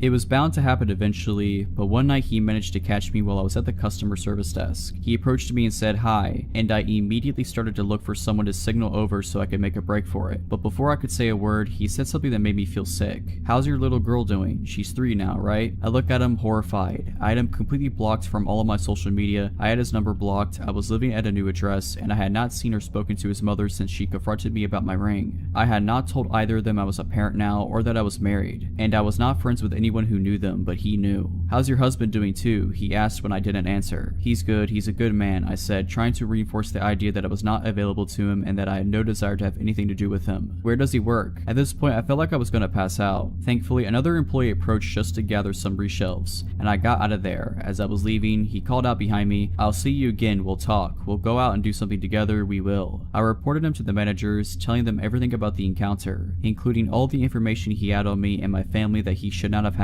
They were able to pull up his face on CCTV. I haven't seen him since the incident with my managers. I think he may have gotten scared off. Turned out one of my coworkers used to work with him too at a different job, and she also made a complaint about him to the managers. I don't know what they did with that information afterwards, but I know he hasn't shown up since. It sounds like they plan to call the cops if he sets foot in the store again. With 2 employee complaints of stalker-like behavior, they refuse to ignore that.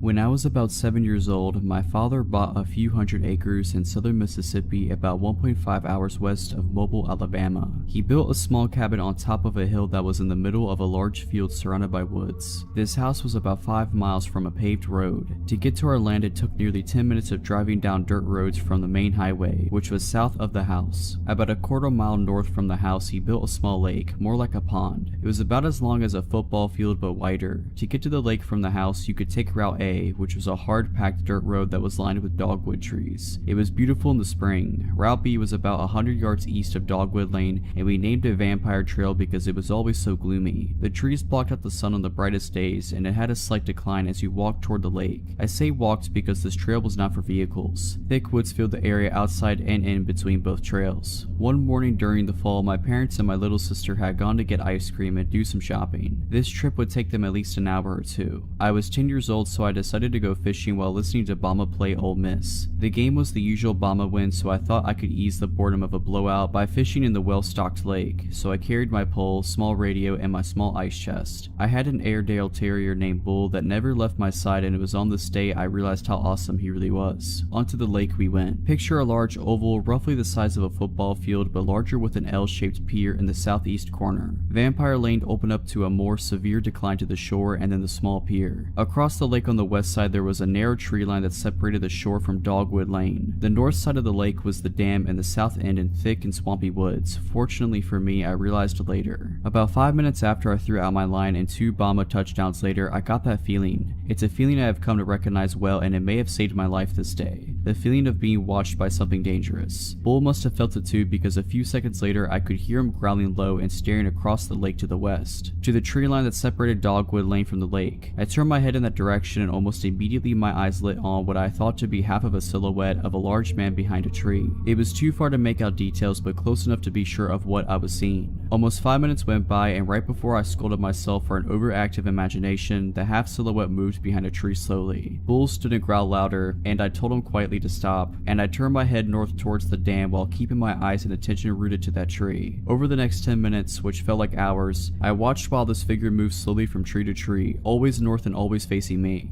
The saying "scared stiff" was something I found to be true. For some reason I thought it was important that whoever or whatever it was did not know I was aware. I finally realized that the figure's path was bringing it closer to the dam, which would make its path to be shorter and easier. My paralysis broke and I casually put down the fishing pole and started walking towards Vampire Lane. As an adult, I was in the army for 11 years as an MP, but not turning to look over my shoulder during that walk was the hardest thing I have ever done. In my mind's eye, whatever it was screaming across the dam towards me. When I hit the tree line, I broke into a run. As I was running, Bull dashed ahead of me and my anger turned into admiration as he stopped some 20 yards ahead and faced north until I passed him. He continued this action the entire run home. My dog was watching my back, just epic. Although I can grasp the awesomeness of this now, at the time I was so scared that I was literally sick. Even at such a young age, I knew that a large man watching and trying to creep up on a 10-year-old boy was up to no good. When I reached the cabin, I immediately locked the door and got one of my dad's shotguns as well as his .38 revolver. I sat at the large front window, my eyes glued to both trail openings in the woods between them. My family returned shortly after, and for some reason I did not mention what happened. I never felt safe there again. When me and my friends or my little sister wanted to go anywhere other than the area around the cabin, I made sure my parents were with us. What scares me the most though is the fact that our closest neighbors were about 2 miles northwest of us, with thick woods in between as the crow flies. Who or what was watching me from the woods that day, guess I may never know. I sometimes wish I could go back then. As a grown man with military training as I am now, Bull lived a full life and was put to sleep peacefully as a very old but great dog. The best dog I have ever known.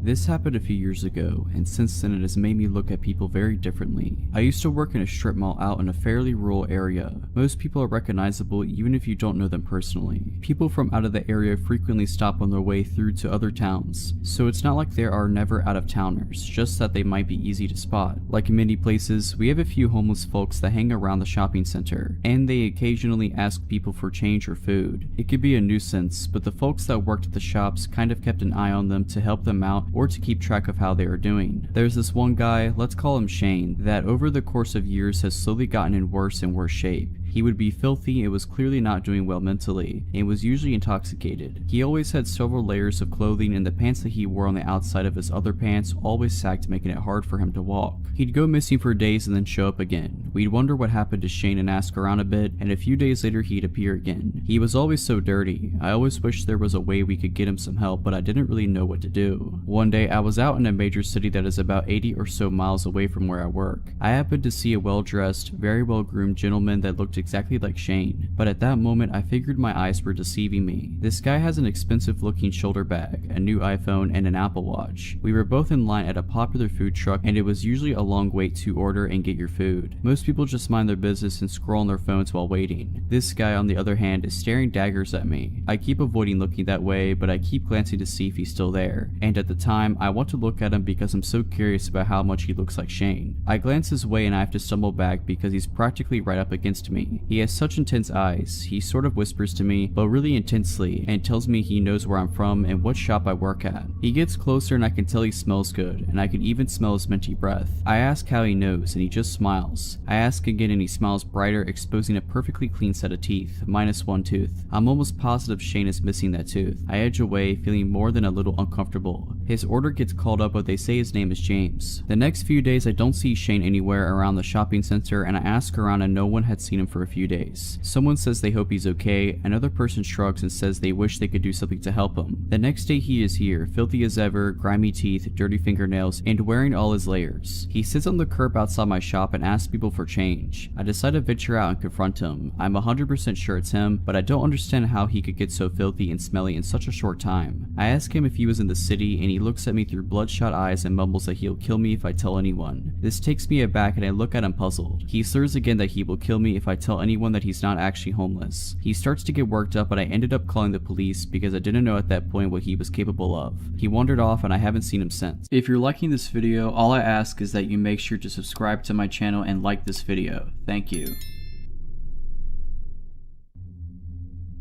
This story takes place late around 1:30 a.m. when I get the call. A very drunk friend of mine, Claire, is begging me to come pick her up and give her a ride home soon. The bar is closing soon and she's too drunk to drive home. The bar she is at isn't too far from my house, about a 10 to 15 minute drive, but the issue is that she lives like 35 to 45 minutes on the other side of town. Claire has been extremely nice to me in the past and I did owe her a solid, so at about 10 to 2, I grab my keys and my concealed carry and leave the house. I get to the bar at around 5 past 2 and she's sitting outside on a bench by the doorman. I pull into the parking lot, which is pretty empty since the bar is closed, and I assume the cars remaining were the workers who had yet to leave. I get out of the car and start walking to Claire, who is kinda slumped over. I was hoping she wasn't passed out drunk, and when I got to her, the doorman asked me if I was her ride. I told her yes, showed my ID for proof, and what he said next was of some concern. He kinda pulls me in and says, "Hey, I was supposed to leave when we closed, but I have a strong feeling your friend was roofied. She's been on the porch drinking all night and some guy kept hovering around her. I assumed it was a boyfriend or whatever, but she never turned to talk to the guy. She was either drinking or chatting with other girls around her. Well, anyways, she chugged her last drink, came up to me and told me you would be coming to pick her up, and she asked me if she could sit by me, and she told me she felt very dizzy and sick. I told her sure, hoping she just drank too much, and she passed out right after she sat down. After that, I couldn't see the guy anymore, but I didn't want to take any chances. So visibly concerned, I thank the guy profusely, and he even helps me carry Claire to my car. Midway to carrying her, she's kind of coming to, like someone just waking up after a surgery. That really groggy, not knowing where they are, talking of nonsense kind of talking. I don't remember exactly what she was talking about, but I'm sure if I wasn't on high alert about her possibly being drugged, it was some funny stuff. So we get her buckled in, I thank the guy again, and he just says he hopes she gets home safe. So now, hoping my friend is only stupid drunk and not drugged, I start driving to her house. The whole time I'm trying to keep an eye on her and an eye on the road. She's now snoring asleep, which puts me at ease a bit, but about halfway to her house, my fuel light comes on. Cursing the fuel economy of a sports car, I pull into the next gas station. It's one of those small gas stations that doesn't have 24-hour store, so I'm on extra high alert while I start to pump gas. The gas station is about a block from the freeway, and right at the corner of the intersection. The street itself is pretty dark, with lonely lampposts shining very pitiful lights at large intervals. I get that really dead feeling like this place is just abandoned. To give an idea of positioning, because this is important, the gas station is at the corner of the intersection. The storefront would be facing south, and we were right in front of it where the pumps were. The east would be where there are air pumps for tires and parking spaces, and the north would be a diesel fuel pump right behind the store, accessible from the street behind the gas station. I drive a Corvette, so the filler is on the rear end of the car, and I'm leaning against the rear looking around. To my left, I hear this weird metallic scraping sound, so I turn and see this guy about 15 to 20 feet from me come around the corner dragging a long metal pipe on the ground. I immediately sense that I'm in a possibly dangerous situation now. The guy looks almost possessed, but he's not looking at me, rather like he's trying to look into my car. I'm on the defensive, but hope I can get him to leave, so I call out, "Hey, everything alright?" Without looking at me, he answers back, "You took my girlfriend from me. I'm here to take her back." Now he turns to look at me and he's got blood in his eyes. Before he begins to take a step though, I start yelling, hoping it'll get him to back off. "Back off, please turn around." He takes a step towards me, clearly unimpressed, so almost automatically, I pull my handgun from my inside the waistband holster and draw a bead on him. "Back off, you don't have to die," I start yelling louder. Anyway, in a panic, the guy throws the pipe at me. It whizzes by and I dive behind my car for cover. I have no idea if he has a gun himself or what, but I was going to put some kind of cover between me and him, and by the time I kneel up and aim over the rear of my car, he's booked it. I hear a car door slam and tires screech, and he launches off the curb on the east side of the lot and is tearing down the road, swaying all over the place. In my own panicked hurry, I pull the pump out of the car, screw the cap on, and tear out of there myself. Claire, however, is still passed out in the car, and now I'm afraid because I'm convinced she'd been drugged and we were followed by that guy. Me being more concerned about her earlier and keeping on the road, I must have not noticed being followed. The whole way back to her house, I'm wary of any car that's behind me. I'm also driving very aggressively, and when I get to Claire's neighborhood, I circle a separate block that's not hers 4 times to make sure no one followed me. When I was satisfied thinking I wasn't being followed anymore, I pull up to her house and try to shake her awake. She's doing that groggy waking up stuff from before, but now she's able to get up.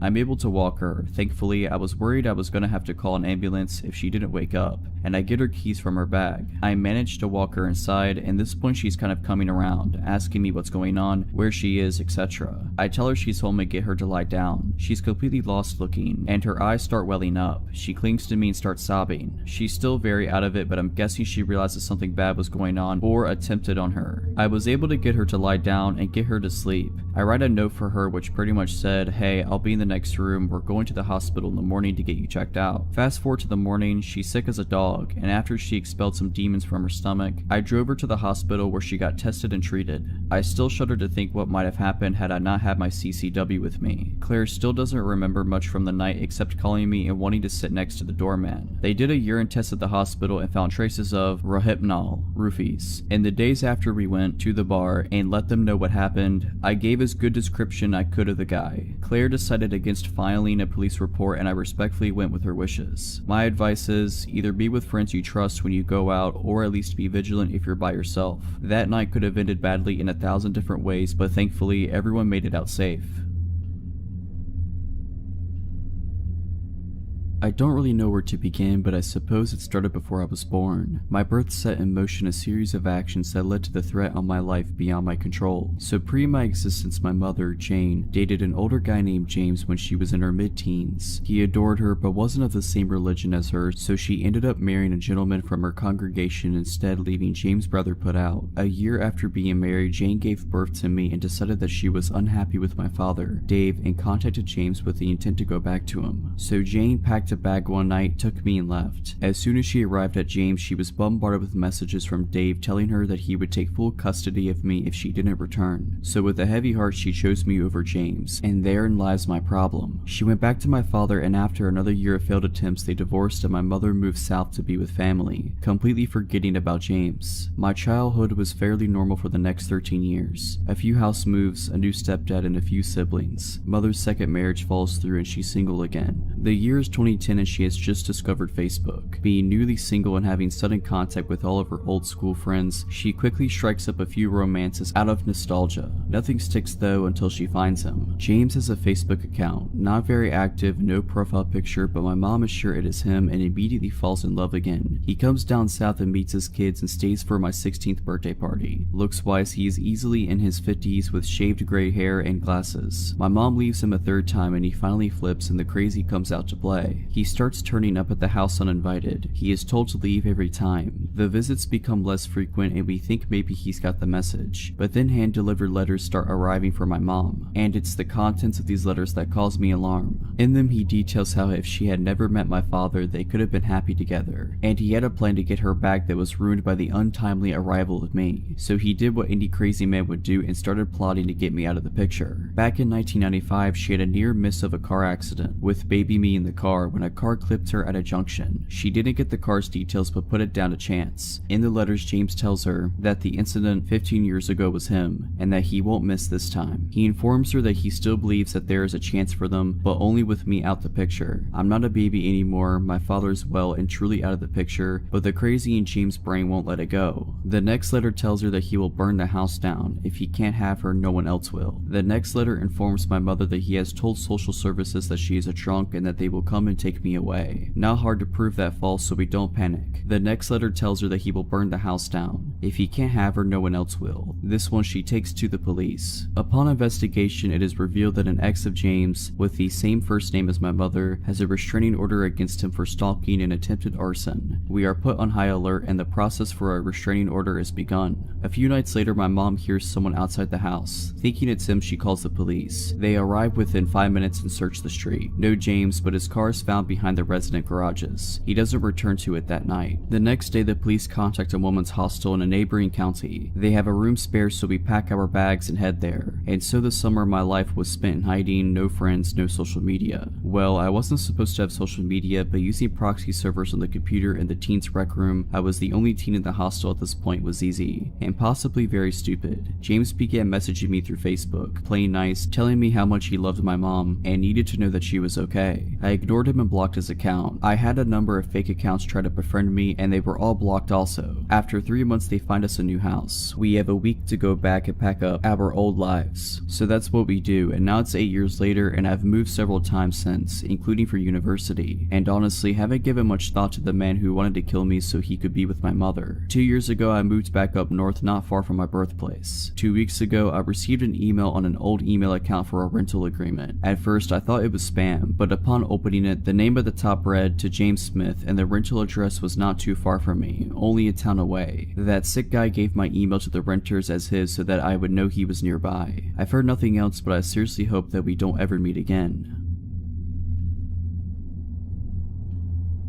This just happened to me a few nights ago and I am still shaken up, so bear with me. I am a female bartender at a small cafe that doubles as a venue. During the day we serve coffee and lunch, and at night we have a full bar with bands, comedy shows, etc. On this night, there was an open mic comedy show. Not a lot of comedians showed up, so we ended up closing up shop early and I was ready to go home. I had a patron come in and order a single beer during the comedy show. He was acting nervous. I get customers that are shy or don't want to talk to people, so I didn't think much about it. He sat down, sipped his beer, and watched the show. Since we closed early, everyone was pretty much gone and I wanted to lock up and clean so I could get home. After I escorted the last couple out of the bar and got ready to lock the door, I see the man from earlier walk down the back hallway and into the men's restroom. Not even a minute later, he burst through the door yelling, "Hurry, come back here, I need help." I stood at the opposite end of the hallway and asked him what was wrong. "The toilet is overflowing, there's water all over the floor, help me clean this up." I could tell that something was wrong and I replied, "It's okay man, it happens, I'll mop it up, I'm just trying to close it up right now." He continued to argue with me, trying to get me to come into the bathroom with him as I stood about 20 feet away down the hallway. Finally, he walks towards me very aggressively and tries to grab my arm. "You need to come back here now," he says. I immediately put my hands out in front of me so he cannot come any closer and I tell him he has to leave. He walks outside and I lock the door behind him. I check the bathroom and it is completely spotless, no water on the floor at all. I flush the toilet and the urinal and they are both working fine. I start to get nervous and I take my large pocket knife and clip it to my waistband of my pants just in case. As I'm cleaning our espresso machine and putting toppers in the liquor bottles, I hear a tapping noise. I look up at the front of the store, which is one big window that has a few curtains covering it. The same man is tapping on the window, waving at me and laughing like a maniac. I watch him walk over to the door and pull on it. It doesn't open since I had locked it after he left. He starts screaming and pounding on the glass, saying, "Open the door, I'm gonna kill you." Fight overcame flight at this point and I walked around the counter and about 6 feet from the door. I pulled out my knife and locked eyes with him and yelled, "I'm calling the cops, get out of here." He smiled and walked out of the view of the window. At this point, all of my adrenaline had crashed. I locked myself in the office and called 911 crying, explaining that I'm alone and a man tried to lure me into the bathroom and was outside trying to get into my bar. I waited an hour and a half, no police showed up.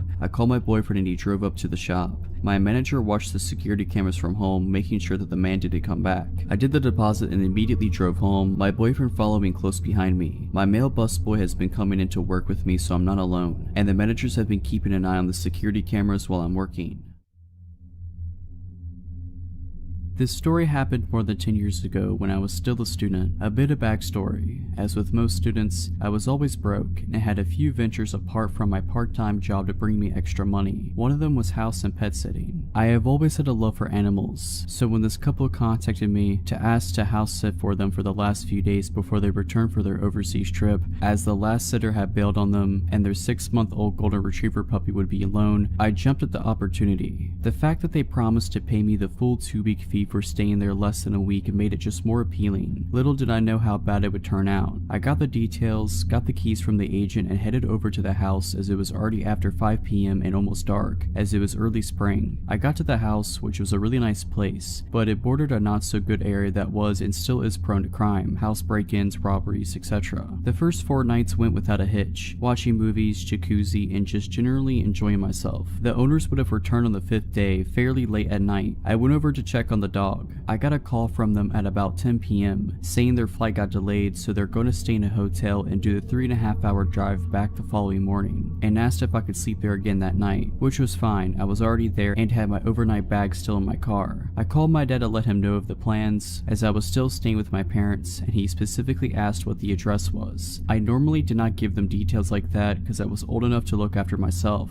I still believe to this day that probably saved my life. I eventually got to bed about 1 a.m. and it felt like I had only slept 5 minutes when I was awoken to a window breaking, and I could hear movement and what sounded like footsteps running down the hallway. The first thing I did was grab my phone and just hit redial. Thanks to my old Motorola phone, redialing was as simple as pressing one button, as my dad was the last number that I had called, hoping that he wakes up from the call. I then drop the phone in between the headboard and mattress in case my dad picks up that he can hear what is going on. I had barely done that when the first guy stormed through the bedroom door. I could see a silhouette and he had a knife in his hand. When he saw saw it, he raised it and came at me. Now, one thing to those that are unfamiliar with South Africa and the crime, robberies and house invasions usually are very brutal and violent. People get murdered or tortured if they are in the slightest retaliate or don't cooperate with the robbers. Out of instinct, I raised my legs back when he came at me, and when he came within reach, I kicked both legs out as hard as I can. When I kicked and made contact with the guy, he completely lifted off the ground and shot into the wall. Luckily, the knife shot out of his hand as well. Before he got the chance to get up, I was on top of him, driving my right knee into his face and in return, his head into the wall. I knew that my life depended on it, so I put in some extra force. The guy dropped like a sack of potatoes, but before I could get up, I heard the sound of a pistol cock and I froze. It felt like all the blood drained from my body and I just became numb. He stood like that with the pistol against my head for probably less than 10 seconds. I did not move, and he eventually said in very broken English to get on the bed face down. I panicked, but thought if he wanted to shoot me that he already would have done so I did as he said. He threw a blanket over me, and I turned into a fetal position with my back against the wall, just so if they wanted to stab me that I had my legs and arms in front to protect my body. Now by that time, I had forgotten that I had called my dad, and the guy that I had need is still down. I heard a third guy come into the room, and I could hear what sounded like Portuguese to me. I could not understand what they said, but I recognized it, as we used to go to Mozambique on holiday a lot, and that is the main language spoken there. The one guy tried to get the guy that I put down off the ground, while the others started to ransack the house, shoving valuables into a big bag. It was about at this time that I heard tires screeching, and a car approaching at what sounded like Mach 2. The car skittled to a halt right in front of the gate, and I heard someone scream. It was my dad. The three inside the house panicked and ran out the back door and tried to jump the fence. My dad opened fire, shooting in their general direction. I grabbed the house keys and pressed the gate remote, and my dad called the police while he came in. I met him at the front door, and we walked out to the car to wait there for the police. It took them over an hour to get there, some excuse of no vehicle available. By that time, I had calmed down and started to look for the dog. I could not find her anywhere. I grabbed a flashlight from my dad and started scanning the surrounding yard, and as I got to the corner, I could see her laying on the ground. I got to her and saw she was dead. Later autopsies revealed she was poisoned, and the police found pieces of meat laced with poison near the fence. Poisoning is pretty standard practice in my country for dealing with dogs at a house or area that is targeted for a break-in or robbery. I was fuming and so sad. The police was also pretty useless and had a I don't give a crap attitude, and barely took our statements. By that time, it was starting to get light, and I retrieved my bag, phone, and locked the house as good as I can without touching anything, and drove home behind my dad. Only when I got home, I got the story from my dad's side. He said he answered my call, only to hear the shouting and what sounded like fighting going on, and when I did not respond, he flew out of the house and raced over. Luckily, he asked me for the address the previous night, and he knows the area well to know exactly which house it is. Now, my dad got there pretty quickly, and he said he stayed on the line the whole time, only hanging up when he stopped at the gate. My parents' house is about 6 miles from there, through a residential area. It's normally about a 20-minute drive. The call duration was 7 minutes and 13 seconds. I met the detective there later that day, gave my statement, they took fingerprints, etc., and the owners got back about the same thing. The rest of the day was a blur, as I came down from the shock and adrenaline. Now, that is not where the story ends. About 7 or 8 months later, I got a call from the detective telling me they caught the guys. The one that I had need apparently was the leader of the group.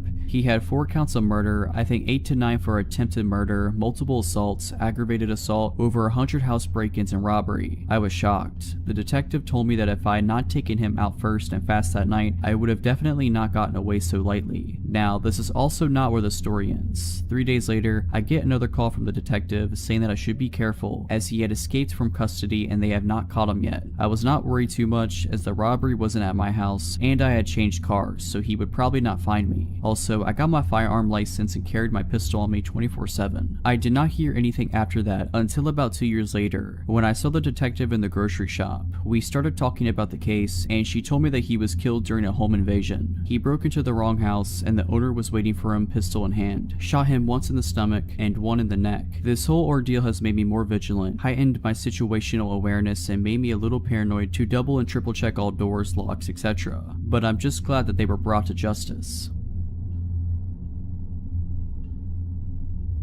Back in the winter, I had returned home to New York City and was getting used to the usual schlep on the subway to get to and from work and around the city in general. I had just left a cancer fundraiser event around 7 p.m. and was only going a few stops over to where my house was on the N train. My little sister and I sat chatting quietly as the train began to move. A medium-built man with a gray pea coat and a beanie made contact with me and hurried over. He bent down close to my face, extending his arm out for a handshake and said, "Hello there, you are very beautiful. How you doing? What's your name?" I sort of just recoiled back, giving him a confused, "what are you doing in my personal space" kind of look, shaking my head in a clear disinterest to make his acquaintance. All of a sudden, it was like a switch flipped and his previously sweet tone turned to an ugly rage. "You think you're better than everybody? Get out of your clown." He screamed at the top of his lungs and I noticed everyone turning and staring in our direction. "Screw you anyway." He made a waving off gesture while I kind of just sat there staring at him wide-eyed, wondering what he was going to do next. His entire stance was very aggressive. He then stopped screaming and to my surprise made a direct pass to try the exact same thing on my sister who was right next to me. "Wow, you are beautiful too. Can I shake your hand?" And he reached directly next to me to touch her. I extended my arm and said firmly, "Hey, leave my sister alone and back up out of our space." This guy smacks my hand out of the way. Now he's fully pushed my buttons. I stand up and realize I'm about eye level with him, so he must have been around 5'9", maybe 5'11" at most. "Don't touch my sister," I said, and I was officially heated. This part is a blur as I don't remember what he said when he pushed me and we began to scuffle, but I landed a very sweet uppercut on his jaw. This enraged him and he had me on my back within seconds, kicking me and screaming, "I will kill you." After what felt like an eternity, two good people of the subway had run up behind me and grabbed him off of me. I heard one guy say, "Leave her alone, dude," and when I looked up I saw several horrified passengers staring at us as we engaged in a full-on brawl. Adrenaline was pumping through my veins, so everything was bright and my vision was pinpoint and I felt numb. The conductor said something over the speakers about holding the train at the platform, and I stood there shaking as the guys threw him onto the platform and made a barrier between the platform and door as he attempted to get back into the car, clawing at the air and sputtering curses at me, staring me dead in the eye.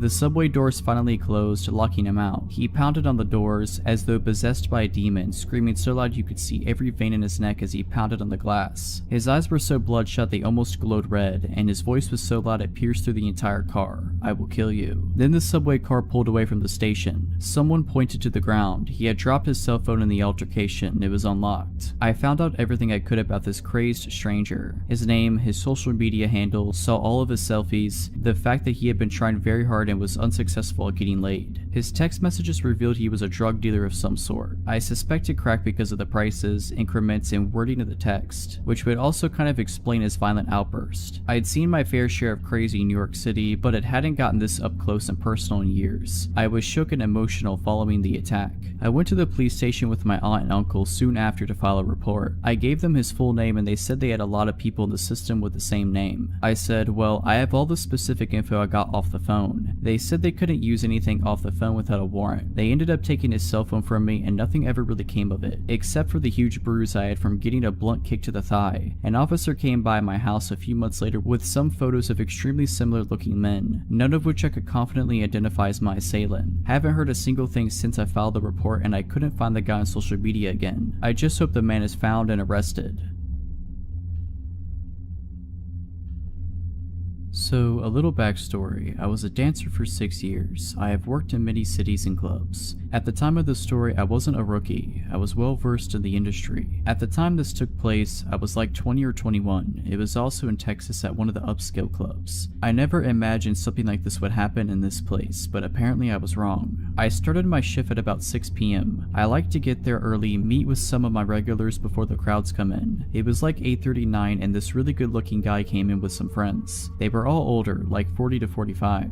I grabbed some of my hustle friends and we went and sat with them. It wasn't hard to convince these guys into a VIP room with a bottle service. But this is where it kinda gets weird. The guy I was talking to wanted a separate room for just us. I thought maybe because his friends seemed rowdy and wanting to party hard, he wanted to have a more relaxed area. I wasn't complaining because this meant I wouldn't have to share my cut of the room, so stupid me saw dollar signs and went with it. We get some mixed drinks and shots. Now a lot of the guys that come into strip clubs really want to let loose and brought drugs as well. These guys had just about everything besides crack, meth, and heroin. I was definitely a party girl at the time too, so yes, I partook in some of these. So at this time, we were all hanging out out in one room together. I took a little hit of coke off the back of my hand and continued drinking. After we were all hyped up and ready to party, my guy pulled me into the other room. This guy was like 6'4", obviously worked out a lot and was attractive. I, on the other hand, without my heels was 5'6" and was like 120. I sat down in his lap and I started talking to him and laying down my moves to get him to empty his wallet basically. We were having a really good conversation and my bouncers were really good about checking up on the girls in the rooms because they were pretty secluded on the second floor. After about 20 minutes of talking, something snapped and all of a sudden he literally put his hands around my neck, lifted me up and slammed me against the back of the couch. The couch backs were tall and padded, so it wouldn't have been heard on the other side, plus with all the music. I was literally frozen in fear. After almost 3 years of dancing, I had never been in this situation. He started calling me names, spit in my face, and his grip on my neck would get tighter when he would feel me take a deep breath like I was going to scream. Luckily, there were also VIP rooms across the large overlook, and a bouncer noticed me kicking and flailing. I faintly remember, like all the bouncers, running into the room. They had to pry me out of his hands. When I was finally back sitting on the couch, they had him on the floor outside the room, and his buddies acted like they didn't even know him. My manager grabbed me and carried me like a baby to the dressing room, asked me if I needed any medical. I said no, I was just really shaken up. His buddies talked to my manager and basically gave me guilt money for that happening. Apparently he was going through a bad divorce and just snapped on me instead of his ex. When I was 18, I was living in a small town. I was friends with rowdy skaters around and they helped connect me with this dude who sold weed. He was 29 years old I think at the time. He gave me pretty good deals and lived nearby. I wasn't driving at the time, so this was convenient for me. His name was Max. Max had always struck me as a weird dude. We had normal weed buying interactions that never lasted more than 10 minutes. Buy some weed, maybe smoke a bowl, that's it. He'd often tell me he could drop it off at my house, but I never let him because, as I said before, he was weird. I wasn't afraid of him, but was definitely aware that his offers to deliver to me were weird. One day in May of 2018, I was invited to a bonfire by the same rowdy skaters that introduced me to this guy. I had no idea he'd be there, nor was it important to me at all. I brought the guy I was dating at the time. I said hey to everyone including Max. We stayed for a couple hours and some of them played some music on their guitars. Nearing the time I was leaving the bonfire around 11 p.m, Max was getting upset about something and threw his guitar into the bonfire. I didn't know what he was angry or upset about and paid no mind to it. This happened as I was leaving with the guy I was dating. I went to bed and woke up to paragraphs on paragraphs of crazy texts from Max ranging from 1 a.m. to 5 a.m. Like a constant stream of texts stating things such as, "You know how much I loved you, you are cruel." He would go back and forth between saying, "I would give you the world if you'd let me," and "You really do deserve him though." He said really scary things like, "You are a predator and should be snubbed out, just wait," and "You are stuck, I will either love you or hate you to the fullest extent my powers behold. Right now I pray the worst death on you and that guy you're with." To top it all off, he said, "Losing you is like losing a mother to me." He told me to tell him I never loved him and that I wouldn't hear from him again if I did. So that's what I did. I said, "I never loved you, do not message me again." I left it at that. I didn't get a response, nor did I care to get one. Max had never expressed any romantic interest to me, asking me out or anything. This was all out of nowhere and he was 11 years older than me. I was barely 18. That night he cut his long hair off and posted photos naked on Facebook, curled up in fetal position talking about being a statue of shame. It's as if he had a breakdown, but I had no intention of causing that and didn't think I would even offend anyone by bringing this guy I was seeing. Everyone else seemed to like the guy that I brought. About a week later, Max texted me pretty late at night and asked if I had seen the flowers he spread along my sidewalk, saying that he stole every flower in the vicinity of my neighborhood that night. I asked how he knew where I lived and said I hadn't seen the flowers, so he must have had the wrong house. I also told him he shouldn't do that as I never felt anything for him and so on. He told me that he had heard I lived on the same block as another one of the skater guys I had and he wasn't wrong. The skater guy I lived by was on the other side of the block and I never walked that way, so I never saw the flowers. I blocked his number and didn't hear from him again for weeks. Weeks later, I woke up after a rough night and there were loads of flowers on the sidewalk right outside my house along with a little bouquet at the top of my walkway. I was pissed. I wasn't scared yet and stupidly I unblocked his number and texted him asking why there were flowers outside of my house. This confirmed that this indeed was where I lived. I still to this day feel so stupid for texting him and making it known that after weeks he had found my house. He responded saying, sounds nice, that was me. I blocked his number again. About a week later, I was out of town and my roommate texted me a photo of a heart with a peace sign inside of it and my name written under it drawn in chalk outside our house. When I got back into town, I went to the courthouse and began the process of getting a stalking order against him. When I left the courthouse, I went to Max's work and told him he needed to stop this behavior and that he was stalking me. He looked me in the eyes with no facial expression and said, "If you don't leave, I am calling the cops." I got angry and said loudly, "Call the cops, I was just talking to them about you," and left his work in a rage. Soon after this, I began driving again. I once drove by him and he noticed it was me. The next day, I woke up with my car covered in flowers. I presented my case to the judge and she put the stalking order in place. He was served with it by police officers and I thought that was that and he wouldn't be bothering me again. I was wrong. After the stalking order was served, he made several other chalk messages on my sidewalk, left random gifts for me like chalk, and beheaded my little pony heads on beer bottles. I always brought these things to the police station, but they said I needed to catch him doing it, take a photo or get a security camera. So I got a security camera and really hoped I would catch him. It turned out my security camera was stupid and I couldn't just watch the videos it took but had to skip through second by hand. It was an impossible task. I was terrified of leaving my house at night at this point. I never had my curtains open anymore and I was so frustrated that my livelihood was being taken away from me. Ultimately, I unblocked his number in hopes that he would text me directly violating the stalking order, and after a few days, it worked. He sent me a weird text saying, "Forgive me, we are charming, this is harming, let us try again." By now it's September of 2018 and he finally goes to jail. He is facing up to a year in jail and has to stay there until our court date. I finally start calming down. I am able to go outside at night, even if just to get into my car. I let myself have my curtains open sometimes. I am starting to feel alive again. Right when I start feeling secure in my small town life again, someone posted bail and he was released after only 3 months in jail, and I went back to living in fear. We still had court dates coming up and I was optimistic that he would serve more time for ruining my life for so long. His lawyer kept pushing the court date back to gather evidence, and after about 6 months of pushing it back, the state decided he wouldn't do anything more and closed the case basically. I had moved out of town 3+ hours away at this point, so he didn't actually have an option to continue this behavior. Living in this new place, I feel safe. I can walk at night and I don't have to have my curtains closed all the time. It's been over a year since they decided to close the case. About a month ago, he began responding to my friends' Instagram stories. Friends that live here in this new town, telling them how fond he is of me, etc. I have always had him blocked, but my Instagram isn't private, so he must have found them that way. I have since changed my account to private and he hasn't messaged any more friends of mine. I refuse to be fearful now, the way I was then. He will never find where I live or where I work now. However, my life is forever changed after this experience. I will always be more aware of people and their weird energy. He ruined my life for a year and I truly wish he had gotten that time in jail. He deserves it.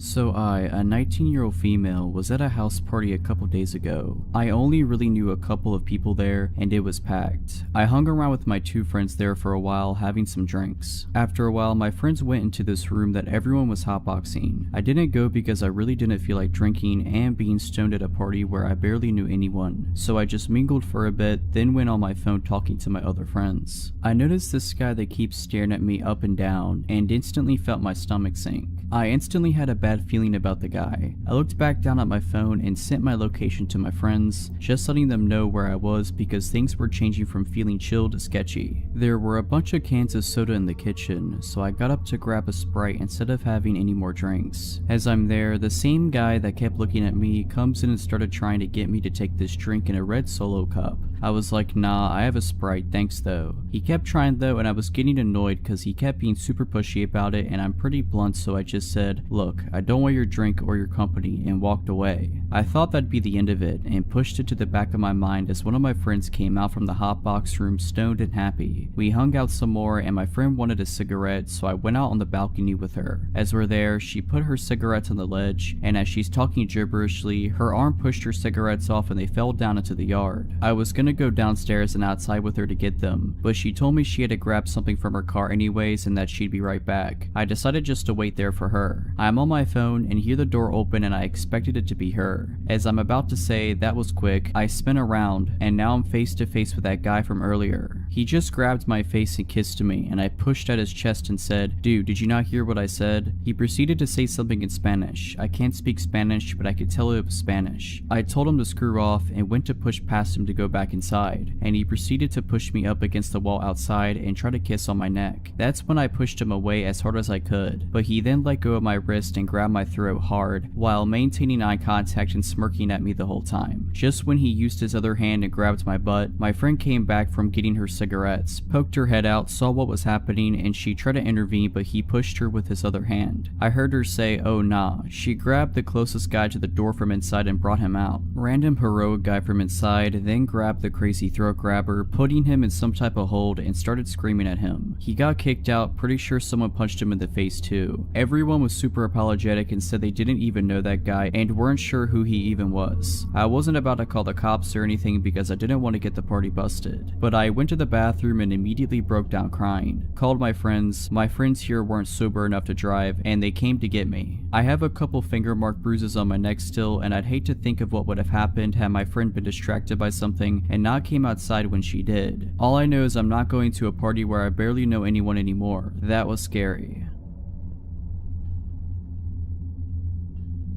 This happened when I was 4 or 5 years old. I was at a rather large toy store with my dad and sister, who is 2 years older than me, so that I could pick out a birthday present for a friend of mine. My dad and I were looking at the Lego aisle they had available, while my sister was shuffling around, bored out of her mind. At some point she wandered away. I was looking at the box of a castle set, wishing that it was my birthday coming up, when my sister returned and tugged on my dad's arm. "What is it, sweetheart?" he asked without looking away from the box he was holding. I think he also wished it was his birthday coming up. "There's a man." "Oh, never mind, he's gone now." My dad looked at her, putting the box back on the shelf. "What man?" he asked. "There was a man who asked if I wanted to come see his puppy, and I said that I'd have to ask you first, but I don't know where he went." My dad took the box out of his hands and put it back on the shelf, then took my hand in his and put his other hand around my sister's shoulders. "Well, let's go find him," my dad exclaimed, and began leading us toward the checkouts. Now, like I said, this toy store was rather large, and we were walking pretty fast. When we got near the checkouts, my sister pointed at a man who was just about to leave the store and said, "That's him." I could see how she recognized him from behind, as he had very long hair. It went halfway down his back. I remember him having a black winter coat on, which was strange because it was a pretty warm day. We walked even faster until we were at the nearest checkout, and my dad said to us, "Stay here with this nice lady for a second," referring to the cashier. He then ran up behind the man, who was now almost out the door, and threw his hand on his shoulder so hard I could hear it. My dad spun him around to face him, then began yelling, "Where's this puppy you wanted to show my daughter?" People around started looking over at the commotion, and my dad continued, "You wanted to take my daughter to see your puppy. Where is it? I want to see the puppy too." The man was stammering and stuttering and trying to get away, but my dad had a firm grasp on the guy's shoulder. Turning his head to where we were standing, my dad yelled to my sister, "Is this the guy who asked you to come see his puppy?" My sister silently nodded her head and then looked at her shoes. I think she thought that she was in trouble. I didn't blame her. Our dad was yelling really loudly, "Is the puppy in your car? Where's your car? Is that it over there?" He pointed out the glass door into the parking lot. "Or is that your car? Is that where the puppy you wanted to show my 6-year-old daughter is?" I remember thinking that if he just let go of the guy, he could lead us to the puppy. Before I knew it, 3 men in yellow jackets had come. There was a word on their jackets which read security. My dad let go of the man and the security guards held him instead. My sister was crying by this point. My dad walked back to us, once again taking my hand in one of his own, and putting the other around my sister's shoulders. He asked the cashier if she had a phone he could use, and she took us to the office. He called our mom to come pick us up, then assured my sister that she was not in trouble. In fact, she was in the least amount of trouble anyone has ever been in the history of the world, simply by coming and asking for his permission to see the puppy. I asked him if we were still going to see it, and he just looked at me and said, "Sorry son, the puppy ran away." Our mom came in just a few minutes, and as we were leaving, there were police cars pulling up.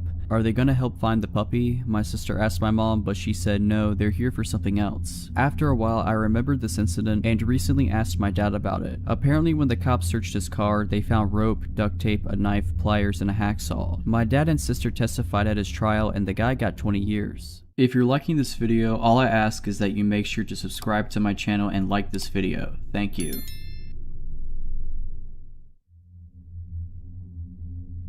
This story dates back to about a year and a half ago when my daughter was around 4 months old. I'm 26 years old. I had just moved with my then SO to a dangerous part of town, but the street we moved to wasn't too bad. Everyone knows their neighbors and everyone seems to get along. Well, since everyone in the neighborhood chats with each other, one of my neighbors warned my SO and I about a homeless woman that parks her van on the street and harasses everyone who walks by her car, and to try and avoid her as best as possible. Side note, parking in this town is street parking only, no reserved parking spots. This'll have significance later. I thought, that's one small downside of living here, along with the street parking. Not that big of a deal as long as I avoid her, right? Wrong. So the next day after our neighbor's warning, after returning home from a long day at work and picking up my infant daughter, homeless lady, really slender, wearing what appeared to be newish clothes, breath reeking of something foul, is walking up to the left side of the sidewalk screaming up a storm at these teenage kids who look terrified. The teenagers aren't engaging her, just keep walking and looking at each other with uncertainty. I stay on the right side of the sidewalk even though I knew I'd have to cross the small street to the left where my apartment was located. My daughter wakes up from her nap in my arms and begins to coo. Homeless lady spots me crossing the street with my purse, work bag, my baby, her baby bag, and decided it's a good idea to come up and chat me up about her conspiracy theories as I'm walking up to my apartment. Fine, no big deal. At least she's not bothering the kids anymore. Then as I'm fumbling to get my keys to open the gate that leads to my complex, she asked for money. I told her the truth, I'm sorry but I don't carry cash on me. All the while trying to hold onto my baby, find my keys, hold my bags. Her response, stuck up lady. And then she continues muttering under her breath, which I must repeat was bad, and starts harassing more kids down the block.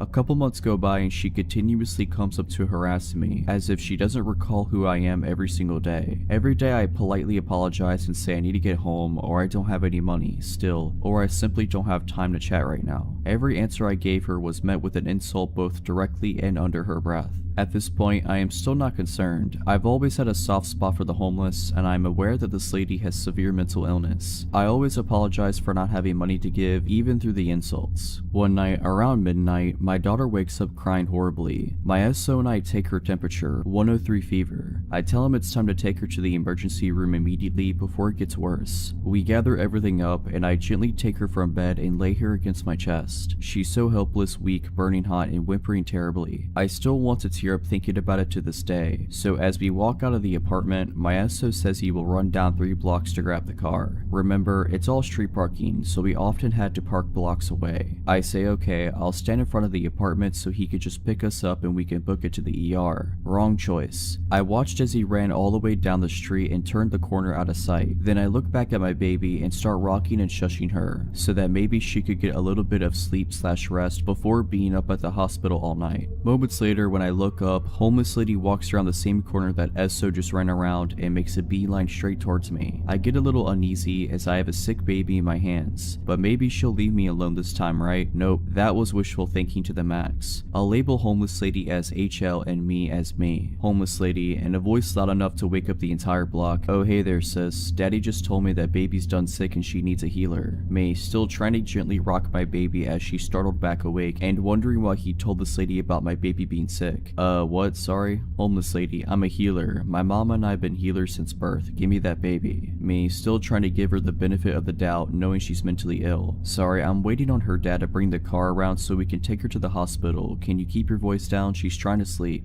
Homeless lady, nah girl, I'm a healer. Didn't you hear me? I done said I was a healer. You know what a healer is, don't you? Give me that baby. Now at this point, she reached out and put her incredibly dirty hands on my daughter's leg/foot and wouldn't let go. Me, excuse me, let her go now. Homeless lady, give me that baby. Me, she's very sick, you're waking her up. Stop. Her, let me heal her. Me, if you don't let go right now, I will kill you. It was at this point that she and I locked eye contact, and her facial expression was what I can only describe as the most terrifying, evil look a person can give, with her eyes and smile widening with every passing second. She then broke out in a laugh so loud and terrifying that I can't believe I didn't piss myself. By this time, my daughter was crying hysterically. My internal dialogue went something like this. Where is SO? I'm gonna have to set my sick infant daughter on the ground and beat this lady up just to get her to not kidnap my kid. It also crossed my mind that if I did that, I'd probably be the the one arrested. Like a Hail Mary, my SO comes around the corner in the car and I reiterate to the lady that my SO is now here and if she doesn't stop harassing me, I will kill her. This finally struck some chord inside her brain and she took off running down the street, cursing profanities very loudly. My daughter's cry has me in tears too after being yanked so hard by this lady. I still wonder what could have happened if she yanked hard enough to take my sick daughter. My SO ended up admitting that he felt bad for her, so he told her that our baby was sick and even struck up a conversation with her about it. All the while his daughter and I were waiting outside past midnight alone in a bad area for him. Needless to say, he's now my ex. He even later laughed about the entire thing and told me I was exaggerating and she was harmless. He also still struck up regular conversations with the woman after that anytime he'd see her, and it infuriated me. I don't think anyone who would have seen the look in this woman's face would label her as harmless. She looked very much like she was ready to harm.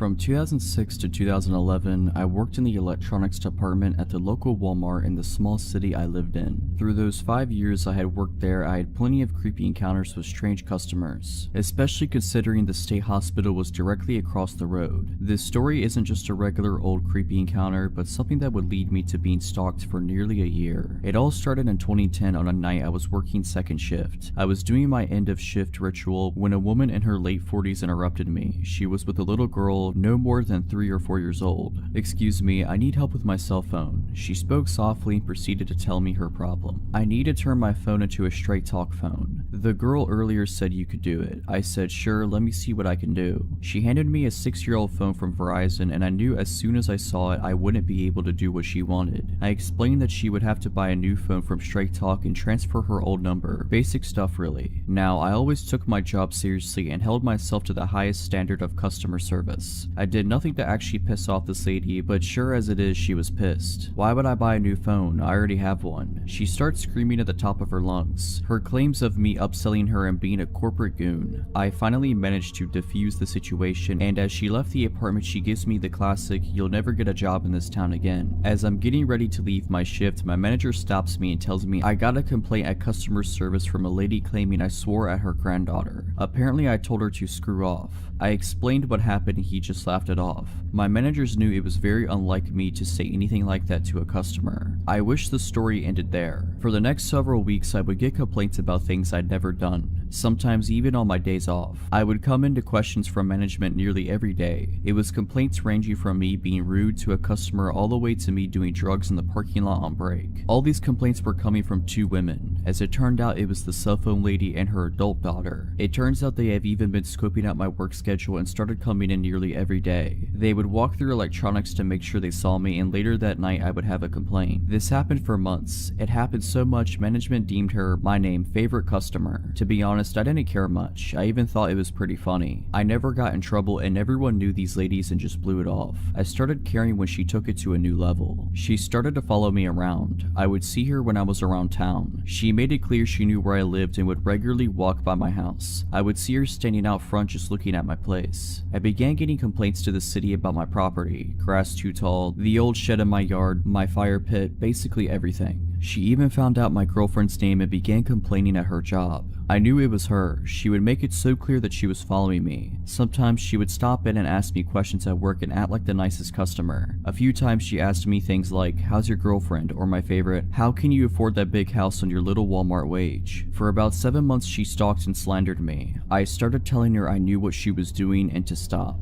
But she played it off. I couldn't report her. She never once threatened me. She was just making my life hard. By this time, everyone in my life knew about this woman. One night, I'm grabbing dinner with my friends from work and we're joking about it when someone says, "What if you just counter-stalk her?" At first, I thought it was a terrible idea, but this convinced me it would work and they would all help me. So we hatched a plan. It went as follows: find her job, find her name and address, make complaints in the same manner as her, find out all the rumors she told about me, make it clear that we know, show her that we have numbers.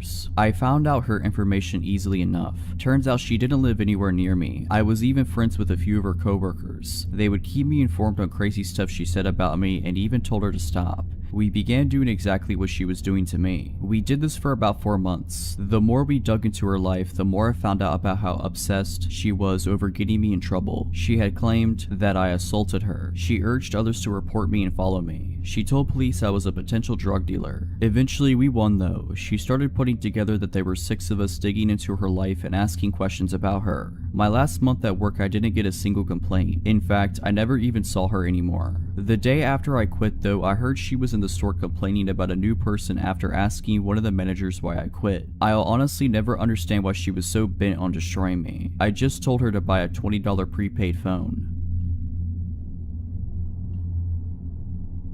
I work about a mile from my house, in a pretty small town, 100,000 people-ish, spread out. I grew up in one of the largest cities in the States, so living here has been a bit of a culture shock. It's very easily accessible by walking, so I never drive. About half a year ago, I finished work around 1 AM. Nobody is really out past 8 PM here. A huge shock coming from a big city, so the park I walked through was utterly deserted. I live in one of the safest countries in the world, not America anymore, so it's easy to forget just how vulnerable I still am. I honestly didn't feel uncomfortable at any point in my walk until I rounded the corner past some basketball courts nearby my house. I was still about 2 minutes away from home, and this stretch of my walk was completely dark. The moon was massive that night. While I had welcomed its light at the beginning of my journey, in the absence of streetlights, it actually made things look pretty eerie. I had walked this path hundreds of times, but tonight something felt off. I'm not a fearful person in any sense of the word, but I was really on edge suddenly. Then I saw it, a van in the parking lot next to the courts, with its side door open. I picked up my pace and kept an eye on it. There are usually cars in that parking lot. I live in a tourist town, and backpackers often stay in their vehicles to save money. I'd never seen one with its door hanging open like that in the middle of the night though.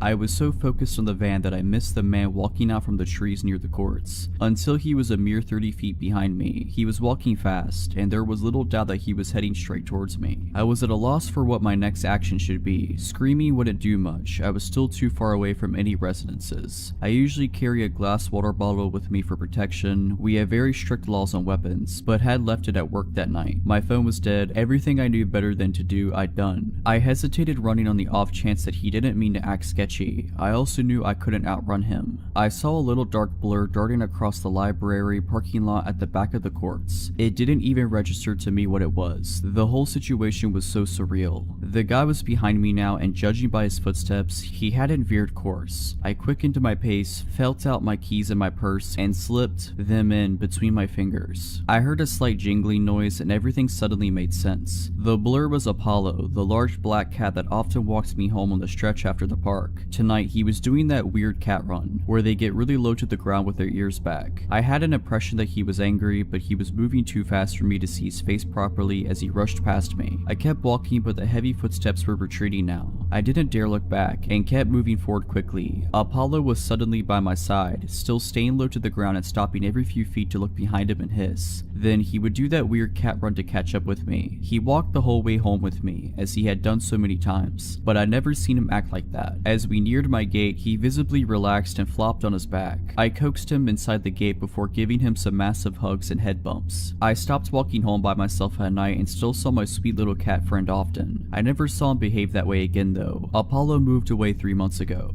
I still miss my little buddy and often think about how strange that night was. I wish I'd turn around to see him chase the guy off. I've heard so many stories about dogs protecting people, but rarely about cats.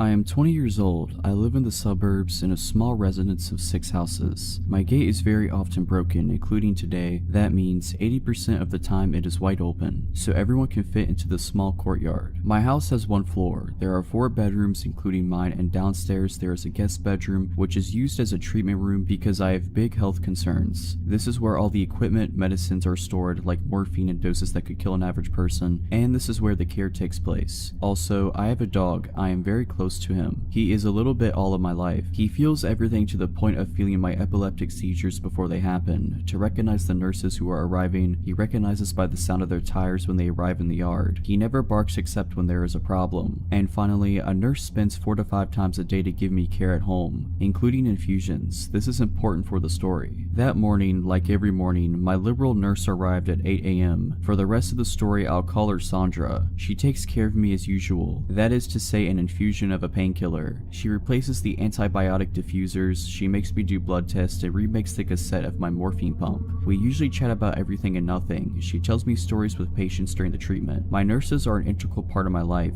They have looked after me for 6 years now. She leaves after 40 minutes and says, "See you later. I'm sure I'll be a little late, don't worry." That day, I have a medical appointment in the morning, and I'm alone all day because my parents are working, except the nurse's passage every 4 hours. Once back from my meeting, I sit on the sofa with my dog while waiting for my nurse. After a while, I hear the tire noises. I get up because I think it's the nurse, but my dog started to growl behind the door. I look at the time, 11:50 a.m. I tell myself that it is a bit early, but sometimes instead of going after, my nurse exchanges me with the patient from before. I hear a knock. Surprised, I go to open it. Usually the nurses come in like that, and I see a young woman standing, whom I have never seen. She said to me, "Hello, are you? My name. I'm Camille, a third-year nursing student. Your nurse will be a little late, so she told me to come and start preparing and she will arrive." I'm not wary at all. I'm used to students coming, but I'm just a little surprised that Sandra didn't warn me, because usually she warns me in the morning or sends me a message, and then she never leaves a student alone when it's the first time we see each other. I tell myself she must have forgotten to tell me. I bring her in and show her the way to the treatment room. I take out the things for treatment while she washes her hands. My dog is weird. He growls at her as soon as she approaches me and he turns around me. I was embarrassed, so I left him in the living room and closed the door to be quiet. I don't really care what she does, so I let her do it. I'm on my phone at the moment. She begins to put the IV on the infusion stand and takes a syringe. Normally, we rinse my central catheter with a syringe of serum already made. You just have to open the packaging, and there I see it's not a pre-made syringe, but a syringe that she has prepared. I look up and see that the ampules for my treatments are intact and have not been opened, yet I did hear the sound of the ampules breaking. I'm starting to think it's weird, and there she starts to approach me to inject the syringe when I get a message from my nurse. "I'll be there in 5 minutes. Can you start pulling out the material? My blood has only run for 1 spin." I got up and said, "I'm just going to the toilet, I'll be right back." I ran and locked myself in the downstairs toilet. The whole time my dog was barking and growling. When I opened the door, he followed me straight up, so we were both in the toilet. So I sent a message to my nurse, "Camille, your student is here, don't worry," and then she replied, "Who?" I started crying in the toilet and was really scared. Camille came by and asked, "Is everything okay?" I think she could see I was staying a long time. I said, "Yes, it's going to happen." Then I heard my front door slam. 2 minutes later, I hear it reopen, but I hear my nurse. I came out of the toilet crying. She asked me what happened. I told her about it and showed the treatment room. So we called the police, they came and they examined, took samples, and the syringe and the rest of what Camille had prepared.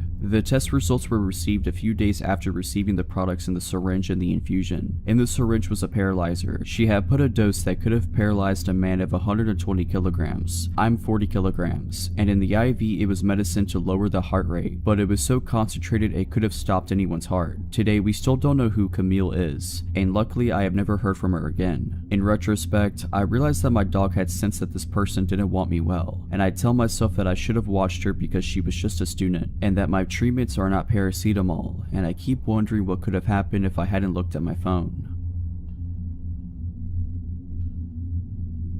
This happened about a year ago. There were so many terrible factors working against me that night. I am astounded I got away, at least physically. This all begins when I'm at my friend's apartment, who lives in a really rough part of town. In a series of poor decisions, that night I decided to get belligerently drunk and take a few pills of whatever knows what. I know, safe to say, after a solid night of partying, around 4 a.m. I was not in the right state of mind. My drugged brain decides that instead of staying the night at my friend's apartment like I normally would, I wanted to Uber back to my own apartment. My friend's apartment had 2 separate entrances / exits to the building, one in the back unlit parking lot of the building and one facing the street. They had 2 sets of keys for each door, and I only had keys to the one in the back of the apartment. Since my Uber would obviously arrive at the street and the door in the front of the building locks itself behind you, I exited this way when the driver was soon to arrive. I'm not paying attention to my surroundings at all in this state, despite the fact that there was literally a bullet hole in the front door I just came out of. Not good. I remember checking to see what car I was getting picked up in, and was only able to pick out the fact that it was a black sedan. Soon after stepping outside, a black sedan pulls up to the curb and starts rolling down the window. So I stepped forward. Before this man even spoke, I could feel something was wrong. He had an expression like he was tearing me apart with just his eyes. After seeing that look, it gave me a new meaning to the word predator. To describe a criminal, criminal because I then knew what it felt like to be prey. He basically barks at me, "I'm your Uber driver." This was the second red flag that somehow made its way through my brain. Normally Uber drivers just roll down the window and say your name. I think I just stared at him for a second, my brain slowly piecing together the situation I was potentially in, and I ask him, "What's my name?" He immediately is enraged and starts screaming about how he doesn't have time for this and just get in the car, etc. I don't think I've ever sobered up so fast in my life.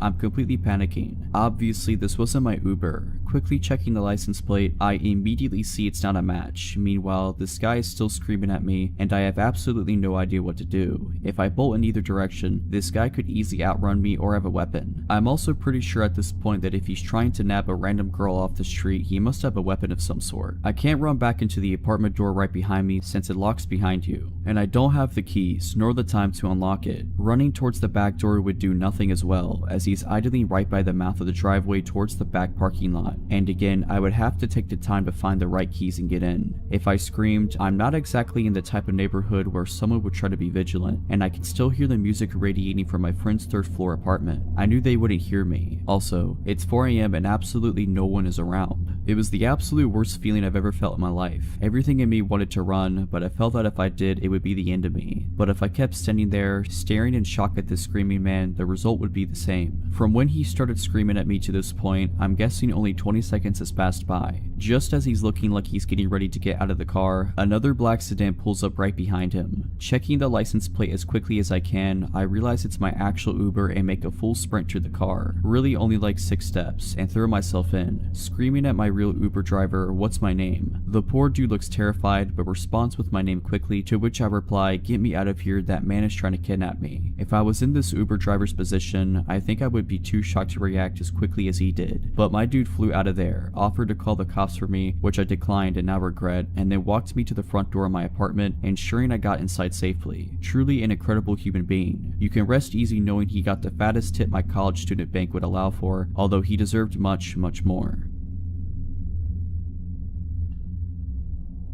I was one of those kids you see walking around zoos or amusement parks wearing a leash. Those were already a thing 20 plus years ago, but less common, and were initially only tied around the wrist. In my case, it was a necessity. I would always start wandering off from the rest of the family no matter what situation. This is one of the stories that led to me earning my leash. It happened when I was about 6 years old, and I went to the zoo with my mom and sisters. Before every family outing, my mom made sure to give me the talk about not walking off again or face the consequences. My mom was a strict parent that made good on her promises. She had to, being a single mother of 3. I didn't try to disobey her per se, but I often just didn't pay attention to the world and people around me. No different this day, I behaved and followed the group for a while, but then a butterfly garden caught my attention and off I was. When I finally realized I separated myself from my mom and sisters again, I panicked and started walking around the zoo looking for them, being afraid for my mom's reaction more than anything else. After a while, I somehow got it in my head that if I could just walk out, find our car and wait there, my family would eventually find me. So I did. I got lost within a couple of minutes, walking around a strange neighborhood looking for either our car or the way back to the zoo. Nothing looked familiar. I started crying. Then this man came up to me, just normal looking, about 40 years old, asking if I'm lost. I explained I lost my family when we were visiting the zoo and I'm looking for the way back. I couldn't believe my luck when the man told me he had just come from the zoo and saw a family there standing near the entrance who were waiting for a little girl with blonde hair and a baseball cap. But it was still a few blocks away, so he proposed I walked with him to his car and we could drive the rest of the way back. Just the mention of his car finally made me hesitant. I told him I wasn't allowed to get in a car with strangers. My mom would be mad. He then said something like, "That was true, but I looked smart enough to know that if I could trust someone." Don't remember the exact words, but something like it. Also, he added, he spoke to my parents earlier when they were looking for me, so he's not a complete stranger. That didn't seem right. I asked him if he really talked to my dad, who had died a year before, and when he said he did, I broke down crying uncontrollably. I still didn't understand the situation I was in. I was just really confused about everything and scared of how angry my mom was going to be after all this. Finally, my crying caught the attention of the security guard of a parking parking building we were standing next to, asking if there was something he could help with. The guy stepped aside with the security guard and started explaining the situation, but made it vaguely sound like he was my father and we were looking for his wife. The security guard seemed to believe him, pointing us in the right direction towards the zoo. The man thanks the security guard and proceeds to take my hand to walk away. The security guard takes a last look at me and asks me, in a comforting, friendly adult-to-child kind of way, why I'm still crying. I tell him that my dad is dead. He looks really confused for a few seconds and then asks if the man is not my dad. I tell him again, no, my dad is dead. In a split second, his whole face and posture changes and he turns to look at the guy, who is trying to explain he never actually said he was my dad, that the security guard must have misunderstood and he was just helping me find my mom. The security guard said he appreciated the man's help, but he would take me out of his hands now, and the guy immediately took off. I don't think there was much else the security guard could have done. I explained the whole situation, and after making a phone call, he walked me to the entrance of the zoo, which was just around the corner from the parking building, and from there we were brought to the security's office where my mom and sisters were already waiting. I feel extremely lucky for the security guard being at the right place at the right time that day, and very grateful for the extra second of time he took that could have made all the difference. I, a 24-year-old female at the time, was 21 years old. I lived in a larger small city in the Midwest. At the time, I had no car, a bicycle, and hardly enough money for the public buses. I worked at a retail battery, lighting, and repair store. I worked full-time and only lived a little over a mile from my job. Because of my willingness to learn and my close proximity to work, I often worked all sorts of hours, mostly by myself. This time I wasn't the person closing and had a coworker, Joey, 22-year-old male, who came in for a part-time shift after he wrapped up classes at the local college. We had a close friendship and we often stood up for each other and stood in when we were flustered or needed to go to the bathroom in the back. Joey received a phone call for a possible repair on a smartphone, possibly LG low-tier phone though, and he wasn't 100% sure if it was a phone that we could repair. He asked the young female caller to stop by for a consult. She had quickly agreed and said that she would stop by at around 5:30 p.m. This was a night that I was supposed to get done at 6 p.m. and catch the bus at 6:12. It was a windy, drizzly, early fall night. I remember this because I had my bike with, and it became my anchor that night. A little before 6 p.m. this frantic, terrified, bawling 19 to 20-something-year-old woman came into our tiny shop. I was at the counter, switching out aging price tags and general store maintenance. I looked up at her, confused and willing to help. She looked me deep in the eyes, asking if Joey was here. At the time, he was using the tiny bathroom in the back,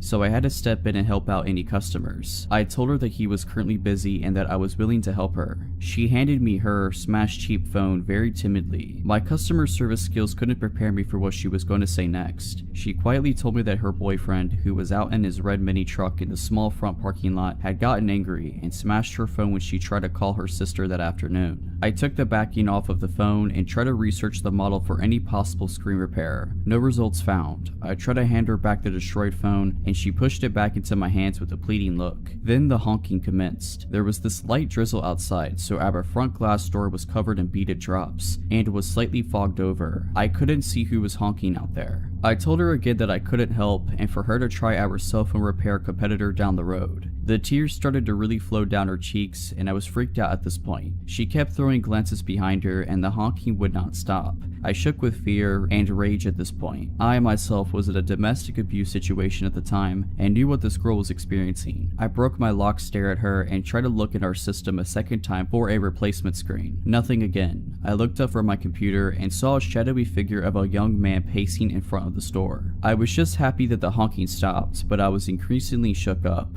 My whole body vibrated with fear, and I whispered across the counter if she needed me to call 911. She slammed her hands down on the counter and said that I couldn't do that. She begged me not to. At this point, Joey came out from the back and asked me what all the honking was from. We had a lot of elderly, farmers, lazy, and disabled customers that would honk their horns for us to pick up heavy battery cores from their cars. He thought that it was one of those situations, but with the looks on our faces, he knew something horrifying was happening. The young guy stopped pacing outside and began banging on our front door. Joey took the girl's phone from my hands and said for me to go in the back and lock the back employee-only doors. I did what I was told and grabbed my bag, my bike and my jacket. I looked at the clock in the back and it read 6:14. I spent 15 minutes with this girl, both of us feeling like trapped animals. Joey did bodybuilding during his free time and was a gentle, non-confronting, short but stocky guy. I was a short, obese, kind lady that would respond either of two ways, like a doormat or ready to stand my ground. I knew that I couldn't fight a customer and neither could Joey. Not because of physical reasons, we'd lose our jobs and we had no idea what to do. The young guy threw the door open and the wind kept the door open. He had this manic, hateful look about him. A total predator he was. He was slim but muscular, early to mid-20s, and was soaked by the rain. He took the broken phone off the counter and took the girl in tow. He hurled insults at us and I gave the girl a pitied look. He slammed the door back shut and both Joey and I stood in absolute silence. He snapped out of it and ran to the front door and locked it. I told Joey to call our manager from our store landline and stood around while he did. I noticed that the guy had moved his truck to directly in front of our door. He was watching us from his truck, watching us behind the counter as we were on the phone with our manager. I had to leave to get home. The last possible bus came at 6:42, and I couldn't pedal my way home in the weather and all the circumstances that had just occurred. The time was around 6:18, and I just needed to cross the busy highway and down the sidewalk by 1/8 of a mile to the nearest bus stop. Joey, the guy, and I played the waiting game. It was 6:23 when the guy finally left our parking lot. I told Joey that I would leave at 6:25 so I could arrive at the stop safely. Joey opened the front door and I threw myself on top of my bike and pedaled harder than I could ever imagine. Now mind you, our store was in an industrial shopping area at the very edge of town. We worked next to a sub shop and worked across from a strip mall with a Bullseye store and a local chain grocery store with other retail stores and a bank all in that large lot. It started to downpour, and as I tried to pull out of our parking lot straddling my bicycle, I caught a glimpse of the red truck looping around the sub shop. The highway had dual lanes each way and I had to play real life Frogger. If I wanted to make it my destination in one piece, there was a few cars that slowed for me as I hauled myself to the other side of the road. I jumped off of my bike and threw it on top of the curb. I promptly hopped back on and tried to pedal off. My front wheel was stuck in the grassy strip and my right foot had slipped off of the pedal. My shin struck the pedal and I had to act quickly. I grabbed the frame of my bike and jogged awkwardly to the bus stop. The red truck pulled into the bank parking lot of which I had just passed. The truck pulled around and went out through the entrance across from the sub shop and took the closest lane to me. He went at a crawl and turned at the red light so he could circle the main parking lot of the shopping center. There was 3 ways to get into that parking lot, one to the left, one in the center, slightly off to the right across of the sub shop, and the other far to the right next to the grocery store. I stuck to the sidewalk since it felt safer and was in front of people. The truck patrolled the parking lot, the hunter stalking its prey. I felt cold, sore, and cornered just like an injured animal. There was a couple of cars that pulled into the left entrance of the parking lot, causing the truck to stop from re-entering the lot again. I almost collapsed in the bad small bus stop, and I felt my phone buzz. I saw that it read Joey, so I rested my bike on my person to answer the call. Joey told me that he was watching, and even though he had an elderly couple in the store that he was helping, that he wouldn't allow the guy to hurt me. I started to cry. All of this had just gotten to me. The red truck looped around once again and again. I saw the bus pull up early at 6:39 and I couldn't be happier. I knew the driver since I used the buses to get around town, errand shopping, and to get to and from work. I had my stupid bike to worry about. I hung up the phone with Joey, putting my phone in my jacket pocket, and strapped down my bike in the rack that was in front of the bus. I struggled since I shook and my bike was slick from the rain. I got on the bus and turned to the open bus doors and saw that the truck took a left at the center entrance of the lot. I could finally let my guard down. I sat at the front of the bus and my hands shook at trying to get the $1.25 for the fare. The driver said that it was okay and that I could take my time with the change. I kept my backpack on and pulled my damn phone from my pocket, dialing Joey's number, letting him know that I was fine. In under 15 minutes I made it to my apartment safe, but deeply disturbed. I took my bike in so it wouldn't draw any attention to where I lived. All of this gave me an idea to leave my own domestic abuse situation. To this day I wonder about that girl and hope that somebody more daring and stronger than me called the cops on her abuser. That she had the strength to leave that violent man for her to write her own story and to recover from all of it. I'm currently doing significantly better in life and finally have my own car. And I live a couple states away safely from my past life, even though I'm states away and it's been 3 years now. For a little background, I'm a 27-year-old female and I recently just moved into a nice apartment in a safe neighborhood with my 2 dogs, Charles and Wigwam. Charles is a Corgi/German Shepherd mix and is the most loving but overly obnoxious dog, while Wigwam is a Lhasa Apso who is quiet, sweet, and most definitely scared of his own shadow. I've only been in my new place for about a month, and after this experience, I highly doubt I'm gonna make it here for the duration of my year-long lease. The way these apartments are set up is that each floor has its own set of doors that lead to 4 apartments and a fire escape door that only opens from the inside. I'm on the back side of the building, which places my patio about 10-ish feet from the fire escape stairs. I take my dogs out 3 times a day, midnight being the latest I will go out by myself, and every time I leave my apartment, I put the bar lock on my patio door and lock my front door without fail. About a week ago, we had a snowstorm and I cracked my patio door because, well, I love cold weather and I'm a adult, and if I want to watch the snowfall, then I can do that. It was around 11 p.m. and I decided that since it was getting late, I should take the dogs out for the night, and since they both hate snow, this would be a quick trip. I go to lock the patio door and decide against it because I'm on the 5th floor and I'm only going to be outside for a few minutes. I get the dogs ready, grab my keys, and lock my door as I leave the apartment. I get down to the designated pet area with my beloved snow-hating dogs and let them do their thing, and then back to the apartment we go, and we get back in safely, or so I thought. This is where I thought I was losing my mind, but in actuality, stuff was about to get real. As soon as we walk into the apartment, my dogs run over to the patio door and I notice the door is shut and the bar is locked. Mistake number 2, I immediately think that's strange, but didn't connect the dots. I go into the kitchen to get dog treats, and both dogs start going crazy and growling at a large cedar chest in my living room, and as I'm walking to see what all the commotion is about, I see a pair of eyes creeping from under the chest lid. I stood there for about 5 seconds before I realized what I was seeing and calmly walked backwards to my front door, opened it, and told my dogs let's go outside, and they ran out without leashes, and I immediately get them and myself in my car, lock the doors, and call the police. The police show up in less than 5 minutes and they go up to my apartment, and after about 20 minutes, 2 officers are dragging a 40-ish-year-old guy out of my building in cuffs, and the plot thickens. This dude had been watching me since I moved in and had been stalking out my place, waiting for an opportunity to get inside because he knew I lived alone. If that's not creepy enough already, he had a fanny pack since it's still 1990, and he had a pocket knife, needles, ketamine, and a picture of me from the day I moved in, and his plan was to sneak in through my patio door, wait for me to fall asleep, and whatever knows what else. Needless to say, I didn't sleep for days because I thought he would come back. Luckily, the guy is still in jail, but I'll never forget those eyes.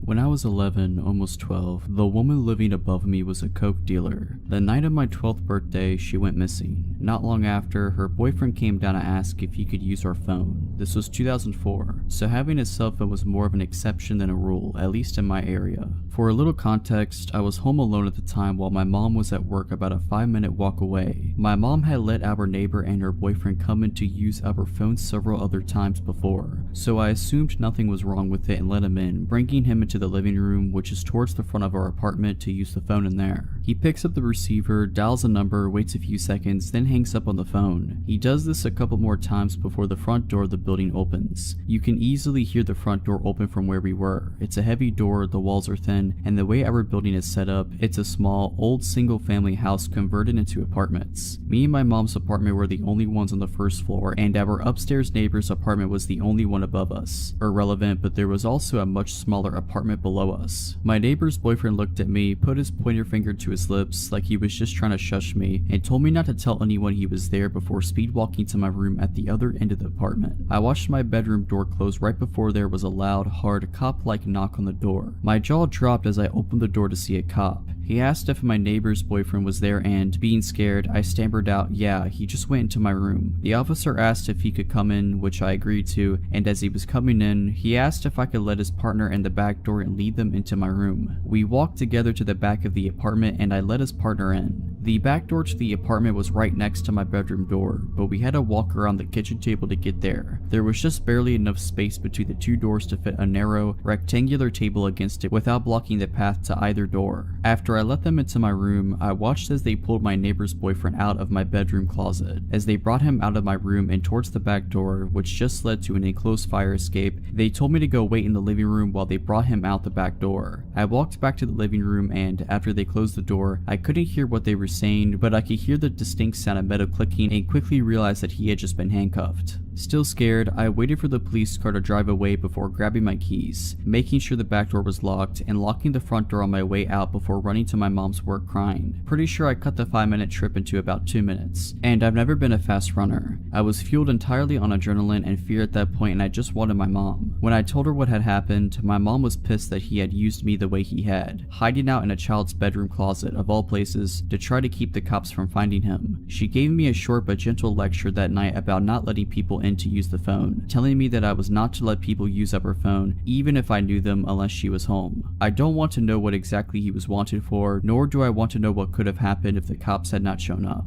I don't know if he had known that the cops were on their way and had to come to my apartment specifically to hide from them, or if he was up to something else and knew that the cops were at the front door of the building. Alright, but that's it. I hope you enjoyed this video. If you did, make sure to subscribe to my channel, like this video, and comment something down below. But as always, Have a nice day.